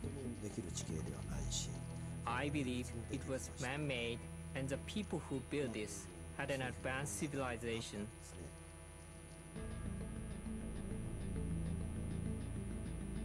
Yonaguni is one of several islands which make up the tropical province of Okinawa.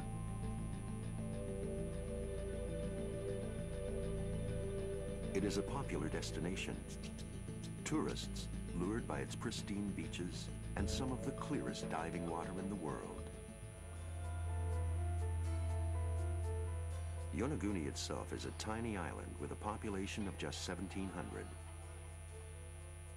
It is so far west that in all of Japan, the sun sets here last. On a good day, the neighboring country of Taiwan is just visible on the horizon. For centuries, the people of Yonaguni have always valued the stone from which their island was made. Across the island lie remnants of their ancestors' special bond with rock. Tombs, monoliths, and even stone urns, some of the oldest ever found in Japan. This worship of stone is precisely why Professor Masaaki Kimura believes the underwater monument was formed here centuries ago by human hands.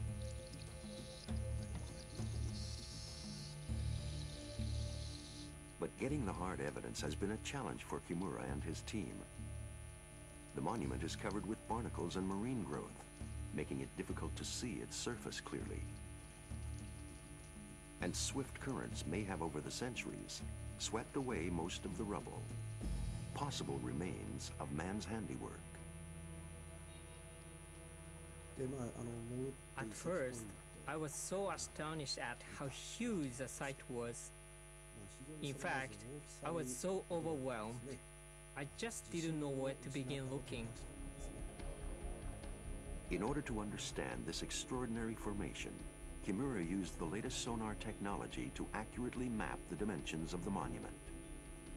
This gave him his first scientifically accurate view of the structure's apparently man-made features.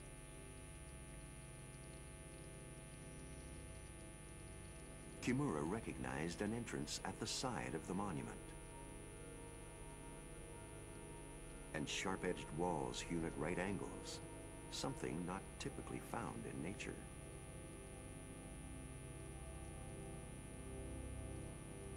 Steps of all sizes formed staircases all over the monument,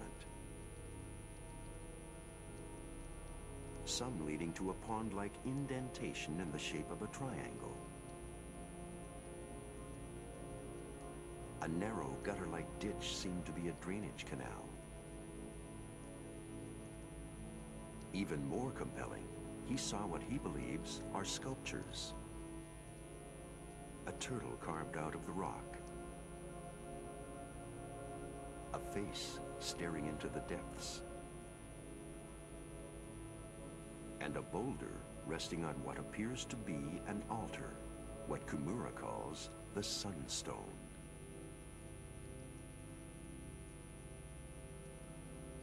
Another compelling reason Kimura believes that Yonaguni is man-made is its age. In order to determine how old the monument is, Kimura has taken samples of coral growing at various points on the formation. The oldest coral Kimura found dates back to around 6,000 BC, some 8,000 years ago. That means Yonaguni must have been above ground before that time. In fact, scientifically accepted data show that 8,000 years ago, sea levels were significantly lower than they are today. This means the structure would have been at least partially above water and in clear sight of whoever lived on Yonaguni. Professor Masaaki Kimura is convinced that his research proves beyond doubt that this monument lying at the bottom of the East China Sea is the product of an ancient civilization. But despite his exhaustive efforts, the scientific community remains undecided about the monument's origin.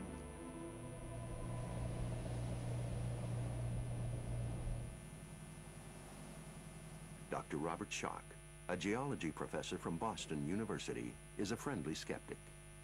Coming here on my first trip, I came to the conclusion it's primarily natural, but it's not like any natural feature I've seen before. The whole package of different features are quite unique, and it's such a complex situation. Renowned for his expertise on the Egyptian Sphinx, Schock believes this structure is the work not of ancient man, but of Mother Nature.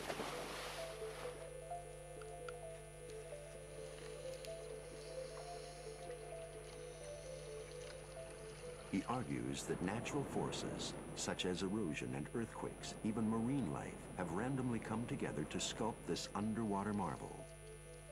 Nature, he says, is also capable of order and symmetry. I went down there with my rock hammer and sat myself in one spot, start scraping down the walls to get the scum off so I could start looking at the rock. I was looking for any definitive indication of human working, of artificiality, like tool marks, like chisel marks. Nothing is quite as regular as seems at first. The horizontal surfaces are also not quite horizontal. I noticed that the rocks seem to fracture along joints and planes. They seem to be working naturally. These large, deep holes, which Kimura thought might be wells, may actually be a natural phenomena. They look very similar to what geologists in other parts of the world will call potholes, where you get very strong currents and eddies swirling around some stones. They swirl around and it basically digs out and burrows out these holes. Schock can also explain these incredibly evenly spaced holes that seem to imply a man-made pattern. But little organisms, clams and crabs, have started to make their homes along that weak joint. Each one needs its own living space. It needs to be able to get its nutrition. So they actually space themselves out fairly regularly. And it gives this wonderful order between the geology and the biology, but it's an order in nature. Even Kimura himself has acknowledged that the monument is partially natural. But he still believes that the structure is what he calls terraformed, a natural formation which man builds upon.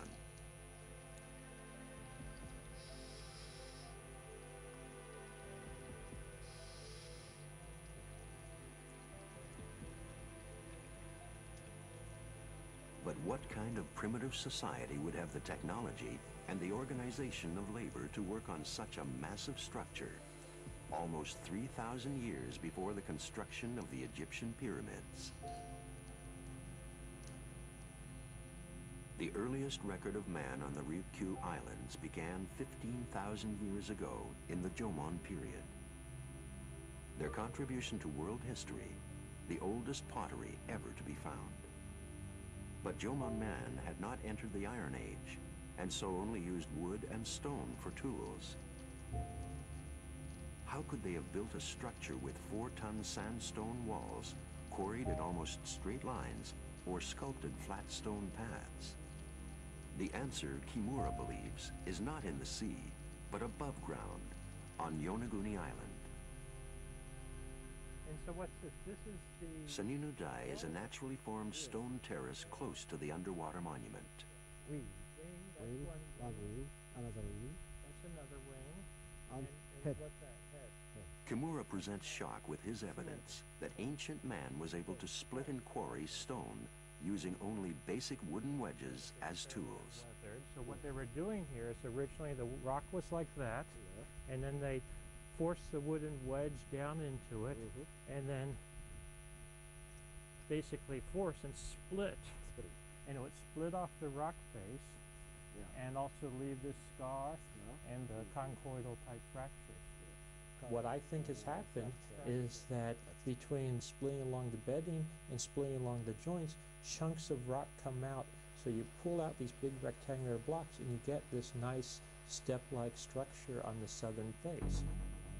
According to Kimura, primitive architects forced wooden wedges into natural cracks in the stone. Drenched in water, the wedges expanded, breaking the stone apart neatly. Kimura claims that these wedge marks correspond with similar indentations found on the monument.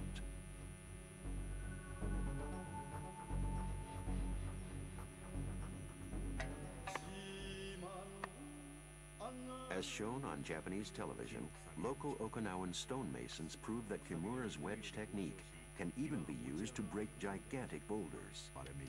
棒を差し込む。数本の棒を差し込むと、それだけで大きな石が動き始める。Kimura backs up this theory with other findings. Stone tools, strange etchings, and a stone carved with what looks like a symbol of an X and a V. Despite this new evidence, Shock remains unconvinced. All we have is natural bedrock, and rock seems to have been pulled away. And when I say pulled away, not necessarily by humans, I believe, at least in every case I've looked at closely, by natural processes. But Okinawan legend may reveal another clue. On a nearby island, a religious offering is made to a sacred stone, which has stood here longer than anyone can remember. The women offer prayers and blessings to Nirai Kanai, the Okinawan version of heaven, thought to be a mythical land somewhere on the horizon. Their songs speak to the ongoing bond Okinawans share with stone, a link from the present to the past.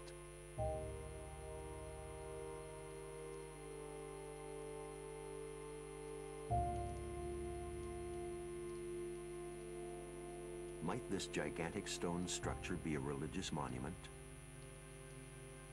Perhaps a sunken citadel, or even an underwater Stonehenge.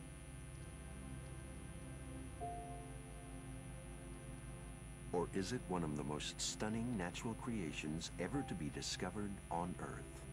I mean, it really is fantastic, sort of like the Grand Canyon. You don't have a Grand Canyon every day, yet we know it's a natural structure. Either this monument was natural and used by people in its original form, or people modified it for their own use. I think the Yonaguni monument was man-made. Until these questions can be answered, the mystery of this extraordinary underwater monument lies sealed deep beneath the waters of the East China Sea.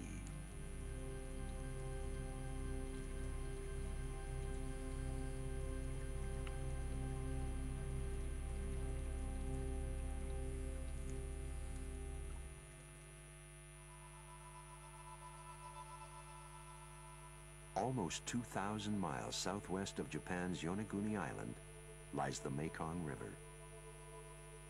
It is the 10th longest river in the world, winding its way for 2,600 miles past 6 countries in Southeast Asia until it reaches the South China Sea.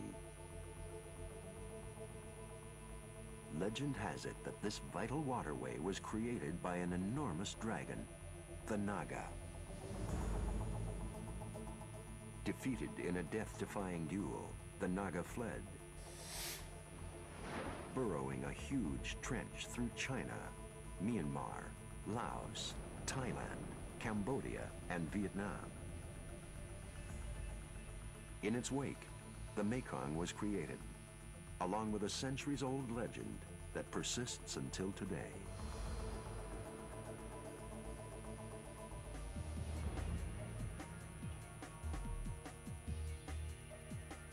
The Naga is a creature of dual dimensions. Spewing fire and poison, it is horrific and frightening. But it is also, for the Thais, a symbol of good fortune. A hero that rescued Buddha from a torrential flood and saved his life. Incredibly, across Thailand today, thousands of people believe this legendary creature still lives in the murky waters of the Mekong River. And many say they've actually seen it. This home video, taken by one of hundreds of witnesses, is the only existing visual record of what could be a new species, or perhaps even the source of an ancient Naga myth.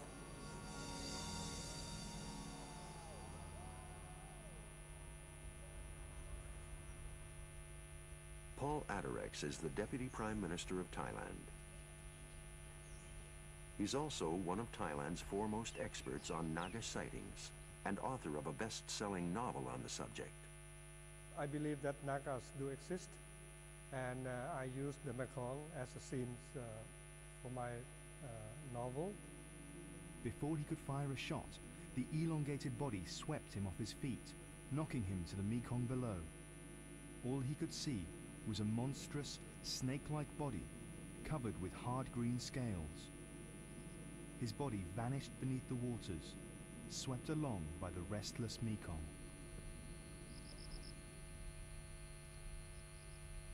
Although his is a fictional account, Adorex is a firm believer that the Naga is not a myth, but a real creature that lurks in the depths of this mystical river.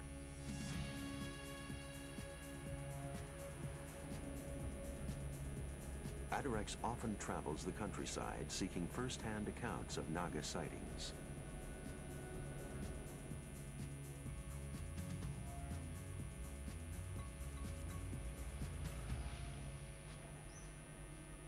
Today, rumors have led him to this Buddhist monastery in the northern part of Thailand. I went to talk to a few monks who have claimed to see strange objects floating in the Mekong River. The chief abbot told me that he saw a big snake, black in color, so the villagers tried to chase him away. But later on he just disappeared into a hole, and that big snake has never been seen again.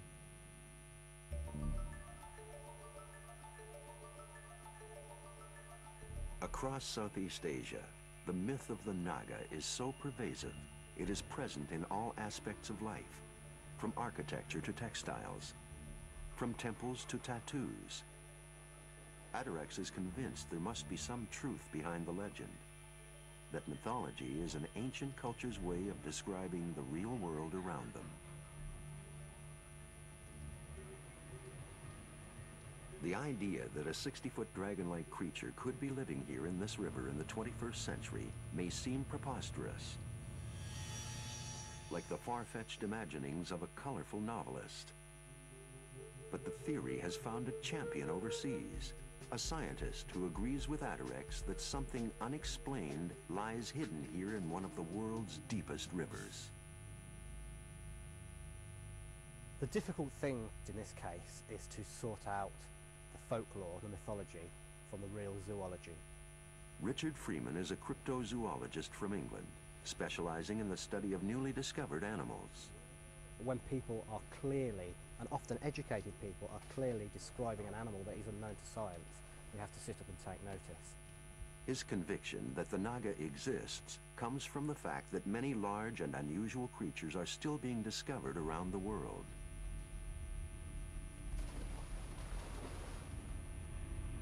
In the past, stories of extraordinary creatures once thought to be legends have later proved to be true. In the markets alongside the Mekong River, tourist stalls selling baubles and trinkets also do a brisk business in the sale of this particular picture.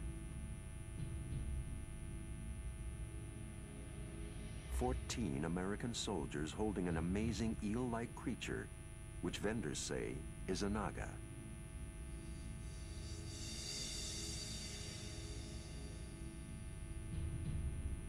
Today, the oarfish is a verified species, which lives in the depths of the ocean. Because it lives only in salt water, the oarfish is unlikely to be what Naga witnesses have seen, but it serves as an example of how legends are often based on truth. Even more incredible, the giant squid, the kraken from Viking legend. This was a monster from maritime folklore until it started to appear alive, kicking and incredibly dangerous. The mountain gorilla too, a creature completely from folklore, a hairy monster of the mountains until 1904 when the first ones were actually caught. So the Naga could be within this residuum of bizarre creatures that exist in this sort of twilight zone of zoology, on the very, very edges. Like these mythical creatures come to life, could the countless stories of the legendary Naga point to a real flesh and blood creature? Perhaps a huge serpent, entirely unknown to man, lurks in the mysterious waters of the Mekong River.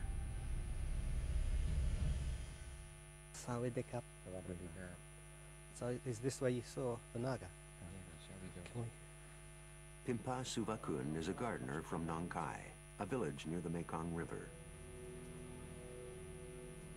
One day, while visiting a local cave to offer Buddhist prayers, Pimpa came upon an incredible sight. When I pointed my light to the right, I saw a giant snake. The body was blackish and had green scales. It was about 50 feet long. I was so shocked when I saw it, but I couldn't back out because I was pushed up against the stone wall. Then suddenly my candle blew out, and I could only hear this noise. By the time I relit the candle, the creature was gone.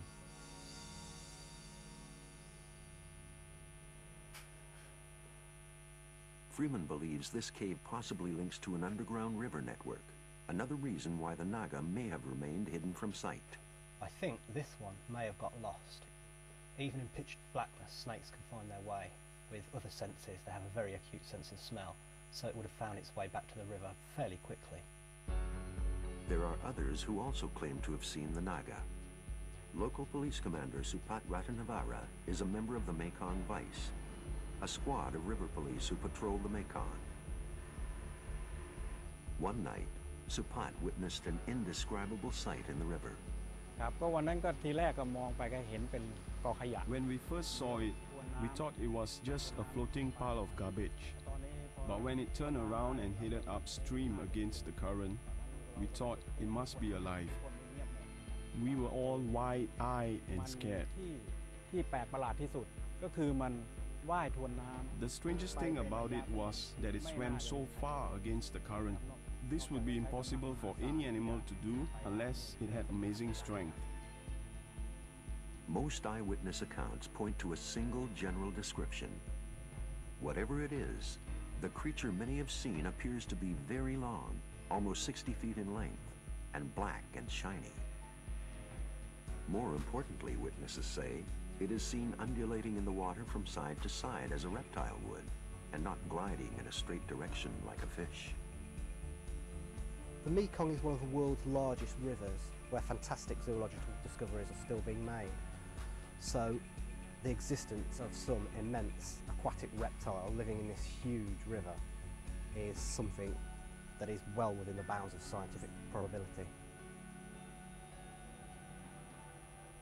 Freeman believes the numerous sightings could point to evidence of an ancient reptile that could be mistakenly considered extinct. We know that until relatively recently there were a group of fantastically big snakes. They were called the Matsoids, and they grew to over 60 feet long and were thicker around than an oil drum. They existed in some parts of the world, like Australia, until only 10,000 years ago, which, geologically speaking, is at the blink of an eye.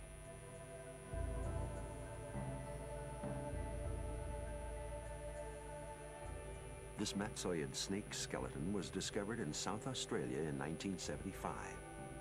Could its huge serpentine body hide in the murky waters of the Mekong? Whether Matsoids had anything to do with the origin of the serpent myths, I think is very doubtful, because there have been no Matsoids outside Australia, as far as we know, for about 50 million years. But it's very likely that actual living animals contributed to these myths. If not a Matsoid, perhaps the Naga is another species of giant reptile yet to be discovered.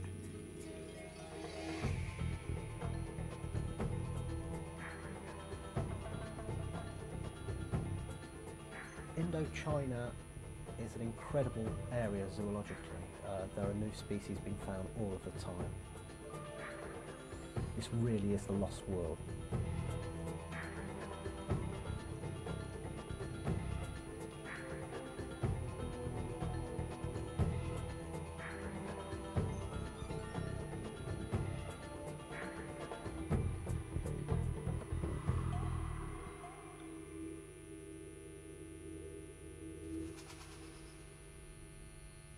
With its murky waters and unexplored depths, the Mekong River is an ideal breeding ground for some of the world's larger variations of existing species.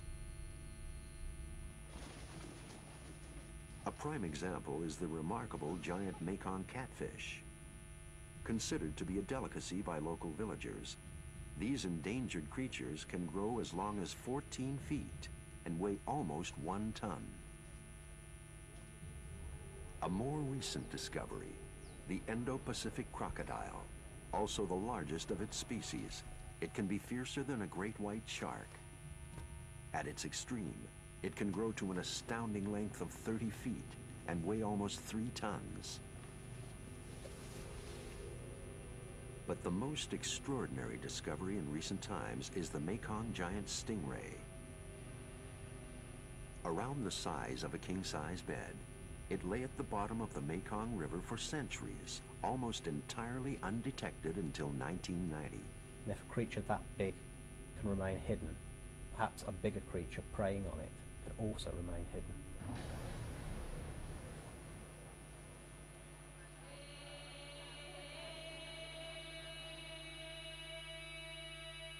Every year during the full moon, thousands gather along the banks of the Mekong to celebrate the end of Buddhist Lent and honor the Naga king.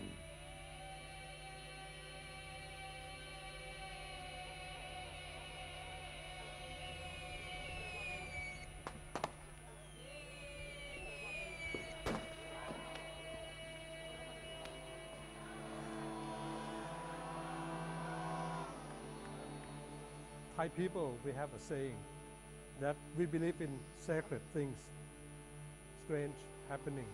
And the saying said that if you don't believe in such things, don't show contempt. In Thailand, it is this belief that keeps the story of the Naga alive.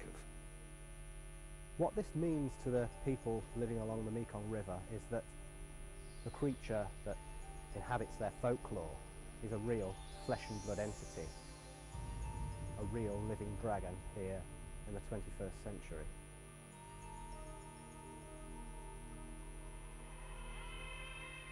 Perhaps one day, the Naga may be revealed as something more than a legend, a real-life creature lurking in the muddy waters of the Mekong River.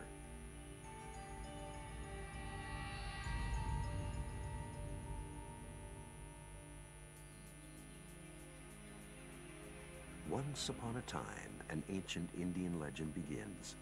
There was a city called Dwarka, a city so wondrous and beautiful that Hindu scriptures describe it as a fairy tale kingdom. Prasad Lakshair Navavir Jushta, Dwarka boasted 900,000 royal palaces, all constructed with crystal and silver and plenteously decorated with huge emeralds. The city was filled with birds and bees flying about the parks and pleasure gardens. Ruling over this magical kingdom was the handsome, generous, and much adored Krishna, the Hindu god of devotion. Krishna is God, but he comes down on this earth and takes the form of a human being. He falls in love. He plays his flute. He fights with darkness, with demons. He gives good lessons to people. One day, Krishna is called upon to help his friends in a bloody family feud of greed and possession, of good versus evil.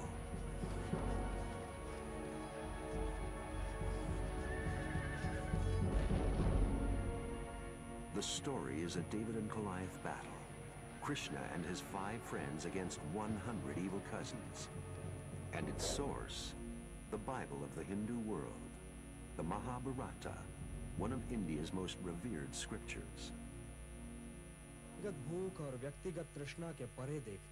The Mahabharata is a religious epic, so popular that when this dramatized version aired on Indian television in 1988, 300 million people tuned in, making it one of the most watched television series in the world.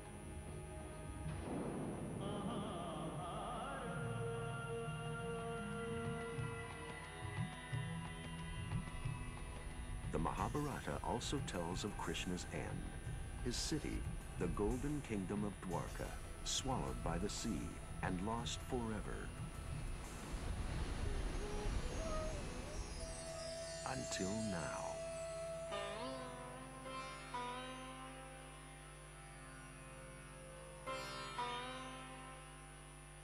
Dwarka, lying on the western coast of India, off the Arabian Sea, is a fishing town, home to 52,000 people. It shares the same name as the legendary magical kingdom described in the ancient Hindu scriptures. But the only similarity between the two today are the thousands of pilgrims who come here to worship Lord Krishna, the Hindu god of devotion.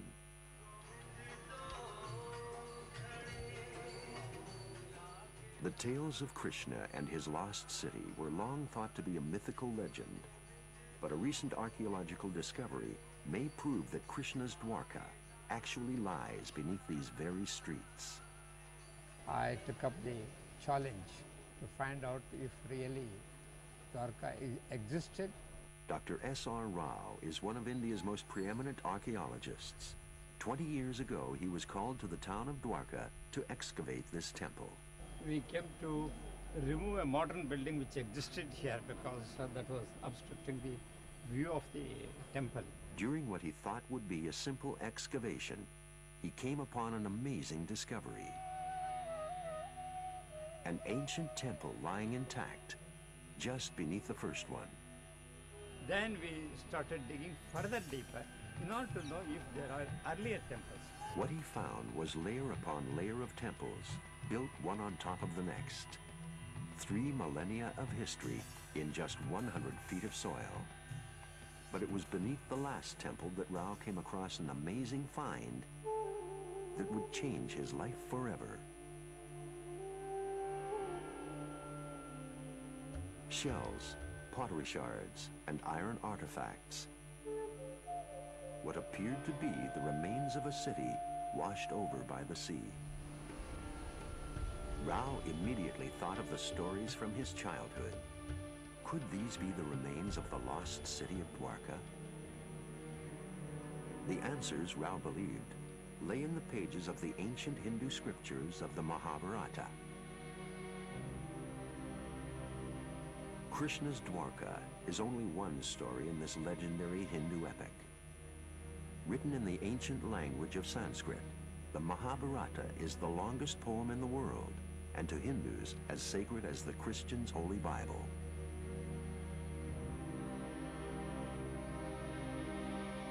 The story of Krishna ends with his kingdom, the city of Dwarka, sinking into the ocean. So, Rao headed for the sea.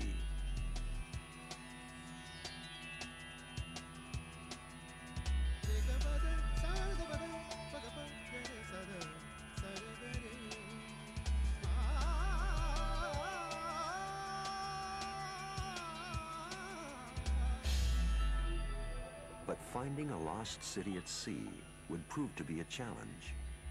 But the whole question was where to look for this submerged city of Dwarka. I mean, in the sea you are not sure where to find it. Rao began randomly searching areas close to the coast of modern-day Dwarka. At first, it proved harder than he had envisioned. Divers wrestled with the strong currents of the Arabian Sea and murky waters. But his efforts soon paid off. Not far off the coast to present-day Dwarka, Rao and the divers stumbled upon a discovery even greater than he had imagined. On the fourth day, we found these blocks of stones used for construction. 70 feet beneath the waves lay the remains of what appeared to be an underwater metropolis. Massive sandstone walls, streets with cobbled stones, a drainage system, and a huge gate all pointed to a large city.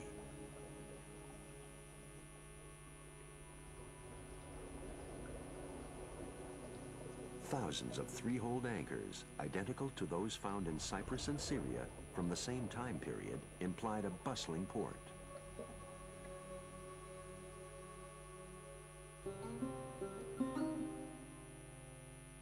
Rao then followed the trail of ruins to an island located 19 miles out to sea.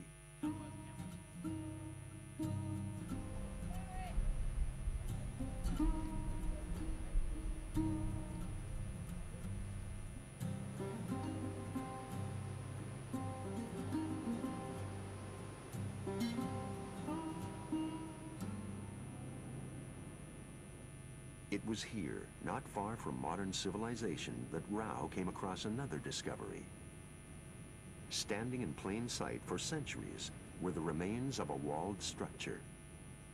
First we saw what was on the shore, and that was a small bit of the big fortification. And as we went further up, we came across that 150-meter long wall. Rao's discoveries became a lifelong mission. Over the next 8 years, his excavations eventually uncovered the remains of a sprawling city of around 10,000 people. It had obviously been an international port, and the man-made fortifications appeared to be a protection against both man and the sea. To Rao, it was clear this was a lost city. But had he discovered Krishna's mythical kingdom of Dwarka? A lost city beneath the waves has been found off the western coast of India. Archaeologist Dr. Rao believes this is Krishna's mythical kingdom of Dwarka, but evidence to link the two remains elusive.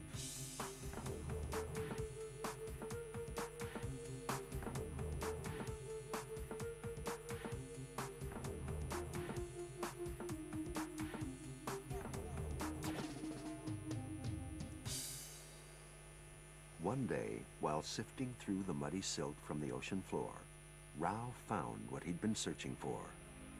A carved seal with the imprint of a three-headed animal. For Rao, this was the missing link between the myth and the reality. For in the Mahabharata, this seal is described in the exact same way. Known as a mudra, it is an identification card carried by residents of Krishna's Dwarka. Actually, it says it is the duty of the guard to see that every citizen carries a mudra. For Rao, the mudra established irrefutably that the Mahabharata and the story of Dwarka was not a myth, but an ancient historical record of events. You don't find any inscription saying that is Krishna or Krishna's Dwaraka, but we have got a mudra in the excavation, and therefore, what Mahabharata says is true, and this is one of the reasons why we call it as Krishna Dwaraka. Skeptics are not prepared to accept that the Mahabharata may be more than fiction and cite the need for further scientific evidence.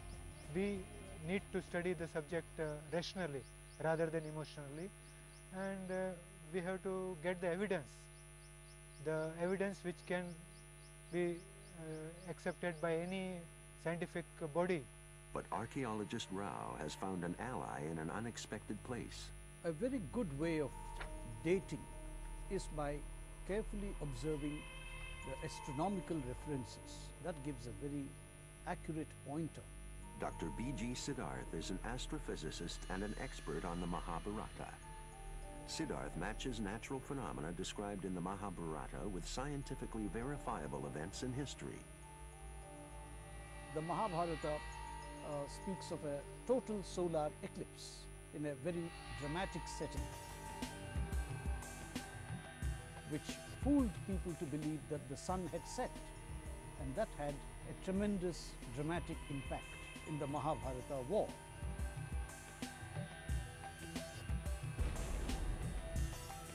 Now, if one looks at the various eclipse records, which have been very precisely worked out, we again come to the conclusion that such an eclipse could only have been the one on the 24th of June, 1311 BC.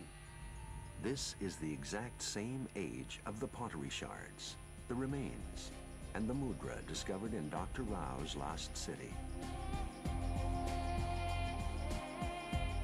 Rao is convinced that this underwater city is indeed the legendary kingdom of Dwarka. The evidence has spurred him to search India for other clues that the Mahabharata is not entirely myth, but a genuine account of past events.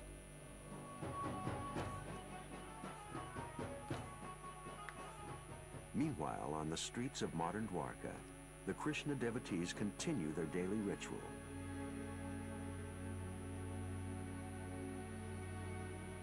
For them, finding the real kingdom of Dwarka seems less important than offering their prayers to the Lord Krishna.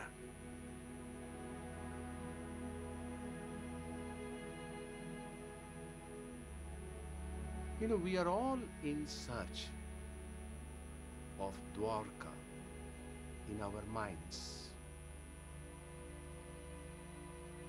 We want to live in Dwarka with Krishna. So everybody who is a devotee of Krishna is in search of a Dwarka. The search for mythical kingdoms, lost worlds, and legendary creatures continues. Is it supported by science, or simply driven by the heartfelt desire to believe?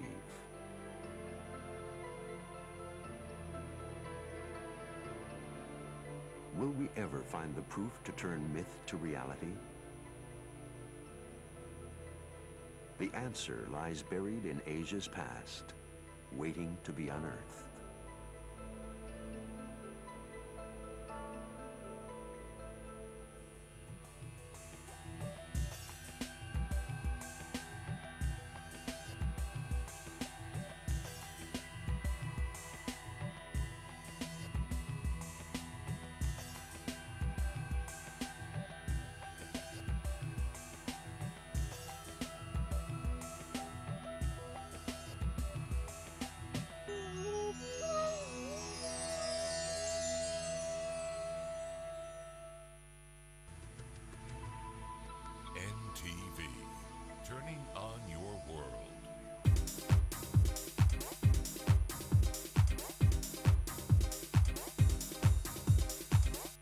ono bamwita Litojo.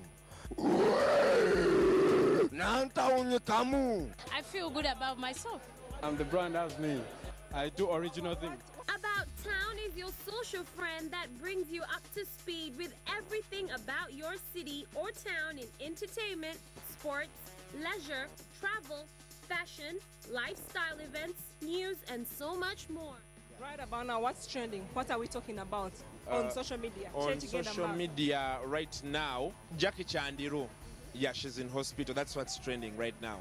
She's in hospital. But her PR came out and said that that is not true. Those are rumors. Like you've had PR. I did PR and media studies, a BA. So a PR cannot come and say, yes, what you're saying is the truth. A PR is supposed to clean the image of the artist. You get it? Yes. Not losing image, you really. You can ask Balam. He's footing her bills in Mulago. She underwent an operation. And what we want to tell all the people watching, as in overuse of it. People are free to use drugs, but overuse of it is what is giving her a hard time right now. Oh, well, those are not words of About Town. Recently, pictures were on the internet, and they had very many people talking about you. Good and bad comments, and you'd give back. They would comment and you give back. They'll comment, you give back more. Pictures of you in a sexy way, that's what I could call them. So comment about that, because people are saying different opinions. We don't want to pick from what they're saying. We want you to tell us what was the intention of the photo shoot. To me, I think the pictures are normal. It's just a lingerie, and everybody good about yourself. It's not like you're a mother, you shouldn't feel good about yourself. I feel good about myself. And you don't care about I don't give a I'm just like, it's normal. She just said she didn't give a what? What? Yes. Well, is there any other thing that they've already talked about you that is not true? You clarify on About Town. The dating thing about the Don MC thing is not...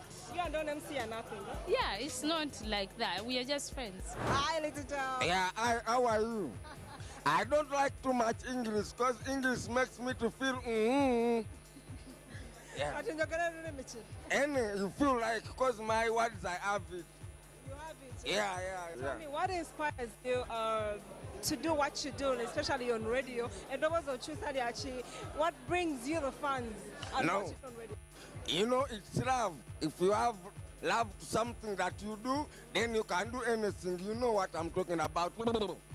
There are very many things going on. People are saying they're not together. Rema has another child. I tell you what, as the person who is so close to her, what is going on? What is going on in the camp? What is the rumor around? No, ababogera rumors is on full. Because that girl, she's so young. Okubanga inayo mwana omulala. Because me, I know her. Because mwabanda beyo muchimanyi because mbera naye so much.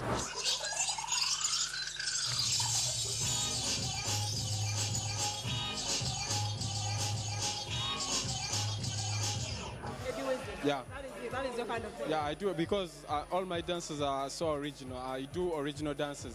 I sit down, I think, I do my dances. I don't copy from TV or something.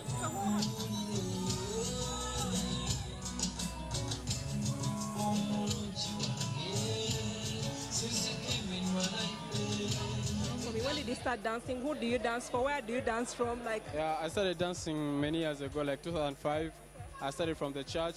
Dance is all about being creative and being unique, you know, and doing the unoriginal thing. I don't do beat boy, I don't do pop star, I don't do hip hop.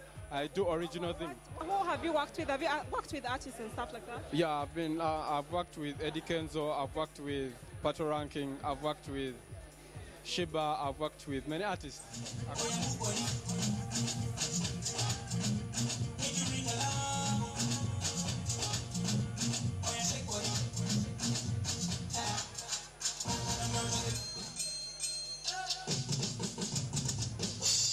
Yeah, Babu, this is on Bamwita Litojo. Mwebale mwana mubako wali naona about town ngakwe muri. Even crash we FM tulaga tukube yemu nanta unyikamu. Nanta unyikamu. Ever touch the bad man. Quick.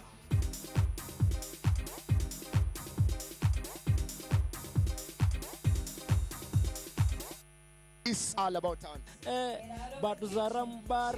There's no artist in Uganda who has become an artist, who has become a superstar without passing through my hands. You are watching About Town. About Town is your social friend that brings you up to speed with everything about your city or town in entertainment, sports, leisure, travel, fashion, lifestyle events, news, and so much more.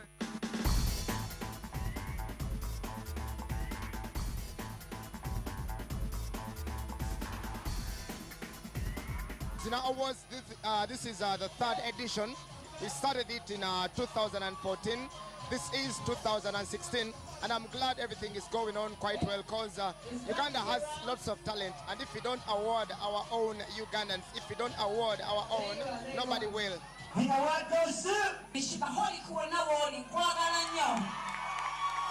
These awards were all about the musicians, songwriters, and producers, but very soon we're going to go wider. We'll go into TV, radio, and all other aspects of entertainment.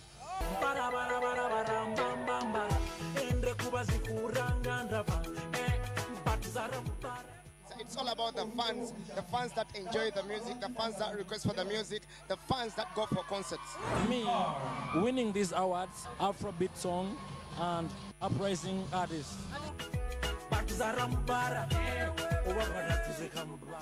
This is the last sample that Jesus purified on that wedding. When you read but the Bible, you know that you're fan from music, you can actually go and do comedy and work that. what I do is not singing or acting, but what I do is entertainment. Is to entertain. Mbara bara bara bara mbamba mbara ende kuba zifuranga ndaba batuzara mbara. What I remember about this place, I used to be here as a rascal.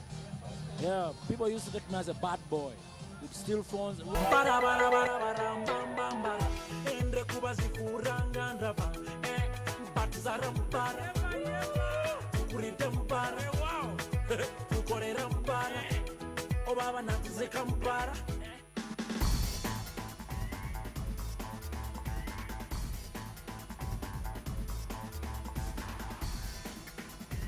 Standing right next to the man they awarded the legend of these awards. Yeah. Let him, he has his award right here. Let him tell us how he feels and how it's been like. I feel good, and I feel I'm just like a cultivator, like a farmer who plants and then cultivates. I've done something for the industry. And I feel good if people respect what I've done for the industry. It may not be that much, it may not be big, but whatever small it is, I respect the respect that they give me. Being a legend is something people usually attach to someone who's no longer singing and they're just there, you know. How many years have you spent in this industry, and why did you think you deserved this award? Well, there's no artist in Uganda who has become an artist, who has become a superstar without passing through my hands. Talk about Chameleon, Bobby Wine, Baby Cool, Good Life, Jaja Waimbi. I don't call myself that, but it's because of the time and the things that I've done for the industry. And I just thank people. I just thank Ugandans for knowing the truth. It's like I've been here for a long time. I've been here for 30 years. I do not think there's one artist who will come up and say 30 years of being artist. I'm a living legend. I still sing, and I still love this industry, and I pray to God that we build it more. Recently, you moved a little bit from the industry and decided to engage yourself in politics. Yes.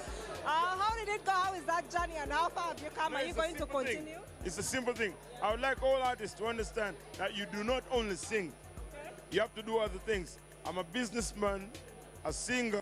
A to the B-O-U-T, About Town and in the city. At this Mr. Moshe alongside in Tacy. So we ready for the bandman for real. This one the biggest party. Everywhere you go around town where you party. This Mr. Moshe alongside in Tacy, About Town. Hi, my name is Babi Tagulanyi. You are here with Tina and you are watching About Town. About Town is your social friend that brings you up to speed with everything about your city or town in entertainment, sports, leisure, travel, fashion, lifestyle events, news, and so much more.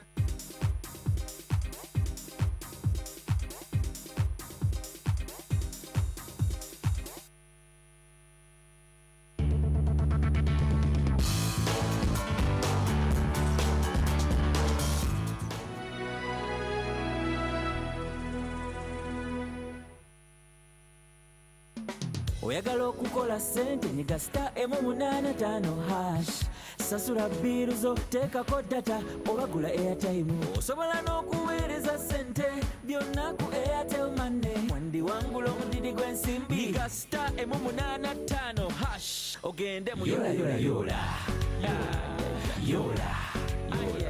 nyiga star *85# yoyole yola macha ne airtel money nyiga star *85# okukozesa airtel money. Airtel, the smartphone network.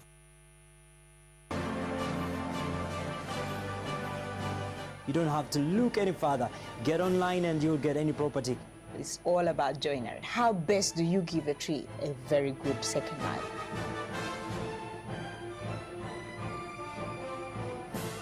Because there's already development happening around. Say, for example, carpets, thick, luxurious carpet, and you say, I've got to have a carpet wall-to-wall in my house, but we're a hot country. Welcome to the Property Show, where we make real estate sense.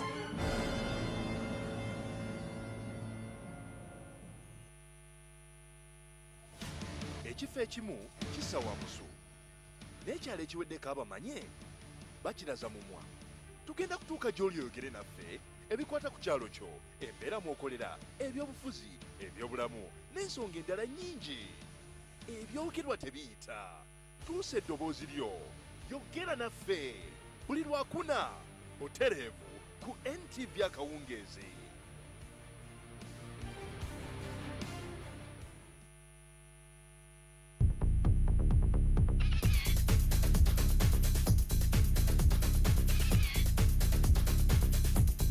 Look at all the juices that are in there, and that is what I'm looking for.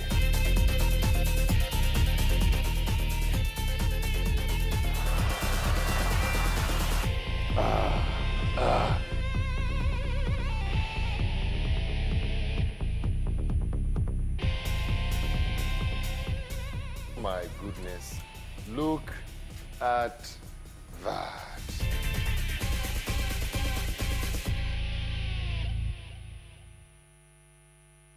Isa yalagula Yesu ngali je mabega akali mu mufunzi Yesu ne Isa ani yasookawo munne Isa buli lwotayogera na muntu kutegeera bimukwata kutosobola kumutegeera yenna tekisoboka era endako yakatugamba nti Abaganda mbwanjala jakasukira eggumba gyegenda kale akagamba akukano obote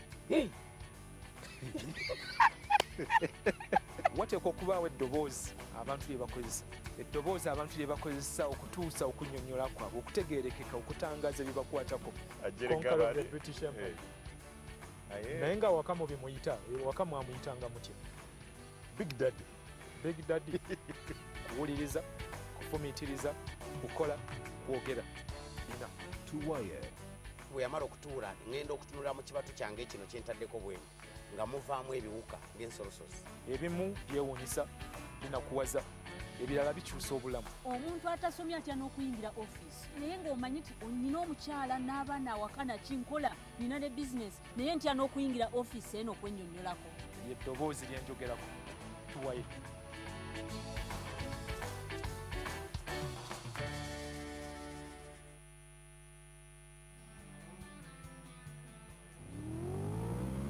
This Wednesday at 8 p.m. on NTV. Revved Up, Uganda's premier motoring show, is back once again with an all-new and exciting episode. Join us every week as we take you through the latest innovations and developments in the motoring industry. All this and more on Revved Up.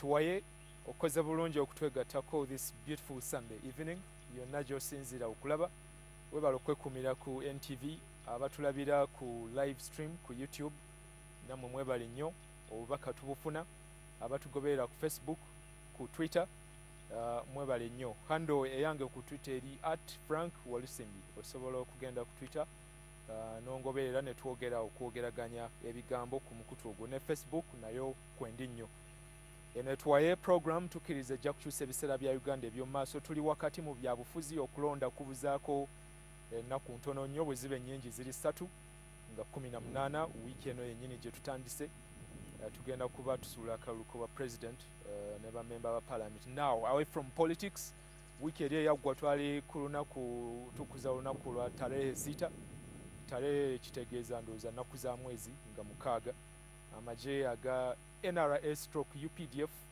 lwe gajja okubeerawo oba lwe gazaalibwa nga 6 February 1981. NRA yagenda ne yeesogga ensiko nga bakulemberwa kaakati president aliko Yoweri Museveni n'atwala abasajja abo ab'amaanyi ne bakwata emmundu ne bakola olulumba basookera Kabambe eyo n'ebitundu ebirala ebyafaayo bw'oba obigoberera ebisingako awo bimanyi sijja bigendamu n'amagye gano ekyenjawulo kye gayina abaana abalwanyi child soldiers wano twakijjamu erinnya lya Kadogo kya Luswayiri kitegeeza mwana kaakati Kadogo yasookera ddala mu gye lino lya NRA ye Andrew Kangaho musajja akyali mulamu akyakolera ddala emirimu kati takyakwata mmundu nsanyusa okulaba Andrew nange bwentyo how are things okay wetegese onookuba akalulu njakkakuba okay bitambula bitya si bubi bitambula bulungi tarehe 6 waliyo luli ekkololo esaaliyo naye toliwo amagye saaliyo ddala 1,000 ku 1,000 esaaliyo nalina ebirala ebyali binkutte naye nga nali nabo mu mwoyo tubulire Andrew child soldier Kadogo first of all kyenjogedde kituufu Kadogo kitegeeza mwana mwana Kadogo ekigambo kya Luswayiri gwasookerayo ddala esebo mu nsiko eyo esebo akujja wa Museveni nali mbeera naye ng'omwana omuto yali abeera waka nga asoma nali naakamala B7 Buganda Road mutabani we oliki muyita kojja muyita kojja obeera waka awo nga ndi mwana wa waka mu Kampala muno Makindi olwo akugamba atya kati kuba oli mwana future yo agiraba osoma kati ekiseera kyatuuka nga tuli mu kiseera kya kazigizigi twali twakava mu bululu bwa 1980 obviously Dr. Paul Milton Obote nga bamaze okuyingira mu bufuzi naye ng'obululu bwaliko okubba kungi okunyaga exactly so ate nga president yali yabagamba nti obululu bwe bunabbibwa ajja kwesoga ensiko balooza asaaga ate kye yabagamba yakikola so tuba tuli Makindi lumu mba ntambula ng'omwana wa waka yenna gwobeera nali nfuluma mu ffumbiro ne musisinkana nambuuza ennaku zino okola ki koze ndi mulonguvaaka namaze P7 yo kakati olw'okuba awaka yajjanga obuzi yali nga tubeerawo ffenna naye that day yes yaliwo ekitali kya bulijjo yansanga enambuuza okola ki ennaku zino nemuga wendi naye nga ndi mu long vacation eya P7 so sina kyenkola ndi mulumwe kakati engeri gye baali balina plan olw'okuba ekintu kino kyali kintu kirimu abantu olaba top secret omuzungu kyeyandiyise ekyawaggulu ennyo nambuuza nti nemuga nti sina nanga ngoberera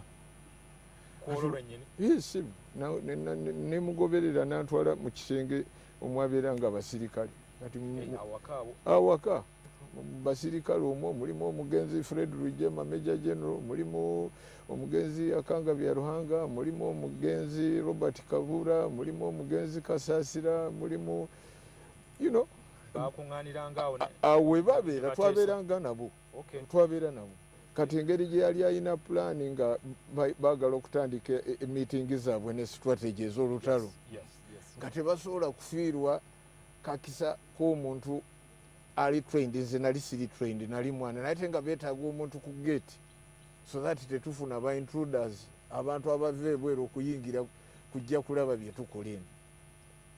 So nabaga nti ya main house Makindi twali tubeera mu nyumba ya kojja wange bamuyita omugenzi John Wycliffe Kazola. So nagamba abasirikale ono mumuwe uniform n'emmundu. Nangamba oli muwanvu gwenkanawa. Ndi mwanvu mwana katono bwe kati kawanvu naye nga siringa kati bwendi naye nga nali era nali akafaananyi uniform kye yali okutuuka ekiseera era yali teriiwo naye bagimpa n'enjambala bakwadde uniform n'emmundu era omanyi ogikuba. nali engeri gye nabeeranga n'abasirikale baali babindaga okola bwoti yes. So kati nze ku lwange kwolwo nakiyita liberation day okuba anasirikale babeera oli mwana kati odeze ngenda ku gate. Kati ku gate okwo ne baŋŋamba tewali muntu kuyingira wano atasaanidde era kulukwa nali mbamanyi era basooka okujja mu motoka yali General Eri Tumwine kati ne Brigadier Julius Chanda be basooka era nali mbamanyi nga temanyi nekibaleeta era olwandaba banyeenya bunyeenya mutwe ne baseka kadogoye so nze nenzigulawo ne bagenda ne bayingira ne badda mu bintu byabwe nze nenzira ku mulimu gwange Getman nenkuuma. Olwo recruitment yo etandikidde awo we natandikira kati ebyange byakadogo. Bagenze Kabamba bakulekawo. Wagenda nabo kati meeting zigenda mu maaso ekiseera kyatuuka nga tulina okusenguka kuva ku nyumba eyo wetwali tudde ku nyumba endala ya mwami Lukiiko eri naye eri Makindi naye kuliko akagendo ova Makindi omanyi akakubo kano akakirira ku American Club. Kati enyumba yali eyo wansi kati twavaayo kati American Club kuwotera left kati nodda Makindi kyengulu. So distance yalinga kilomita 2 okutuuka ewa mwami Lukiiko 1.8 there about. Really sola kubeera accurate. So kakati emotoka gye mwagenda yali nneneko ennyumba era naye yali naye ngeri kasozi. Yali kasozi so strategic. Kati omugenzi Sam Magara yajja kati ng'alina pick up ng'asomba abantu nga abatwala Kimpowooze abasomba bajja wano abatwala eri banayiba tebeekengera. Kati kye twakolanga pick up yajjanga nga babikako entundubaale kati mu biseera ebyo waliwo crisis y'amazzi kati emotoka kungulu nga ekubyeko ebidomola by'amazzi kati oli alaba motoka wansi w'ebidomola kuli abantu eri abatuuze babasaabaze sebo. So kati wajja okukola luutu esembayo okukima ebintu ebyali bisigadde mu bokisi biki ndaba ayingidde eri mu nnyumba nenfubutuka eno mangi wa garage nange nenyingira wansi w'entundubaali nensirika kati bwajja nateekako byate nasimbula emmotoka agenda awaka wapyeri eri kati tutuuka eri awaka bali mu meeting olwokuba obudde bwe lunaku lwe twali tulina okusimbula okugenda mu nsiko kakati bwe twatuuka ye yava buvi mmotoka n'adduka nayingira ki mu nnyumba olwokuba balina meeting tamanye na yazze kati bwe nzijjayo entundubaale bwe nti okutunula nga ndaba loole ndaba egguddeko container eriko container naye ng'oluggi lusumulule 1/20 yali loole ya Benz 1621 model.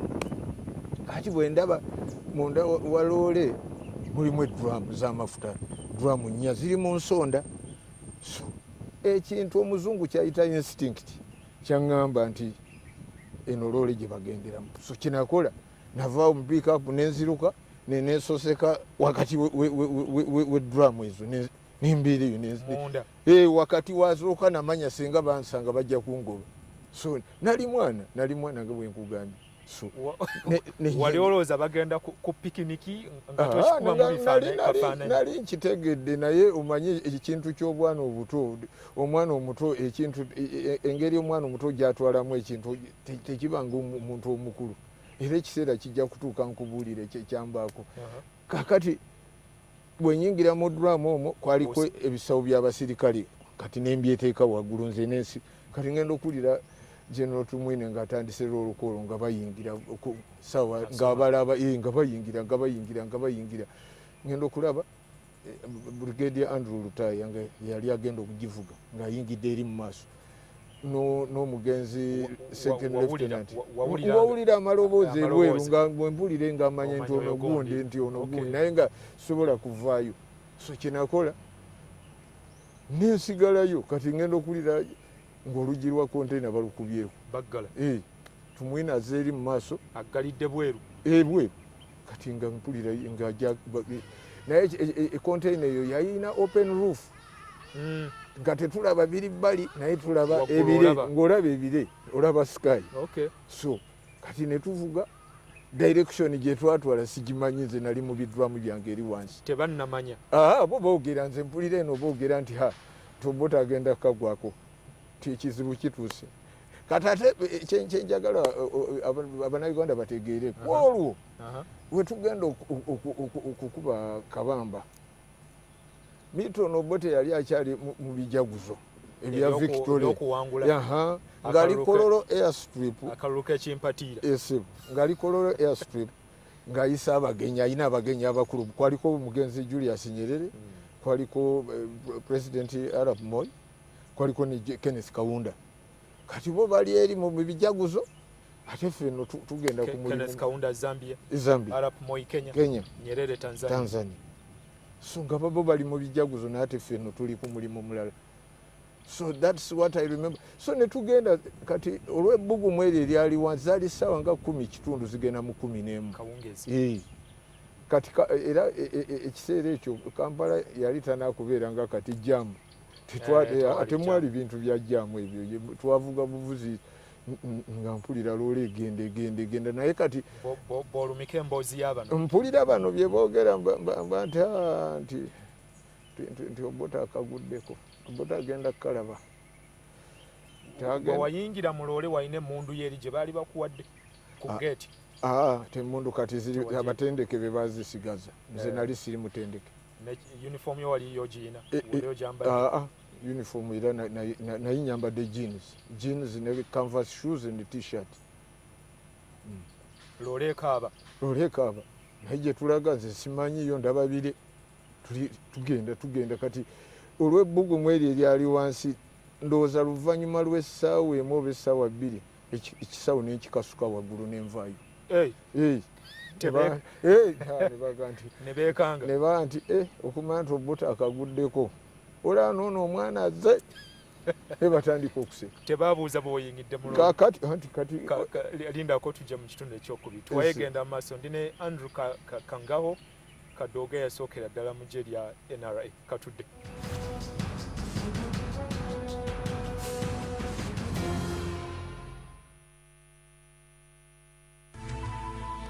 NTV, turning on your world. Get a clear perspective. Know how to take care of yourself. Nurture your kids. Make it in life. Be a great parent. Stay informed. Invest. Build your dream home. Spice up your relationship. Know how to deal with your car. Stay trendy. Succeed. Know what's happening in the world of sports. Grow. Keep up with the times. Widen your knowledge. Get balanced, accurate, and independent information. Be in the know. Be inspired. Go further. Daily Monitor. Truth every day.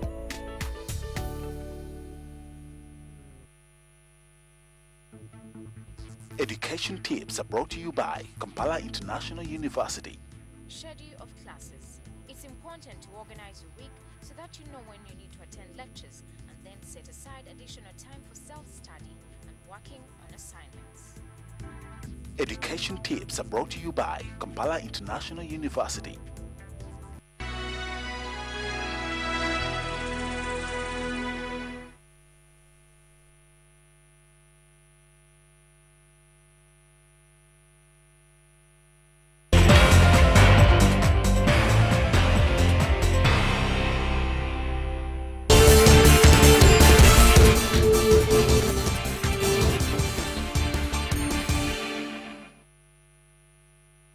A very good afternoon to you wherever you're joining us from. The afternoon session of the presidential election petition continues, and those are the pictures from the Supreme Court of Uganda in Kololo. 2:30 it was, and seems like the justices did keep time this time round. So let's cross over and we'll get to listen to the proceedings there. One that they're referring to now.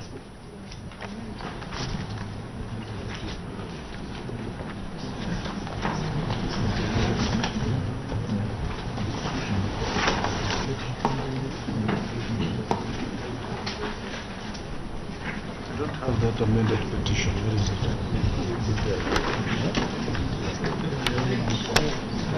Is in the is it?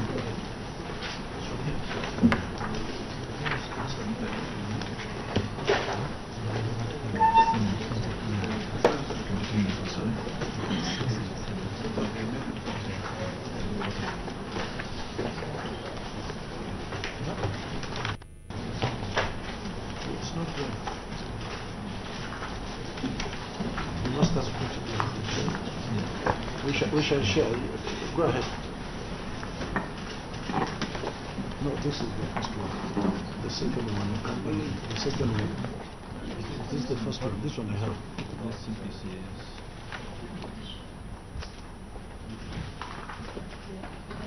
I beg your pardon, my lord. It is paragraph 6.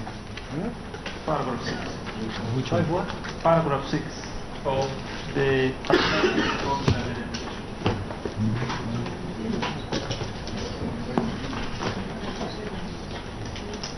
my lords, it is our contention. Do you read it?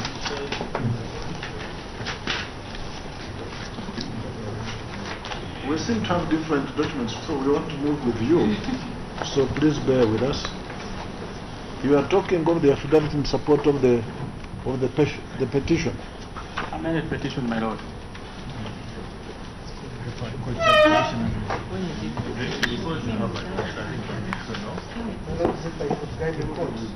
Affidavit is referred to as additional affidavit. Additional affidavit.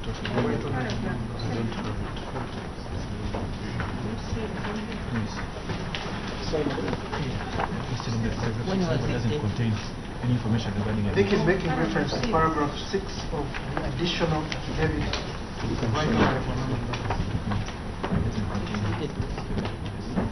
Although it doesn't contain any of the dates Malani is referring to.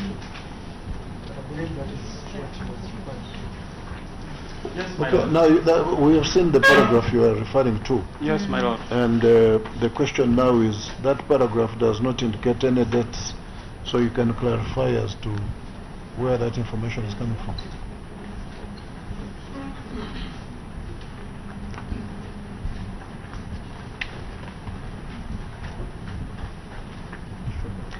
Okay, my lords.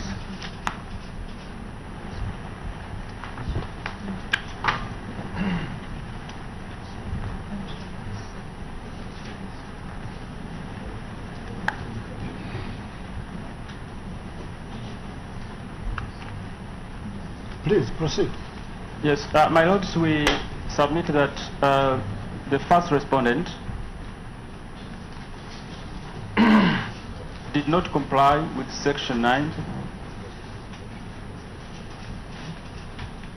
and Section 10A of the Presidential Elections Act when he submitted his papers to the second respondent before being nominated or endorsed by his party organ known as the National Conference. My Lord, I hate to keep interrupting my learned friend, but I really must, because the things that he's reading we don't have in any of the affidavits that have been served on us.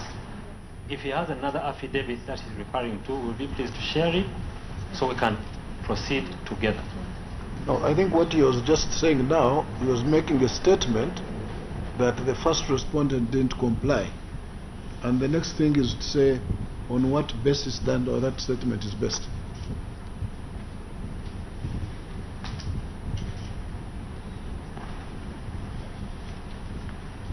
Is there, among the affidavits you have, one that lays the basis for that statement? My Lord, part of that which I would have heard is what was expunged from the court record yesterday. No, I'm not going to accept this. Mr. Tino Sinje, this accusation has been made before, and I don't think this court takes too easily to it.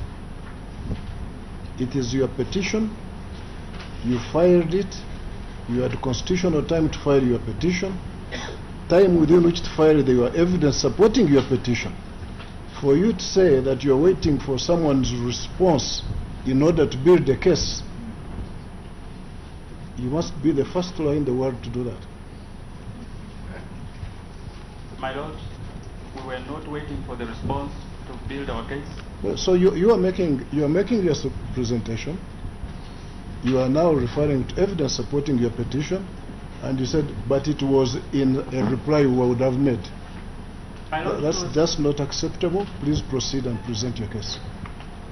Much obliged, my Lord. So, having said that, my Lord, I'm still maintaining what is presented in our affidavit in support of the amended petition. My Lord, it is our contention that in order for a candidate or a person to be nominated or to present himself to the Electoral Commission, to submit his nomination papers for verification, must have been endorsed by the relevant organs of the party. And my Lord, we contend that the first respondent didn't do that. My Lord, I would like to refer you to the constitution of the first respondent.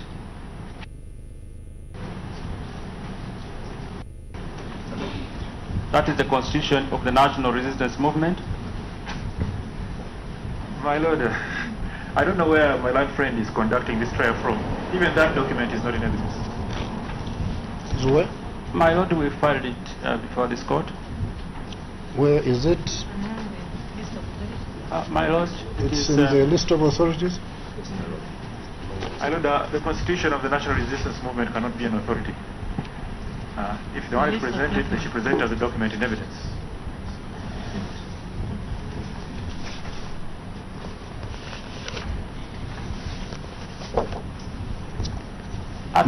Article 11, my Lord. This is being presented as what, Mr. Tinusin? It's a document, my Lord. As a document? Yes, my Lord.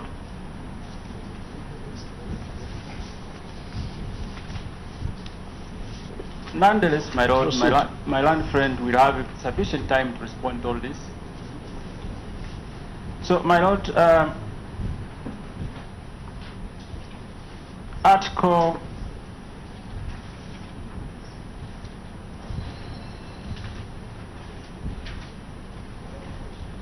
11 of this document creates an organ known as the National Conference. And my Lord, when you look at Article 11F, the function of the National Conference is to elect, among others, the presidential candidate to be sponsored by the National Resistance Movement in the national elections from person or list of persons recommended by the National Executive Council. My Lord,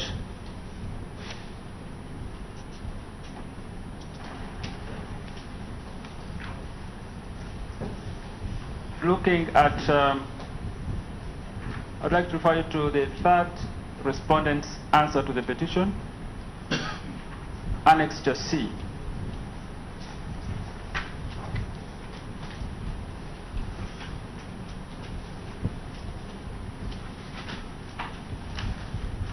My Lords, Annexure C is a letter written by Justin Kasule Lumumba, MP, Secretary General, and it is dated 20th June 2015. Is it first respondent's answer? It is third respondent's answer to the petition, my Lords. My Lords, and there is... Hold on. For the record, my Lords, I'm called Okello Oriem for the second respondent. Now, for me, my confusion is, I don't know at which respondent this accusation is leveled, because they're saying somebody did not comply with Section 10. I want Council to clarify, is it the first respondent who did not comply, or the second, or the third for that matter? Let's have that clarification and then move. I think it will become clear as it goes along. Much obliged, my Lord. So, but be mindful of that clarification. My Lord, I can clarify straight that the second respondent did not comply when illegally nominated the first respondent as a presidential candidate for this election. My Lord, at this particular document I was referring you to, Annexure C, paragraph 3,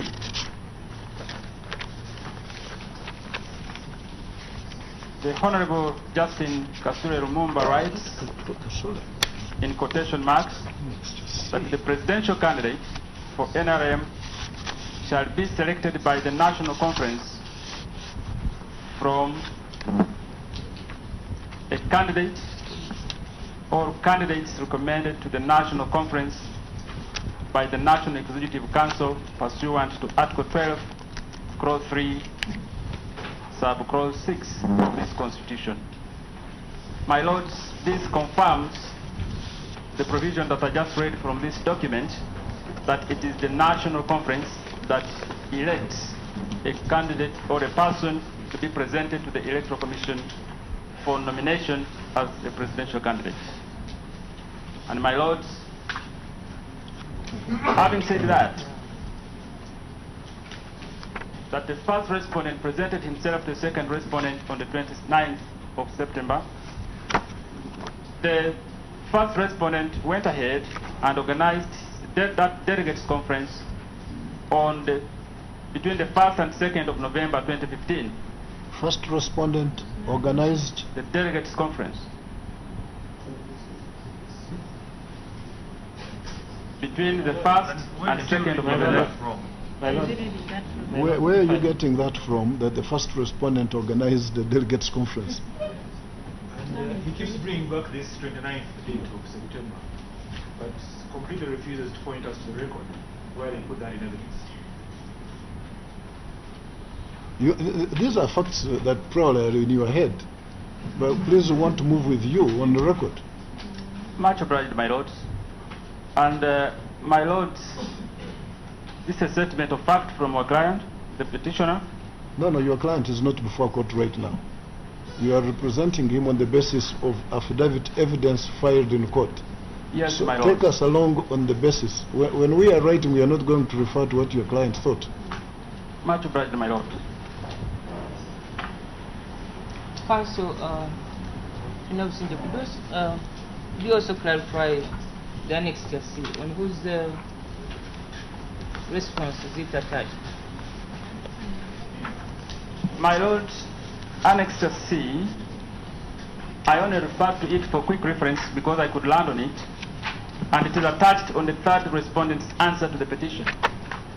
But it is a document that speaks for itself, and I was only picking this because it is authoritative. as the reference to Article 11 that talks about who elects the candidate to be presented to the nation as a presidential candidate on behalf of NRM. Third respondent's answer to the petition, my lords. Annex C.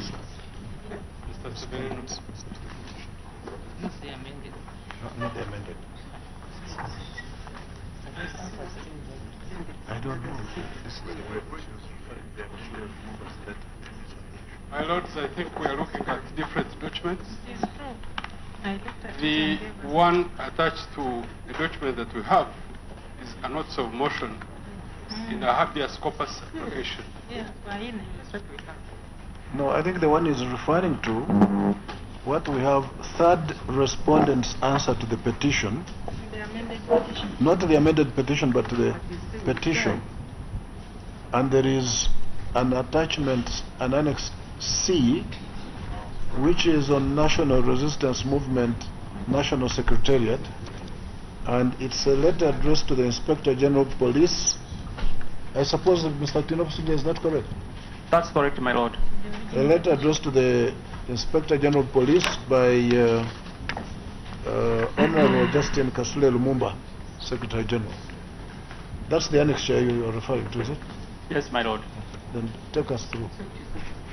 My lord, I insist that the documents that were served upon us on the 10th of March, headed third respondent's answer to the amended petition. To the amended petition? Yes. No, the one we are referring to is the original petition. My lord, I thought those documents are no longer on record. No, they amended the petition. I stand to be corrected. Yes. And the document we have here is the third respondent's answer to the amended petition. And Annex C is the notice of motion. And I take it that the original documents, other than the affidavit in support of the original petition, the rest of those documents were overtaken by events when we filed the amendments. Yes, Mr. My lord, I'm referring to a document that speaks for itself. Yeah? He is saying you filed an amended petition which then got fresh answers and fresh documents attached. And what do you respond to that? My lord, it is true we filed an amended petition. But it is also true that this letter came from the third respondent and has not been expunged from the court record. So I can use it. No, the point is, those documents which were attached to your first petition now are out, because we now refer to the amended petition with its annexures. That's the position that you should respond to. My lord, my understanding is that these documents were not expunged. They are before your lordships, unless he is objecting to the contents of the document, which came from NRM. I don't. To the best of our knowledge, we all had to amend our documents when the petitioner amended the petition. If it is his position that we'll go back to the old petition, so be it, and then we'll respond accordingly. Okay, my lord, to save time, I will not refer to that document. Yes. If that satisfies you. Please proceed now. Much obliged, my lord. So, my lord,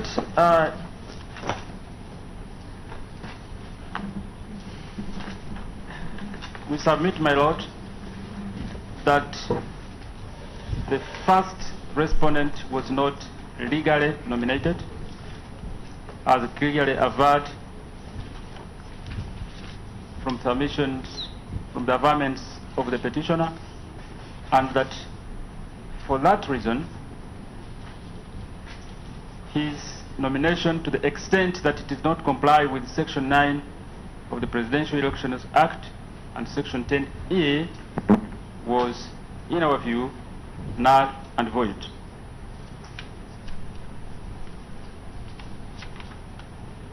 My lords, it couldn't have been construed by the lawmakers that one gets nominated first by the National Electoral Commission and then goes to his party to have the position taken by the national institution to be ratified by a party like NRM for him to be qualified to stand for the election. It was done vice versa, and my lord, to that extent, it did not comply with this provision, and we do submit that it was a fundamental breach, fundamental non-compliance that went to the root of his entire nomination, and eventually what followed, because it was tainted by this non-compliance of this provision of this act. I'm sorry, my lords. This is why I raised the point for clarification. What exactly did the Electoral Commission do in breach of those two sections?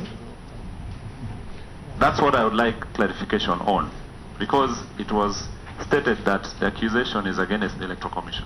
He has stated that the first respondent sought nomination and was nominated by the second respondent in contravention of section 9 and 10 of the Act. Now, I suspect and I expect that you will be responding to that. That's his accusation out there, and I'm sure you will respond to it.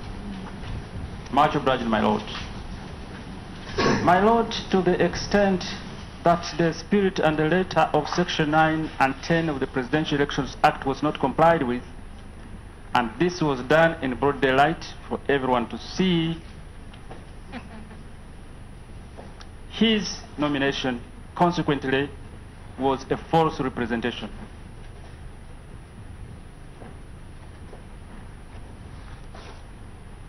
There was no delegates conference at the time he presented his papers to be verified by the Electoral Commission. And so, to that extent, the Electoral Commission ought to have rejected his documents because they had not complied with this provision. It only surprised us, my lords, that the Electoral Commission could go ahead and accept them, well knowing that the Secretary General of that party, who signed that the party had endorsed this candidate, had not held the National Conference in compliance with its own constitution, Article 11 of its own constitution, my lords. It provides for the functions of the National Conference, and part of it is to elect a person who would be presented as a presidential candidate. And this person had not been. Was the second respondent required to go into the constitutional provisions governing the political party to see whether they had complied with it or not? He ought, the second... Or is that your submission? The second respondent ought to have known that, my lord. He ought to have had evidence, sufficient evidence before him, before he could accept these papers. And to us, this nomination was null and void ab initio. It was irregular. It was unlawful to the extent that this infraction of the provisions of this law was committed. And so, had the second respondent done its job of observing these provisions of the law, the first respondent wouldn't have been nominated. Consequently, he wouldn't have been involved in an election, and he wouldn't have been declared as a winning candidate. To us, this went to the spirit. I believe you have looked at the nomination papers of the two candidates. Yes, my lord. Are there any differences in the information given by those two candidates?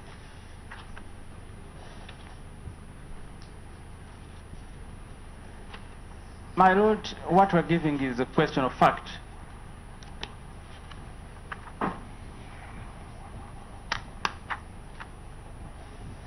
The delegates' conference of the first respondent was held long after he had been accepted by the Electoral Commission as a candidate. But So where are you getting that? You seem to be giving evidence. Whether there was a delegates conference and when it was held are questions of fact. My learned friend can't stand here on the bench and on the bar and submit to questions of fact without evidence, whether by way of affidavit or in some other way. These are statements from the bar which, my lord, I protest against being on record. I think, Mr. Sinjari, at the same time, you have made allegations of fact, you have made allegations in your petition, and you should back them up with evidence, because we are now at the stage of presenting evidence before the court, and evidence can't come from the bar. That's something that is very well known.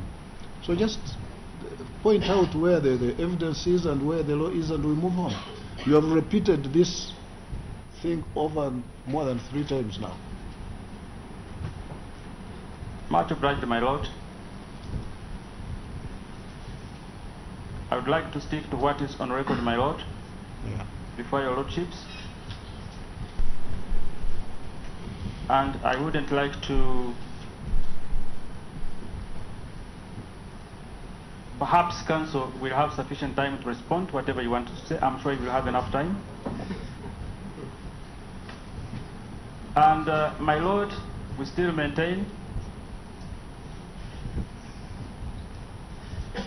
to that extent, looking at section 9 read together with section 59,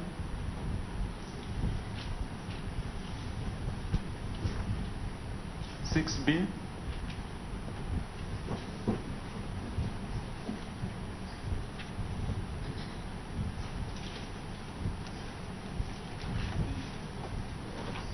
we do maintain that the first respondent was not qualified, was not validly nominated.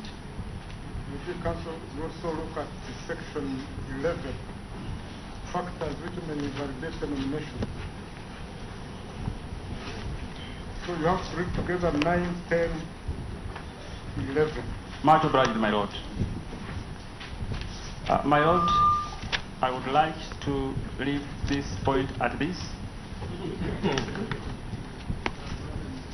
No, just clarification to what my brother is asking you. Yes, my lord. Do you see in section 11 any of the grounds you have argued for that nullification being contained in there? What's provided in the law as things that may nullify a nomination? Do they include the very points you have spent half an hour elaborating? Yes, my lord. Okay, fine. Much obliged, my lord. I rest my case.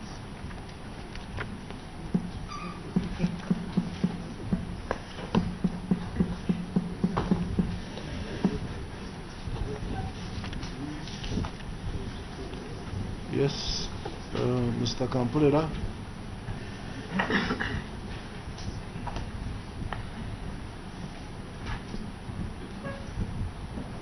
Kampulera Michael is my name for the petitioner. My lord, I will tackle issue number 4, which is the issue related to electoral offenses.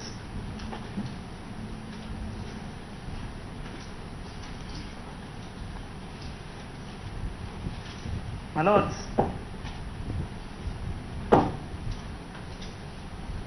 in the amended petition filed by the petitioner, the petitioner alleges that various offenses were committed and illegal practices committed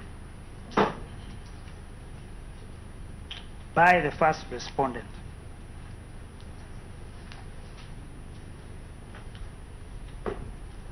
My lords, the various offences and illegal practices committed broadly fall under 4 categories.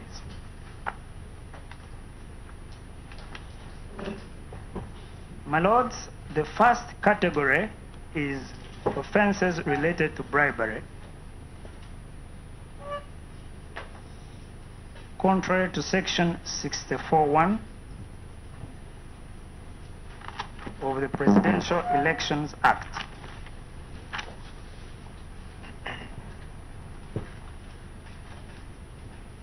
The second category, my lords, is offences related to false statements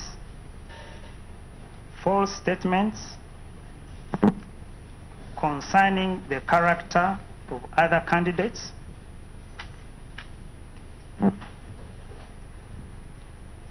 contrary to section 69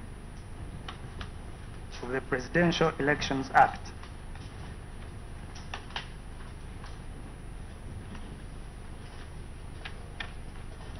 The fourth category, my lords. Contrary to which section? Contrary to section 69, my lords. Of the Presidential Elections Act. My lords, the third category is... Was that the third? That's the fourth, my lord. I beg your pardon. Third is interference with electioneering activities of other persons, contrary to section 26 of the Presidential Elections Act.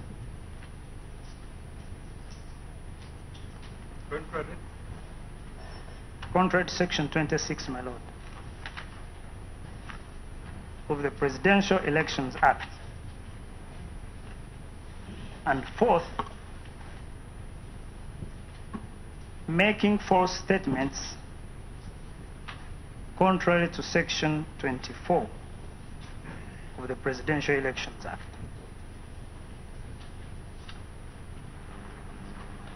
My lord, I'll try to tackle them in that order. First, my lord, I will deal with bribery.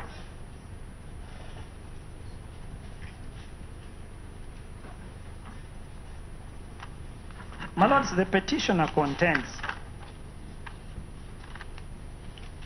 that the first respondent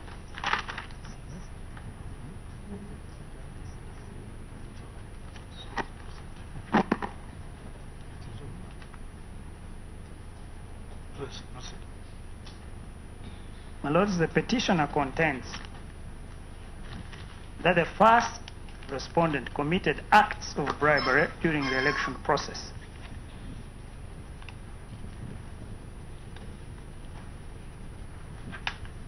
My lords, the offense of bribery is to be found in section 64, subsection 1 and 2 of the Presidential Elections Act.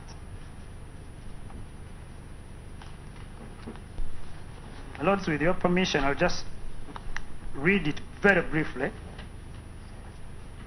Any person who either before or during an election with intent either directly or indirectly to influence another person to vote or to refrain from voting for any candidate, gives or provides or causes to be given or provided any money, gift, or other consideration to that other person commits the offense of bribery and is liable on conviction to a fine not exceeding 72 currency pounds or imprisonment not exceeding 3 years. And under 2, my lord, but this is not really relevant, that any person who receives any money similarly commits an offense. My lord, I make reference to the affidavit number 1 on my list of affidavits.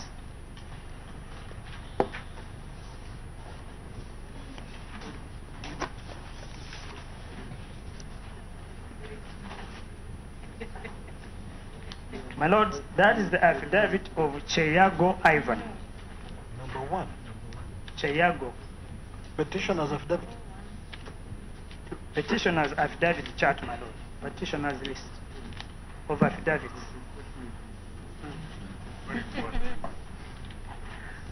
Chakunda net. Yes, my Lord. Chokunda. Chakunda net. It's Cheyago Ivan.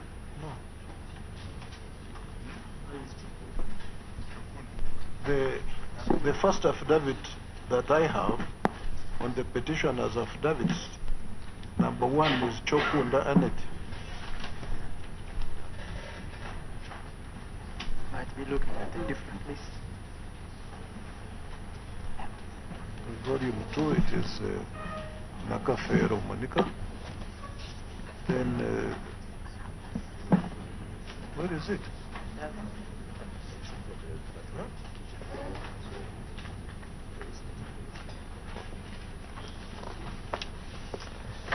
So can you repeat the name? Yes, my Lord. The name is Cheyago Ivan. Sorry about that, my Lord. We seem to be having different lists. Cheyago Ivan is number 20, actually. Yes, my Lord. It's on the first volume 1. Volume 1, number 20. Yes, my Lord. Number 20 on the first volume. My Lord, found it? Yes. My Lord, I make reference to paragraph 3 of Cheyago Ivan's affidavit in support of the petition. Paragraph 3, my Lord, reading from paragraph 3, that in the month of February 2016, at approximately 10 a.m., I received 250,000 from Isaac Kamuli as the NRM chairperson of Namagere LC1. Paragraph 4, that I was given the said money in the presence of Ediruma Isabirie, LC1 chairperson, Namagere LC1, Nasu Semakura, and Mukebezi David. In paragraph 5, my lords, the deponent states, I was told that the said money was sent by President Yoweri Kaguta Museveni to vote him in return for the said money and acknowledge the receipt of the said money. What does that mean? My Lord, I think he meant to say that he acknowledged receipt of that money. Excuse my Lordship, if I may intercede. My Lordship, I believe the rules of evidence apply equally to affidavits, and an important rule is the hearsay evidence rule. This paragraph is clearly affected by hearsay because the reference to President Museveni sending money is clearly a hearsay statement. In the circumstances, my Lord, I believe it's an inadmissible statement. Mr. Akampreda. Yes, my Lord. When you read out paragraph 5, and my immediate reaction was, what does it mean? Because said, I was told, he does not say who told him, and says the money was sent by President Yoweri Kaguta Museveni to vote him. Obviously that money couldn't vote. Nor does it say what it was supposed to be done with. So that paragraph, how does it help us?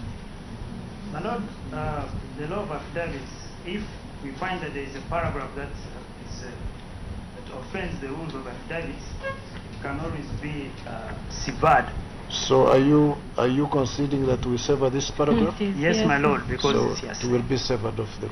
Yeah.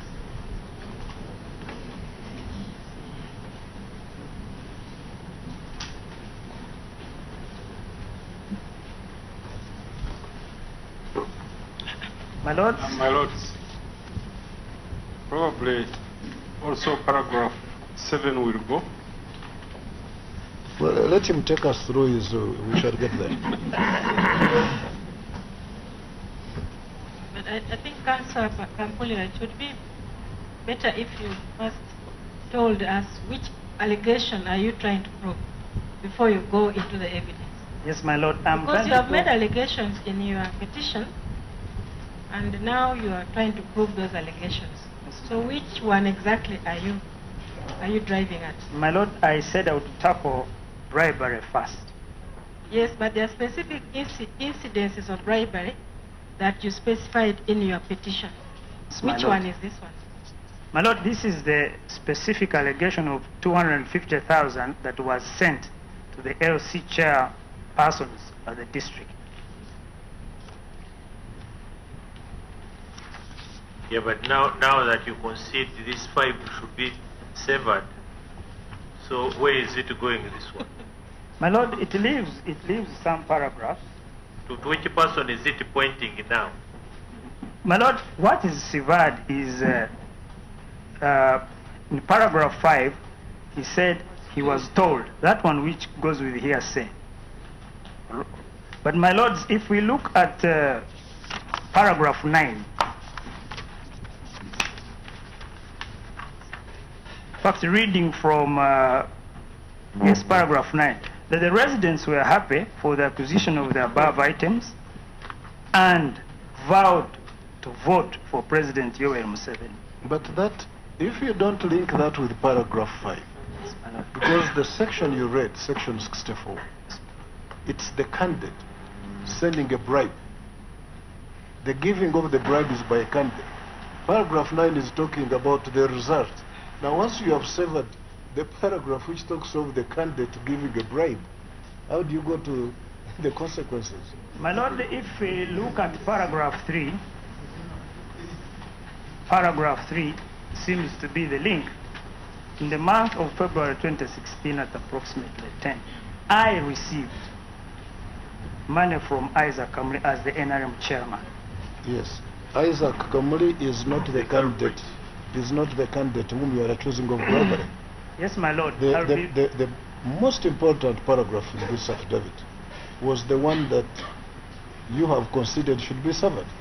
Yes, my lord, but my submission on this paragraph, on this affidavit, my lord, is that the LC1 chairman were given money from the candidate Yoweri Museveni. That is my submission. Where is that? My lord, it is an allegation. It is supported by other affidavits. This affidavit does not stand out alone. There are other supporting affidavits.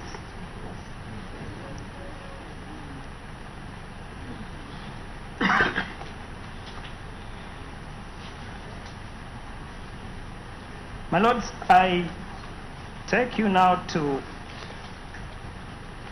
the other affidavit shown by Busomu Gerard.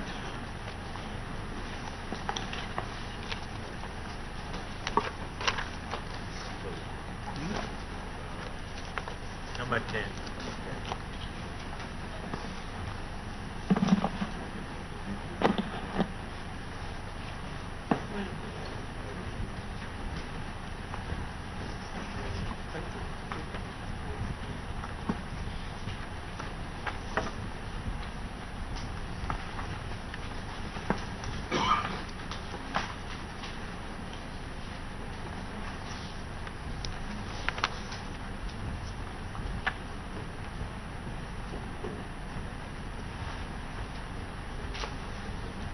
My lords, in the affidavit of Busomu Gerard,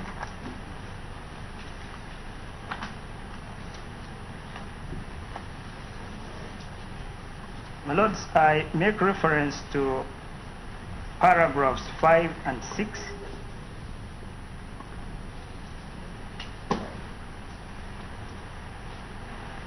Paragraph 5, my lords, refers to the said Muraro and his delegation. He started distributing money to veterans. Those above 40 years were paid 50,000 each, and those below 40 years were paid 25 each.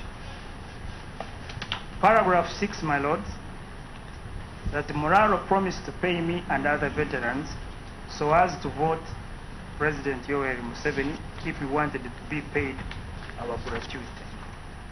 So in that case, in those two paragraphs, who was paying a bribe and asking for a consideration to be voted? My Lord, the law on this point is that if the agent, I'll be making a submission later on, that the agent, if he gives a bribe or a gratuity on behalf of the agent, my Lord, the Well, the law principle is that it's not only acting on behalf, but with his knowledge and consent. Yes, my Lord. So, and this is not repeated in this allegation. Paragraph 5 simply says that the said Mulalo and his delegation started distributing money to veterans. Those above 40 years were paid 50,000 each, and those below 40 years were paid 25,000 each. I don't see this as a rating to any candidate at all. Then number 6 says that Mulalo promised to pay me and other veterans so as to vote President Kaguta Museveni if we wanted to be paid our gratuity. Much obliged, my Lord. My Lord, I'll be making a point that all these affidavits taken together, you cannot isolate one. You'll just be looking at all of them in totality. Is this part of the 250,000 that was distributed throughout the villages in Uganda? My Lord, because I don't see this in your pleadings. My Lord, this could be part of it. No, you don't want could. There's no gambling. Because you said there was 250,000 shillings that was distributed throughout every village in Uganda. And that is the allegation that you are trying to prove now. But now you are talking about some other alleged bribery. So we want to make sure that it is part of this allegation or is some other allegation which does not appear in your pleading. My Lord, thank you for the clarification. But what I'll do, my Lord... Just a moment. I don't see how you can say we read them together. This one, for example, talks about veterans. The first one you read was talking about completely different things. So each incident has to be taken as an act of bribery. Much obliged, my Lord. My Lord, then I will make reference to other affidavits which specifically talk about the LC. But what do we do with this one in the first place? My Lord, an affidavit is evidence. yes, my Lord. Each individual has given his evidence. You may indeed refer to it collectively to make your overall case, but you are pointing out this person's evidence. You quickly jump to paragraph 5 and 6, but paragraph 3, which brings it all out, is that you are dealing with veterans who are demanding for their contribution. And they get paid their contribution by a person called Moraro. How do you mix that up with the 250,000 shillings which you have mentioned in other... My Lord, maybe I'll come to that point later. What I could do now, with your guidance, is first to deal with those of 250. Well, it's your case, whichever you Much choose to... obliged, my Lord.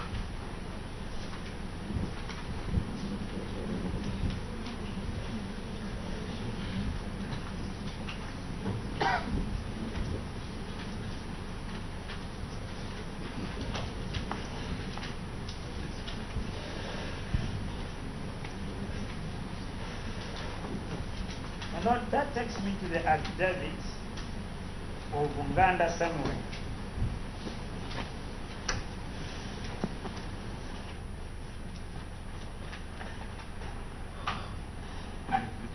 Lord, the affidavit of Uganda Samuel.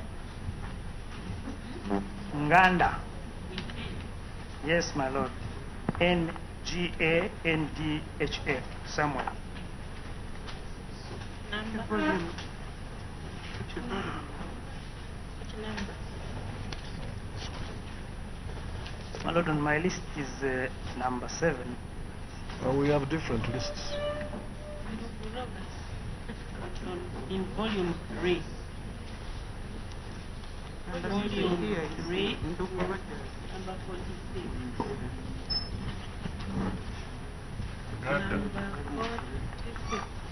Okay.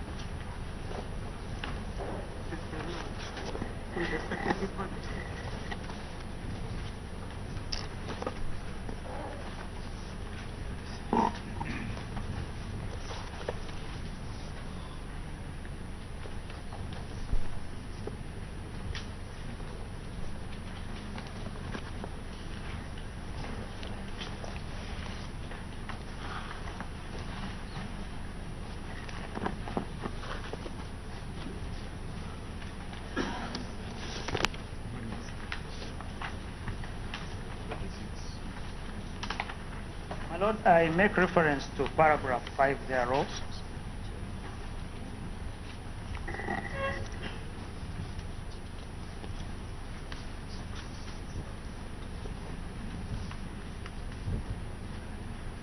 My Lord, in paragraph 5, affidavit of Ganda somewhere,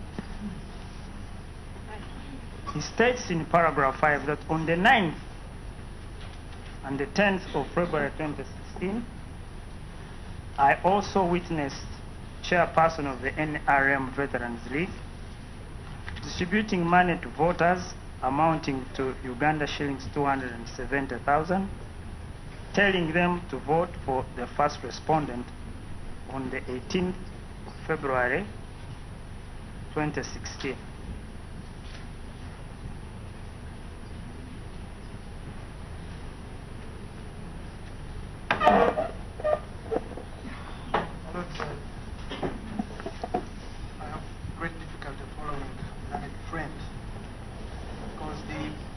Paragraph that is referring to about the 270,000 checked to the pleadings, that allegation, that affirmation is not contained anywhere in the amended petition.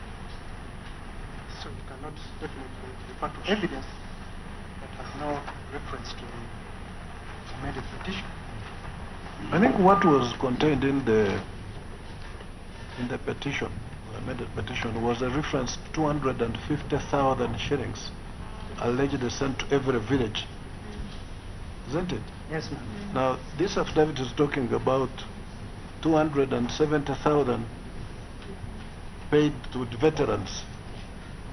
Is it the same thing? My Lord, this makes reference to money sent to the NRM chairman.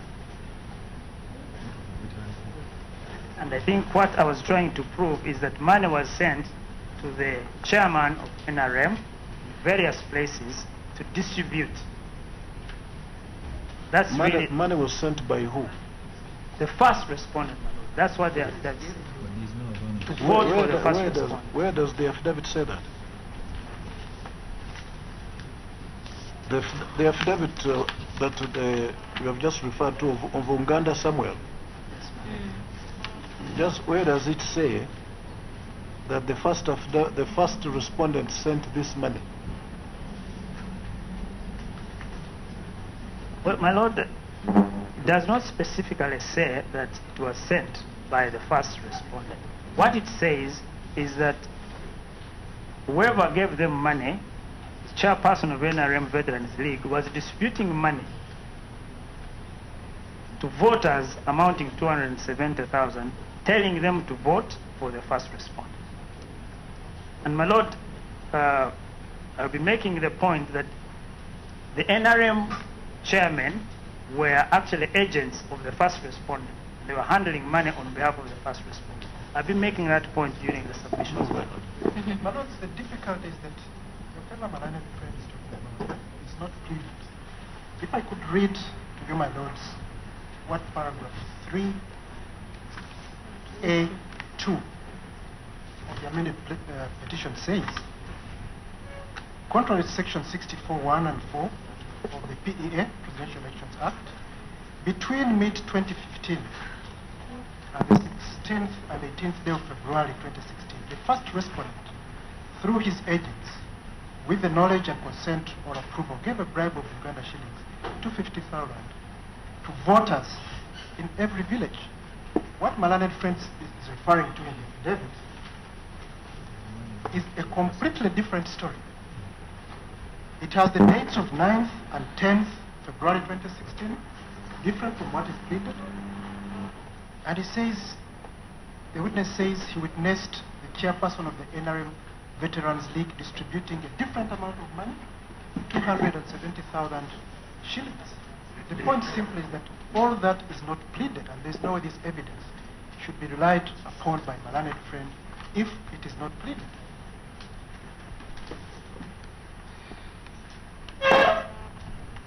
My Lord, all that the evidence proves, my Lord, is that these were various acts of bribery. It was on different dates, It might not have been the same day, but the money was sent to various LC1 chairmen. And Even we different will allow dates. you to proceed, they will respond accordingly. But you Much get the point. Much that obliged. this affidavit is not based on your petition. Much obliged. We'll be making submission from it. So, my lords, there were other affidavits which show other incidents of bribery generally. And my lords, if I may be allowed to proceed and make quick reference to all these affidavits. We have allowed you to proceed, but Much you obliged, must my lord. proceed in accordance with your petition and your evidence. Much obliged, my lord.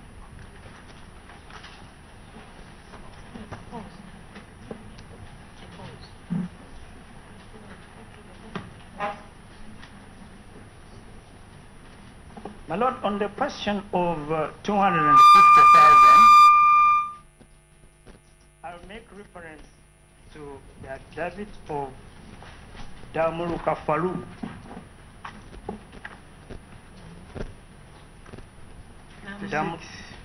Damuruka Faru.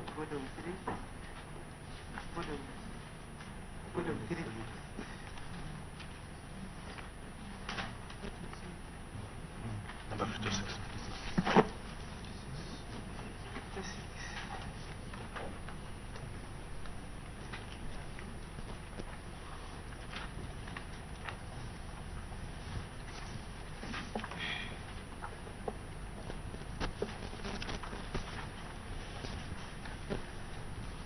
And my lord, I'm looking at paragraph 9.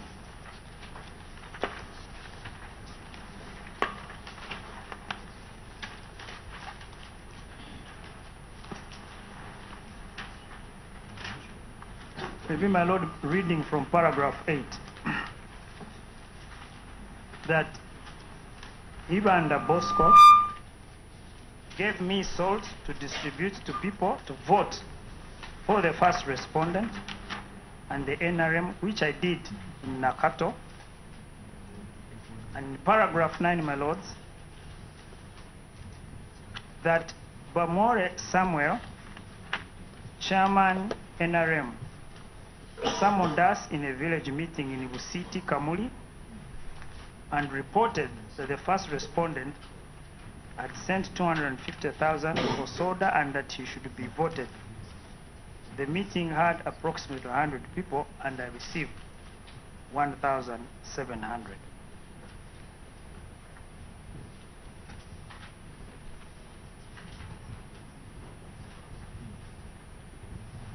So, my lords, I wish to submit that Paragraph 9 refers to a meeting. What was that meeting for?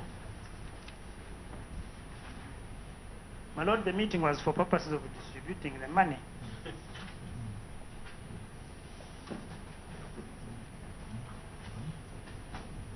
Your Lordships, if I may just point out that that is also a hearsay paragraph.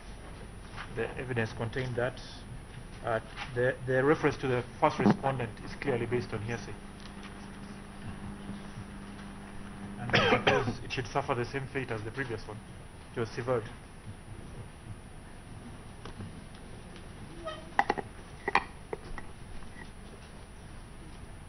Mr. Akamprera, you see that the law allows candidates to hold meetings and even offer food or refreshment at those meetings. So when you have someone saying, we were summoned to a village meeting and I was given a soda, you have to relate it to beyond what you're trying to say.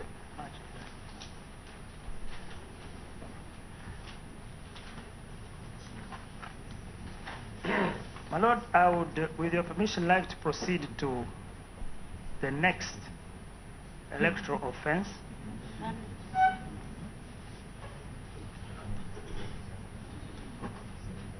I've talked about the offense of bribery. I would like to proceed to the next electoral offense. You are finished with bribery? I'm finished with bribery.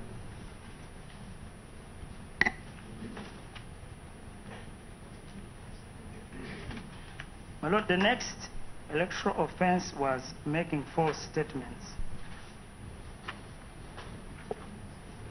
contrary to section 69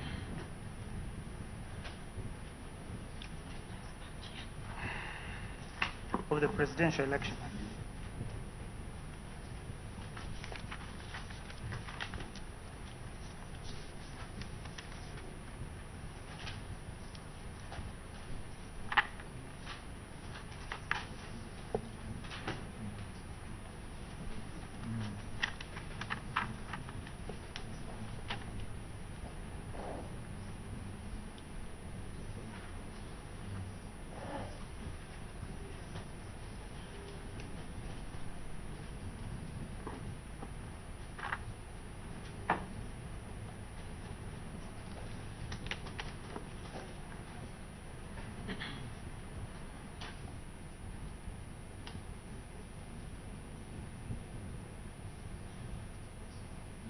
My Lord, I make reference to David of Kajoro Lilian.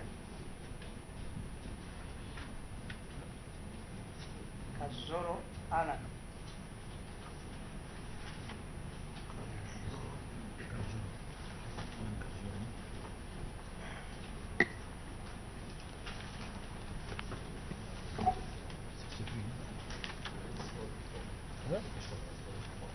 Volume 4.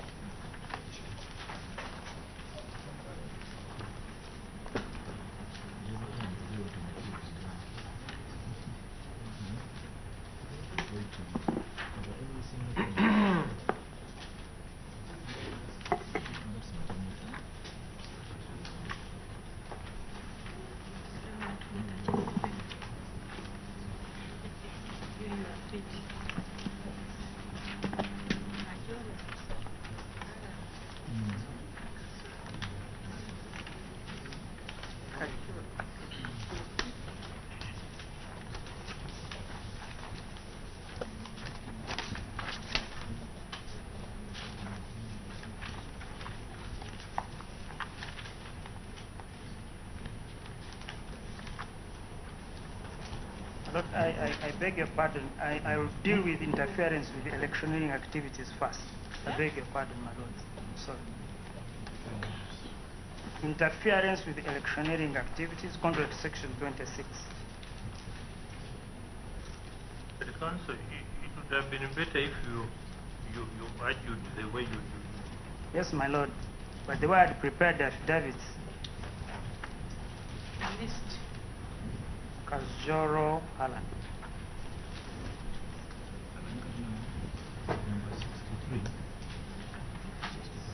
Kajoro for making false statements or Interfering, my Lord. Kajoro is interfering.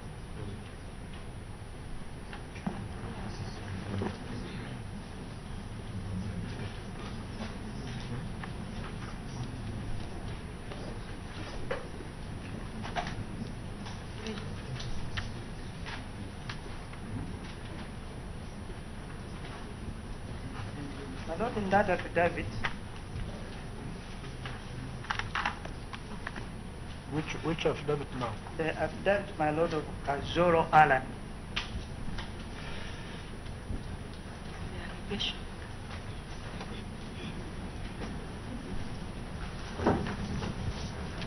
My Lord, that affidavit deals with interference with electioneering activities.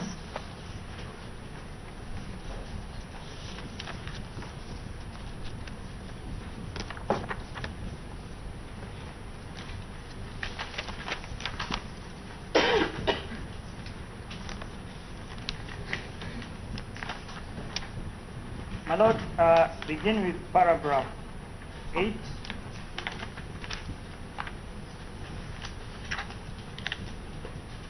That as, talking about the petitioner, that as the petitioner arrived in Fort Portal later in the day on the 17th of November 2015 at Mpanga Market, his procession, which I was part of, was attacked by a group of people identified by the locals as crime preventers, wearing NRM t-shirts and carrying the first respondents' posters.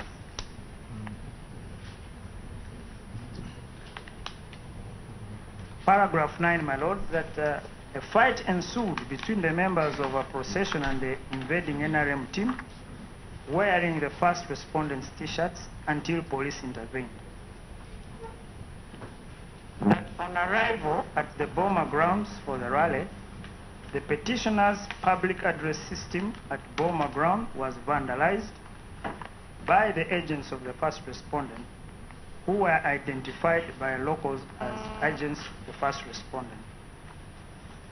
That I also know that retired General Henry Mukunde, while at Toro Resort Hotel, paid a lot of money between Uganda shillings 2,000 to 200,000 to people not to attend the petitioner's rally and vote the petitioner. And indeed, when the petitioner's rally kicked off, it was almost deserted.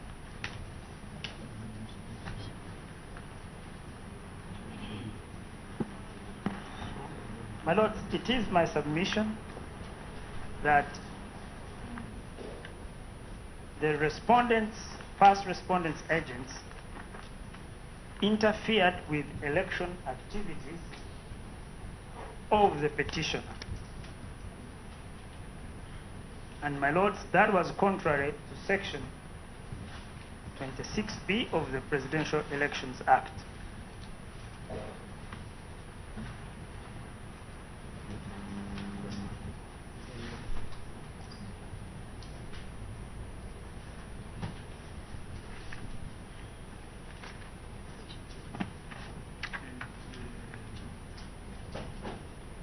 My lord, another election offense is making false statements contrary to section 24. Have you covered the issue of interference with other candidates? Yes, my lord. That's all the evidence you have on it. My lord, there's some other evidence. Well, when are you going to refer to them? I thought you said you are dealing with segment by segment. Yes, my lord. My lord, well, you do it your way, but since you have taken us segment by segment, I think it would be neat and would follow you better if you dealt with one thing, refer the evidence. That was the whole idea of the the skeleton arguments capturing your affidavits on each particular point. Much obliged.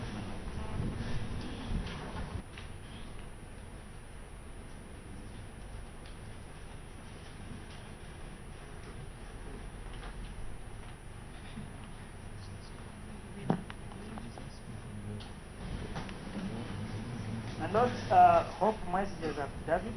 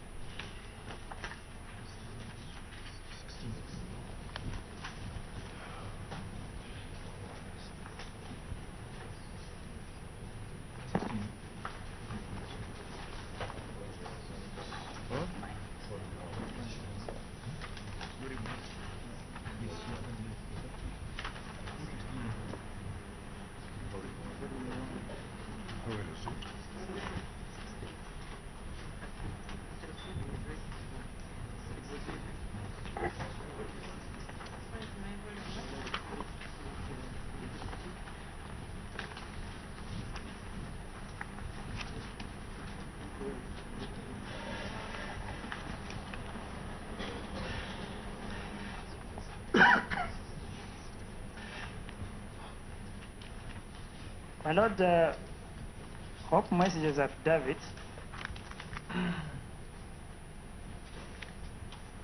beginning with paragraph 4.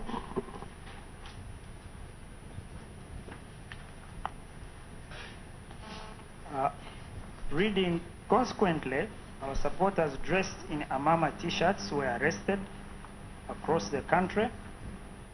Some were tortured, some were imprisoned, and this marked the beginning of the intimidation, arrests, and tortures.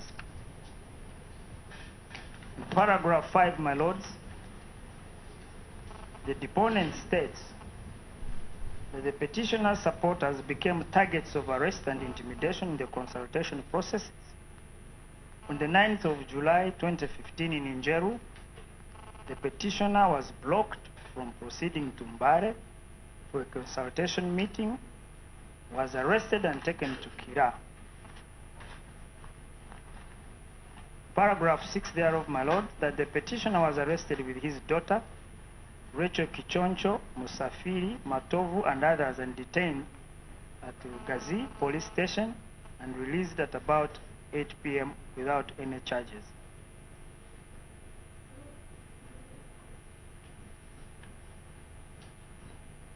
My lords, paragraph 8 says that on the 7th of September 20, sub-county detained them for about 5 hours, tortured them, and by the time they were released, the rally was over. My lord, the deponent goes on and on, but in the interest of time, my lord, I've just highlighted the salient features of the affidavit, which in our submission prove that the first respondent, using his agents, interfered with the election activities contrary to Section 26 of the Presidential Elections Act.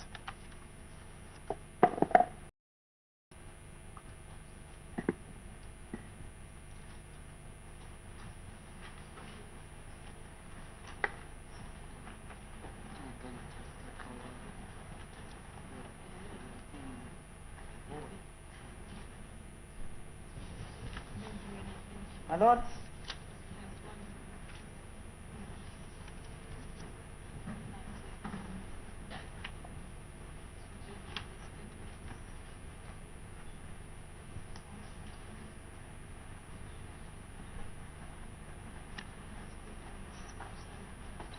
there is also the affidavit of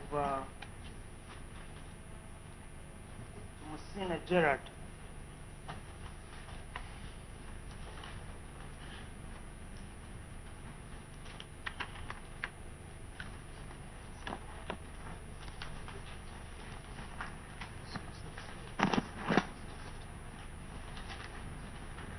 Volume 2.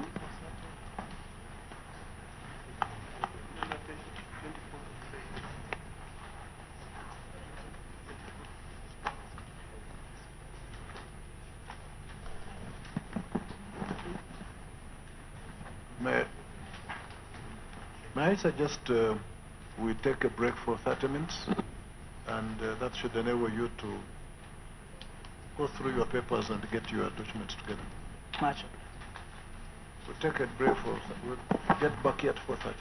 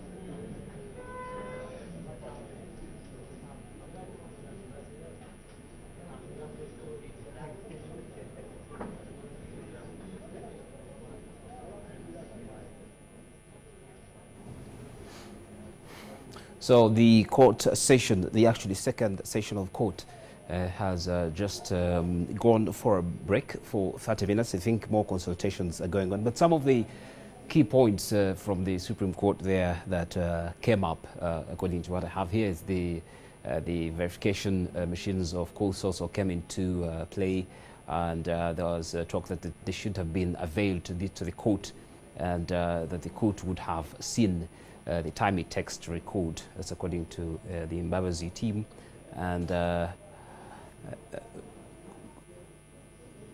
so in the 30 minutes there'll be generally there'll be time for the petitioners and of course the defense side to look at all the key points that came out, and then be able, to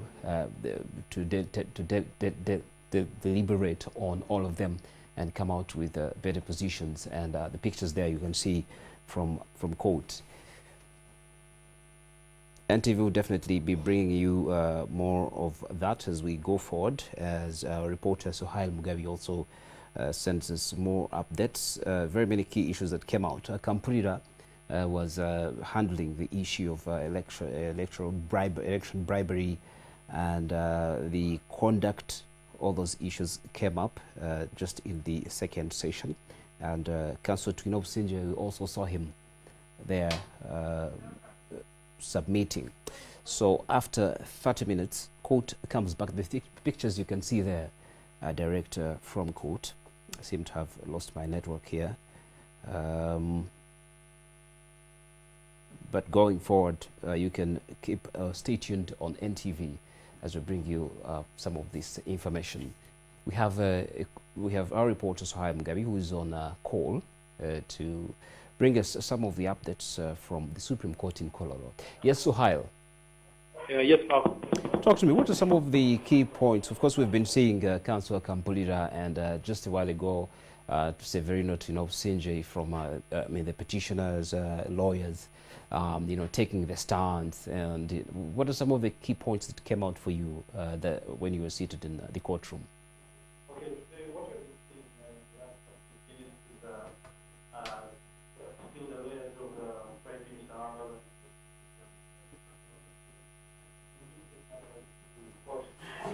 Just after lunch, when the chairman, it was the council anniversary who came to present evidence before court with voter registers, also the voters card, and there was something that whereby members of the defense team representing the respondents came out to object to some of the issues that she was trying to raise, saying that they wanted to ask that they had initially presented. The second issue that we've been seeing that came in the afternoon was Cesarino, the also counsel of the petitioner Amama Mbabazi. For him, he was trying to produce evidence, trying to show that the electoral commission nominated President Yoweri Museveni wrongfully, and it wasn't in order. And his argument was actually brought out by court, whereby he did not produce enough evidence directly linking him to President Yoweri Museveni and also the issues. We saw Counsel Chiyowa Chiwanuka from President Museveni's legal team coming out to object what he had earlier presented, saying that it did not appear in any of the affidavits that they had submitted, and the evidence wasn't there for court on court record, so that they could argue out some of the issues that he was trying to present. So in the last minute, we have seen Micah Kampulira, counsel of the petitioner, also coming out trying to say that there was voter bribery, and there was also some issues of intimidation and coming from the first respondent side, that's President Yoweri.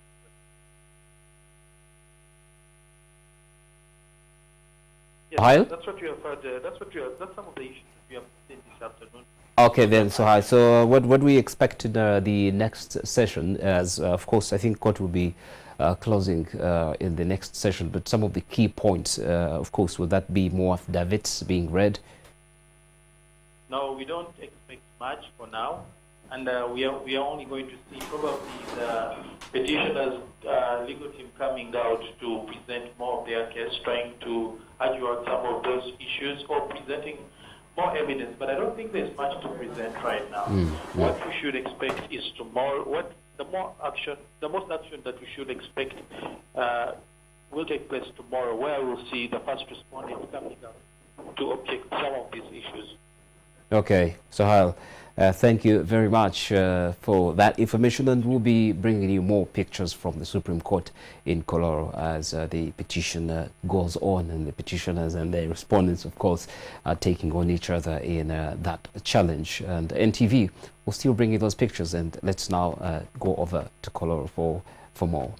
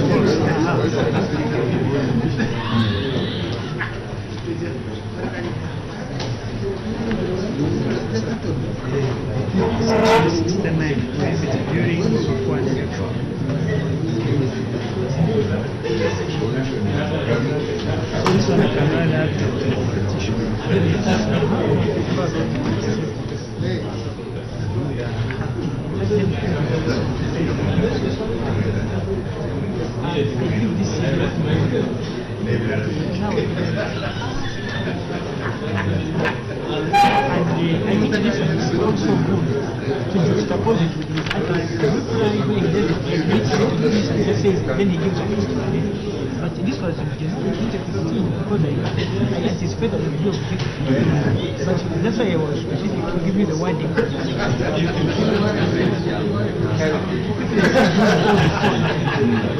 But in this book there is no affidavit.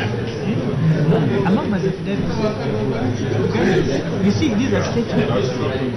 Remember, these are, you're looking at offenses made by a person. So these affidavits just talk about his cases, most of those statements is among my notes. But I want to say, where is the evidence of this? That he made a statement. No, but this is what?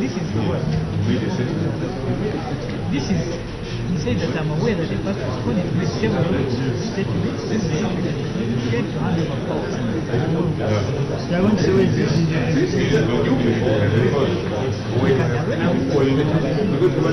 But he doesn't, but you see the point is, he doesn't deny making mistakes and use this point. So if you need to, because if you want us to read the video, no, read the thing. I know we still that CD. Read that CD. It's a CD. I want to say video when is it? No, you're depending on the view of the admission. You don't think it's not a contest. The making of the statement. It's the input of the statement. It doesn't matter. Do you have exactly the video I get the evidence? First respondents.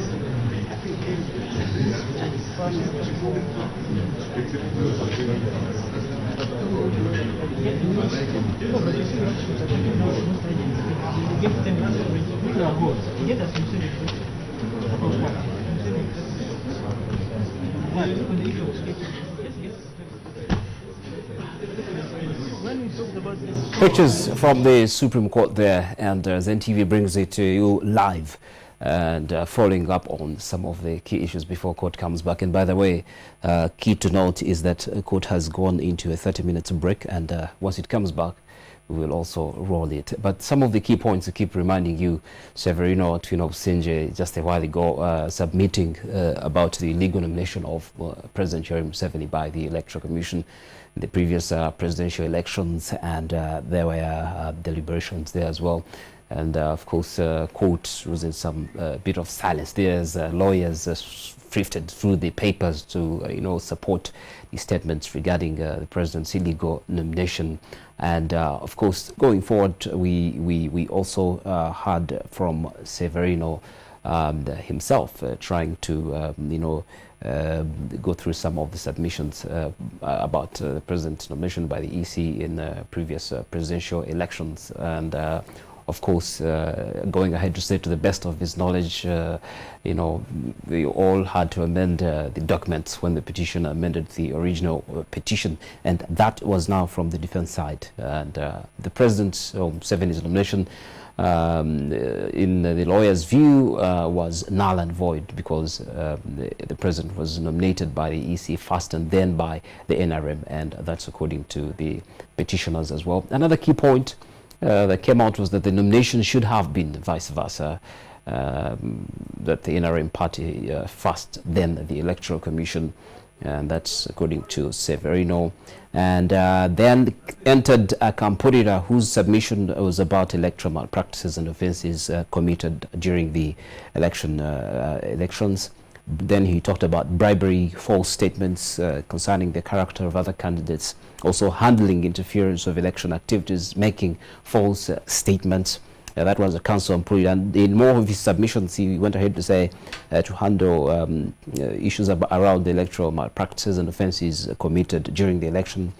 And then also read out an affidavit or evidence in support as evidence of bribery by the president for voters. And of course, the petitioners also had challenges presenting evidence, or what you would call an affidavit, to defend their statements. And of course, went ahead to say that the president, through agents, sent money in and then judges had said that was hearsay, and of course also went ahead to ask them to defend that. And going forward, the CJ, we saw the Chief Justice asking, where does the affidavit or evidence say that the money was sent by the president? And another key point that came across is that the NRM in different regions had agents of the president who were disputing the said money. And that's according to Counsel Kamprira. All the evidence proves that these were cases of bribery. And another one that came out is that the law by the CJ went ahead to say the law allows people to hold meetings and also serve refreshments. And of course, saying this has to be related to beyond what the petitioners were referring to. NTV will be bringing you some of these highlights as and when the court closes that session, but immediately it comes back, I think we'll be bringing you those pictures. Let's once again take you to Kororo and show you some live pictures there as we also get more highlights.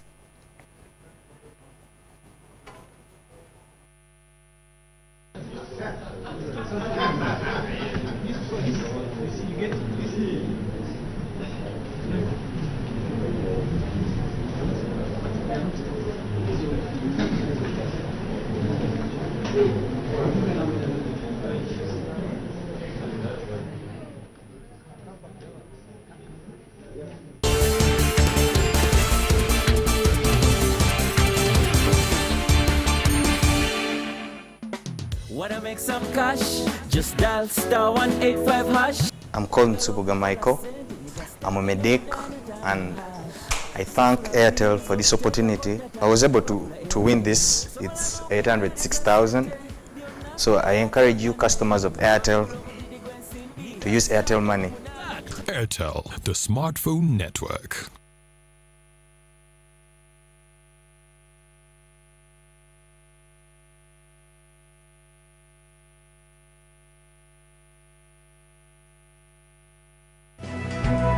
News updates brought to you by Sadolin, color your world.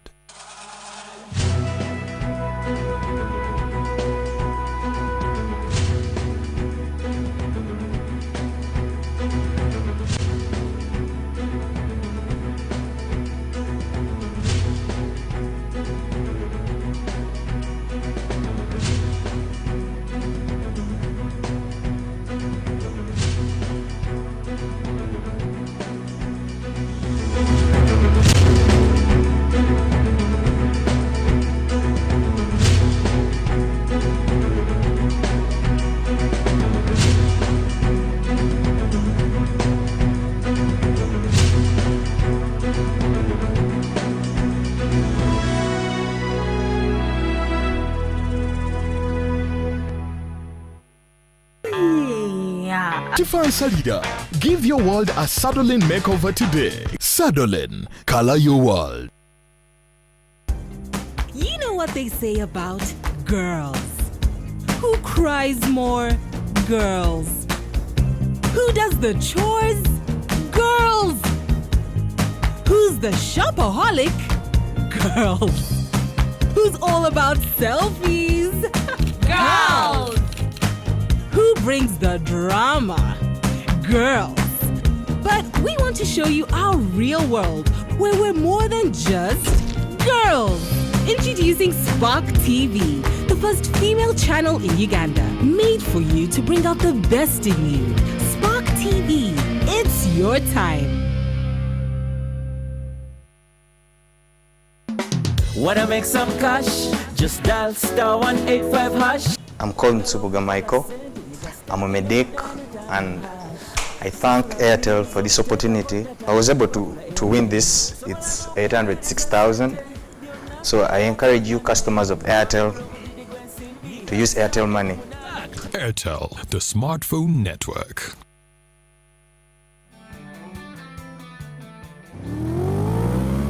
this Wednesday at 8 p.m. on NTV. Revved Up, Uganda's premier motoring show, is back once again with an all-new and exciting episode. Join us every week as we take you through the latest innovations and developments in the motoring industry. All this and more on Revved Up.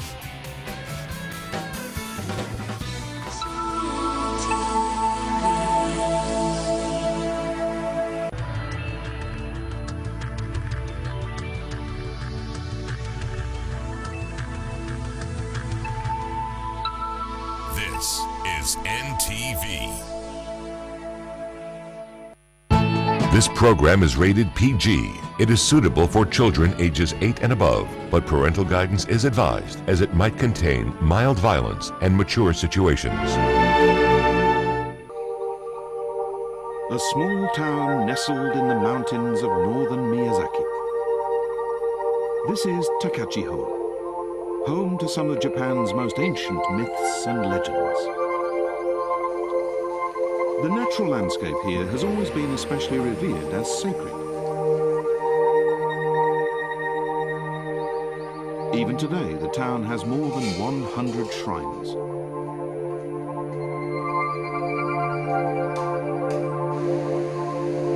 Much of the scenery has old myths associated with it. This riverbed was said to be a meeting place for the gods.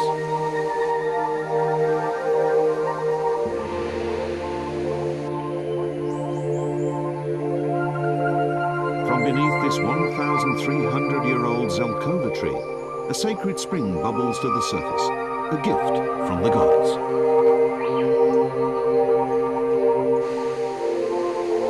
Takachiho's mysterious charms attract 1.2 million visitors every year.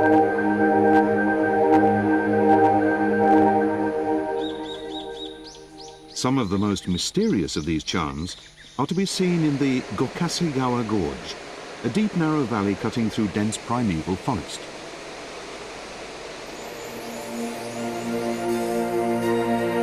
The ravine sheer cliffs were formed by volcanic eruptions tens of thousands of years ago.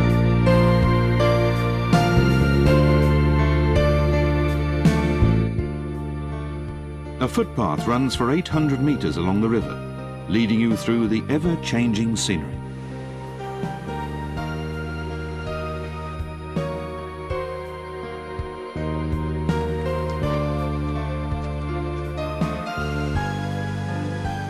The water rushing over the 17-meter Manai no Taki Falls flows from the sacred spring we saw earlier under the ancient Zelkova tree.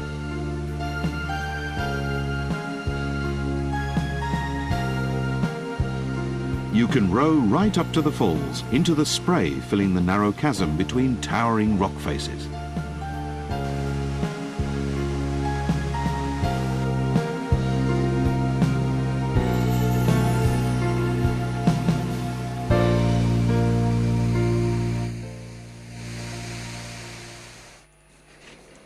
Close by the gorge stands the Takachiho Shrine.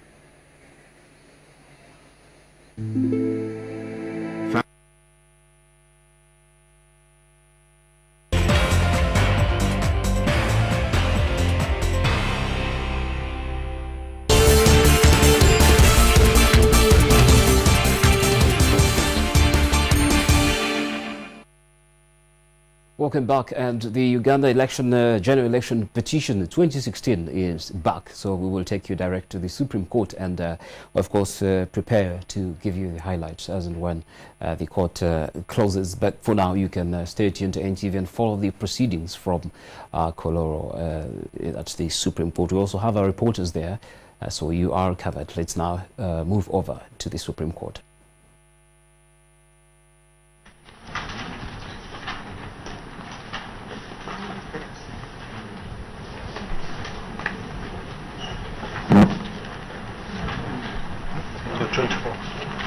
Which one? Argument 2.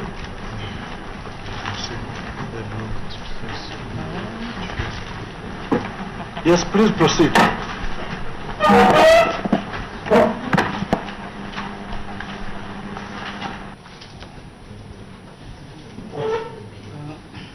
Lord, the abduct of Tumusime Gerard.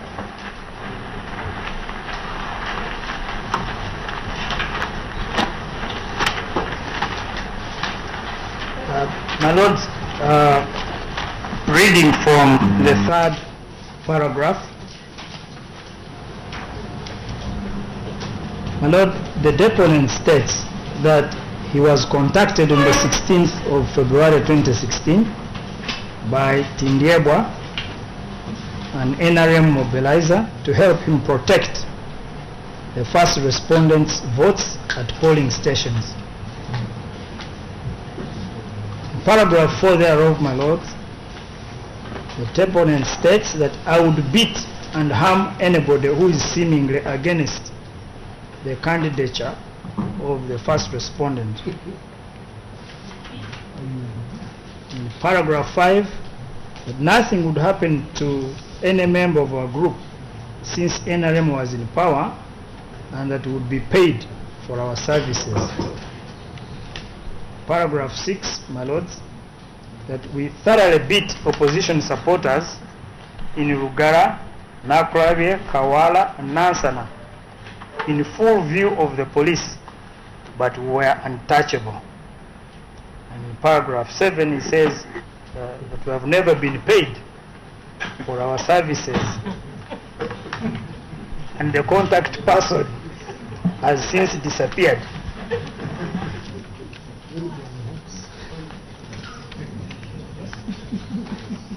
Is he looking for a new paymaster now?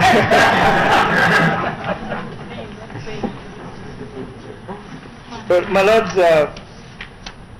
it is our submission that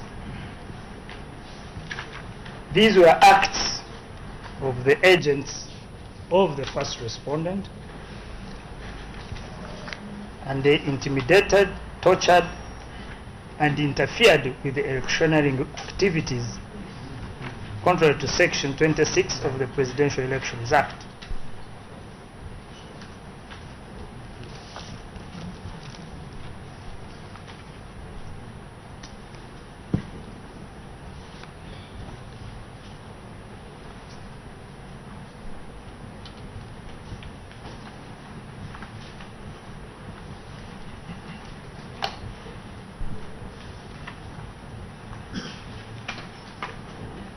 My lords, I now wish to move to another electoral offense, that is... so interference is done with? Is done with, my lord.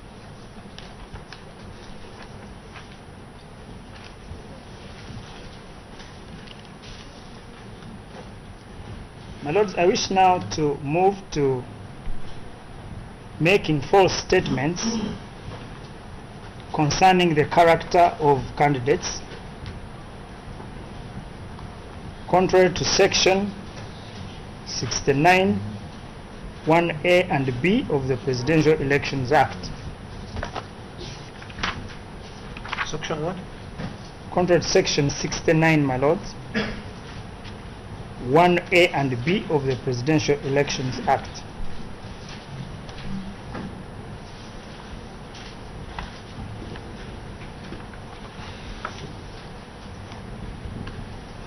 My lords, I make reference to the affidavit of the petitioner in support of the petition, the original petition.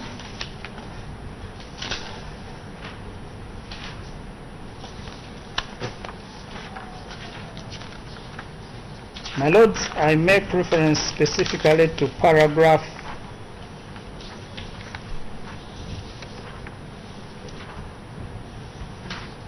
17 and paragraph 27.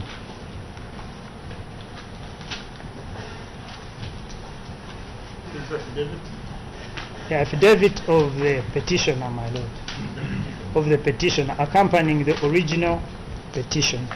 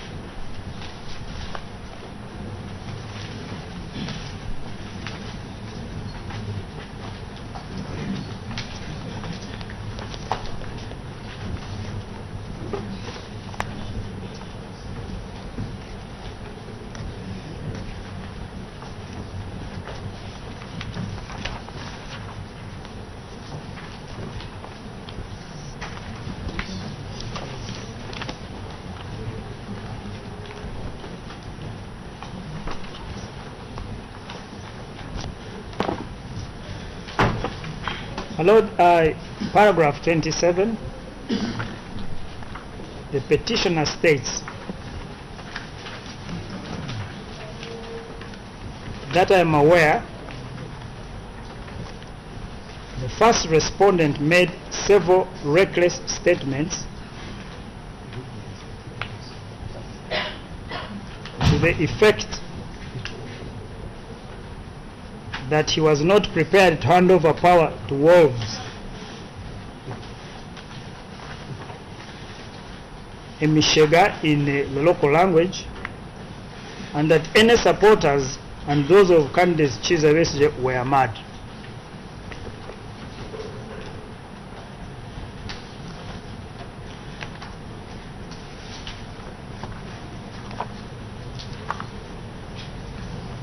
My Lord, it is our submission that referring to the petitioner as a person who is a wolf was clearly derogatory, and referring to him as mad was equally false.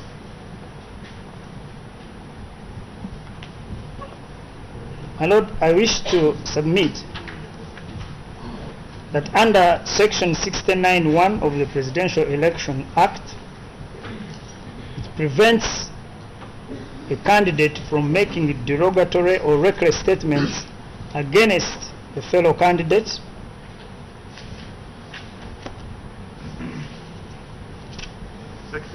Section 69, my Lord.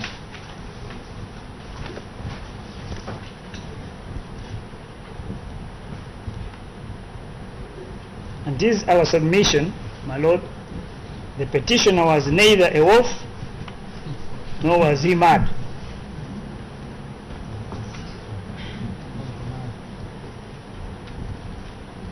You mean a wolf animal? Yes, my Lord, it's not an animal. It's not Omushega, in other words.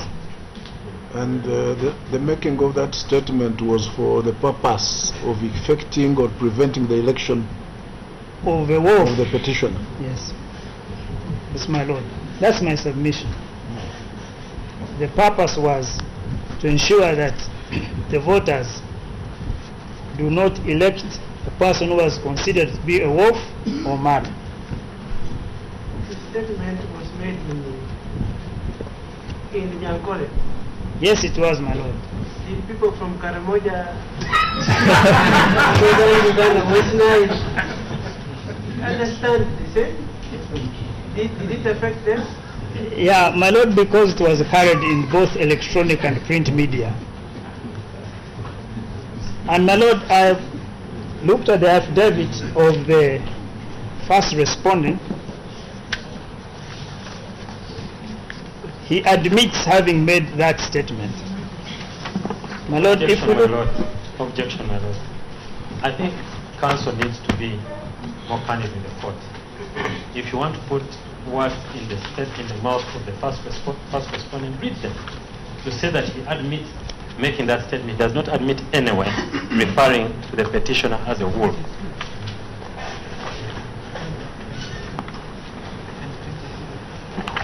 My Lord, I think part of the problem is you make reference to what is spoken, but you don't verbatim quote what was said. What you have now in response, which you are referring to, is a very long statement of how that came about. So you ought then to address that and relate to what you are alleging. My Lord, I was saying that there is a translation in the affidavit of the first respondent. Yes. And in that translation, my Lord,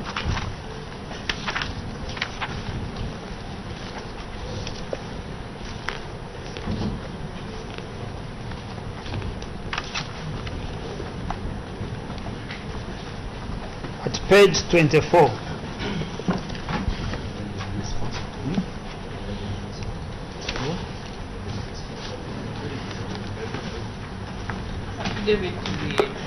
the affidavit of the first respondent. The amended petition? Yes, my Lord, in support of the first respondent's answer to the amended petition.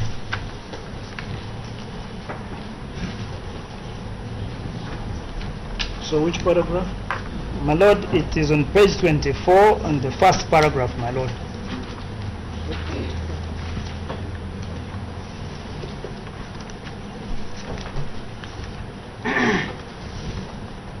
My Lord, this is what the first respondent states.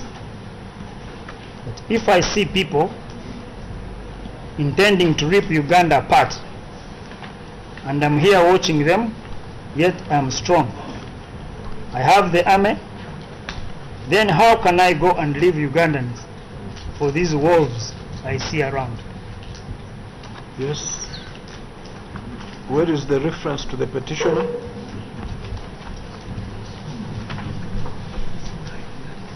Someone says, I see wolves around. Yes, my Lord. What makes you think it is the petitioner is the one of the wolves? My Lord, this was during a campaign period. And my Lord, when the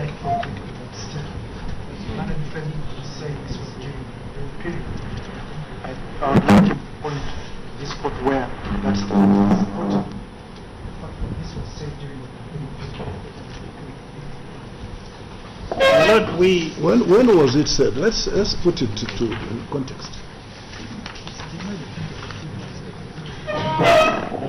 In paragraph 22, it's very clear it was said on 14th January. Yes, 14th January. 14th January. So let's move on. My Lord, the section says, the section creating the offense, my Lord, states, making statements during, before or during an election. This was a statement made shortly before the election. The year before. The year is 2015. 2015. More than a year before. What we have here on record, which you are referring to. Yes, my Lord. You referred as page 24. But the genesis of that starts at page 22.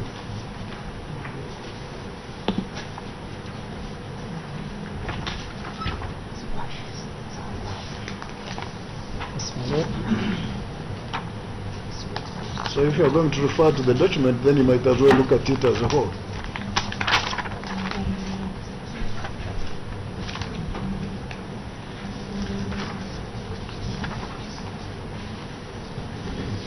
My Lord, my understanding was that this statement having been made shortly before the...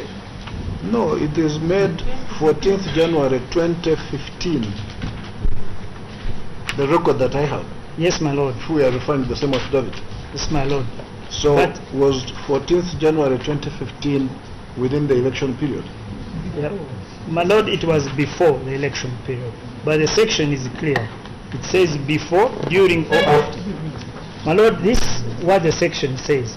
A person who, before or during an election, for purpose of effecting or preventing the election of a candidate, yes, makes or publishes or causes to be made or published by words, whether written or spoken, or by song, in relation to the personal character of a candidate, a false statement. So on the 14th January 2015, who were the candidates? My Lord, it was shortly before the primaries. Wow. And who were the candidates on the 14th January 2015? Because the section is talking about effecting or preventing the election of a candidate. So who were the candidates at that time? My Lord, at that time I think there were no candidates. So my Lord, I will abandon the point. My Lord, I'll leave it at that, my Lord.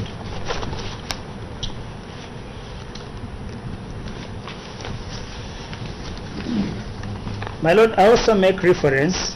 So we are off the Mshega thing now? Yes, we are off. So where are we now? My Lord, now we are on... Lord, I seek clarification.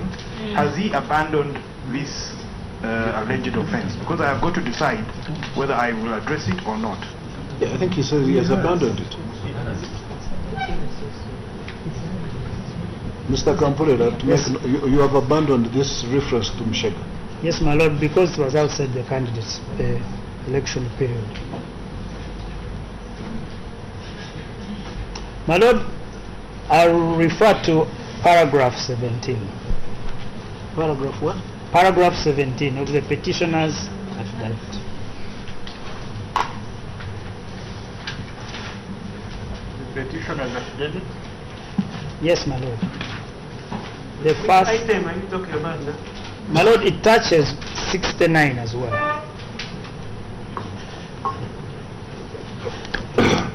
And what does it say? Please read it. Lord, it says the first respondent repeated at press conferences, uttered several threats and used derogatory and insulting innuendos directed against my person, inter alia that I had touched in the anus of a leopard, and that I would see the consequences, which statements alienated me from my supporters and coerced the population into voting the first respondent for their safety.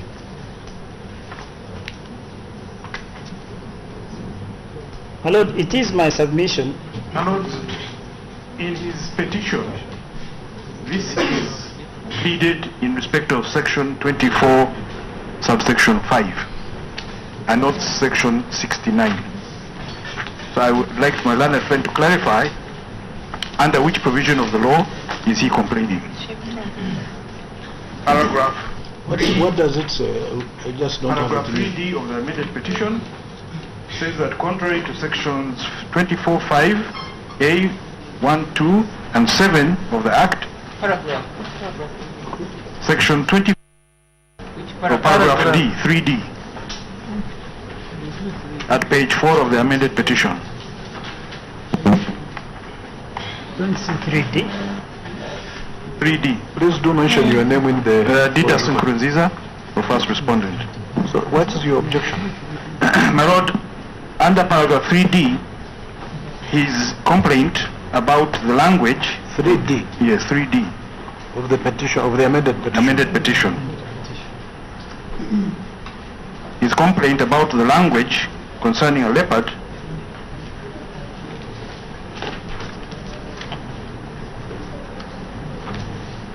is that it is contrary to section 24, subsection 5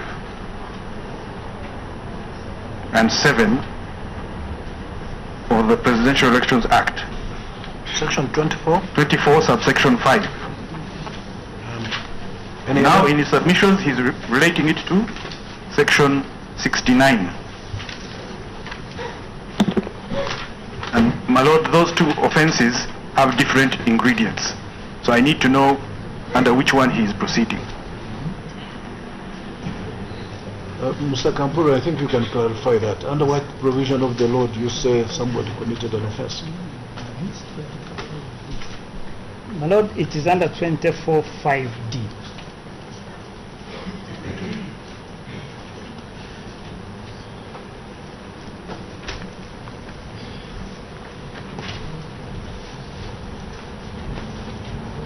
So you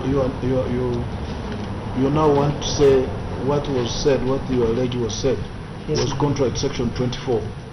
Yes, my Lord.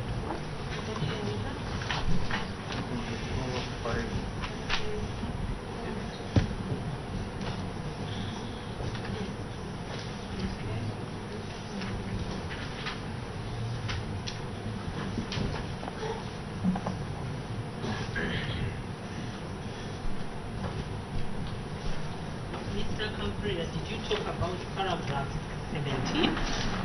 Yes, my Lord. Paragraph 17 of the petitioner's original affidavit in support of the petition. The original petition, my Lord. I'm talking about the affidavit shown by the petitioner. So you're using both the original petition and the amended? The affidavit. The affidavit. Yes. My Lord, it is my submission that the remarks which are attributed to the first respondent were derogatory, abusive, and insulting to the petition. Under section 24.5. 24, my lord, 5. So there are several paragraphs there. A, B, A to G. Yes, my lord. So under which one do you fit them? D, my lord. D. D.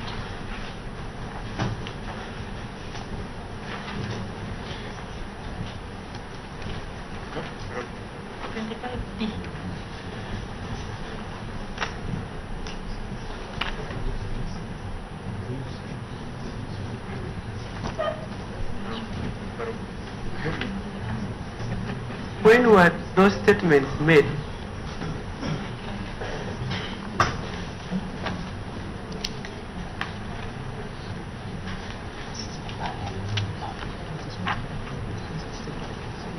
My lord, from the affidavit we can't tell when it was made, but fortunately the first respondent does not deny it. Were they made during campaigns? Yes, my lord, it was. To whom were they directed? My lord, they were directed to the petitioner and his supporters, because this was immediately after the Ntungamo incident. And you are saying the petitioner had participated in beating the supporters of the first respondent? No, my lord, I'm saying that after... When I read what you are alleging and what was answered, it seems to be in reference to people who had beaten others, and someone saying, if you beat my supporters, you get this. And it does not refer to the petitioner even having been present. And you trying to drag him into something where he was not in. My lord, it was after the Ntungamo incident, and after the Ntungamo incident, he said those who had tampered with his supporters had touched that part of the leopard. Yes, and I'm asking whether that in any way referred to the petitioner. My lord, because the petitioner was in Ntungamo as well. No, had he participated in that brawl? My lord, he did not participate, but just being present was enough. Because it is alleged that his supporters had beaten the supporters of the first petitioner, first respondent, my lord. My lord, I've endeavored to put forward what the petitioner contends were election offences which were carried out during the election process. So, the making of false statements is now on one ground only. Yes, my lord. That is the leopard thing. The leopard thing, my lord.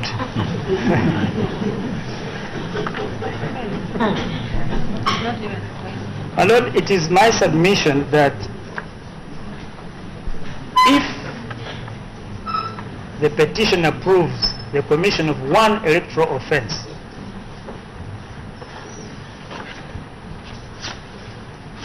under section 59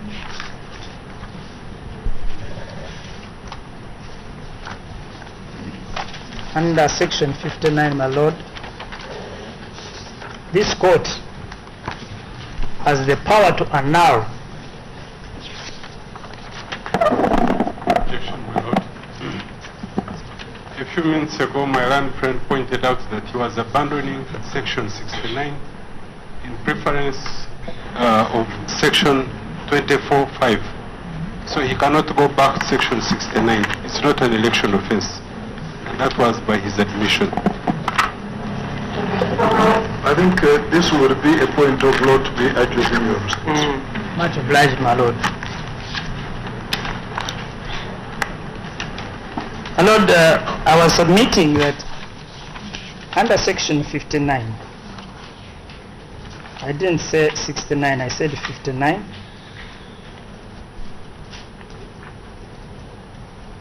If the petition approves that a candidate or the first respondent in this matter, Which subsection? section 59, subsection 6C. 5, my lord. 6. Section 59, subsection 6C. My Lord, it is my submission that if the petitioner proves that an offense was committed under this act in connection with the election, personally or with his or her knowledge and consent or approval,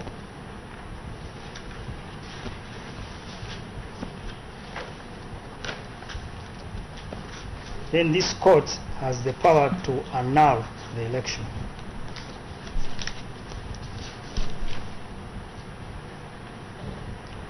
My lords,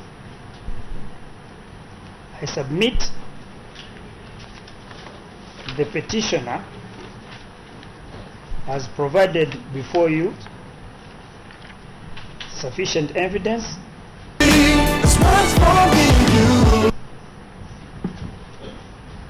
on the basis of which you can make a finding that an election offense has been committed, and I pray that you so find. If we could summarize which offense? My Lord, 3 offenses under bribery,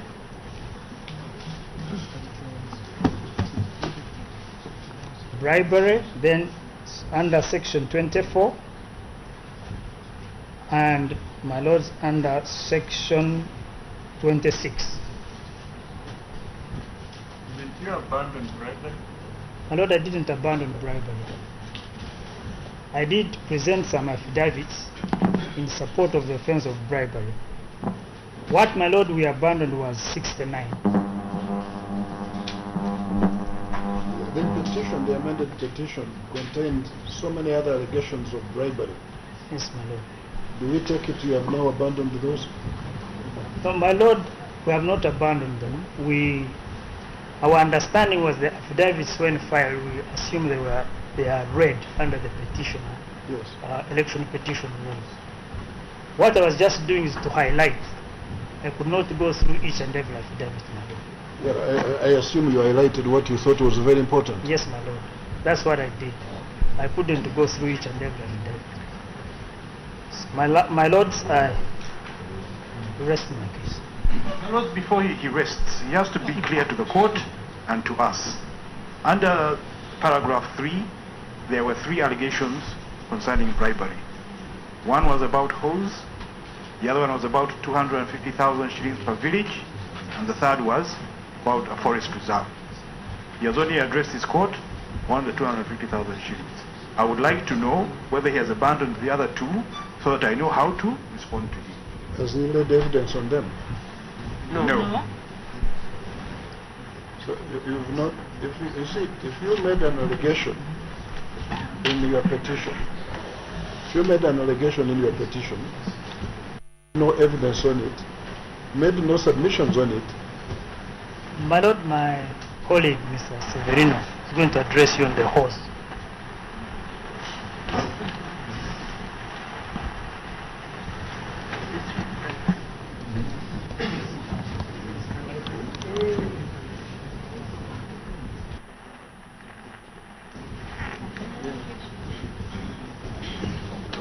But my lord, I don't know if my learned friend can now come back to submit when Mr. Kampulira had wrapped up concerning the election offences. We have asked a particular question which Mr. Kampulira apparently is unable to answer, so let one of them answer it.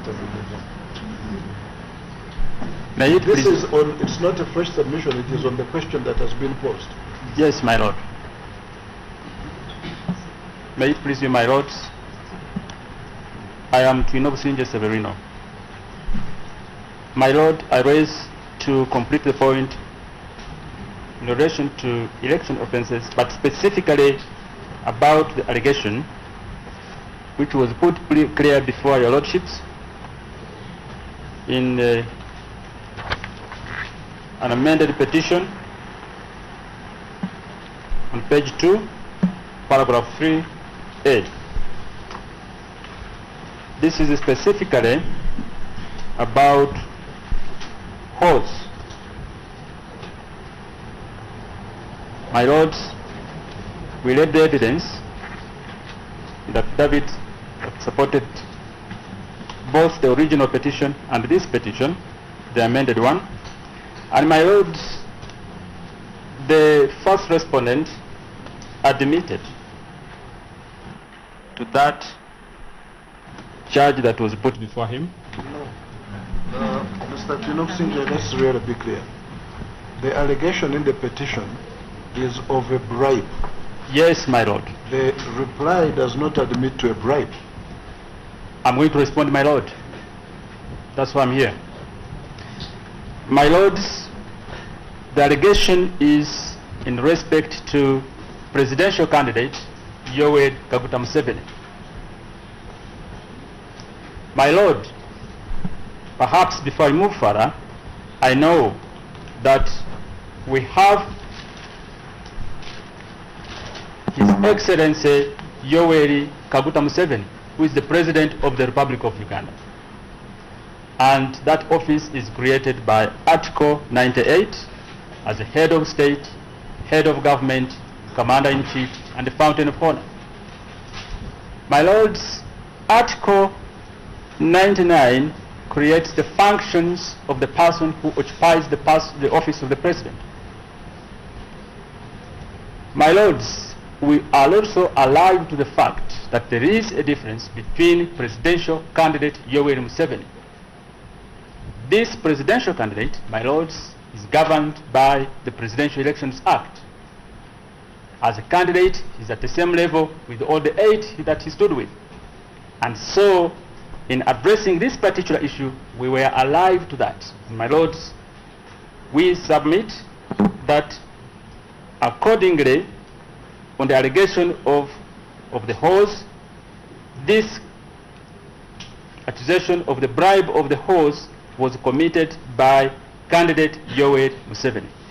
My lords, I have a point to prove on this. My lords, he admits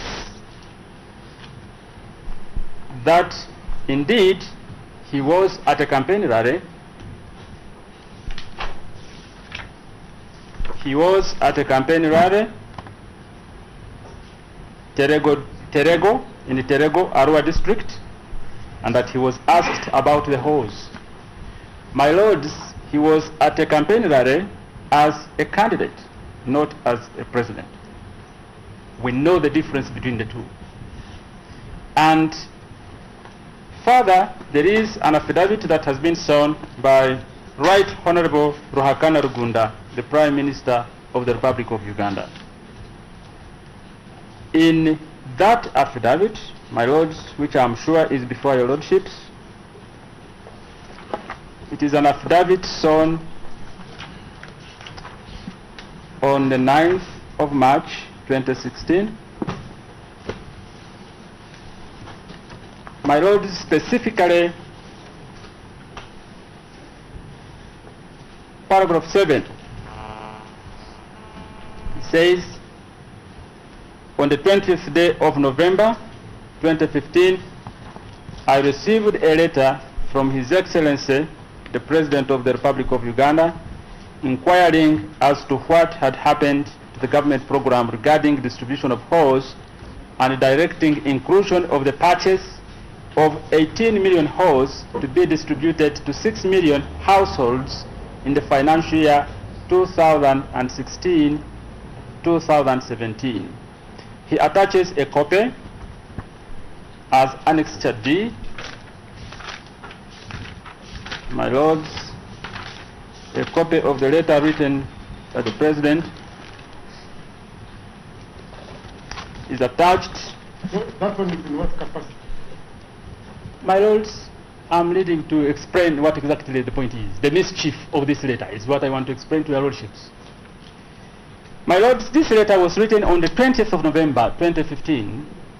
This was basically in the middle of a campaign. And when the President wrote it, he was aware of the feelings, of the expectations of the voters. And he said 2016-2017 financial year. But at the time when he goes to this campaign program and they start distributing horse, this financial year has not begun. So where did this horse come from? If he said it was a government program. My lords, that is the point we are making. And he says that I direct that in the next financial year 2016-2017, you include in the budget the purchase of 18 million hose. These hose will be distributed to 6 million households, each receiving three hose. We had discussed this issue in the cabinet with a view of providing some hose during the current financial year. What happened? My lords, there is a way the government operates. A president does not have to go on a campaign program in order to effect government programs at a rally. Clearly, he wanted to induce the voters to vote for him. That's the purpose why he did all this. And that's the point we're making, my lords. My lords, there is another affidavit. Oh, before I leave that, this particular affidavit, when you look at paragraph 8, Dr. Wakana Rugunda says that upon receiving the letter, I made some inquiry about the state of the ongoing government program and established that it was under continuous implementation.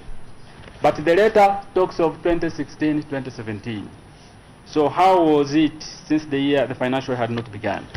In paragraph 9, he says, I traveled to Terego and informed the people that the program was ongoing under implementation, and I presided over and witnessed the distribution of hose. My lords, the financial year 2016-2017 at this point has not reached. So clearly, this letter was not written when the author of it was not aware. Certainly he was aware that the voters expect this, and that if he does it, then it is an inducement intended to persuade them to vote for him. My lords, there is another affidavit, an affidavit in support of the third respondent's answer to the amended petition. It is shown on 14th day of March. It is by Eckhart. Okay, I can spell it, it's difficult to pronounce. It is Ekachelan Esau. He depends in support of the third respondent's answer to the amended petition. It is shown on 14th of March 2016. My Lord, Esau, in this affidavit, he says that I am the Chief Administrative Officer of Arua District, and a position I have held since July 2014. He's a civil servant, my Lord, and a senior civil servant for that matter. And in paragraph 2 he says, I have read the amended petition and the petitioner's accompanying affidavits and discussed the contents of the three documents with the counsel for the third respondent and respond hereto. Then he goes ahead, and in the third paragraph he says, Arua district is comprised of 7 counties and 28 sub-counties.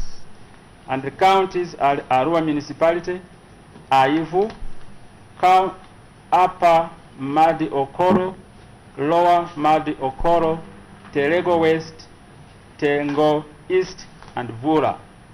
And in the fourth paragraph he says, as the Chief Administrative Officer of Arua district, I am the head of public service in the district, an accounting officer for both human and financial resources. I am also the liaison officer between the central government, the local government, as well as the custodian of the assets of the districts. He says so many things, but in paragraph 6, he says, I know that while the president was campaigning in Terego, Arua district, he was asked about the hose by the people at one of the rallies. And in paragraph 7 he says, in January 2016, as the Chief Administrative Officer, I received the hose from the Office of the Prime Minister for the distribution as I had done in the previous 2 occasions, with instructions that I should see to it that the hose are verified and accounted for. My Lord, here is a presidential candidate campaigning at a rally.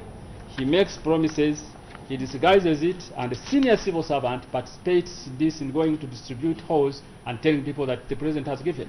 So my Lord, this cannot be described in other terms than a bribe, for whatever the bribe is described for under the law. My Lord, under the law, section... You know, Mr. Pelosi. Yes, my Lord.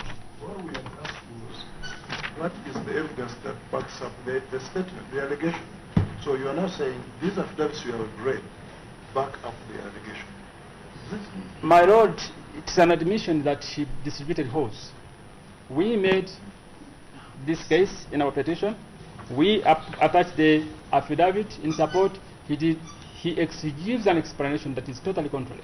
And we're saying that as a head of state, his duties do not include going to distribute hose. My Lord, the head of state's duties are clearly spelled out. And the question of going to distribute, if it is a government program, there are other government officers who do so. He does not have to go to do so at a campaign rally. My Lords, that is our submission. I have no problem with that. I'm Yes. following what you're saying. You have a statement in the amended petition. Yes, my Lord. Our question was, what is the evidence that backs it up? And you have given it. Yes, my Lord. You have made submissions on it. So, my Lord, to that extent, we pray that you find that the commission of this crime, of this illegal, this offense was committed by the first respondent, and that within your mandate and under the provisions of the law, you hold him accountable and annul this election. My Lords, I rest my case. You have not answered one question from council leaders about the forest.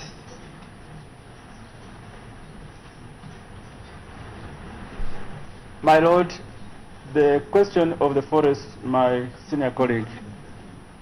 When you said you to answer it, please. My Lord, we have abandoned that one. Why don't you say that?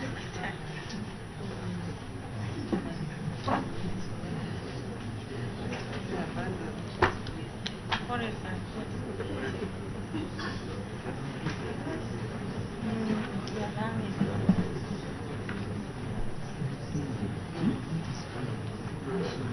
So that completes your submissions for the day, Mr. Mbaba?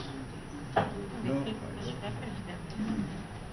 My Lord, there was some more submission from my land friend, and then I would make a wrap-up. Mr. Jude.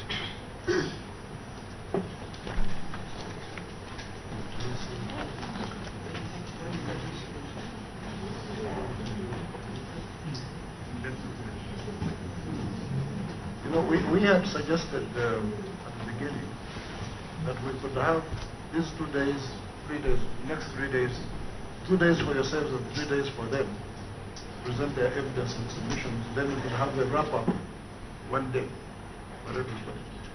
Unless you want to do your wrap-up now. It's not, the wrap-up is, as I was submitting, I did not refer to the cases because the cases had not yet come into, had not yet been filed. So you want to wrap up the Just my case? presentation, and I refer to the cases. Mr. Jude Yamkama is going to address you on the issue of substantial effect and burden of proof. That is the substantiality. Or you can explain. The rest I will do.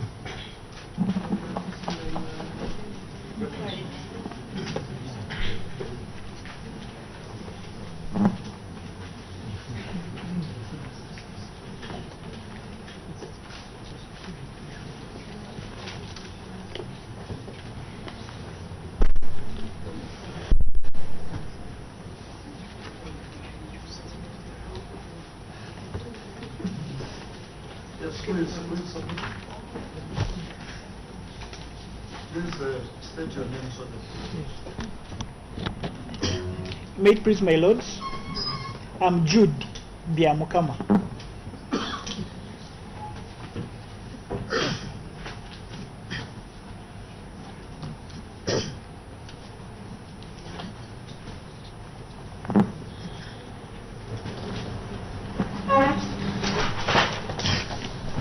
My lords, I'm addressing you on issue 3.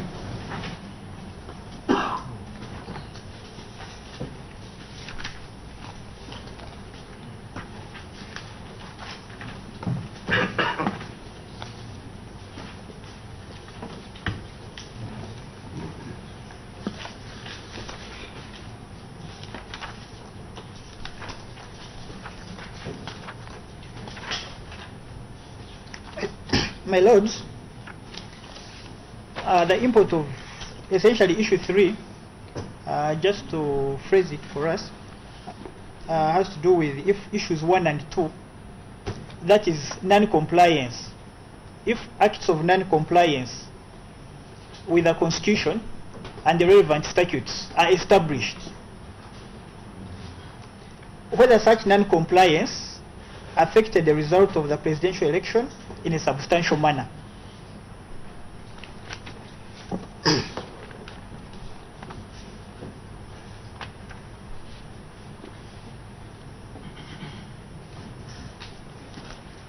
My lords,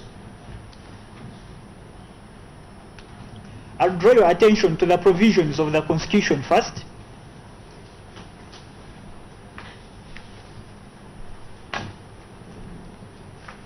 Especially Article 104, Clause 3,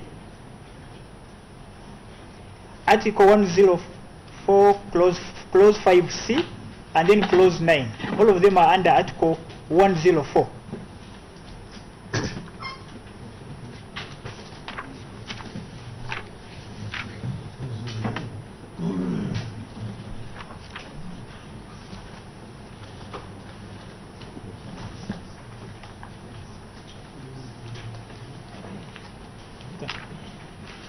My lords, Article 104, Clause 3 requires this court to inquire into and determine a petition and declare findings. The language used, as has been observed by at least 2 justices, albeit in dissents,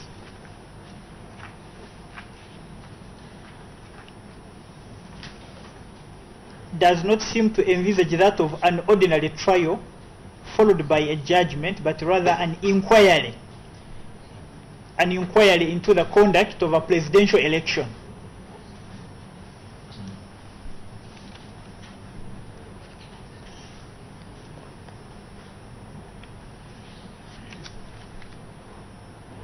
Why are you talking about justices and you're not referring to the authority where there are dissents?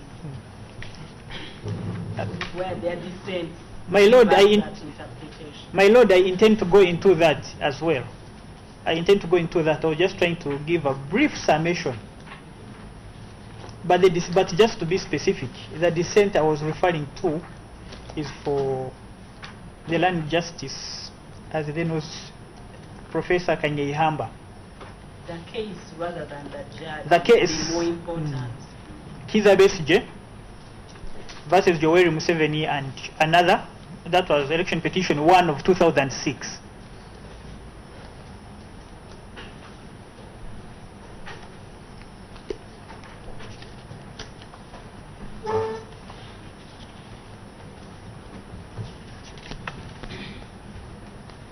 Specifically at page 291 of his judgment, of the judgment.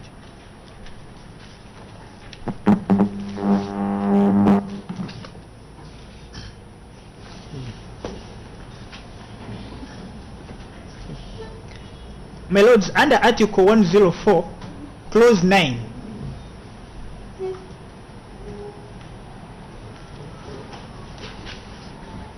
Parliament was authorized to make laws for grounds of annulment.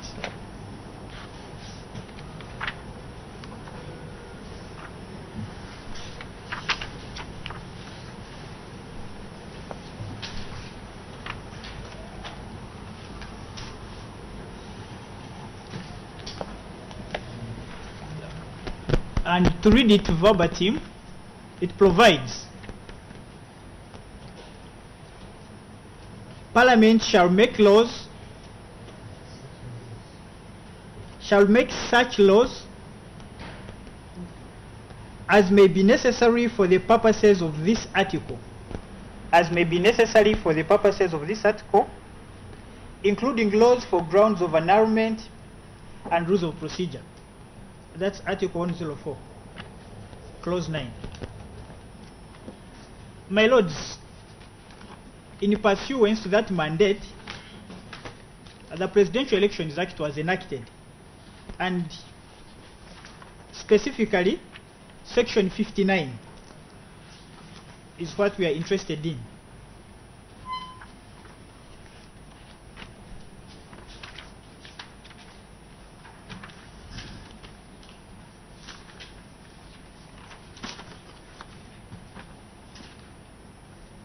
Section 59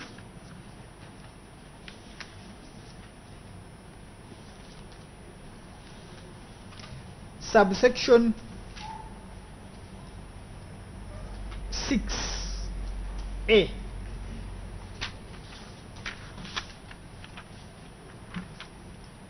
Section 59 subsection 6A,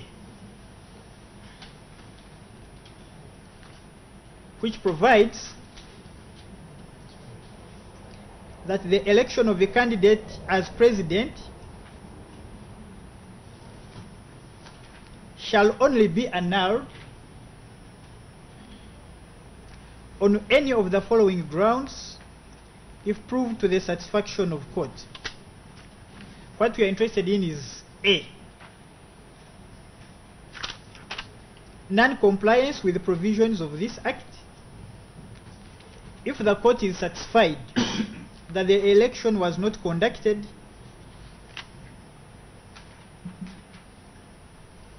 in accordance with the principles laid down in those provisions, and that the non-compliance affected the result of the election in a substantial manner, and that the non-compliance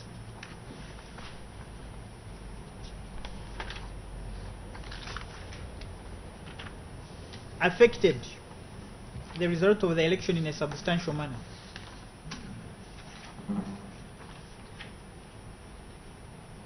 My lords, this court has on 2 occasions considered the import and interpretation of this particular section.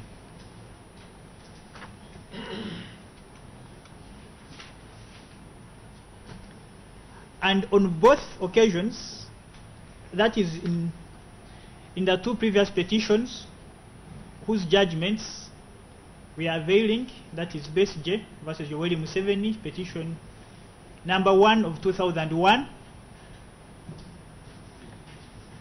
and Base J versus Museveni and another, again number 1 of 2006.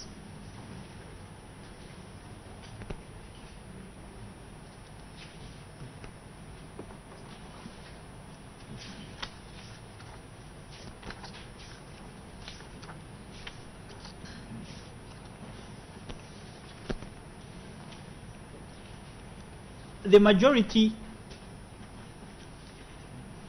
decision on both occasions in those 2 matters gravitated to what I will describe as a quantitative test in interpreting the meaning of affecting the result in a substantial manner.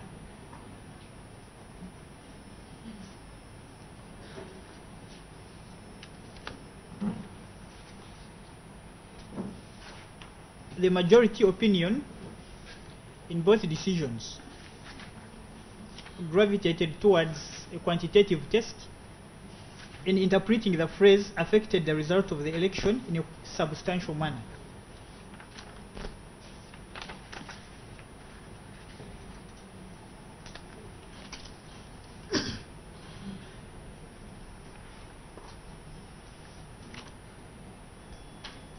Your Lordships,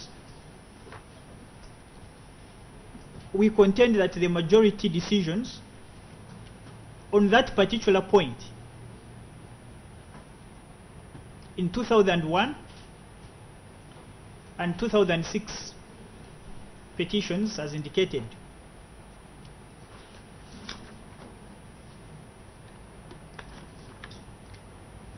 was wrongly decided.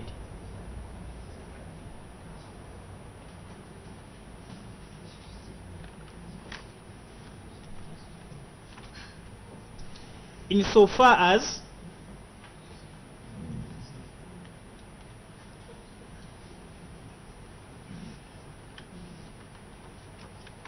and extremely, insofar as they said, insofar as the majority in those two decisions set an extremely restrictive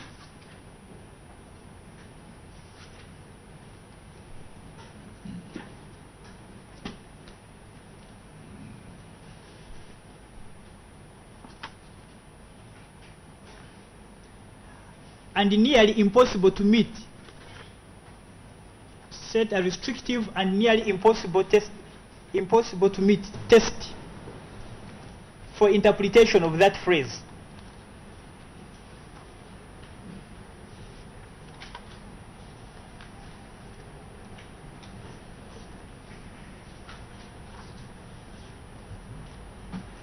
Your Lordships,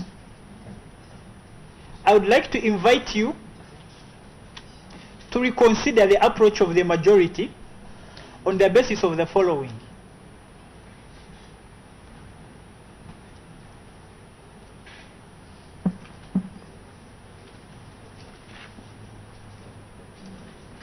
I would like to invite you to reconsider the approach of the majority in both decisions on the basis of the following.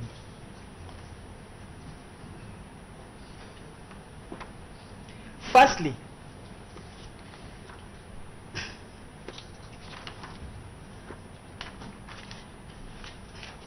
the majority opinions in both decisions were largely influenced by the Tanzanian decision, Mbowe versus Iliofo, 1967, East Africa, at page 240.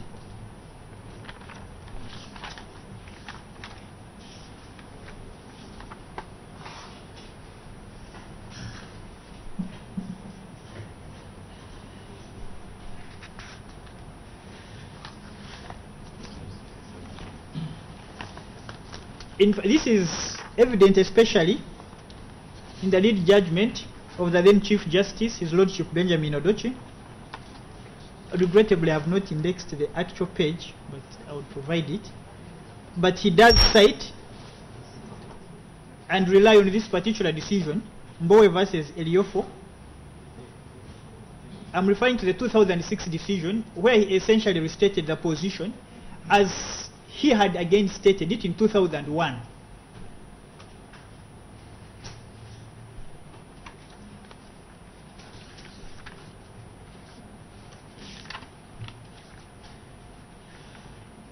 And reliance was also placed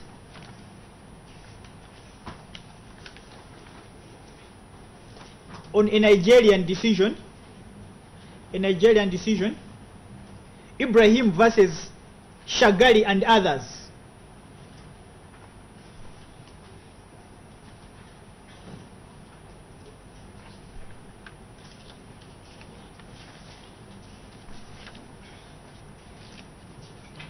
A Nigerian decision, Ibrahim versus Shagali and others.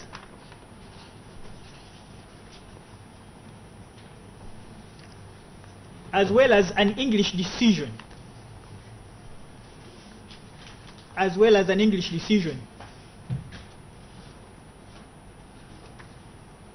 Morgan versus Simpson.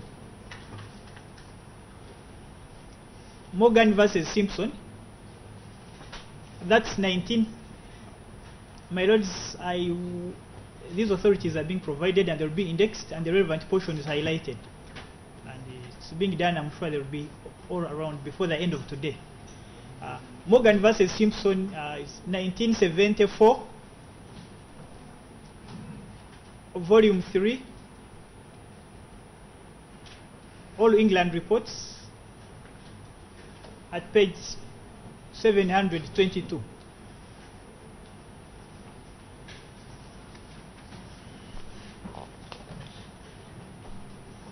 The majority opinion, my lords, essentially labored to explain that this substantiality rule is not alien to the Ugandan jurisdiction, but it does exist in a number of other jurisdictions.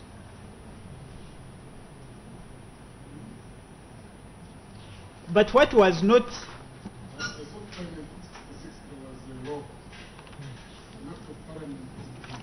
yes, no, my lord, basically the approach I'm adopting, I intended to first point out those decisions which have been relied on, and then I explain to you why I think they were misapplied to our jurisdiction. That's the direction I'm using.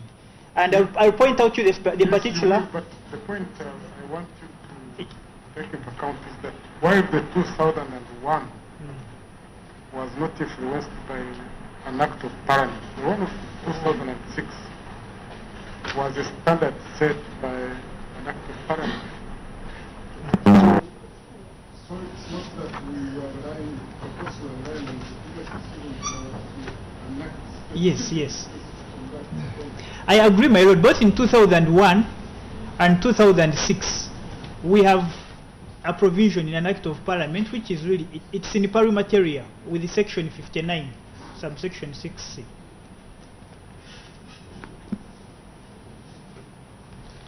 So essentially the rule is, that's why we have referred to it as the substantiality rule, because it's the majority opinion in 2001 did hold that the acts of non-compliance and irregularities which were established did not substantially affect the result, the outcome of the presidential election, and which again was exactly the same point in the 2006 judgment, that the irregularities which were established in evidence did not substantially affect the outcome.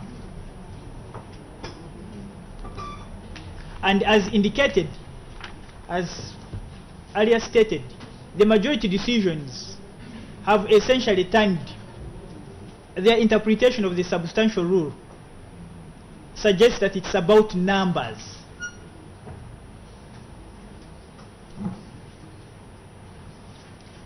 And they support both decisions insist that these authorities, which I've pointed out and which I intend to distinguish, give them a firm ground that this rule is good law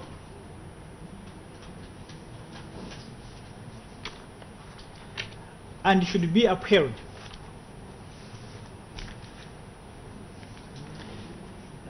Now, your lordships, starting with, I would like to comment briefly on the decision of Mbowe versus Eliofu, which was relied on by their lordships.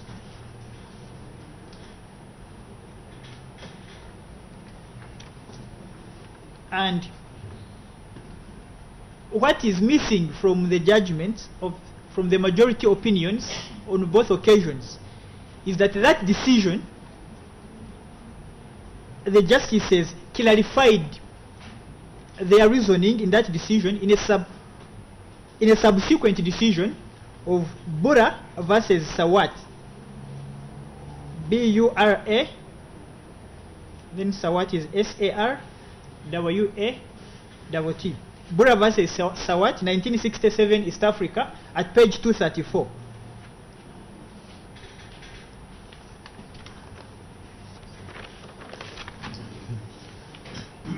And this is the clarification which is given. My lords, again, that decision is going to be provided and the relevant portion is highlighted. The majority opinion in Bula versus Sawat, while referring to their previous decision in Mbowe versus Eliofu, explained that it must be seen in the context of that petition, where the allegations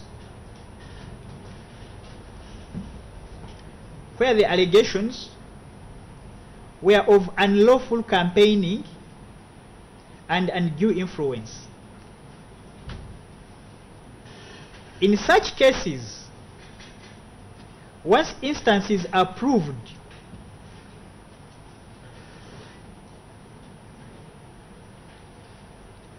to show that there was unlawful campaigning,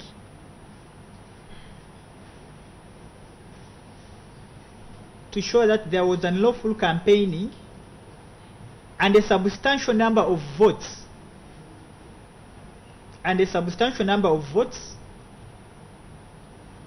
obtained by undue influence,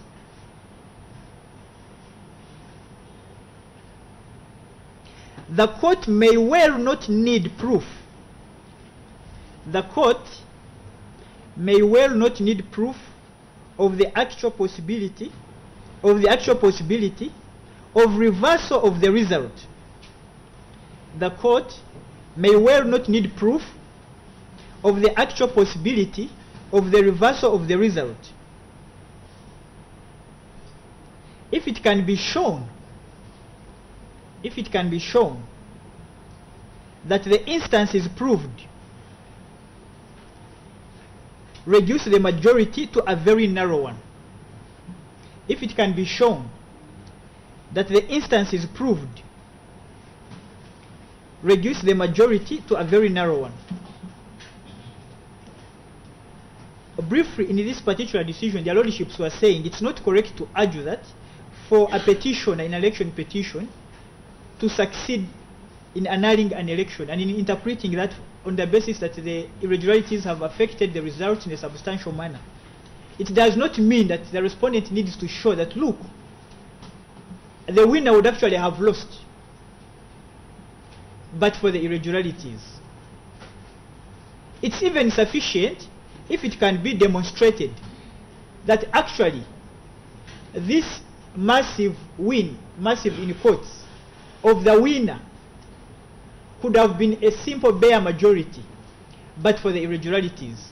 That is also sufficient to annul an election.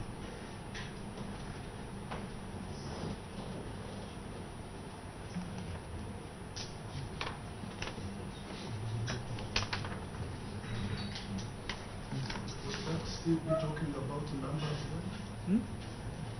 You have used two words here. Yes. Substantial number of votes, and if it can be shown that even the majority can be reduced, whether you're reducing numbers or... No. My lords, what, of course, like numbers in this sense, not in the sense that one person's win would be reduced and turns into a loss, but numbers in the sense that what looks like a landslide victory may actually be a narrow victory. I understand that. Yes. I thought your earlier criticism of the decisions was that it turned on numbers. Yes. And yet the decision you seek to rely on My uses lords, the word substantial and reducing the majority. Now what does that amount to? No. Your lordships, the import of the decisions I'm going through do not say that numbers are totally irrelevant. The decisions don't say numbers are irrelevant. What they emphasize is that the court should not place undue reliance on numbers.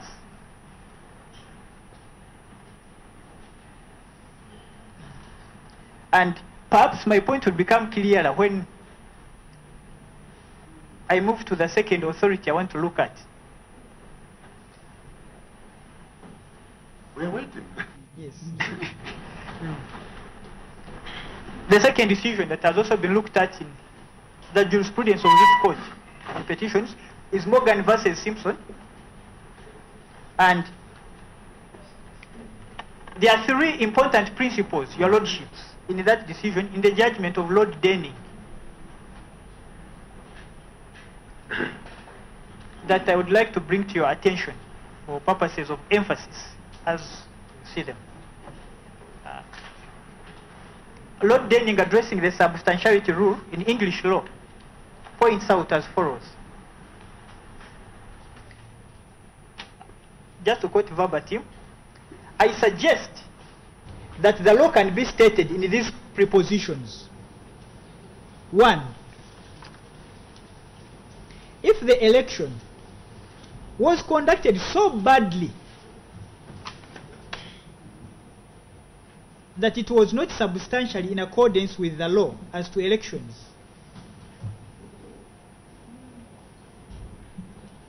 If the election was conducted so badly that it was not substantially in accordance with the law as to elections, the election is vitiated.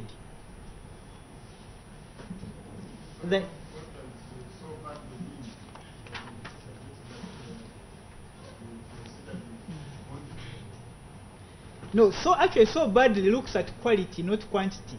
When you have a situation, although I've not finished them, but just when you have a situation where statutes have been violated with impunity, when provisions of the law are violated with impunity, numbers become irrelevant. It does not matter, the winner could get 99%. But if he has not gotten it in accordance with the law, it no longer makes sense to start saying, look here, the loser got 0.5%. So no manner of irregularities would have made him a winner. That argument is, that's the point he's emphasizing. That once the law has been flagrantly abused, then numbers become irrelevant in that instance. You don't even need to look at them.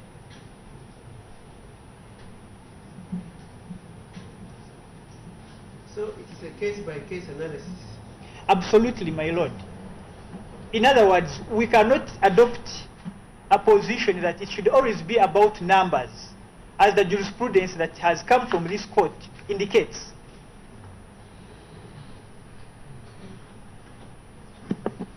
With much respect, my lords, Okello Oriem again.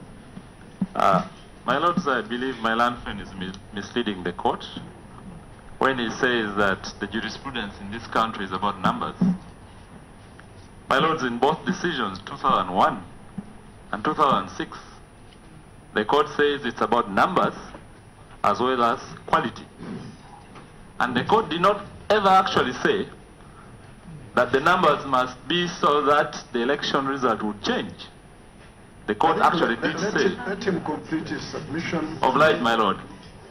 My lords, I'm afraid that I think it's time to call our colleagues on the respondent side to at least let us make our case. They are going to have their day, and I think it's a bit unfair. You have been told to proceed. Much obliged, my lord. These are authorities, and surely the authorities are going to be read, so I can't mislead anyone.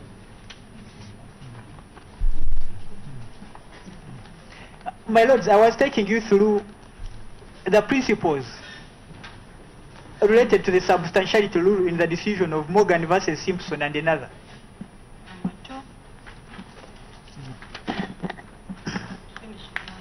I actually had not finished the entire principle. Just to restate it, if the election was conducted so badly that it was not substantially in accordance with the law as to elections, the election is vitiated irrespective of whether the result was affected or not. Not substantially in accordance with the law as to elections, the election is vitiated irrespective of whether the result was affected or not.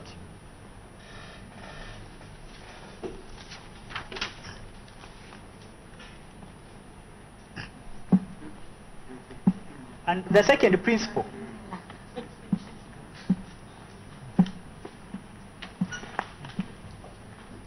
if the election was so conducted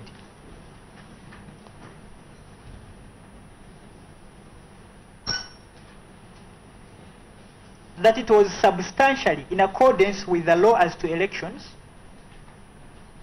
if the election was so conducted that it was substantially in accordance with the law as to elections, it is not vitiated by a breach of the rules.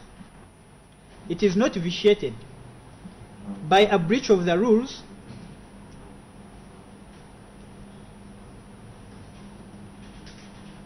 or a mistake at the polls. It is not vitiated by a breach of the rules or a mistake at the polls, provided that it did not affect the result of the election.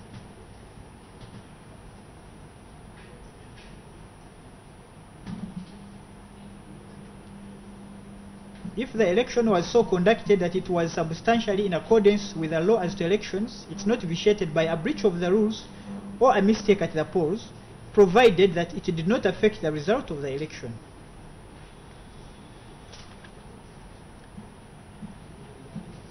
And the third principle that Lord Denning points out,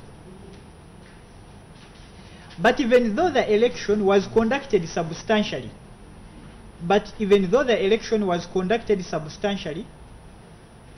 in accordance with the law as to elections, even though the election was conducted substantially in accordance with the law as to elections, nevertheless, if there was a breach of the rules,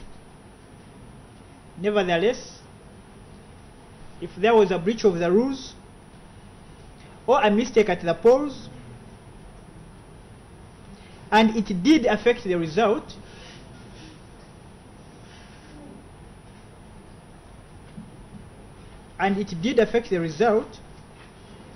then the election is vitiated.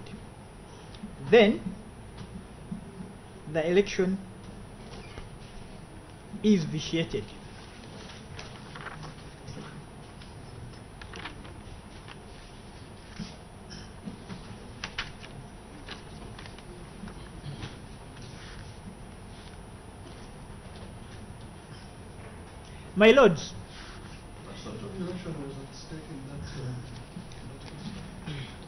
it was a parliamentary election held under the Representation of the People's Act 1949 UK. I'm going to read for you the relevant section.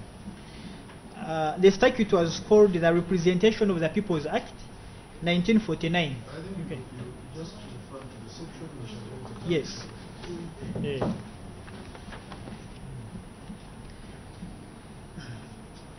And although perhaps it's critical that I point out that the wording of that section is rather unique and drives the point home in quite a different way from our section here that is at stake. Because the section opens by saying no parliamentary election shall be declared invalid by reason of any act or omission by the returning officer or any other person in breach of his official duty.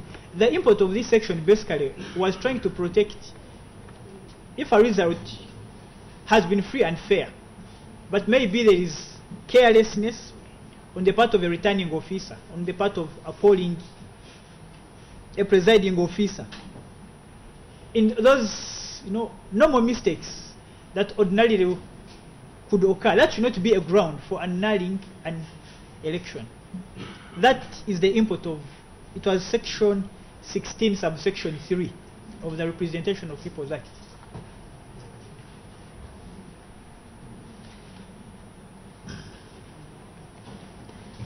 And then you asked the question which was not answered.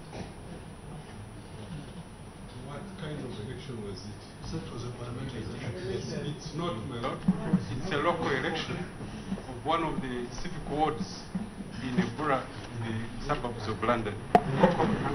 no, but my lords, just to provide some clarity to my colleagues, what I've been trying to do is, the reason I'm laboring to go through these decisions is because they were relied on by the majority decision in 2006 you are and trying 2001. to set a principle. Absolutely. All right, go ahead.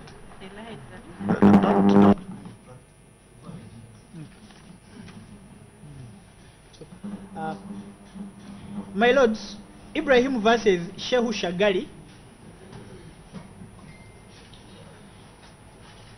that's the Nigerian decision, was decided under the Electoral Act 1982.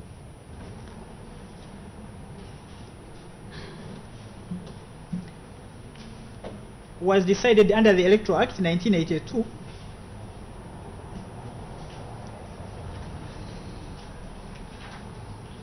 Whose language yet again is different from the section that is at stake. This is, just to sum it up, this is how the section provides. It was section 123 subsection 1 of the Electoral Act 1982 of Nigeria. an election shall not be invalidated by reason of non-compliance with Part 2 of this Act, if it appears to the court, having cognizance of the question, that the election was conducted substantially in accordance with the provisions of the said Part 2, and that non-compliance did not affect the result of the election.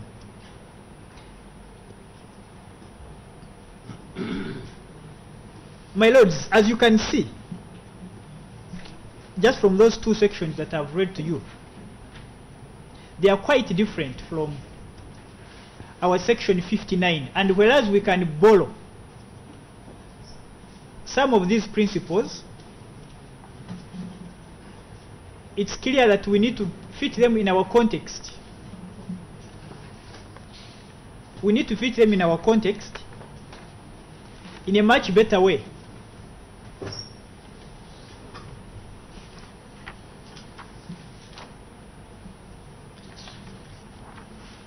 Than has previously been done.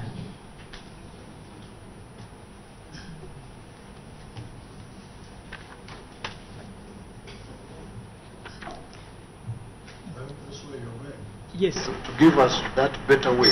Absolutely, my lord. Your lordships, I would like to refer you to an authority of a learned author whose book copies are going to be availed to court. I believe they're in one of the bundles that's already here. But since it's, I don't think it's distributed, I'm not referring to it. But I'll just refer you to a book and the relevant page. Page 66 of the book. What's the name of the book? The author is, sorry, yeah. The author is Grace Patrick Tumwine Mukubwa. He's not among the amicus because someone is whispering it. He's not amicus. Just for avoidance of any doubt. Page 66 of the book. What is the name of the book? The book is Free and Fair Democratic Elections. And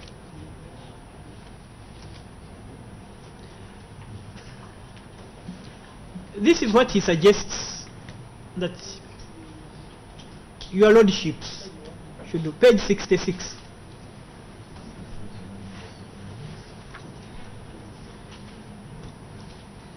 In his view, an act of non-compliance I'm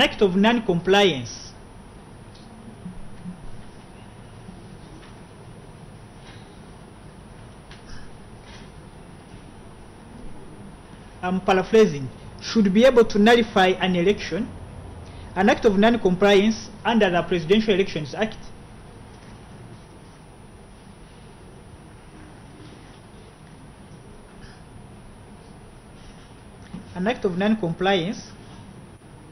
should be sufficient to nullify an election if the respondents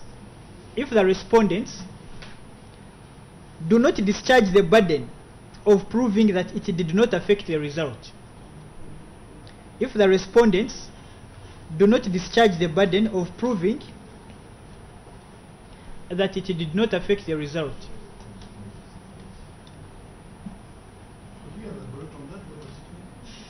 What he means to say is the duty of a petitioner should be to prove non-compliance with the law. And once he has successfully established that, it should be the respondents to prove that the non-compliance has not affected the result. Has not affected the result. Would we now be talking about a combination of numbers and quality? Suppose yes. One presiding officer did not send results as required by the law. Yes. With respect to one polling station, would you nullify a presidential election? With 28,000 polling stations? It really depends on the context, but if it's, for example, one polling station out of the many. But that would be still non-compliance with the law. Non-compliance, but it's the respondents who have to show, to satisfy me. it should be the successful candidate to show me and the organizer of the elections to satisfy me that actually that act of non-compliance has not affected the result. But what we have now is that the petitioners in this court have been given a very unrealistic and heavy burden. Firstly, you'd like them to demonstrate non-compliance with the law. Secondly, you want them to show that the non-compliance is as widespread as possible. And thirdly, you want them to show that actually the widespread non-compliance has affected the results. Clearly, that burden cannot be met by any petitioner. So how low would you set it? I think you should really come to what would you recommend.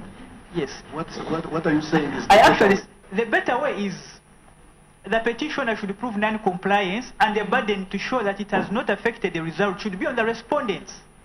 In other words, if anybody is to bring numbers, really, it should be the respondents, not the petitioner. So there should still be numbers. It doesn't matter if the respondents bring the numbers. We deal with them. Because look here, the respondents will always be... I'm not looking there. Much obliged. I believe they are more professionals about this court. Yes. My lord, I was using figurative language. My apology. We are not at some Malwa group. No, my lord, the point you're making here is the respondents to every petition, by the nature of both the law and the situation we have, includes the electoral commission and then the successful candidate, whoever that will always be. Now, a petitioner, first of all, does not have access to numbers. And you would like I'm just trying to demonstrate why the burden imposed in my reading of the previous two decisions is unrealistic. And at the very least, court needs to consider moving away from that burden and rephrasing the law. A petitioner is... Maybe actually the issue you are bringing out in analyzing the last election, I mean, that the majority judgment are not the numbers, but the burden. The question of who has the burden of proving a particular fact. I think that's where you have the issue, rather than, you have issue with that, rather than talking about numbers. No, my lord, numbers come in here in the sense that the previous decisions require the petitioner to technically have evidence of numbers in addition to proving non-compliance. And I'm suggesting that we lift some of that load from the petitioner and put it on a respondent. Burden still. I'm talking about that's on the burden. Yes. So, so your case is that the burden should shift from the petitioner. Once the petitioner has proved non-compliance, then he should keep quiet and leave the respondents now to show that that non-compliance did not have a substantial effect on the result. Yes, my lord. Okay.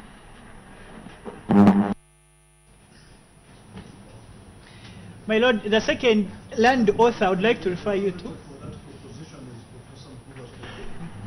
No. My lord, when you also look at the decisions which we have gone through, especially Morgan versus Simpson, yes. That's the basis for your proposition. Yes, the land authors and as well as these decisions that we have gone through. Okay.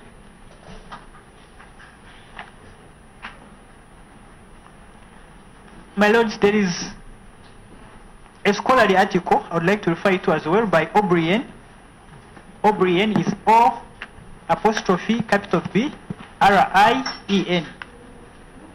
O'Brien Kaaba, K-A-A-B-A. My lords, could we get the publication details of the book, if it has ever been published? My lord, I'm giving the details, and I'll we are moving away from the book. We just want to know if it was published, that's all. Just give us the citation. Yes. African Human Rights Law Journal, African Human Rights Law Journal. Yes.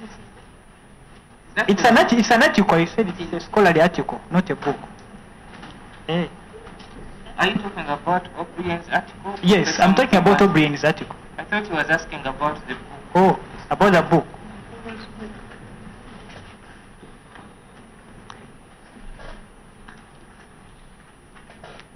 My lord, just a minute. I believe I have a copy of the book here. Maybe I could just satisfy him so that it's.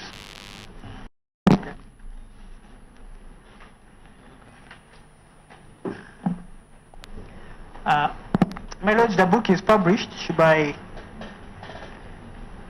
Makerere University Printery, and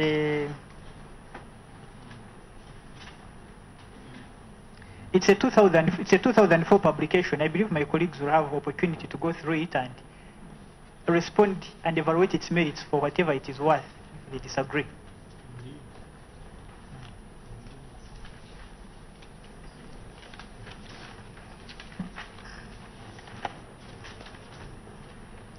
In regard to the scholarly article I'm citing, it's by O'Brien Kaba. The article is entitled "The Challenges of Adjudicating Presidential Election Disputes in Domestic Courts in Africa."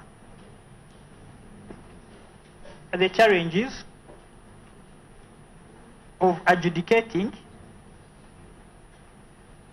presidential election disputes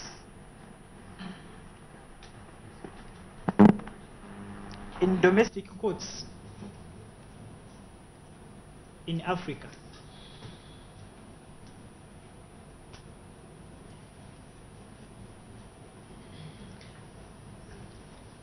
It's in the journal edition of 2015.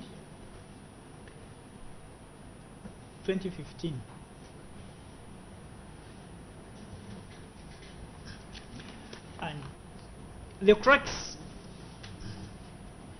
of the article is essentially he does look in part of his article, which I'll highlight. He looks at the substantiality rule and also evaluates a number of presidential election petitions on this continent. And he points out that clearly there is a very unfair bias in favor of the status quo in the emerging jurisprudence on presidential election petitions. In other words, he points out that what is clearly evident is that most decisions tend to be in favor of upholding elections, notwithstanding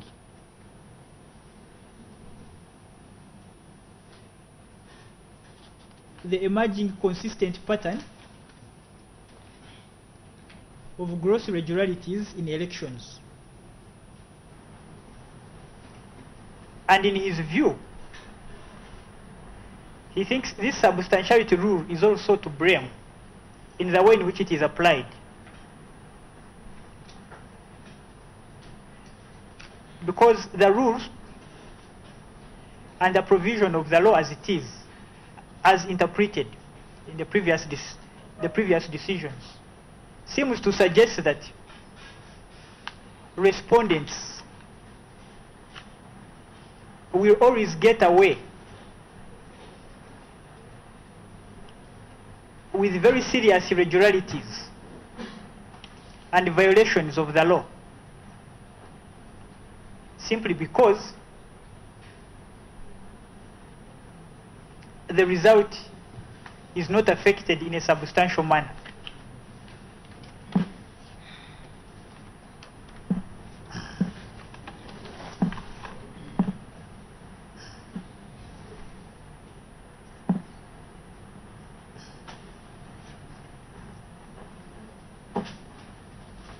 So, my lords, it is our contention that in evaluating the petitioner's case,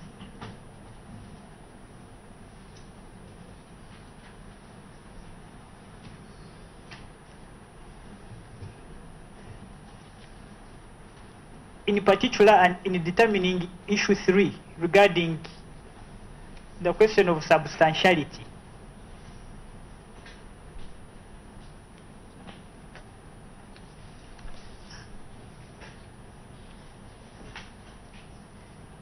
You need to move away from the approach of the previous 2 decisions.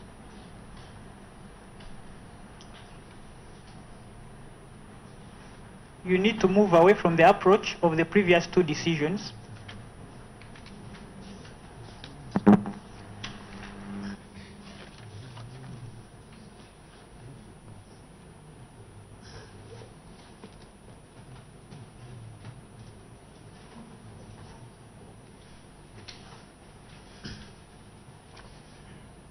For various reasons, some of which are indicated in the very persuasive dissents,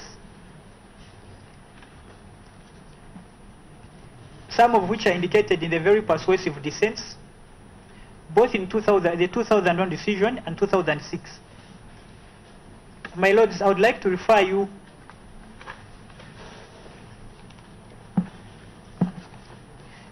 to the dissent by the learned Justice Sekoko in the 2006 election petition number 1 of 2006.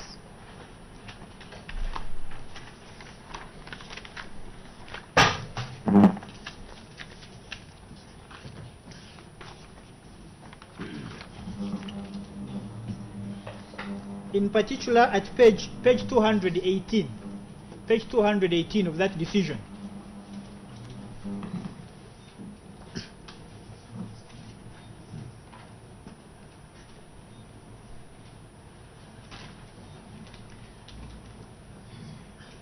Commenting about section 59, this is what is the learned justice notes in his dissent.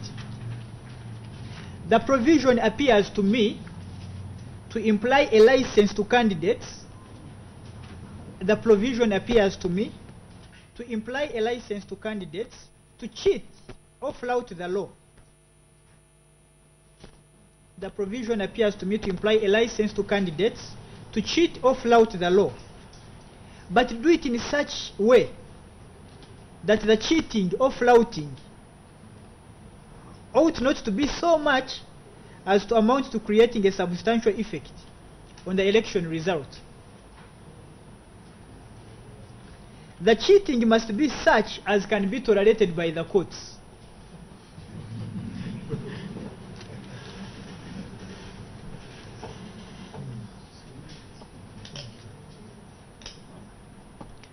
And then another important portion, still on the same page, but I've skipped a number of lines, just another important portion.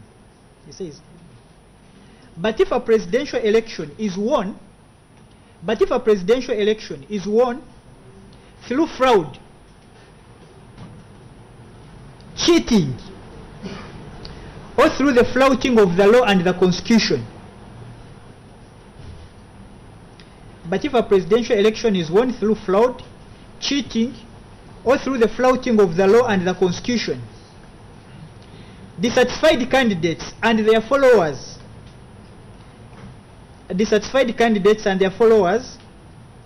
may create instability and disaffection among the population.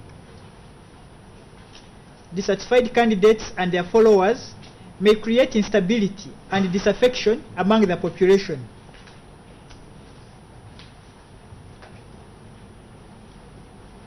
Allowing candidates license to cheat,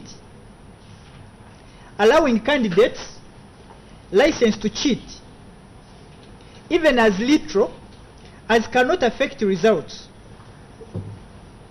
Allowing candidates license to cheat, even as little as cannot affect results, would render the election exercise a farce. A plaything or frivolous.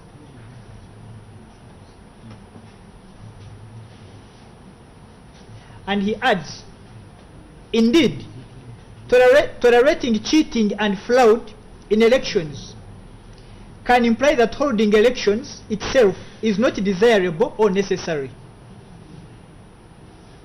Yet, proper election should give legitimacy to winners.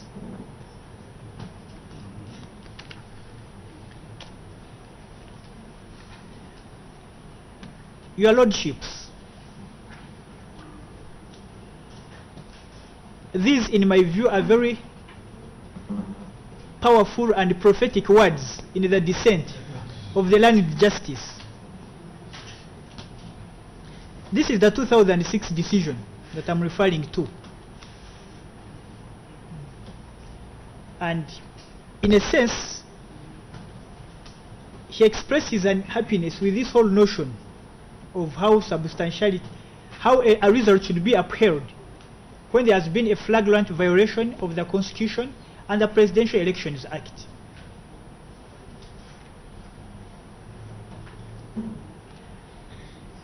And yes? We're coming to the close of your case. Have you laid any evidence of cheating? My Lord, we have indicated various instances of violations of the Constitution and the statute. Some of them even outrightly admitted. That's non-compliance. Yes. Non-compliance and cheating are two different things. Is it cheating by cheating in my view would be that evidence would be directed against a candidate. Non-compliance would be directed at those who are supposed to comply, especially in this case the Electoral Commission. You see, there are two aspects, my Lord. As you recall, in the petitioner's case, especially against the second respondent, the body charged with organizing elections, he raises many complaints about, especially, the clandestine manner in which results were tallied and disclosed to the public, to the point that nobody knows what was tallied and where it was tallied from. That's the complaint. And in my humble view, should you find merit in that complaint, which I believe it has, it renders the entire election exercise a farce, as the Land Justice says. Why hold an election in the most public manner possible and then make the declaration of results, the tallying process, as secretive as possible? It renders the exercise a plaything. Why should we have told elections if we can't know that exactly candidate A has performed in this manner, they have been tallied in this way for the whole world to know, and this person has honorably won or has been soundly defeated?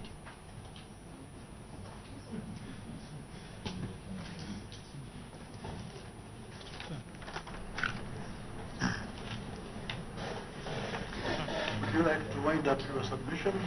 Yes. We have bent over backwards to accommodate you. Thank you, my Lord. And as I've indicated, the authorities I've referred to, all of them are going to be available to you with the relevant portions highlighted. And in summary, our argument is that in determination of the third issue regarding whether the irregularities affected the result, bear in mind that once you have established, for example, violations of the Constitution, as my colleagues also will still detail on subsequent issues, a few other points. Yeah, just before you finish. Yes. You know, when you started submitting, you raised a very important point, but then quickly abandoned the one about the duty of this court to inquire. Yes.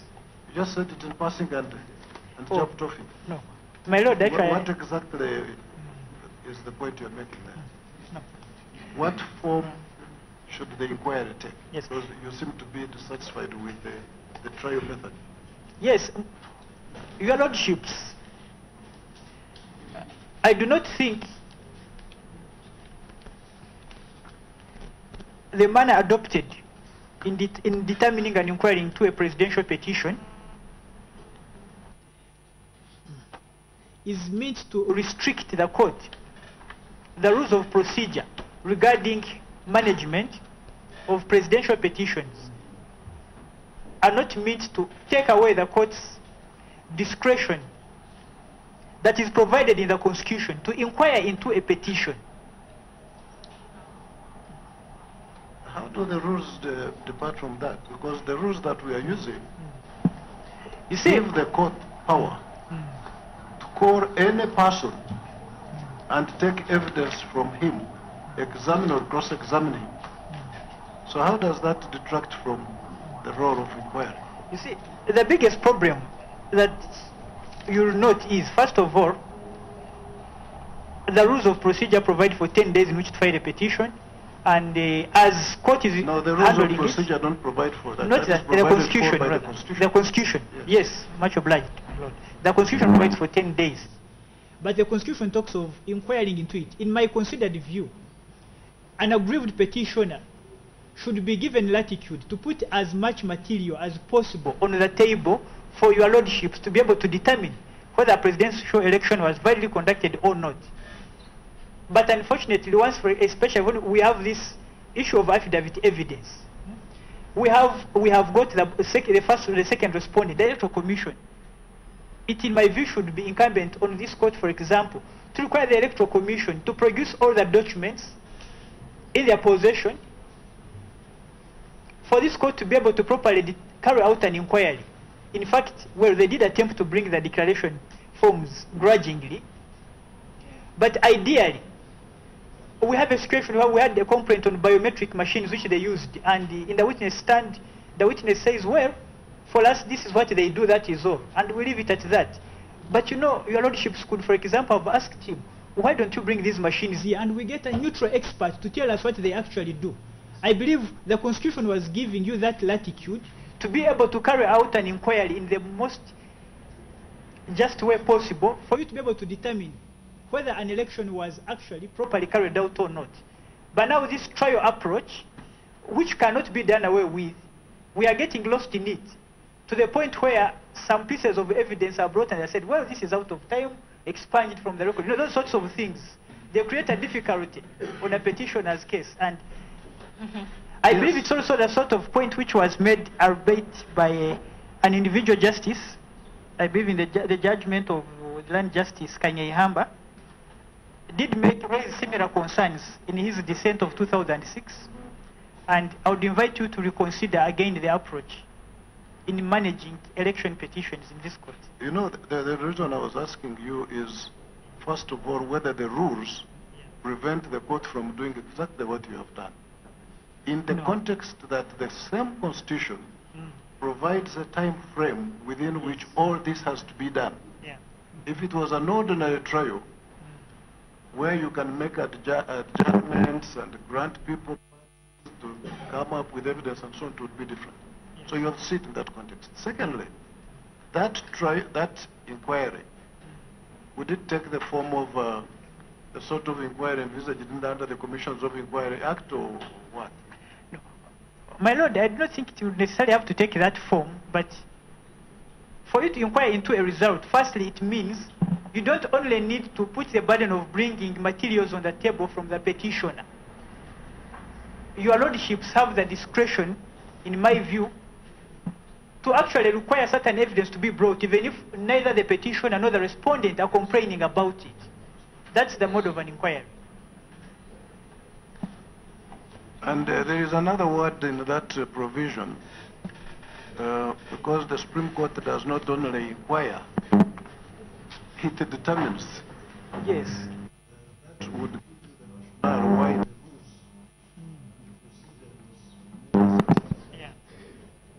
Because you have to determine as well. Yes.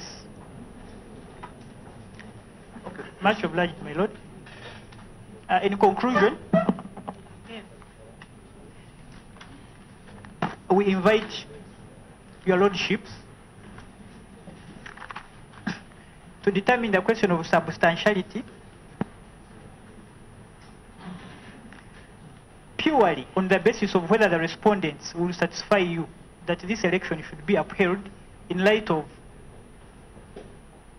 the serious violations of the law, especially at the level of tallying and announcement of results, which goes to the core and root of holding a presidential election.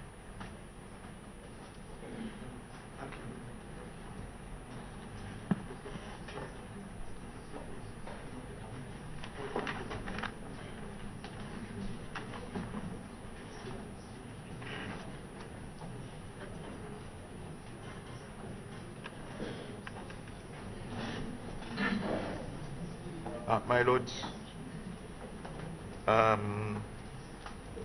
in my submissions, I had. Could you come closer to the mic?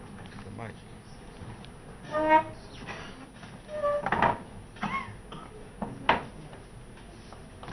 In my submissions, I had talked about mandatory and directory provisions of the Constitution, rather of the Presidential Elections Act, and I was to cite the relevant laws. The law applicable in that regard is Sitenda Sevalu versus Simon Juba. It is a Supreme Court decision in election petition appeal number 26 of 207. We have highlighted the relevant portions. You're going to dispute the authority? But they are already codified. This is authority number. We have also provided a list of authorities.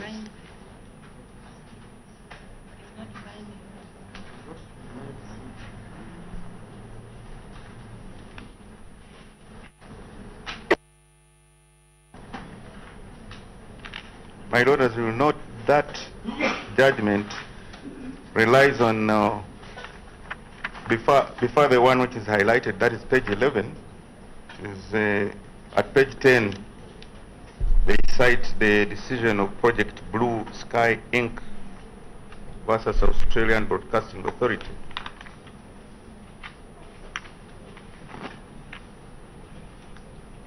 And they refer to validity of an act done in breach of a statutory provision may easily focus on the wrong factors if it asks itself whether compliance with the provision is mandatory or directory, and if, pardon? Page 10, that's where it starts, although it's not highlighted. And if directory, whether there has been substantial compliance.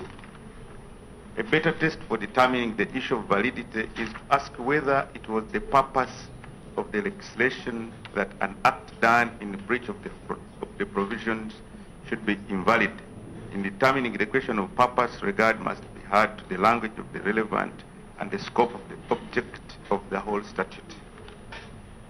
We urge your lordships to look at the whole statute, the PEA, the Presidential Elections Act, in the context of the principles which I had already mentioned, and you've come to a finding that one, there were no results. And if there were no results, my lord, my learned friend has talked about it, then you cannot apply a substantial effect test when there are no results. So the numbers don't come in. If there are no results, there was no, because the results are based on valid input from the polling stations and all that. So the approach of mandatory versus directory dispenses with the substantial effect test using numbers. Using numbers. This one was the act valid? And this is what I was arguing in the morning, that there were no valid results because they did not follow and they were not in accordance with the principles. My lord, I have also attached the judgment of Dominic Onwura Ifezua versus Livinus Mbaduga. It is Supreme Court 68, 1982. Supreme Court of Nigeria. Okay. I think it's the one there.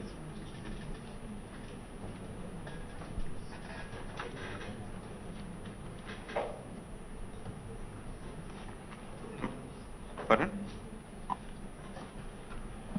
I think that it's a big judgment like this. On the list of authorities. No, I have it. It is number 20. 21, my lord. I think there is even a link for downloading. My lord, this was a case where they were discussing the provision of judges rendering judgment within a specified period. And the question was whether the judgment that had been delivered outside that period would be annulled. This judgment annulled the other judgment. I said yes, it was. But it all came from reading and interpreting the specific provision, and it was held that it was mandatory. And once it is mandatory, they also looked at why the provision was put in the law, and they invalidated the judgment. I would urge your lordships to look at the judgment and apply it in the context of the sections I referred to, that is 56 and all that. And my lords, you will note that I also argued that whereas we can say what they did was non-compliance, it actually was acting outside the law. It was actually acting outside the law, because one, there is no law which allows for the electronic transmission of results in an election. I've cited the judgment of Kenya. It is number 26.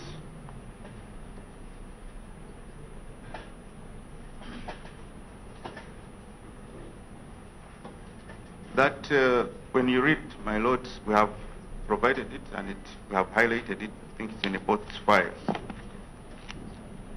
When you read that judgment, you'll find that there was a specific law and regulations, on the electronic transmission of results.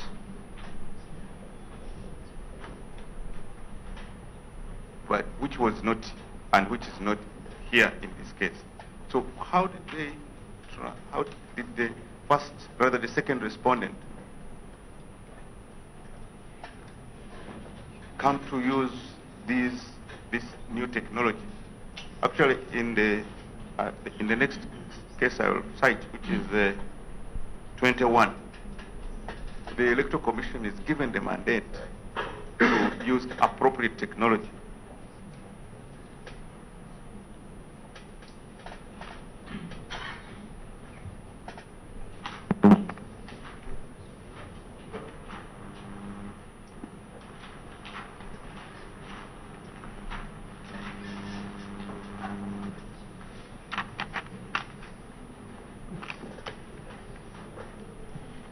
My lord, it's in a box file, I think, which I can see sitting down here.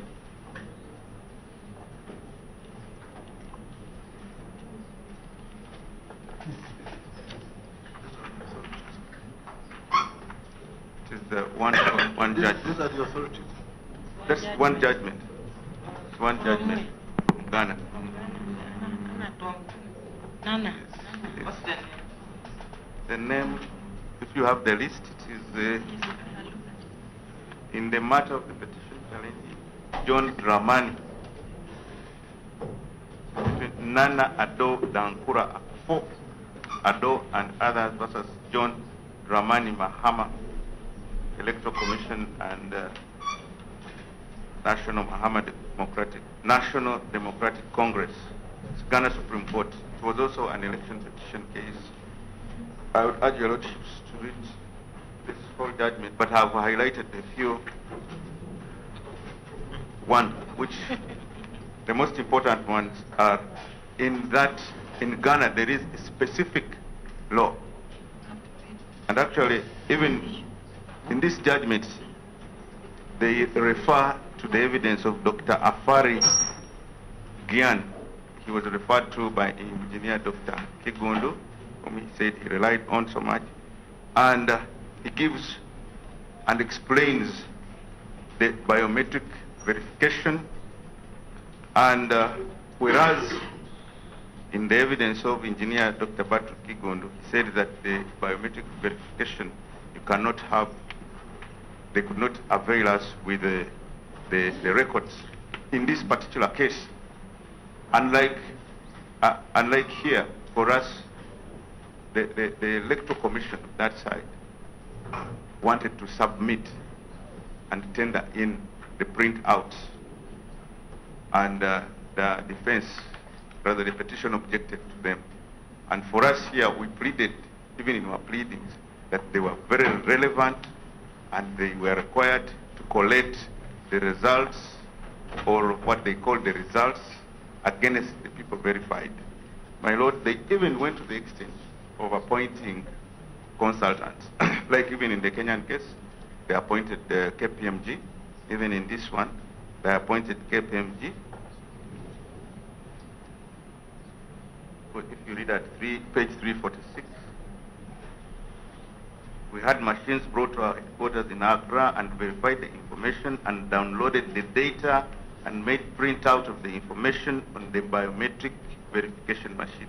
It goes on, it goes on. He actually gave evidence in court. We have highlighted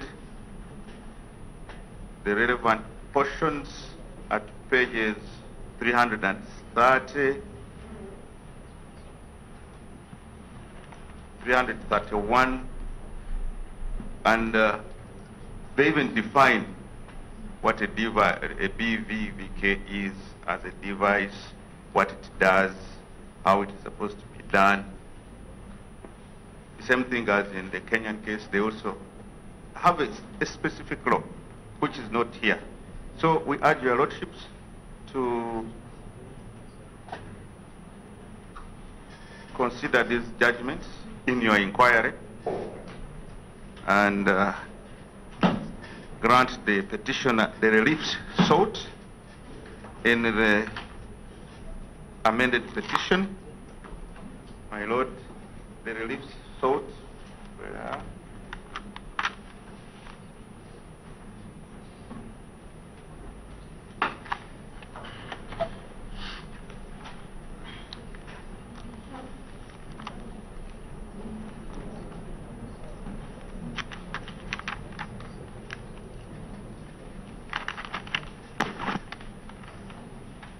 my Lord, the relief sought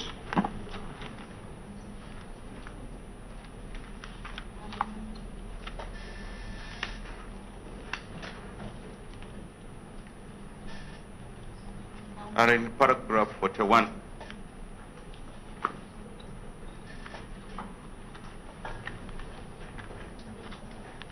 One of them is an order for a recount.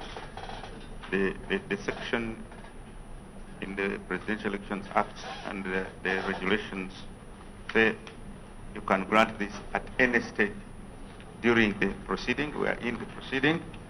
Before the decision, we would urge you to make that order. We also sought for an order, a declaration that Yoweri Kaguta Museveni was not validly elected as president, and an order that the election of the first respondent be annulled.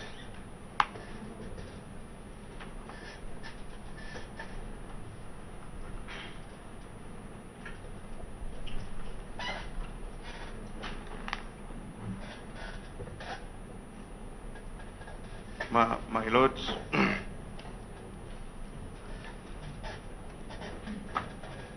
we have one issue which is remaining. That is the issue of the Attorney General being joined. we think this is really more of a preliminary objection. They are the ones who know why they don't want to join. I think when we are making our response, final response, we would address that issue, because we don't know why they are saying they will not join. And since the pleadings are in this manner, we cannot say we scheduled it as a preliminary point of law, which ought to have been done, then they address us and then we respond. So we'll take up that issue when we are making our final response. I hope we will be entitled to, I don't know whether we call it reply, not a rejoinder, but a reply. Thank you very much, dear Lord.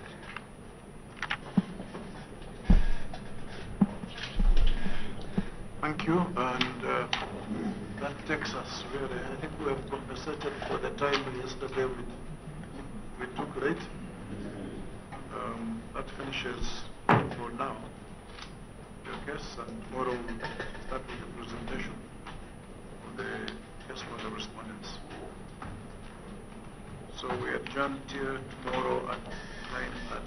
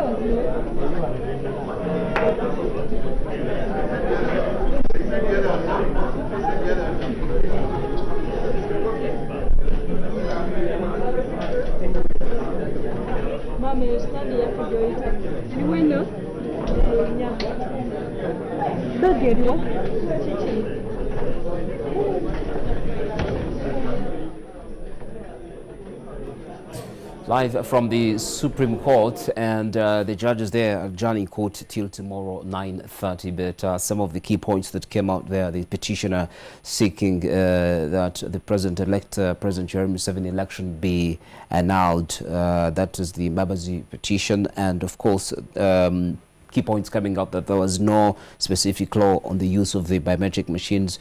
That is according to George Byamukama, who came on shortly before Council Mbabazi, who asked court to ask the EC to bring an expert to show how the work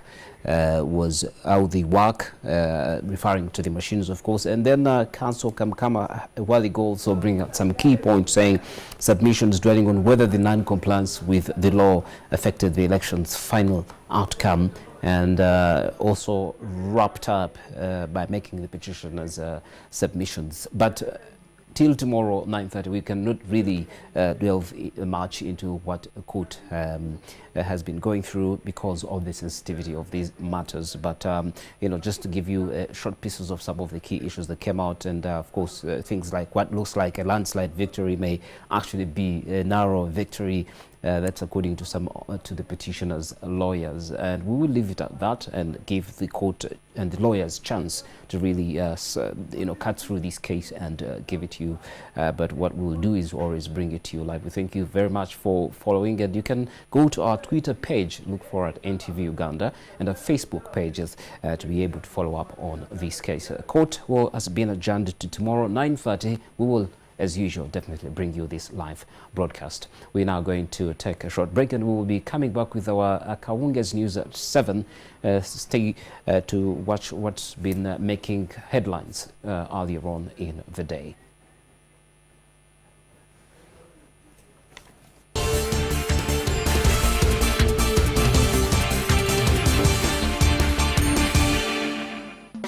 Wanna make some cash? Just dial *185#. Pay your bills, load data, or buy airtime. You could also send some cash. Come on, use Airtel money. You could win a lot of cash. All you gotta do is dial *185#. Then you get to Yola, Yola, Yola. Yola. Dial *185# and Yola. Yola Maja with Airtel money. Dial *185# and transact. Airtel, the smartphone network. Book your space at the biggest comedy show of the year. I am Kansime. Kampala's ribs shall crack as Ann Kansime brings the house down at Imperial Royal Hotel on Thursday, the 24th of March. Tickets are already on sale at 100,000 shillings, 3 million shillings for gold tables, and 5 million for platinum tables. I am Kansime. Yeah, you got it. I am Kansime is proudly sponsored by Spark TV, C-Rock, SMS1, and 97 FM Radio City.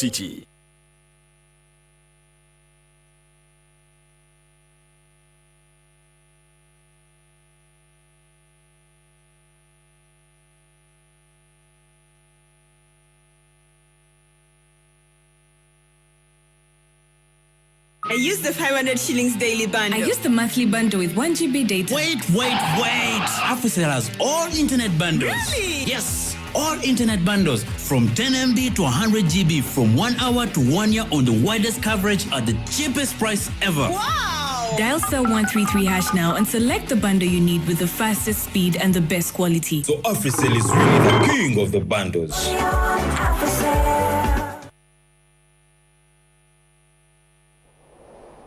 Dad, how do you know a university is right for you? Son, there's nothing as life-changing as going to a great university. From the very first moment you walk through the gates, you realize your life will never be the same again. You feel the aura of being in the presence of people with great minds from different walks of life. That's when you'll know you are at the center of excellence and high academic standards in a place that nurtures competitiveness, scientific inquiry, critical thinking, and innovation. Son, you will know a great university when you are at Kampala International University. Kampala International University is a leading private university. Visit our website or any of our campuses for more details. KIU, exploring the heights. Wanna make some cash? Just dial *185#. Amanya gange nze Makubya Kenneth. Ni musajja musuubuzi wa ngatto ku kizimbe Mutasa Kafeero Plaza. Nebaza Airtel kuba nti mpadde omukisa guno kubanga nze omu ku bawanguzi b'olwaleero okuyingira draw mu kyuma nzijeyo $1,312,000 okuwangula na sindika sente nsindikira ba supplier bange wansi mu kikuubo ne nabugabo. At the same time, I buy airtime using Airtel money. I top MBs using Airtel money, and then ninyiga ne draw ya Yola Cash. Airtel, the smartphone network.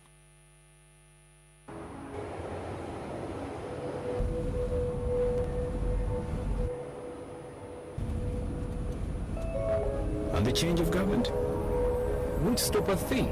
I've run out of fingers counting the number of multinationals setting up here. What about the 3 companies that announced their plans to launch last week? I say they're shortly. Me, I'd be looking to sell. At what price? more. Much, much more.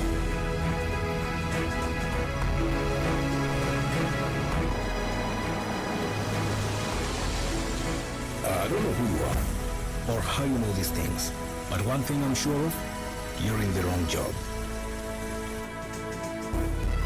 Here, call me tomorrow at 9 o'clock in the morning. I'd like to hear more from you. Are you ready for your big break? The East African, understanding the region. Wanna make some cash? Just dial *185#. Pay your bills, load data, or buy airtime. You could also send some cash. Come on, use air.